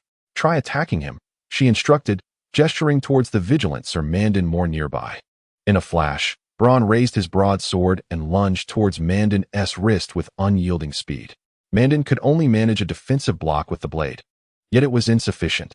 The powerful thrust of the sword struck him with such force that even the chain mail he wore could not fully absorb the impact, causing Sir Mandon to stagger backward, blood spilling from his lips. How astonishingly effective! After delivering that strike, Bronn instantly appeared before Mandon, concern etched on his face. How useful! Cersei was utterly indifferent to Mandon's plight, her gaze betraying an unmistakable excitement. It was difficult to fathom that even Bronn could force the elite Kingsguard to retreat. This was a talent that seemed foreign to him. Yet, after consuming the potion, he exhibited such formidable explosive power. Bronn could at best be described as a squire who had merely handled a sword, having never participated in any significant battles. Yet now he was capable of besting the older and more experienced Mandan. By such reckoning, one could readily discern the extraordinary enhancement effect of the potion on an ordinary individual. Moreover, let us not forget that this potion was accessible even to commoners. Amid her elation, Cersei's gaze shifted toward Lynn, imbued with a hint of inscrutable contemplation. This enigmatic man, whom she had never encountered before, had somehow achieved such remarkable enhancement merely by consuming a few vials of peculiar elixirs. Even the sorcerers of yore who had visited King's Landing, or the devotees of other deities from the free cities, could not replicate such results. This was no product of this world. My lord, Cersei's emotions surged within her, and after a moment's hesitation, she cautiously inquired, "Would you kindly refrain from disseminating this potion? I assure you, our offered price will not leave you at a loss." If someone were to witness Cersei in this moment, they would scarcely recognize the woman who once exuded arrogance, now reduced to a posture of humility. It is worth remembering that when Robert had struck Cersei, swelling half her face, she had merely responded with pride, declaring it a badge of honor. Beside her, Bronn found no surprise in her demeanor. As a first-hand participant in the recent experiment, he could only affirm that one could never be too cautious when dealing with a person like Lynn. "My lady, your request seems to overstep," Lynn remarked with a semblance of a smile. "If I were to decline, would you send someone to eliminate me?" Cersei fell silent, acutely aware that all her thoughts lay bare before this man, utterly exposed. Indeed, Lynn is truly formidable. This is the first time Cersei feels as though she is seen through at every turn. Initially, when she first heard of Lynn from others, she dismissed it as mere hyperbole. However, the prowess Lynn has exhibited is now compelling her to regard him with utmost seriousness. Unbeknownst to her, Lynn's stature in her mind has risen significantly, even comparable to that of Tyrion. As his standing ascends, Cersei's demeanor towards Lynn subtly shifts. "I am merely an ordinary person," Lynn remarked languidly. Yet, to the ears of the two before him, this nonchalant declaration seemed like a jest. "In this moment, I stand as a singular entity in your eyes, for I have bestowed upon you an opportunity. However, this does not guarantee that such chances will arise again. Therefore, you need not place excessive importance on my presence. Indeed, I can only express my gratitude for this opportunity you have granted me, on behalf of my family," Cersei responded, seemingly relieved. Her current contemplation revolves around how to retain this individual for her own purposes. For the affluent Tyrell family from the southern shores also has their sights set on Lynn. Moreover, the Tyrells harbor Cersei's rival, the younger and more alluring Margaery Tyrell, which evokes memories of the witch's prophecy from her youth. The prophecy of Maggie the Frog, revealed to Cersei in her younger days, profoundly influenced her destiny. It contains several facets. Maggie foretold that Cersei would not wed the prince, Rhaegar Targaryen, but would marry the king. She would ascend to the role of queen until a younger and more beautiful woman supplanted her, seizing all that she held dear. Cersei would bear 3 children, while her kingly husband would father 20, referring to Robert Baratheon's bastards. Her offspring would be wrapped in golden shrouds, and none of her lineage would survive. Maggie prophesied that Cersei would be choked by her, High Valyrian for brother. This prophecy has cast a long shadow over Cersei's future, instilling in her an unwavering belief, particularly regarding the part about the younger, more beautiful woman. She perceives Margaery Tyrell as a threat, convinced that she is the woman destined to usurp her. Her animosity towards her brother Tyrion is palpable, despite Jaime being her sibling as well. With anticipation, Cersei meticulously prepared the potions she had received from Lynn. Meanwhile, Lynn amused himself with Lancel while contemplating his forthcoming plans. He recognized an urgent need to enhance his physical prowess, realizing that he could not solely rely on the abilities bestowed by the system. Otherwise, he would ultimately become a mere puppet. Thus, he understood that complacency was not an option. When one believes themselves safe, that is precisely when doom approaches, a truth Lynn grasped profoundly. At this moment, Cersei had meticulously organized the forged weapons and potions provided by Lynn. She then cast a fervent gaze towards him once more. What other intriguing items might he possess to astonish her? Chapter 72. Future plans. There's no need to dwell too much on this. Lynn feigned a sigh. stating that the items he had given her were sufficient for an extended period, allowing her to rest easy. If she were to use them sparingly, they might last even longer. However, he hinted at the possibility of upgrading his arsenal in the future, suggesting that these items may soon become outdated. Cersei swallowed hard. "My lady," Blancel interjected, grasping her arm with concern. "We do have some funds left. Are you certain we can trust him? After all, we are not of the same family."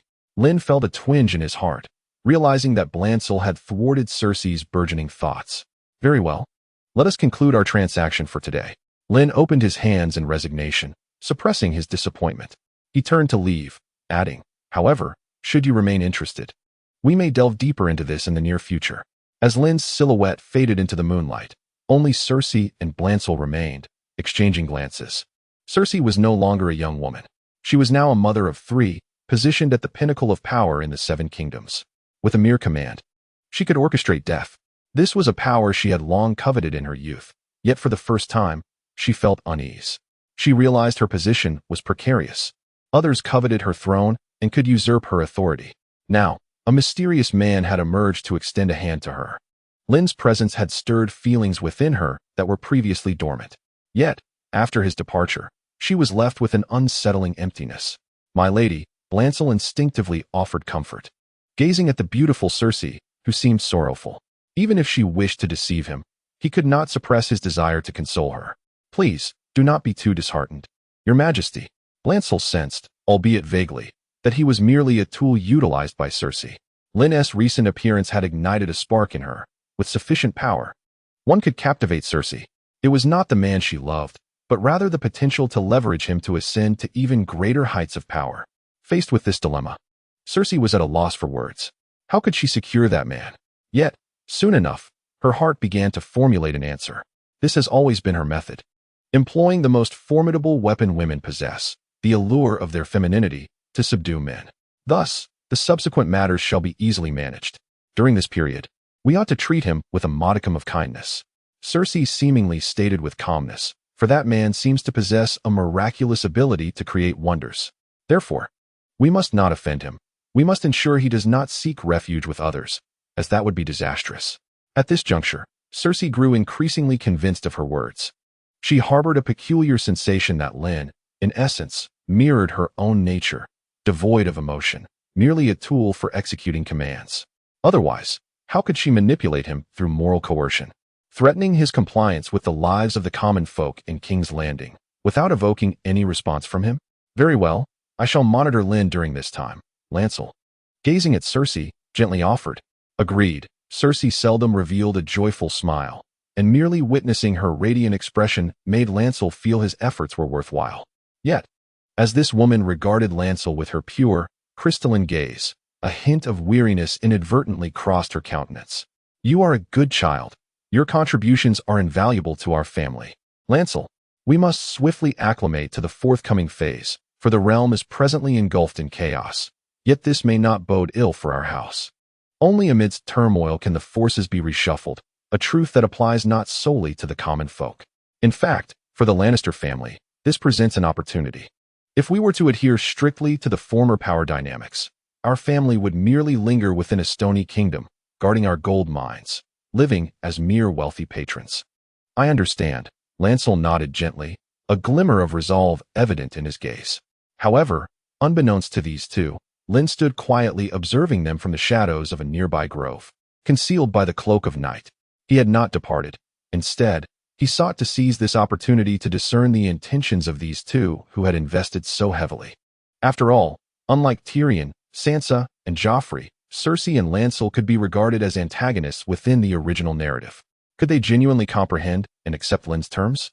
Now, through the lens of their reactions, Lynn discovered both similarities and differences from his initial expectations.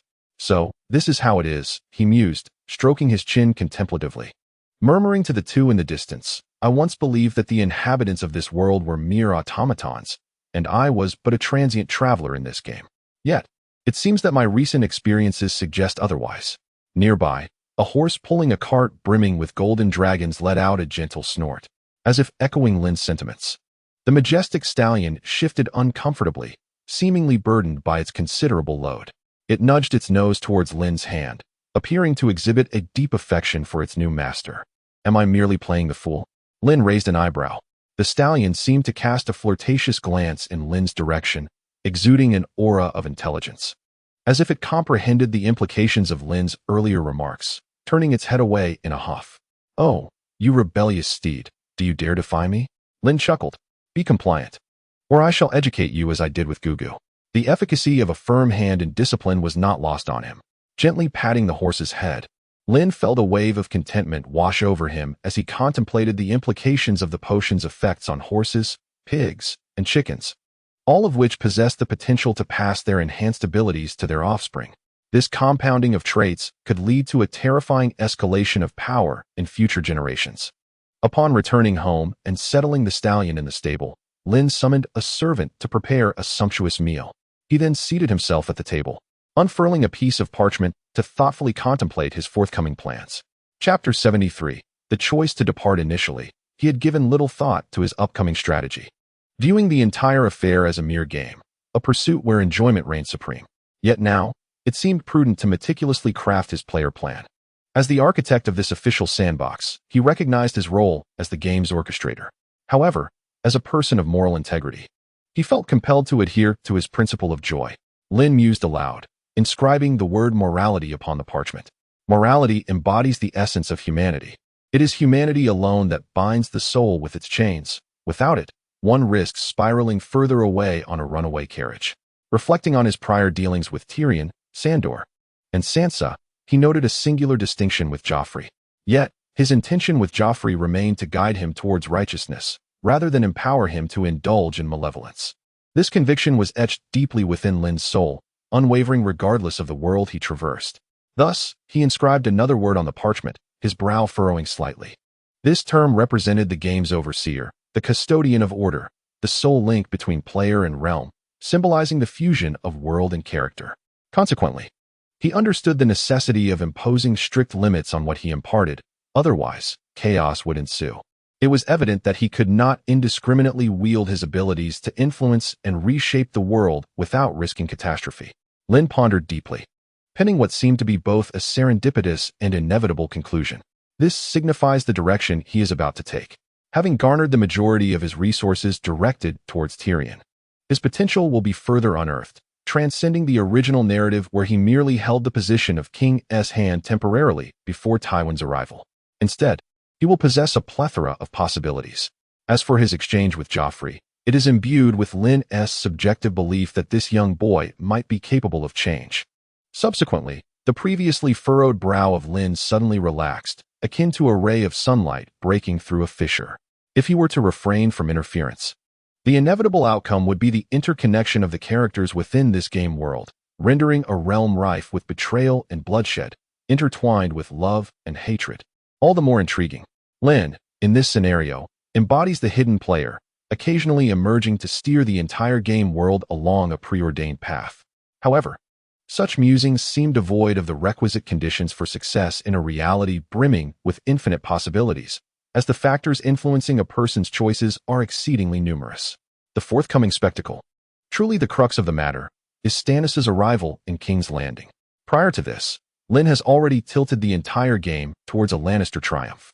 This is not due to a preference for popular characters like Tyrion or Cersei, but rather because these were the individuals Lynn encountered first. Thus, his domain will not be confined to the small expanse of King's Landing, but will extend across the entirety of Westeros, and even to the eastern continent, becoming his stage. Contemplating this, a subtle smile graced Lynn's lips. In the ensuing days, not only was Lynn engrossed in his plans, but the entirety of King's Landing underwent a monumental transformation. The impoverished no longer needed to consume the dubious brown stew from flea-infested hovels. Instead, they could visit the Great September of Baelor to receive a fresh, delectable loaf of bread. This was indeed a momentous shift. Of course, the principal architect behind this transformation, Lynn, remained in the shadows, orchestrating the delivery of the bone meal he had prepared through servants to designated fields, where farmers would hasten the growth of the newly sown wheat into golden ears. Each day, 10 carriages would halt outside Lynn's residence, bringing loads of bones or compost barrels. Upon departure, these would transform into finely milled, uniform white powder. Others were filled with curiosity, pondering what sort of magic this individual had employed to transmute such commonplace items into something so invaluable. Their curiosity only intensified with the passage of time, for they understood that mastering a similar ability would signify immense wealth or power. Yet, regardless of the methods they employed, they were unable to replicate Lynn's actions, ultimately left with nothing more than a sip of what had been transformed. The essence remains unchanged. Recently, Joffrey's transformation has greatly impressed his mother, Cersei. At this moment, Joffrey is no longer fixated on humiliating Sansa or finding excuses to kill. Instead, he is immersed in practicing swordsmanship in the arena. After a week, Lynn observed the warehouse brimming with bone meal and realized that the crops hastened by this bone meal were sufficient to feed the entire populace of King's Landing. He let out a long sigh, finally feeling a sense of accomplishment. Even the process of processing these materials at the workbench to create products was a time-consuming endeavor. During this period of labor, Lynn's vision for his plans became increasingly lucid. His ultimate goal was to influence and thereby alter the world with his abilities. But to render the journey more intriguing, he must exercise strict control over his powers. The citizens of King's Landing could finally be free from the agony of hunger. Lynn watched the tattered individuals smiling in the streets and glanced at the busy Tyrion. After a moment of contemplation, he made his way to the stable to retrieve his long-missed black stallion. With everything in place, it was time to venture out and explore the new world. The stallion seemed to come alive with excitement, as if it understood Lynn's words, snorting and affectionately nuzzling against its master. The stable, though not small, felt confining for a spirit yearning to gallop freely. Its intelligence surpassed even that of Gugu. Outside, the sun was at its zenith, marking the warmest moment of the day. Lynn felt a twinge of nostalgia for the old friends from the Cragshank Peninsula. Narrowing his eyes against the bright sunlight, he led the stallion away quietly from an unnoticed corner. Indeed, the purpose of this journey was to reunite with the long-lost Vipclebe, the child whose father he had slain, who opted for loyalty rather than revenge. Chapter 74. The Void Ring. Lynn's initial encounter with Vipclebe occurred shortly after he had just crossed over, wandering into the northern region of the Cragshank Peninsula. By mere chance, he witnessed a conflict over gold mines between the local lord and the wildlings. At that time, Lynn first laid eyes on Lawrence Clebe. Upon seeing his hard-won victory snatched away by Lynn, Lawrence was utterly enraged, losing all reason. He never considered how formidable the ability to extract countless gold mines in one go could be. Fueled by fury, he charged at Lynn with a blade. The outcome was all too evident. Utilizing the invulnerability bestowed upon him by the system, Lynn effortlessly dispatched Lawrence. With a sense of playful intrigue, Lynn leisurely approached the borders of the Clebe family's domain. The territory of the Kleber family is enveloped in lush forests that obscure the sunlight, rendering even the midday hours uncomfortably chilly. However, today, the estate seems less tranquil than usual. The crunch of footsteps upon the fallen leaves creates a conspicuous rustling sound.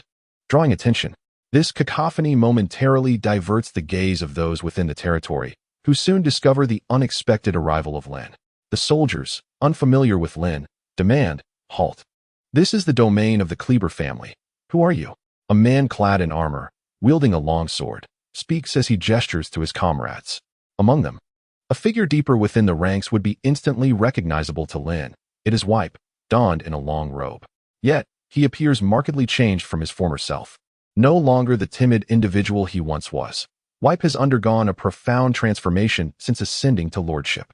He casts a fleeting glance at this unexpected visitor, but quickly turns away. Do not let him enter. If he proves to be foolish, dispose of him. That horse, however, merits attention. In that brief moment, Wipe discerns the exceptional worth of the imposing black stallion. Its coat, as dark as ink, is juxtaposed with its snow-white hooves, a remarkable steed, known for its endurance and speed, coveted by many knights. "As you command, Lord Wipe. It seems this lad is in for misfortune today," one soldier remarks, noting Lynn's attire, which suggests a degree of affluence. "We could strip him of his garments and make him crawl. Hey you, kneel and beg for mercy, and perhaps we will let you go," they jeer, their faces adorned with disingenuous smiles that belied the malice in their words.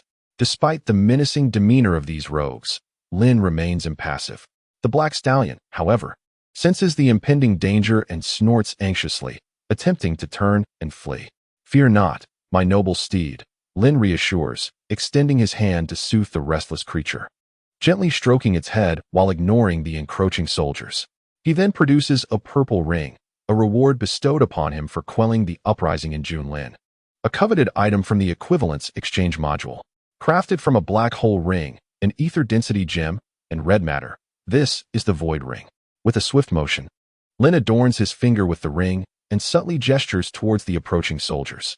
In an instant, the very fabric of space appears to momentarily warp. An indescribable and nearly imperceptible phenomenon unfolds. A piercing scream erupts from the rear of the formation. Upon hearing the piercing and unsettling scream, the members of the group instinctively turn toward the source of the sound, their eyes widening in unison as though they had witnessed something profoundly terrifying.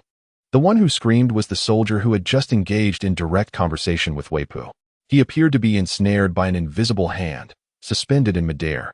His skin and eyes reddened from blood engorgement, his protruding veins rendering him akin to a large purple yam. Accompanied by frantic and terror-filled shrieks, his muscles swelled rapidly. Yet, despite his desperate struggles, he found himself ensnared in an inescapable trap. Then, with a thunderous pop, to the horror of the onlookers, he exploded like a balloon, splattering crimson and ivory across the ground and onto others nearby. They were utterly bewildered, unable to comprehend the spectacle before them. Only then did they realize that this gruesome display had been orchestrated by the very man they had encountered moments prior. The thought of experiencing such a fate themselves instilled a fear of witnessing one's own body shatter helplessly until death. In the face of such a brutal and bizarre phenomenon, Lynn maintained an unparalleled calmness, as if the sights and sounds stirred not a ripple within his heart. Despite the grotesque nature of the bloodshed, it was directed at those soldiers who sought to harm him, rendering any moral burden of taking lives negligible. Lynn was utterly indifferent to it all. However, Weipu had undergone a complete transformation. His wide eyes revealed a certain terror, his countenance marred by profound fear. "Help me." The bloodied head tumbled to his feet, evoking memories of his father's death, and this horrifying scene replayed before his eyes. As he screamed, his psychological defenses crumbled swiftly, and he fell to his knees, thereafter scrambling backward as if struck by a sudden realization. Yet, in his attempt to flee, could Lynn permit him to escape? His body felt as though it were being inexorably pulled back by an unseen force. Chapter 75. The humble soul. The more Weipu tried to flee, the closer he found himself to Lynn. This unsettling revelation urged him to hasten his retreat. However, under the influence of the void ring, his frantic efforts appeared akin to a child's futile resistance. Then, his trousers darkened with fear. Lynn found this amusing. Had Weipu never contemplated the consequences of such treatment towards himself? Those who inflict malice upon others should brace themselves for the day they, too, may be subjected to similar cruelty. Otherwise, it would be a miscarriage of justice. "Let me witness why your demeanor has shifted so dramatically." Lynn squinted, eager to understand why. When he departed, even after having killed the man's father, Weipu had not dared to speak out. Yet now, upon their reunion, he sought to assault him. However, upon observing the attire of Weipu, he comprehended the unfolding of events. A life of luxury can swiftly alter one's perspective. Could it have developed in such a manner? Lynn found himself astonished by this realization. It seems that when an individual ascends to a position of power, they unwittingly succumb to moral decay, transforming into the very figure they once despised. Most strikingly, this individual was none other than the person who had once idolized him. Lynn did not believe that Weipu was oblivious to the consequences of opposing him. After all, the impression he had left in Weipu's mind was indelibly profound. Yet, he was still ensnared by the allure of his gradually elevated status. Lynn sensed something amiss. If there were not a hidden puppeteer orchestrating these events, he could hardly fathom such a surreal spectacle, especially since Weipu had previously sworn allegiance to him. But if someone was indeed manipulating events from the shadows, who could it possibly be? It felt akin to a game of cat and mouse. A faint smile crept across Lynn's lips, revealing a hint of excitement. Thus, he refrained from eliminating Weipu, as he had done with the soldiers earlier. After all, he still required a bait to lure out the mastermind behind the scenes. Moreover, given Weipu's current state of terror, there was no need for Lynn to exert further force. Weipu had already lost the will to resist him. This fear was far more profound than the terror that gripped him when his father perished before his eyes, allowing Lynn to remain relatively unconcerned. With this thought, Lynn's smile grew ever more radiant. He extended a finger and gently pointed towards the suspended Weipu. Weipu felt as though his entire life was flashing before his eyes. From a young age, he had an elder brother who outshone him in every regard, leading no one to believe he could ascend to the head of the Kleber family. Most assumed he would, like many noble second sons, be relegated to a peripheral role, tasked with cultivating the least valuable lands. Yet, everything shifted dramatically when Weipu turned 17. His brother met with an untimely demise from a fall, catapulting the previously underestimated Weipu into the role of a favored son. Subsequently, he and his father encountered a lone young man. They were entirely unfamiliar with this individual and did not perceive Lynn as a threat. Thus, Lawrence grew complacent and approached Lynn for a one-on-one confrontation rather than leveraging the advantage of their military forces to wear Lynn down gradually. Now, it felt as though he had awakened from a dream, with everything stripped away, all granted by this man. Weipu opened his eyes, only to find himself in an unfamiliar place, memories flooding back like a tidal wave. Awake? A male voice inquired from beside him. Weipu sprang to his feet, instinctively reaching for the dagger he usually carried for self-defense, but found nothing in his grasp. He then looked up and saw the man before him, who merely needed to extend a hand to unleash an arcane magic, unknown to others, capable of extinguishing life. Opposite him sat Lynn, perched upon a chair, a subtle smile gracing his lips. In the next moment, Vipo knelt promptly, devoid of pretense, pleading earnestly, "I was wrong. My lord, spare me."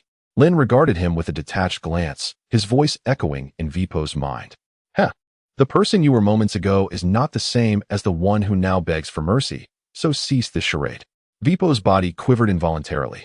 "You feel a deep-seated resentment," Lynn observed, raising an eyebrow as if dissecting Vipo's thoughts.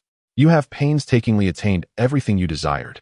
You are still young, with ample time to savor the joys these possessions bring.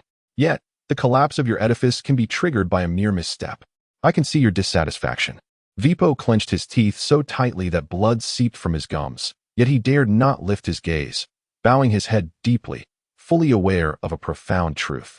That truth was the inherent disparity between individuals. In relation to Lynn, he could only ever look up in reverence, utterly devoid of any rebellious thoughts.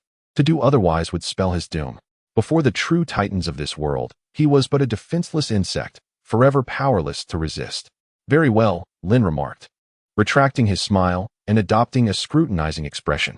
"The upcoming minutes will be pivotal in determining your fate. Your choices hold immense significance." Vipo was a crucial figure in Lynn's understanding of the shadowy puppeteer behind the scenes, thus retaining his utility in Lynn's eyes.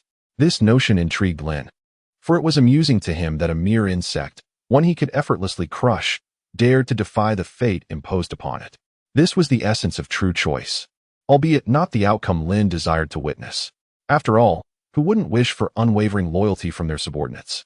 Furthermore, Vipo was the leader of the Kleber family, serendipitously positioned to become a pawn in Lynn's intricate game on the Crabclaw Peninsula. Perhaps his unintentional actions would yield unparalleled consequences in the future. Thus, observing Vipo's anxious yet pleading demeanor, Lynn pondered whether to grant him another opportunity. If he were to do so, what attitude should he adopt towards him? However, if Vipo were to serve as one of his subordinates, Lynn certainly wished for his underlings to thrive, ensuring they would be motivated to work diligently for him. Moreover, a system of rewards for labor would foster a more stable commitment to his cause. Consequently, Lynn decided to leave behind a formidable puppet. Such a powerful entity would heed Vipo's commands, facilitating a seamless trajectory for his future endeavors. Certainly, this is not a complete gift. When Lynn arrives, the iron puppet will change its allegiance to obey his commands. Lynn is profoundly curious about the fate of this pawn, unwittingly left behind, and wonders how far it will go in the future. As he departs, he is not alone as he was upon arrival. Now he is sent off by the entire Kleb family, with Vip kneeling prominently at the forefront, professing his loyalty to Lynn. Vip repeatedly utters Lynn's name, his gaze betraying a deep-seated fear. After this encounter, will Vip still dare to rebel, or has he renounced his defiance? Lynn is uncertain, yet he remains unconcerned, for he has already laid down his trump card, the steadfast iron puppet. Chapter 76. The battle begins. The remaining iron puppet serves as both a means to assist the other in becoming the strongest and as leverage for Lynn to control them.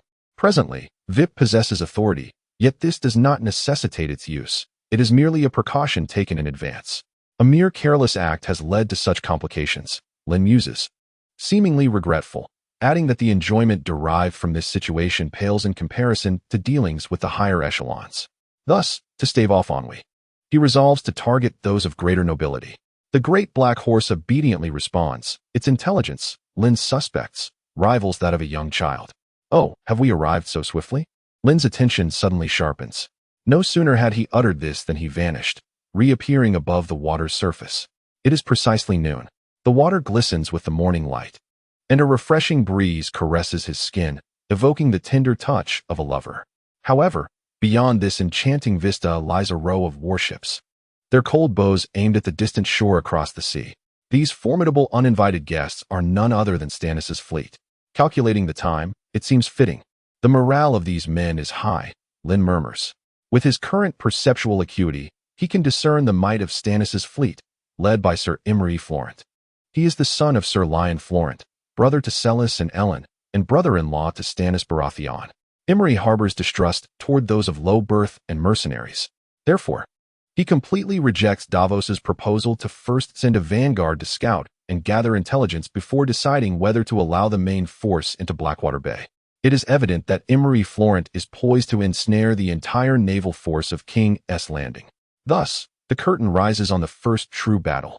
As a clandestine participant, Lynn, having confirmed that there is nothing else for him to attend to, quietly conceals himself, keenly observing the unfolding events of the conflict. Now, there is no need for him to do much more. Tyrion and Joffrey stood outside the city, commanding the battle, and the king's appearance greatly inspired the soldiers. Davos Seaworth solemnly stated, "Let us sail our fleet directly into Blackwater Bay.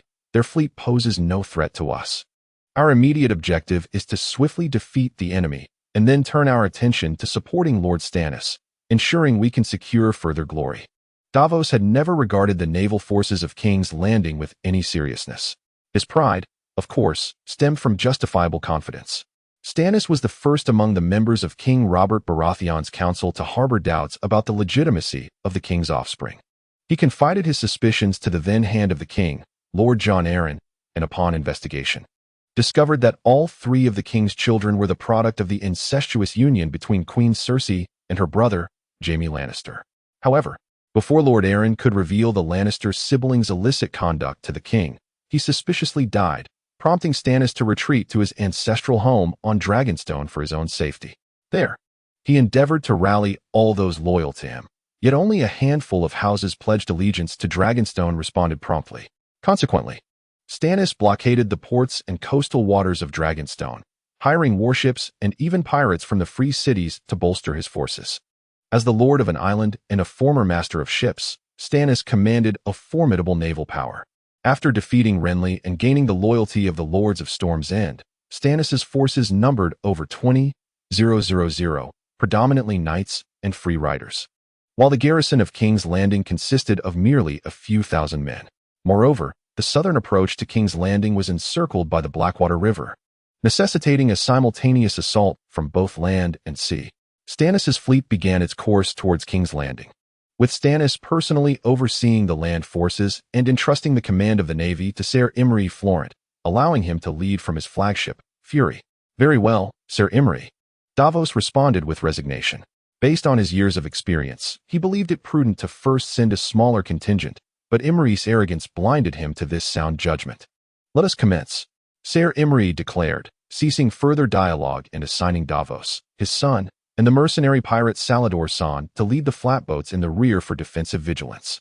The entire fleet formed 10 lines of attack, each comprising 20 warships. The first 2 lines were designated to dismantle King's Landing's defensive vessels, while the remainder would directly land and join the army in besieging the city.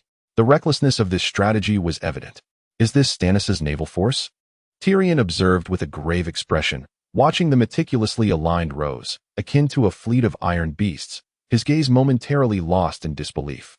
For he felt that Stannis' surface forces were truly overwhelming. How should they defend themselves? Have the materials crafted by Lord Lynn confirmed their positions? Tyrion furrowed his brow. If direct confrontation proves disadvantageous, then one must resort to cunning strategies.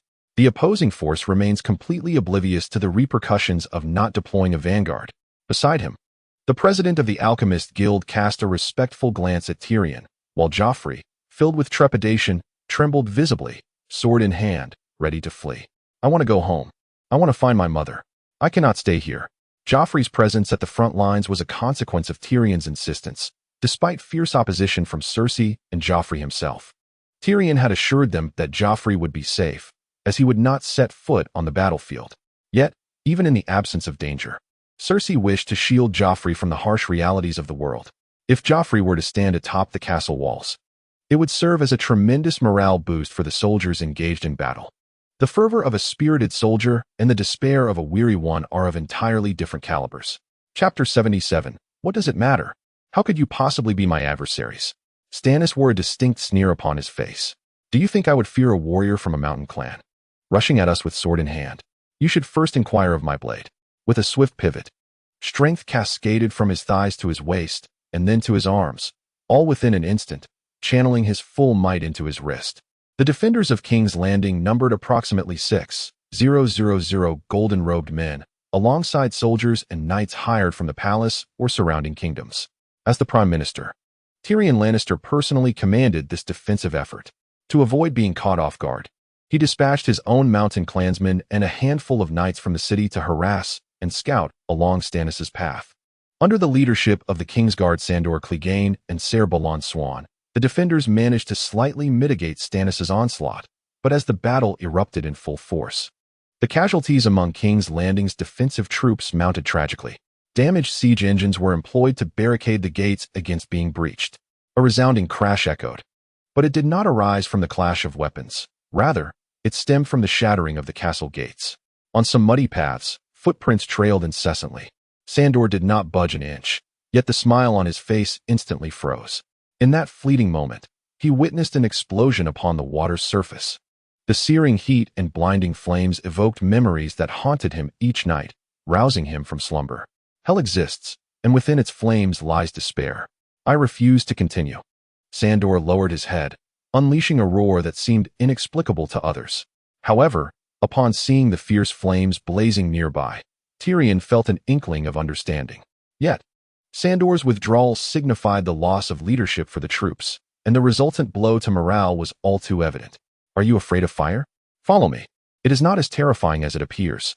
Tyrion, with his diminutive stature, grasped Sandor's immense sword, attempting to pull him towards the fray. The flames upon the water pose no threat to you. Come and see. However, his efforts proved futile as Sandor, with a powerful turn, sent Tyrion stumbling.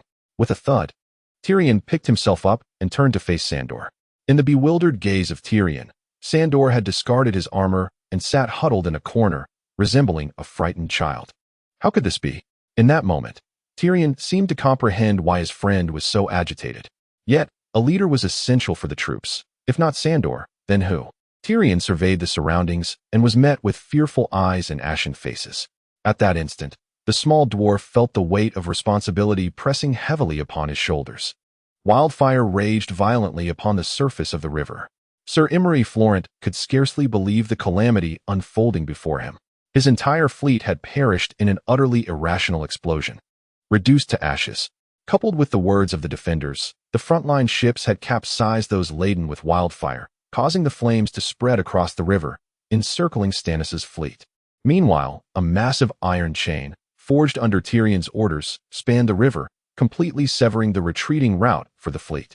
Most of Stannis' warships, along with a few defending vessels from King's Landing, were nearly incinerated amidst the wildfire, with only a handful managing to escape the inferno.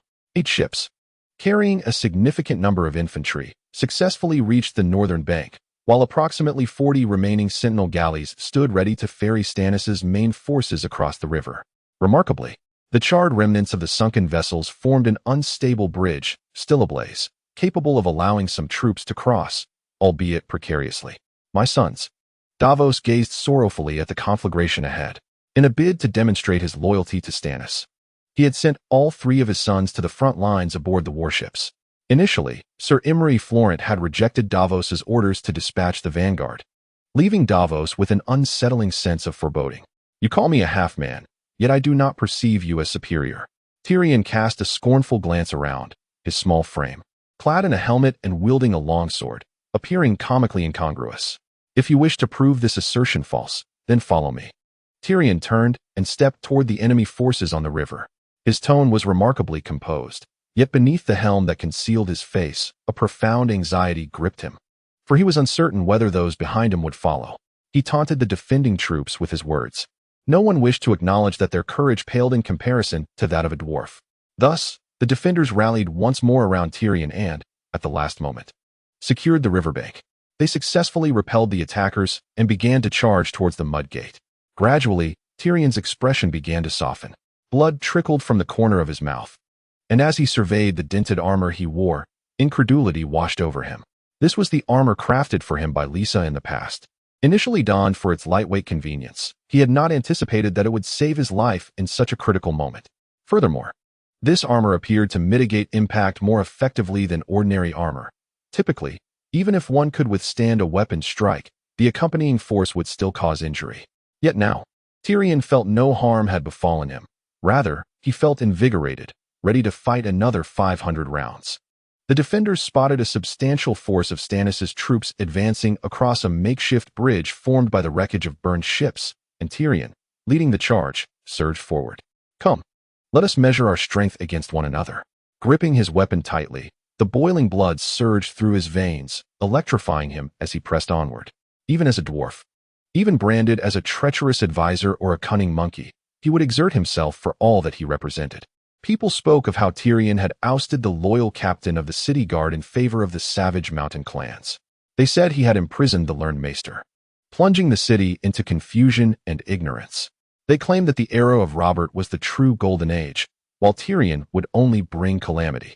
Joffrey was but a child, and the streets buzzed with tales of treachery. Cersei was never loved by the common folk, and Varys, the spider, was even less so. There were whispers that Tyrion coveted the Iron Throne itself. Yet what of it? The soldiers of the opposing forces, upon witnessing the valorous Tyrion carve through their ranks, were astonished, disregarding their own wounds. Chapter 78. The True Mastermind. Why? Rast, a soldier from Stannis' side. Why are you doing this?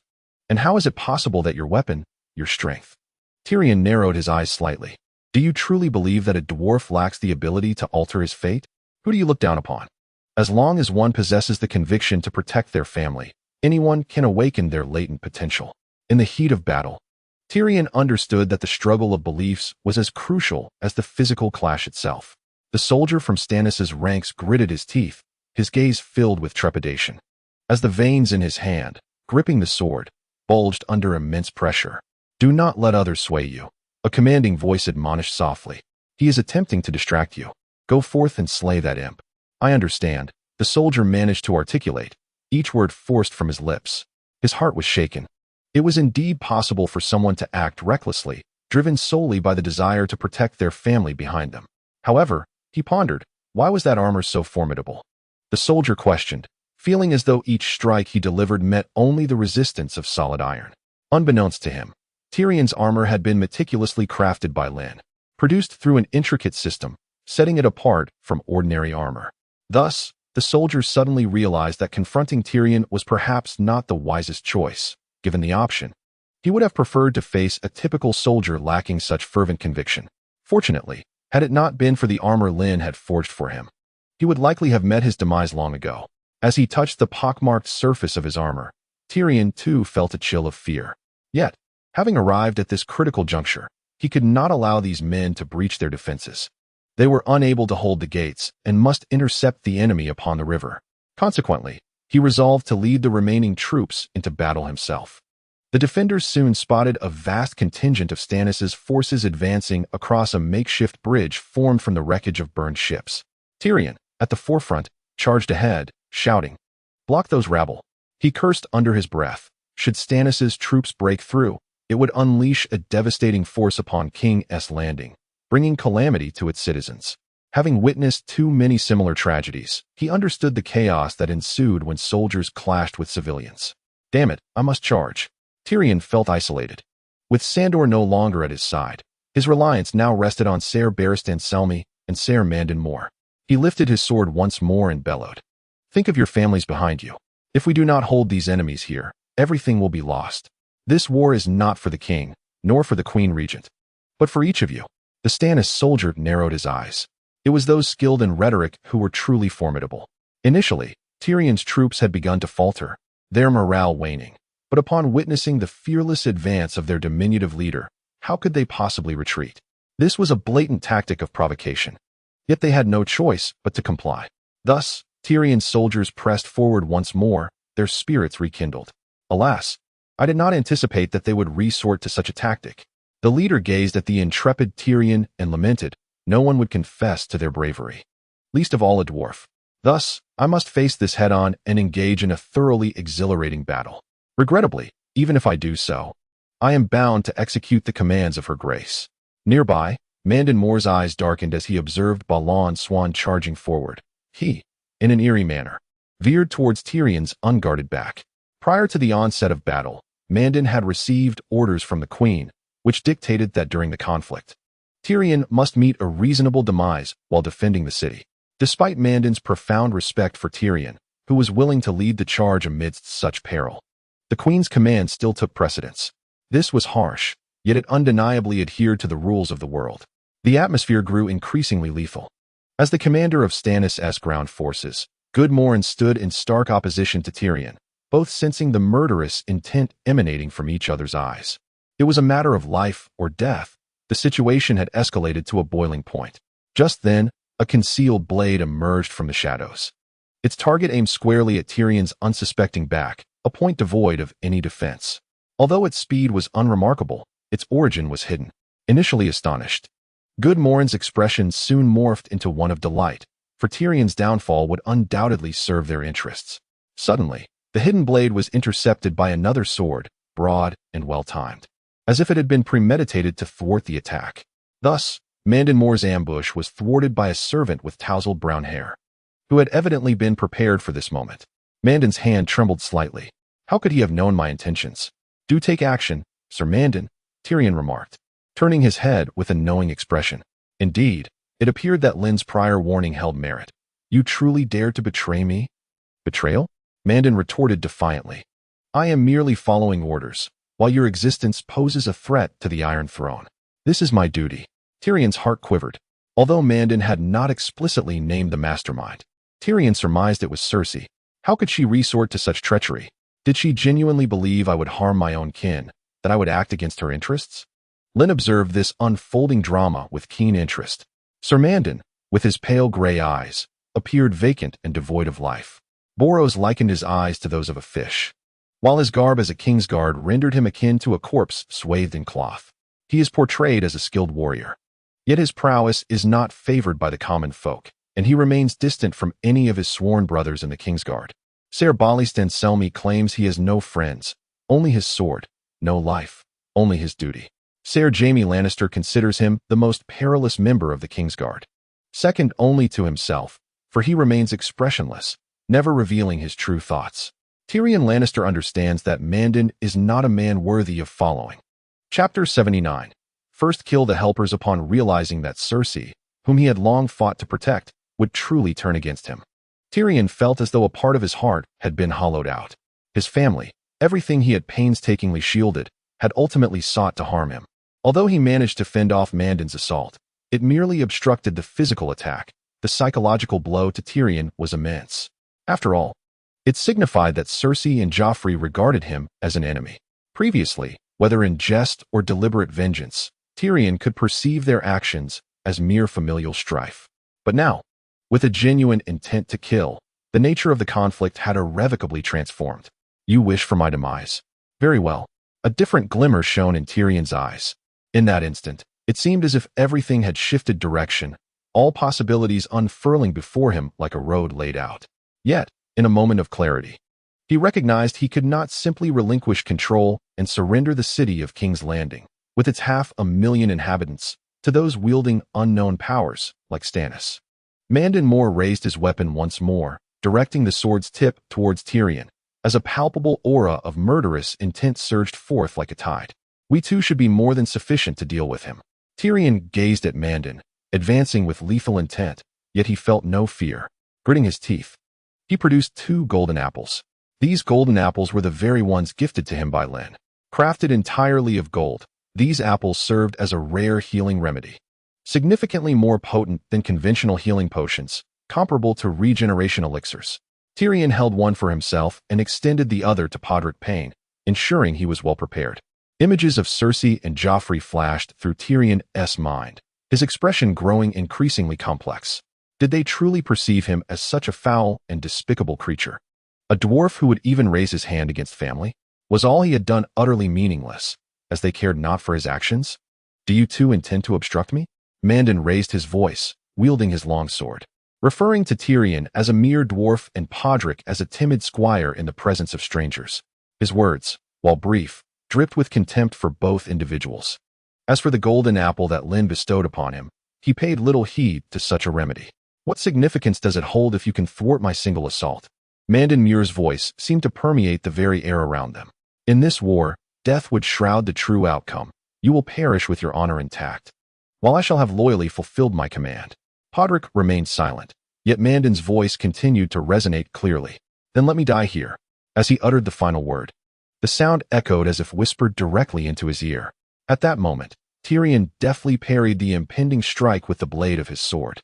The clash rang out, a crisp metallic sound, sparks flying as tremendous force bore down upon Tyrion. The armor he wore flickered with a precarious light. Even this suit, forged by Lynn's own hands, could only mitigate a fraction of the incoming power. However, that was merely a part, not the whole. Crack! The earth beneath Tyrion's feet began to spiderweb with fissures, unable to withstand such force. His boots began to splinter, and his arms trembled incessantly. After all, he was but a half-man, and despite his reluctance to admit it, there existed a substantial disparity in strength compared to a normal male. Moreover, Mandon Muir was among the elite Kingsguard, chosen for his prowess. Why the silence, my Lord Prime Minister? Mandon Muir evidently retained some restraint, the pressure from his arm intensifying. It seemed you do not possess the magical prowess you imagined. Even if you could coax wheat from the soil, what of it? Look, your legs are already beginning to tremble, and once your strength is utterly depleted, this sword in my hand shall mercilessly pierce your heart. Tyrion clenched his teeth, his face reddening incrementally, as if to affirm Mandon Muir's words. The ground continued to crack beneath him. Indeed, the formidable Kingsguard, clad in heavy armor, possessed a combat capability beyond that of an ordinary man. Tyrion's gaze flickered to the eyes beneath Mandon Muir's helm, a glimmer of despair beginning to take shape. In this dire moment, he recalled that man, the seemingly omnipotent figure capable of manifesting wonders. Are we to part ways here? Tyrion could feel his arms slowly succumbing to the pressure Mandon exerted upon him.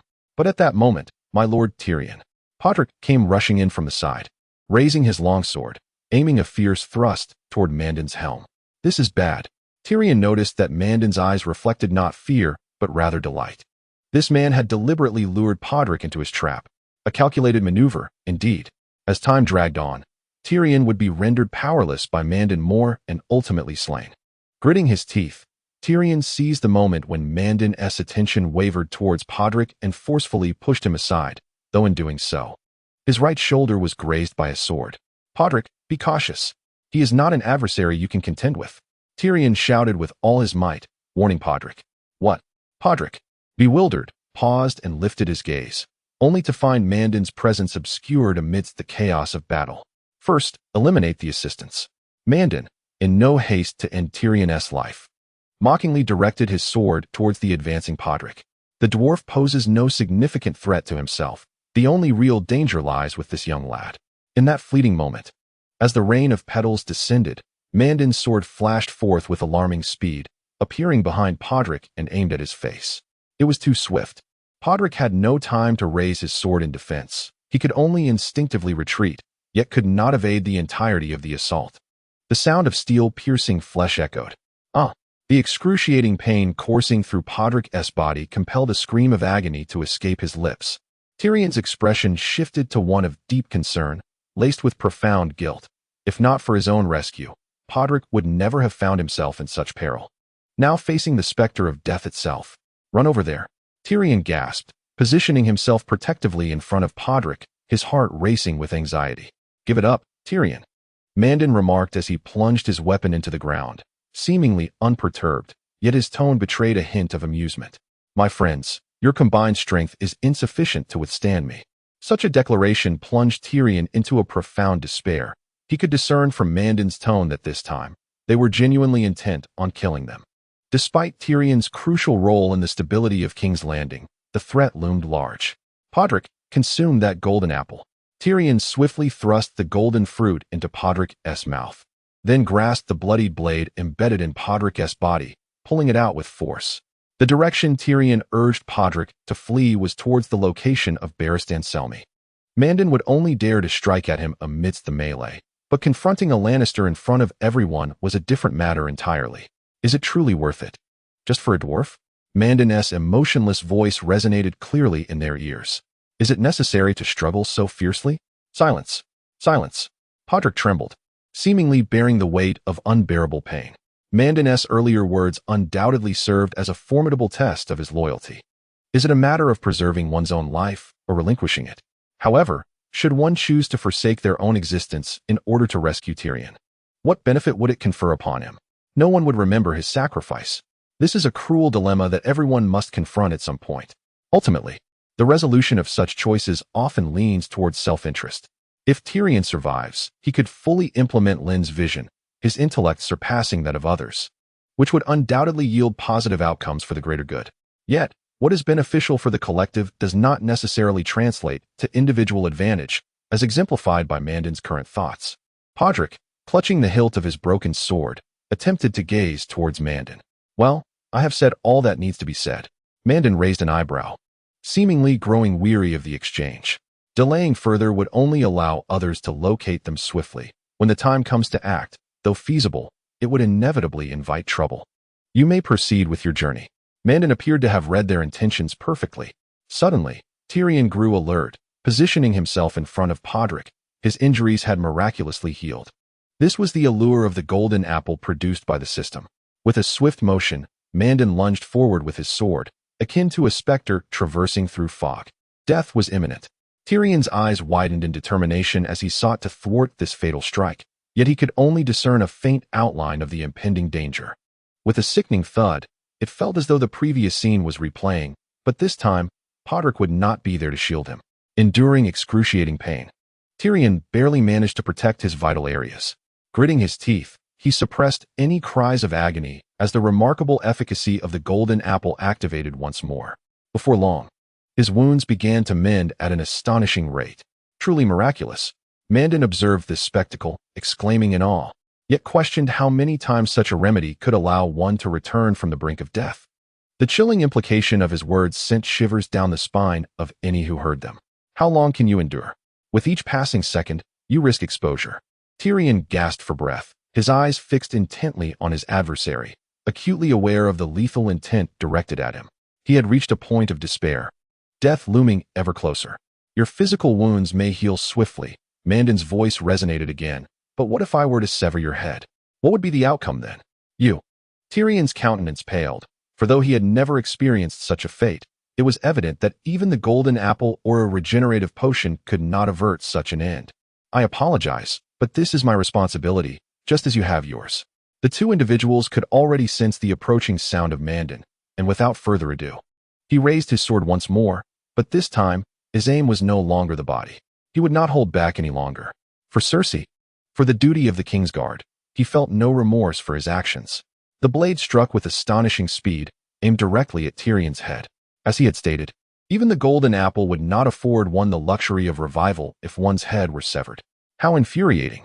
Tyrion's muscles tensed to their utmost, his eyes wide with terror, bloodshot veins appearing in his gaze. In that critical moment, he seemed to awaken the latent potential deep within him. The once swift arc of the sword appeared to slow down to an agonizing crawl in his eyes. Then, Tyrion twisted his neck at an unnatural angle, evading what should have been an unavoidable blow. Though it still grazed his nose, the injury would only leave a scar upon his visage, posing no threat to his life. I can see you now. Tyrion smiled, the blood from his wound trickling into his mouth. From now on, I shall no longer fear you. He could sense that at the precipice of life and death, some primal instinct within him had been awakened. Moreover, with the boon of the golden apple, he could unleash his full potential, disregarding minor injuries. This state was merely the culmination of a series of fortuitous coincidences. An ordinary person would neither possess a golden apple nor face an opponent as formidable yet not overwhelmingly strong as Mandon. How could it be? How have you suddenly grown so powerful? Mandon exclaimed in astonishment. Though this outcome bewildered him, he suspected that the effects of the golden apple would soon wane. And at that moment, Tyrion would no longer exhibit such extraordinary prowess. A sense of foreboding rose within Tyrion's heart. In the next instant, Sir Mandon's expression underwent a drastic transformation, his gaze fixed in shock upon the distance. Chapter 81. Lynn, are you there? Tyrion watched helplessly as Joffrey, standing atop the city walls, was led away by a tall, slender, beardless man with a cold demeanor. This man possessed sunken, pale eyes and hollow cheeks. Serving as the king's enforcer and royal executioner under King Robert Baratheon, a kinsman of Podrick Payne, Ilyn Payne.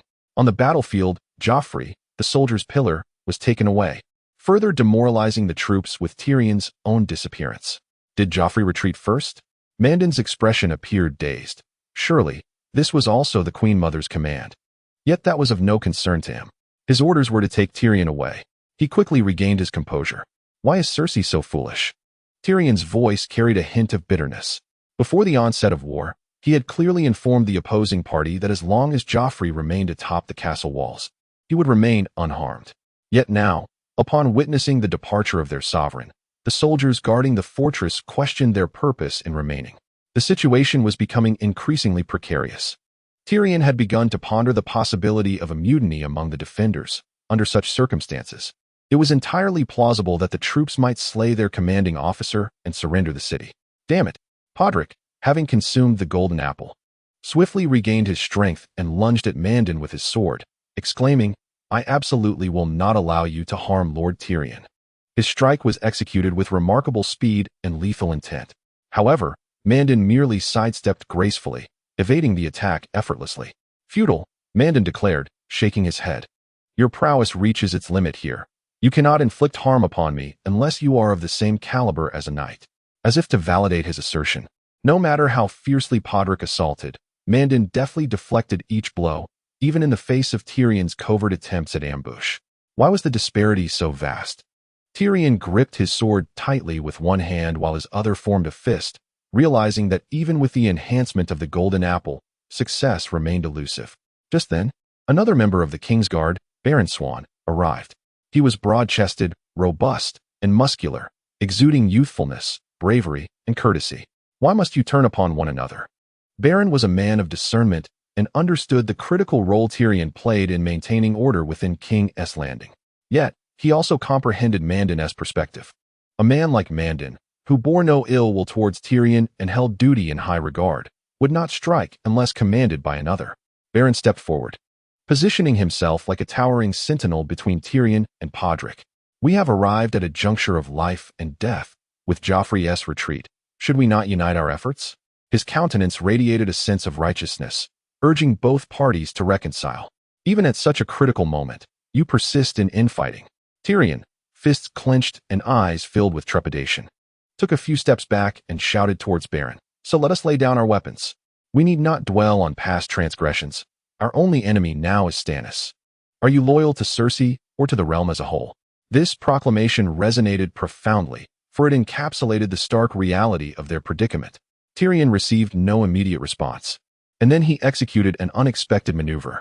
He suddenly stripped off his full armor, including the steel helm that had saved him countless times before. What is he doing? Mandon, previously immersed in melancholy, now fixed his gaze intently upon the dwarf. At this moment, Mandon's gaze was no longer as resolute as it had been at the outset. Instead, it wavered. He had witnessed Joffrey's flight. The king's departure struck a heavy blow to the morale of the city's defenders, drawing the attention of all. Even Mandon, who had sworn to follow the king unwaveringly, could feel the scales of his heart trembling. It was as if everything he had long pursued suddenly collapsed like a crumbling edifice. Meanwhile, Tyrion, seemingly oblivious to the surrounding turmoil, removed his armor and shouted Lonn's name before everyone. Are you out of your mind? Mandon whispered, his voice betraying an unmistakable panic, revealing his own anxiety. Mere seconds later, an unexpected figure emerged. My friend, Tyrion, how did you deduce my presence here? The moment that voice resonated, the atmosphere fell into a profound silence. Even Mandon could not suppress the beads of sweat forming on his brow. If there was anyone Mandon genuinely feared, it would undoubtedly be Lonn. A man capable of achieving miracles beyond the reach of ordinary mortals, and one who possessed overwhelming combat prowess. Once, Lon had crushed Boros with sheer force. My lord Lon. Tyrion hesitated briefly, glancing at Mandon, then clenched his teeth. Can you spare my life once more? This man was sent by my sister to kill me. It's the Queen Mother, Mandon interjected, unable to restrain himself. They had never truly escaped Lon's watchful eye, including Podrick's audacity. Thus, it was no surprise that Lon appeared before them the moment Tyrion called his name. Lon could empathize with Tyrion's inner turmoil. He had done so much for others. Yet none acknowledged him. All condemned him as a traitor and a half-man. Now, even his long-trusted support, his kin, sought to harm him. However, such matters were of no concern to Lon. He was merely a passerby. Even if he could intervene, it would only be for self-serving reasons, ensuring that others did not perceive him as overly accommodating. Cersei is also my friend, Lon replied in a calm tone, emphasizing that friends should coexist harmoniously. Previously, Lon had sought an opportunity to make his entrance, not to aid any faction, but to firmly etch his transcendent presence into the minds of those around him. Clearly, his words immediately heightened the tension among the assembled, prompting Mandon to instinctively straighten his back, as if transported back to his early days of knightly training. Chapter 82. In Destiny, even Tyrion felt the tension, his brow furrowed as he surveyed the surroundings. Lynn's figure had yet to materialize, yet the voices drifting in had already captivated the majority. Not far away, the sound of footsteps crunching on leaves heralded the emergence of a figure. Clad in simple yet impeccably neat attire, with a youthful visage adorned by a faint smile, he exuded an incongruous sense of harmony amidst the ravages of war. It appeared as though he was impervious to the turmoil surrounding him. With everyone present, matters would be straightforward. Lynn, donning his characteristic smile, cast his gaze around the assembly. His voice, though unassuming, bore an immense weight akin to a mountain pressing down upon them. Mandon stood tall, his posture straightened as he slightly bowed his head, addressing. My lord Lynn, I did not anticipate that today's events would disturb you. If anyone among them comprehended Lynn's prowess, it was undoubtedly Mandon, a fellow member of the Kingsguard. He had witnessed firsthand as Lynn, unarmored, triumphed over the fully armed Boros in the arena. Not to mention Lynn's peculiar inventions. The others, even Tyrion, who shared a close bond with Lynn, found themselves increasingly constrained in the wake of Mandon's demeanor. As the stark divide in strength between the powerful and the weak naturally breeds a sense of estrangement. Moreover, the current atmosphere suggested that upon Lynn's utterance, Mandon would readily retreat. The crises and despair they faced paled in comparison to Lynn's presence. Such is the effect of power. Balon swallowed hard, his anxiety directed towards Lynn. Yet, Lynn's indifferent gaze swept over Tyrion, and he thought to himself, I have long asserted that our relationship is one of mutual exploitation, devoid of genuine friendship. Mandon exhaled in relief, pondering whether his actions had harmed their ally, leading Lynn to extend his protection. In that case, his mission would be rendered utterly futile. While he valued his responsibilities, he understood the hierarchy of importance when it came to his own life. Why? Why must you do this? Podrick murmured, momentarily stupefied. He had harbored intentions to eliminate Lord Tyrion, for Tyrion represented the hope of the entire city. Why, oh why? Did Lord Lynn display such apathy? In Podrick's eyes, Lynn was akin to a savior, accomplishing what they had longed to do but dared not attempt. He embodied the hopes of them all, yet in this moment, when King's Landing teetered on the brink of annihilation, he remained coldly aloof. This was tantamount to annihilating hope with one's own hands. However, upon witnessing the expression of disappointment etched on Podrick's face, Lynn revealed a satisfied smile, interspersed with an inscrutable amusement. I had long since articulated my stance, yet it appears I have been excessively lenient, allowing you to harbor such misconceptions about me. Lynn's eyes, as dark as the night, slowly turned, as if probing the depths of each person's soul, while his voice seemed imbued with a certain enchanting quality that evoked a profound sense of submission. I do not align myself with any particular faction. Rather, I occupy an absolutely impartial and neutral ground. My purpose is to afford each individual an equal opportunity to alter their fate, thereby rendering my journey all the more intriguing. Today, Mandon, if you wish to eliminate Tyrion, be my guest. That is your prerogative. Should you possess the capability, go ahead. I shall not intervene. Yet, Tyrion opened his mouth, but found himself at a loss for words. Every statement Lynn made resonated with undeniable truth, yet he had not anticipated such rapid repercussions. Mandon. Lynn turned his gaze towards the Kingsguard wielding a sword, questioning the extent to which one can fulfill their responsibilities. I have no friends, only my sword. I have no life, only my duty. Mandon's pale gray eyes, vacant and devoid of vitality, stared blankly at Tyrion in the distance. His tone indifferent yet subtly revealing an unyielding resolve. For the sake of duty, I can remain distant from all sworn brothers. This is my creed. Mandon does not proclaim himself a virtuous man. In many respects, he bears a striking resemblance to Sandor, albeit more akin to a hound raised by a king, obedient to his master's commands without question. His lifeless gaze alone could evoke a sense of discomfort in those who met it. Moreover, during the time Joffrey exerted control over Sansa, whenever the king sought to chastise his betrothed, Mandon would not hesitate to step forward, delivering brutal blows to the defenseless girl with his powerful hands. Thus, upon hearing Lynn's lack of intent to intervene, he charged once more towards Tyrion. Tyrion instinctively took a few steps back. He felt utterly powerless against Mandon, for no amount of eloquence could sway such a stubborn fool. Indeed, some matters in this world remain resolutely unresolvable. Lynn's words seemed to echo Tyrion's own sentiments. There are no solutions to be found, no assistance to be sought. One can only rely on oneself and hope for a more favorable fate. Tyrion clenched his jaw, acutely aware that Lynn was reminding him of his plight. Refusing to succumb to his destiny, he took a decisive step forward and taunted, "You desire my life. My sister desires my life. Then come and claim it. Let us see if you possess the strength to do so." "You little dwarf." Mandon gazed at Tyrion, who appeared undaunted at this moment, astonished to see how swiftly Tyrion had regained his composure amidst the despondency. This was a testament to Tyrion's formidable inner strength. He was not the sort to be easily vanquished. Perhaps it was due to the multitude of defeats he had endured throughout his life that rendered this particular instance unremarkable. "Dwarf, this time I shall not hold back. You would do well to be more astute." Mandon's eyes gradually narrowed, "or you may find yourself in dire peril."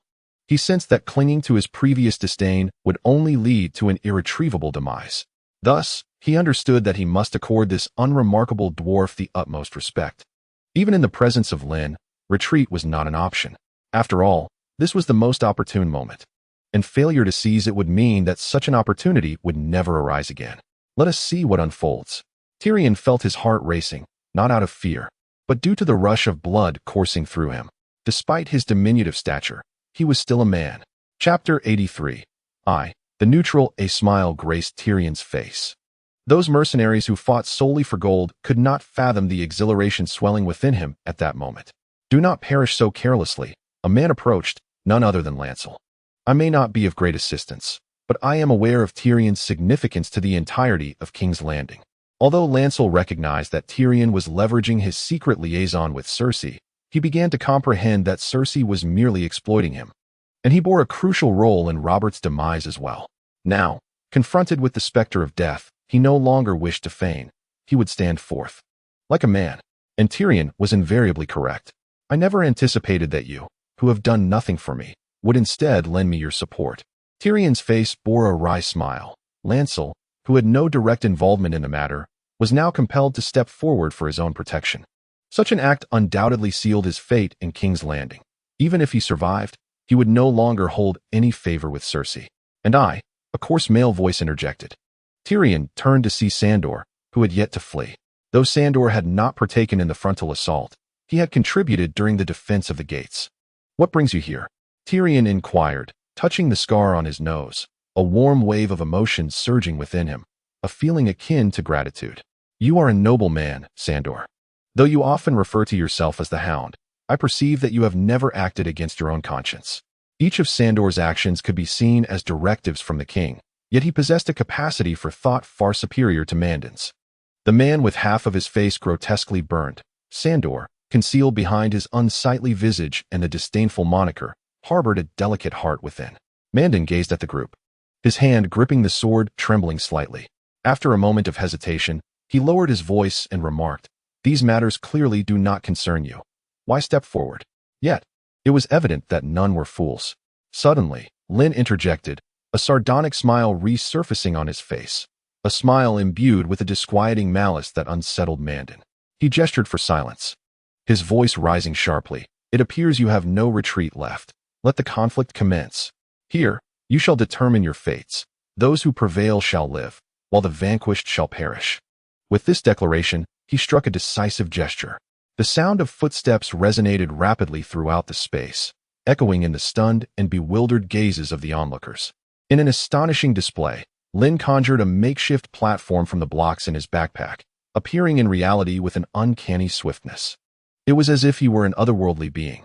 The robust and weighty blocks seemed to materialize from thin air, interlocking in a manner defying the laws of physics.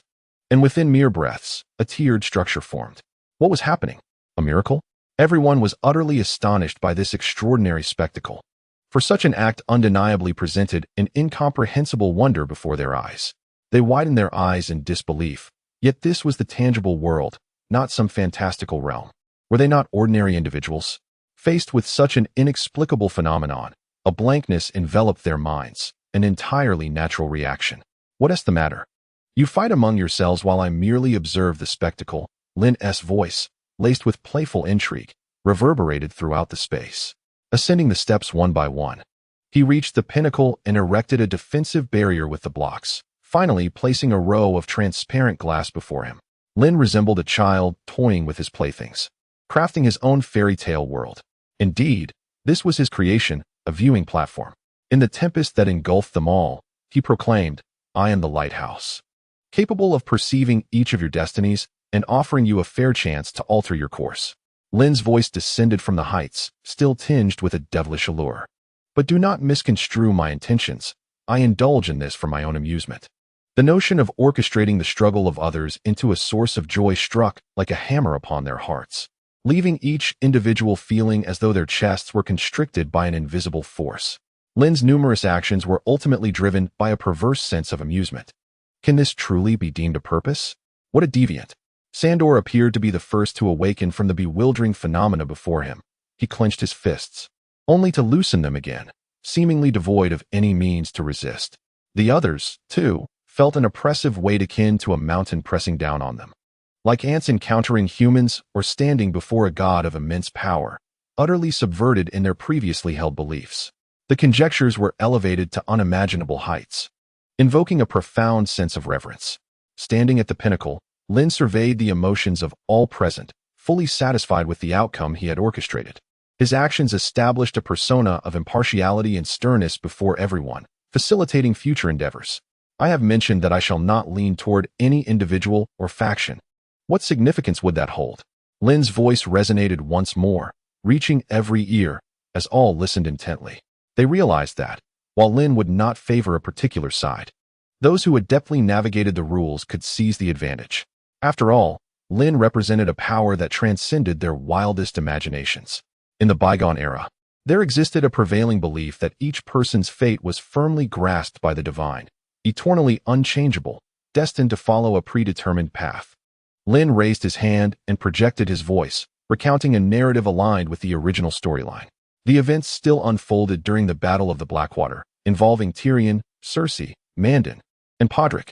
However, in the alternate version of the tale that Lynn wove, Tyrion lacked the protective helm and fell victim to Mandon's initial assault, his life hanging in the balance. This was the fate that awaited them. As Lynn's words progressed, they tightly gripped the hearts of all, particularly Mandon and Tyrion.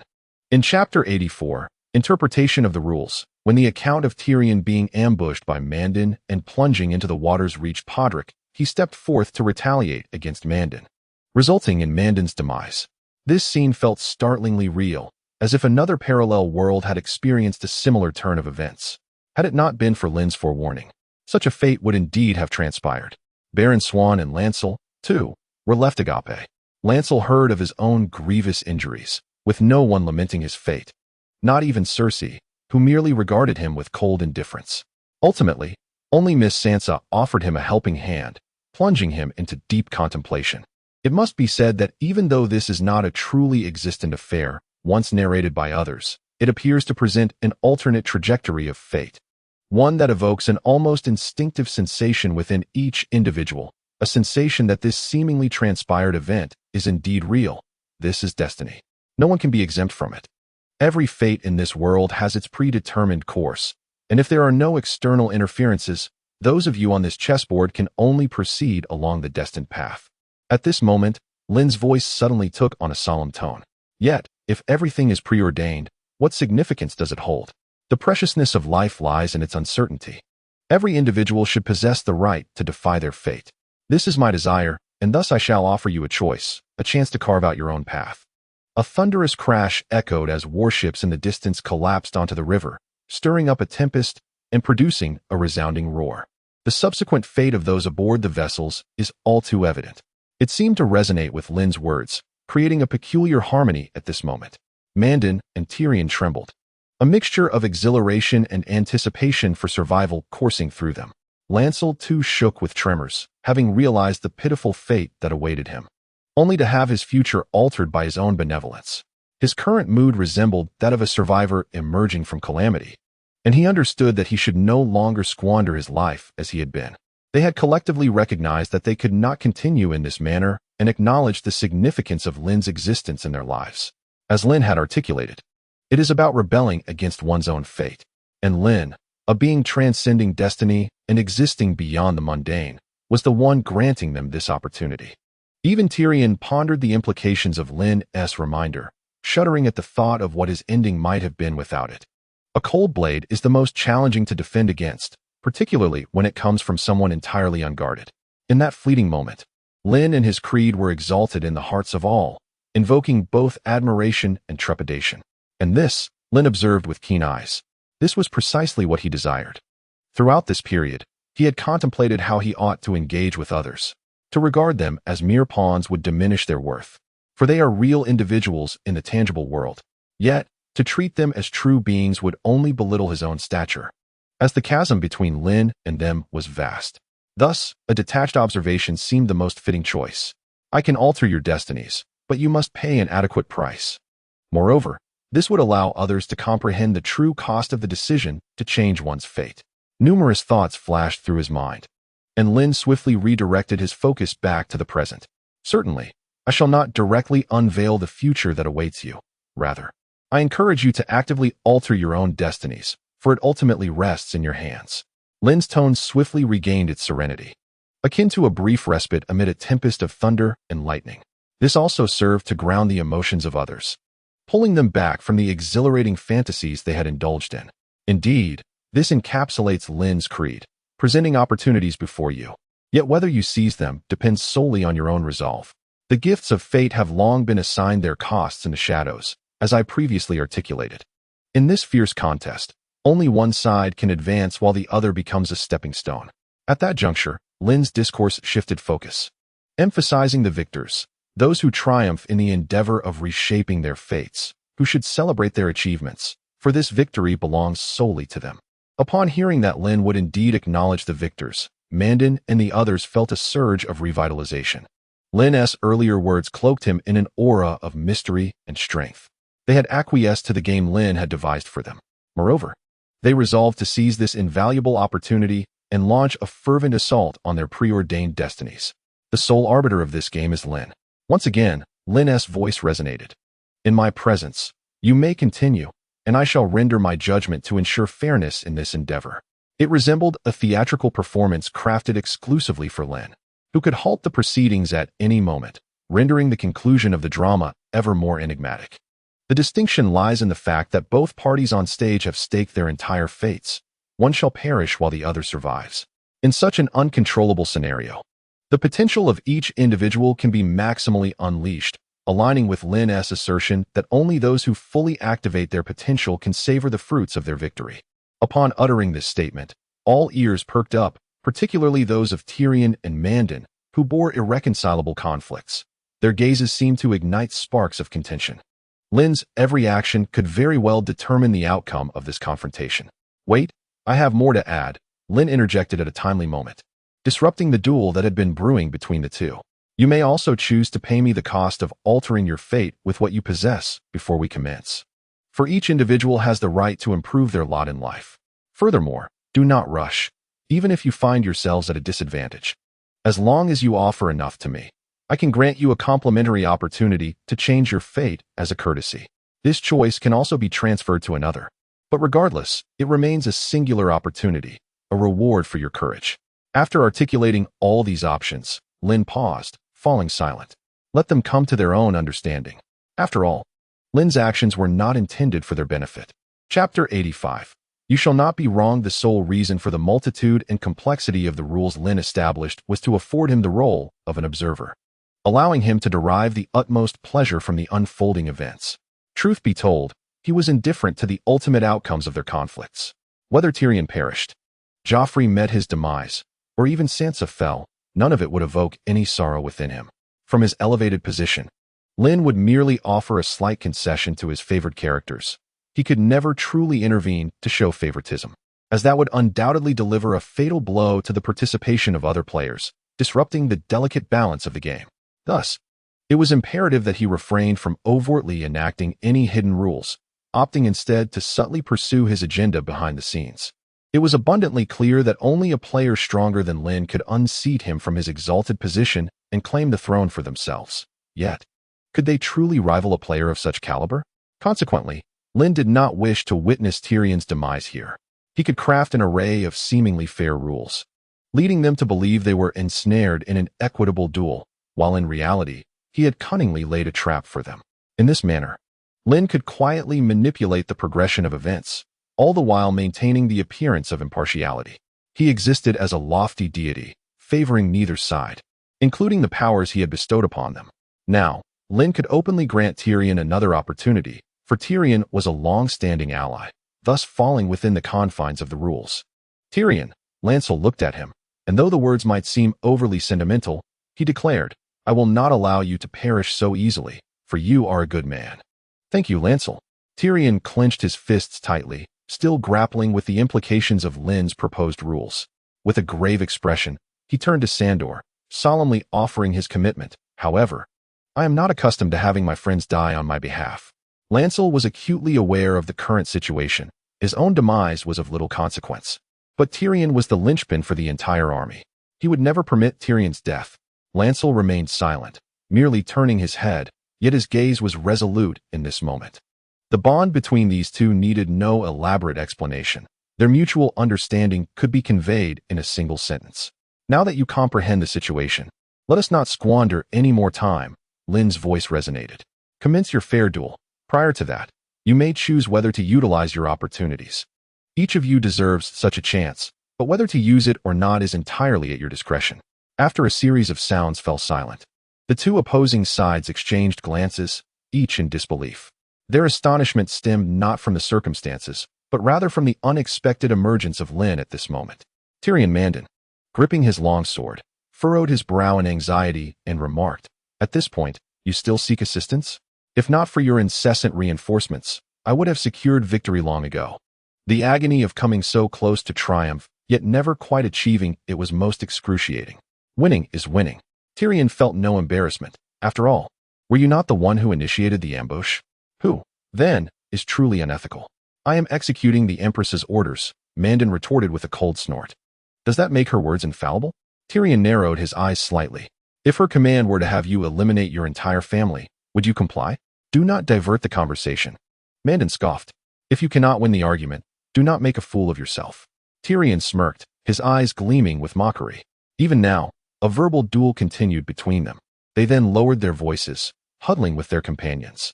Time was of the essence. They needed to devise an appropriate price to bolster their chances of success. Lynn, of course, relished this outcome, as it was the result of his careful orchestration. Then I shall expend my opportunity here. In light of our numerous transactions, Tyrion's voice, though soft, was assured that Lynn could hear him. Lynn's voice, spectral in nature, whispered in his ear, I shall offer you a corresponding exchange, though the fairness of this exchange will be determined by me. In other words, whatever Lynn deemed the worth of Tyrion's sacrifice would be its value, leaving no room for negotiation. Tyrion, even if at a disadvantage, could only swallow this bitter pill. Who besides Lynn would come to his aid? His only hope lay in the belief that Lynn would not deliberately provide him with inferior offerings. Without further hesitation, he respectfully stated, My lord, you see my need for an ability that can enhance my strength in a short time. Tyrion found himself facing a duel. To survive, he required sufficient martial prowess. Thus, it was only logical for him to hope that Lynn could grant him a means of temporary strength enhancement, rather than an eternal boon that offered only a fraction of what he required. Upon considering the prospect of a temporary boost in strength, Lynn pondered, realizing that Tyrion consistently made astute choices at critical junctures. Lynn indeed possesses certain items capable of temporarily augmenting one's strength, such as strength potions that, once consumed, can amplify one's power 2 or 3-fold. However, these are not what Lynn desires. A dwarf like Tyrion should not engage in direct combat. Rather, he ought to remain at a distance, striking from the shadows to truly harness his potential. Thus, it would be unwise to provide Tyrion with strength or swiftness potions to charge headlong into battle. Yet, if he is to be deprived of such means for a swift enhancement of his capabilities, what alternatives remain? Is there anything that can substitute for these potions, enabling Tyrion to triumph in this duel and preserve his name? Lynn's mind raced as he formulated a plan, calmly stating, "You must understand, I will not let you suffer. I shall ensure you receive items of equivalent value, though from my perspective." Tyrion nodded slightly, recognizing that Lynn is not one to manipulate others, thus affirming, "I will not deceive myself. It shall be as such. I trust you, my lord," Tyrion declared resolutely. "Very well.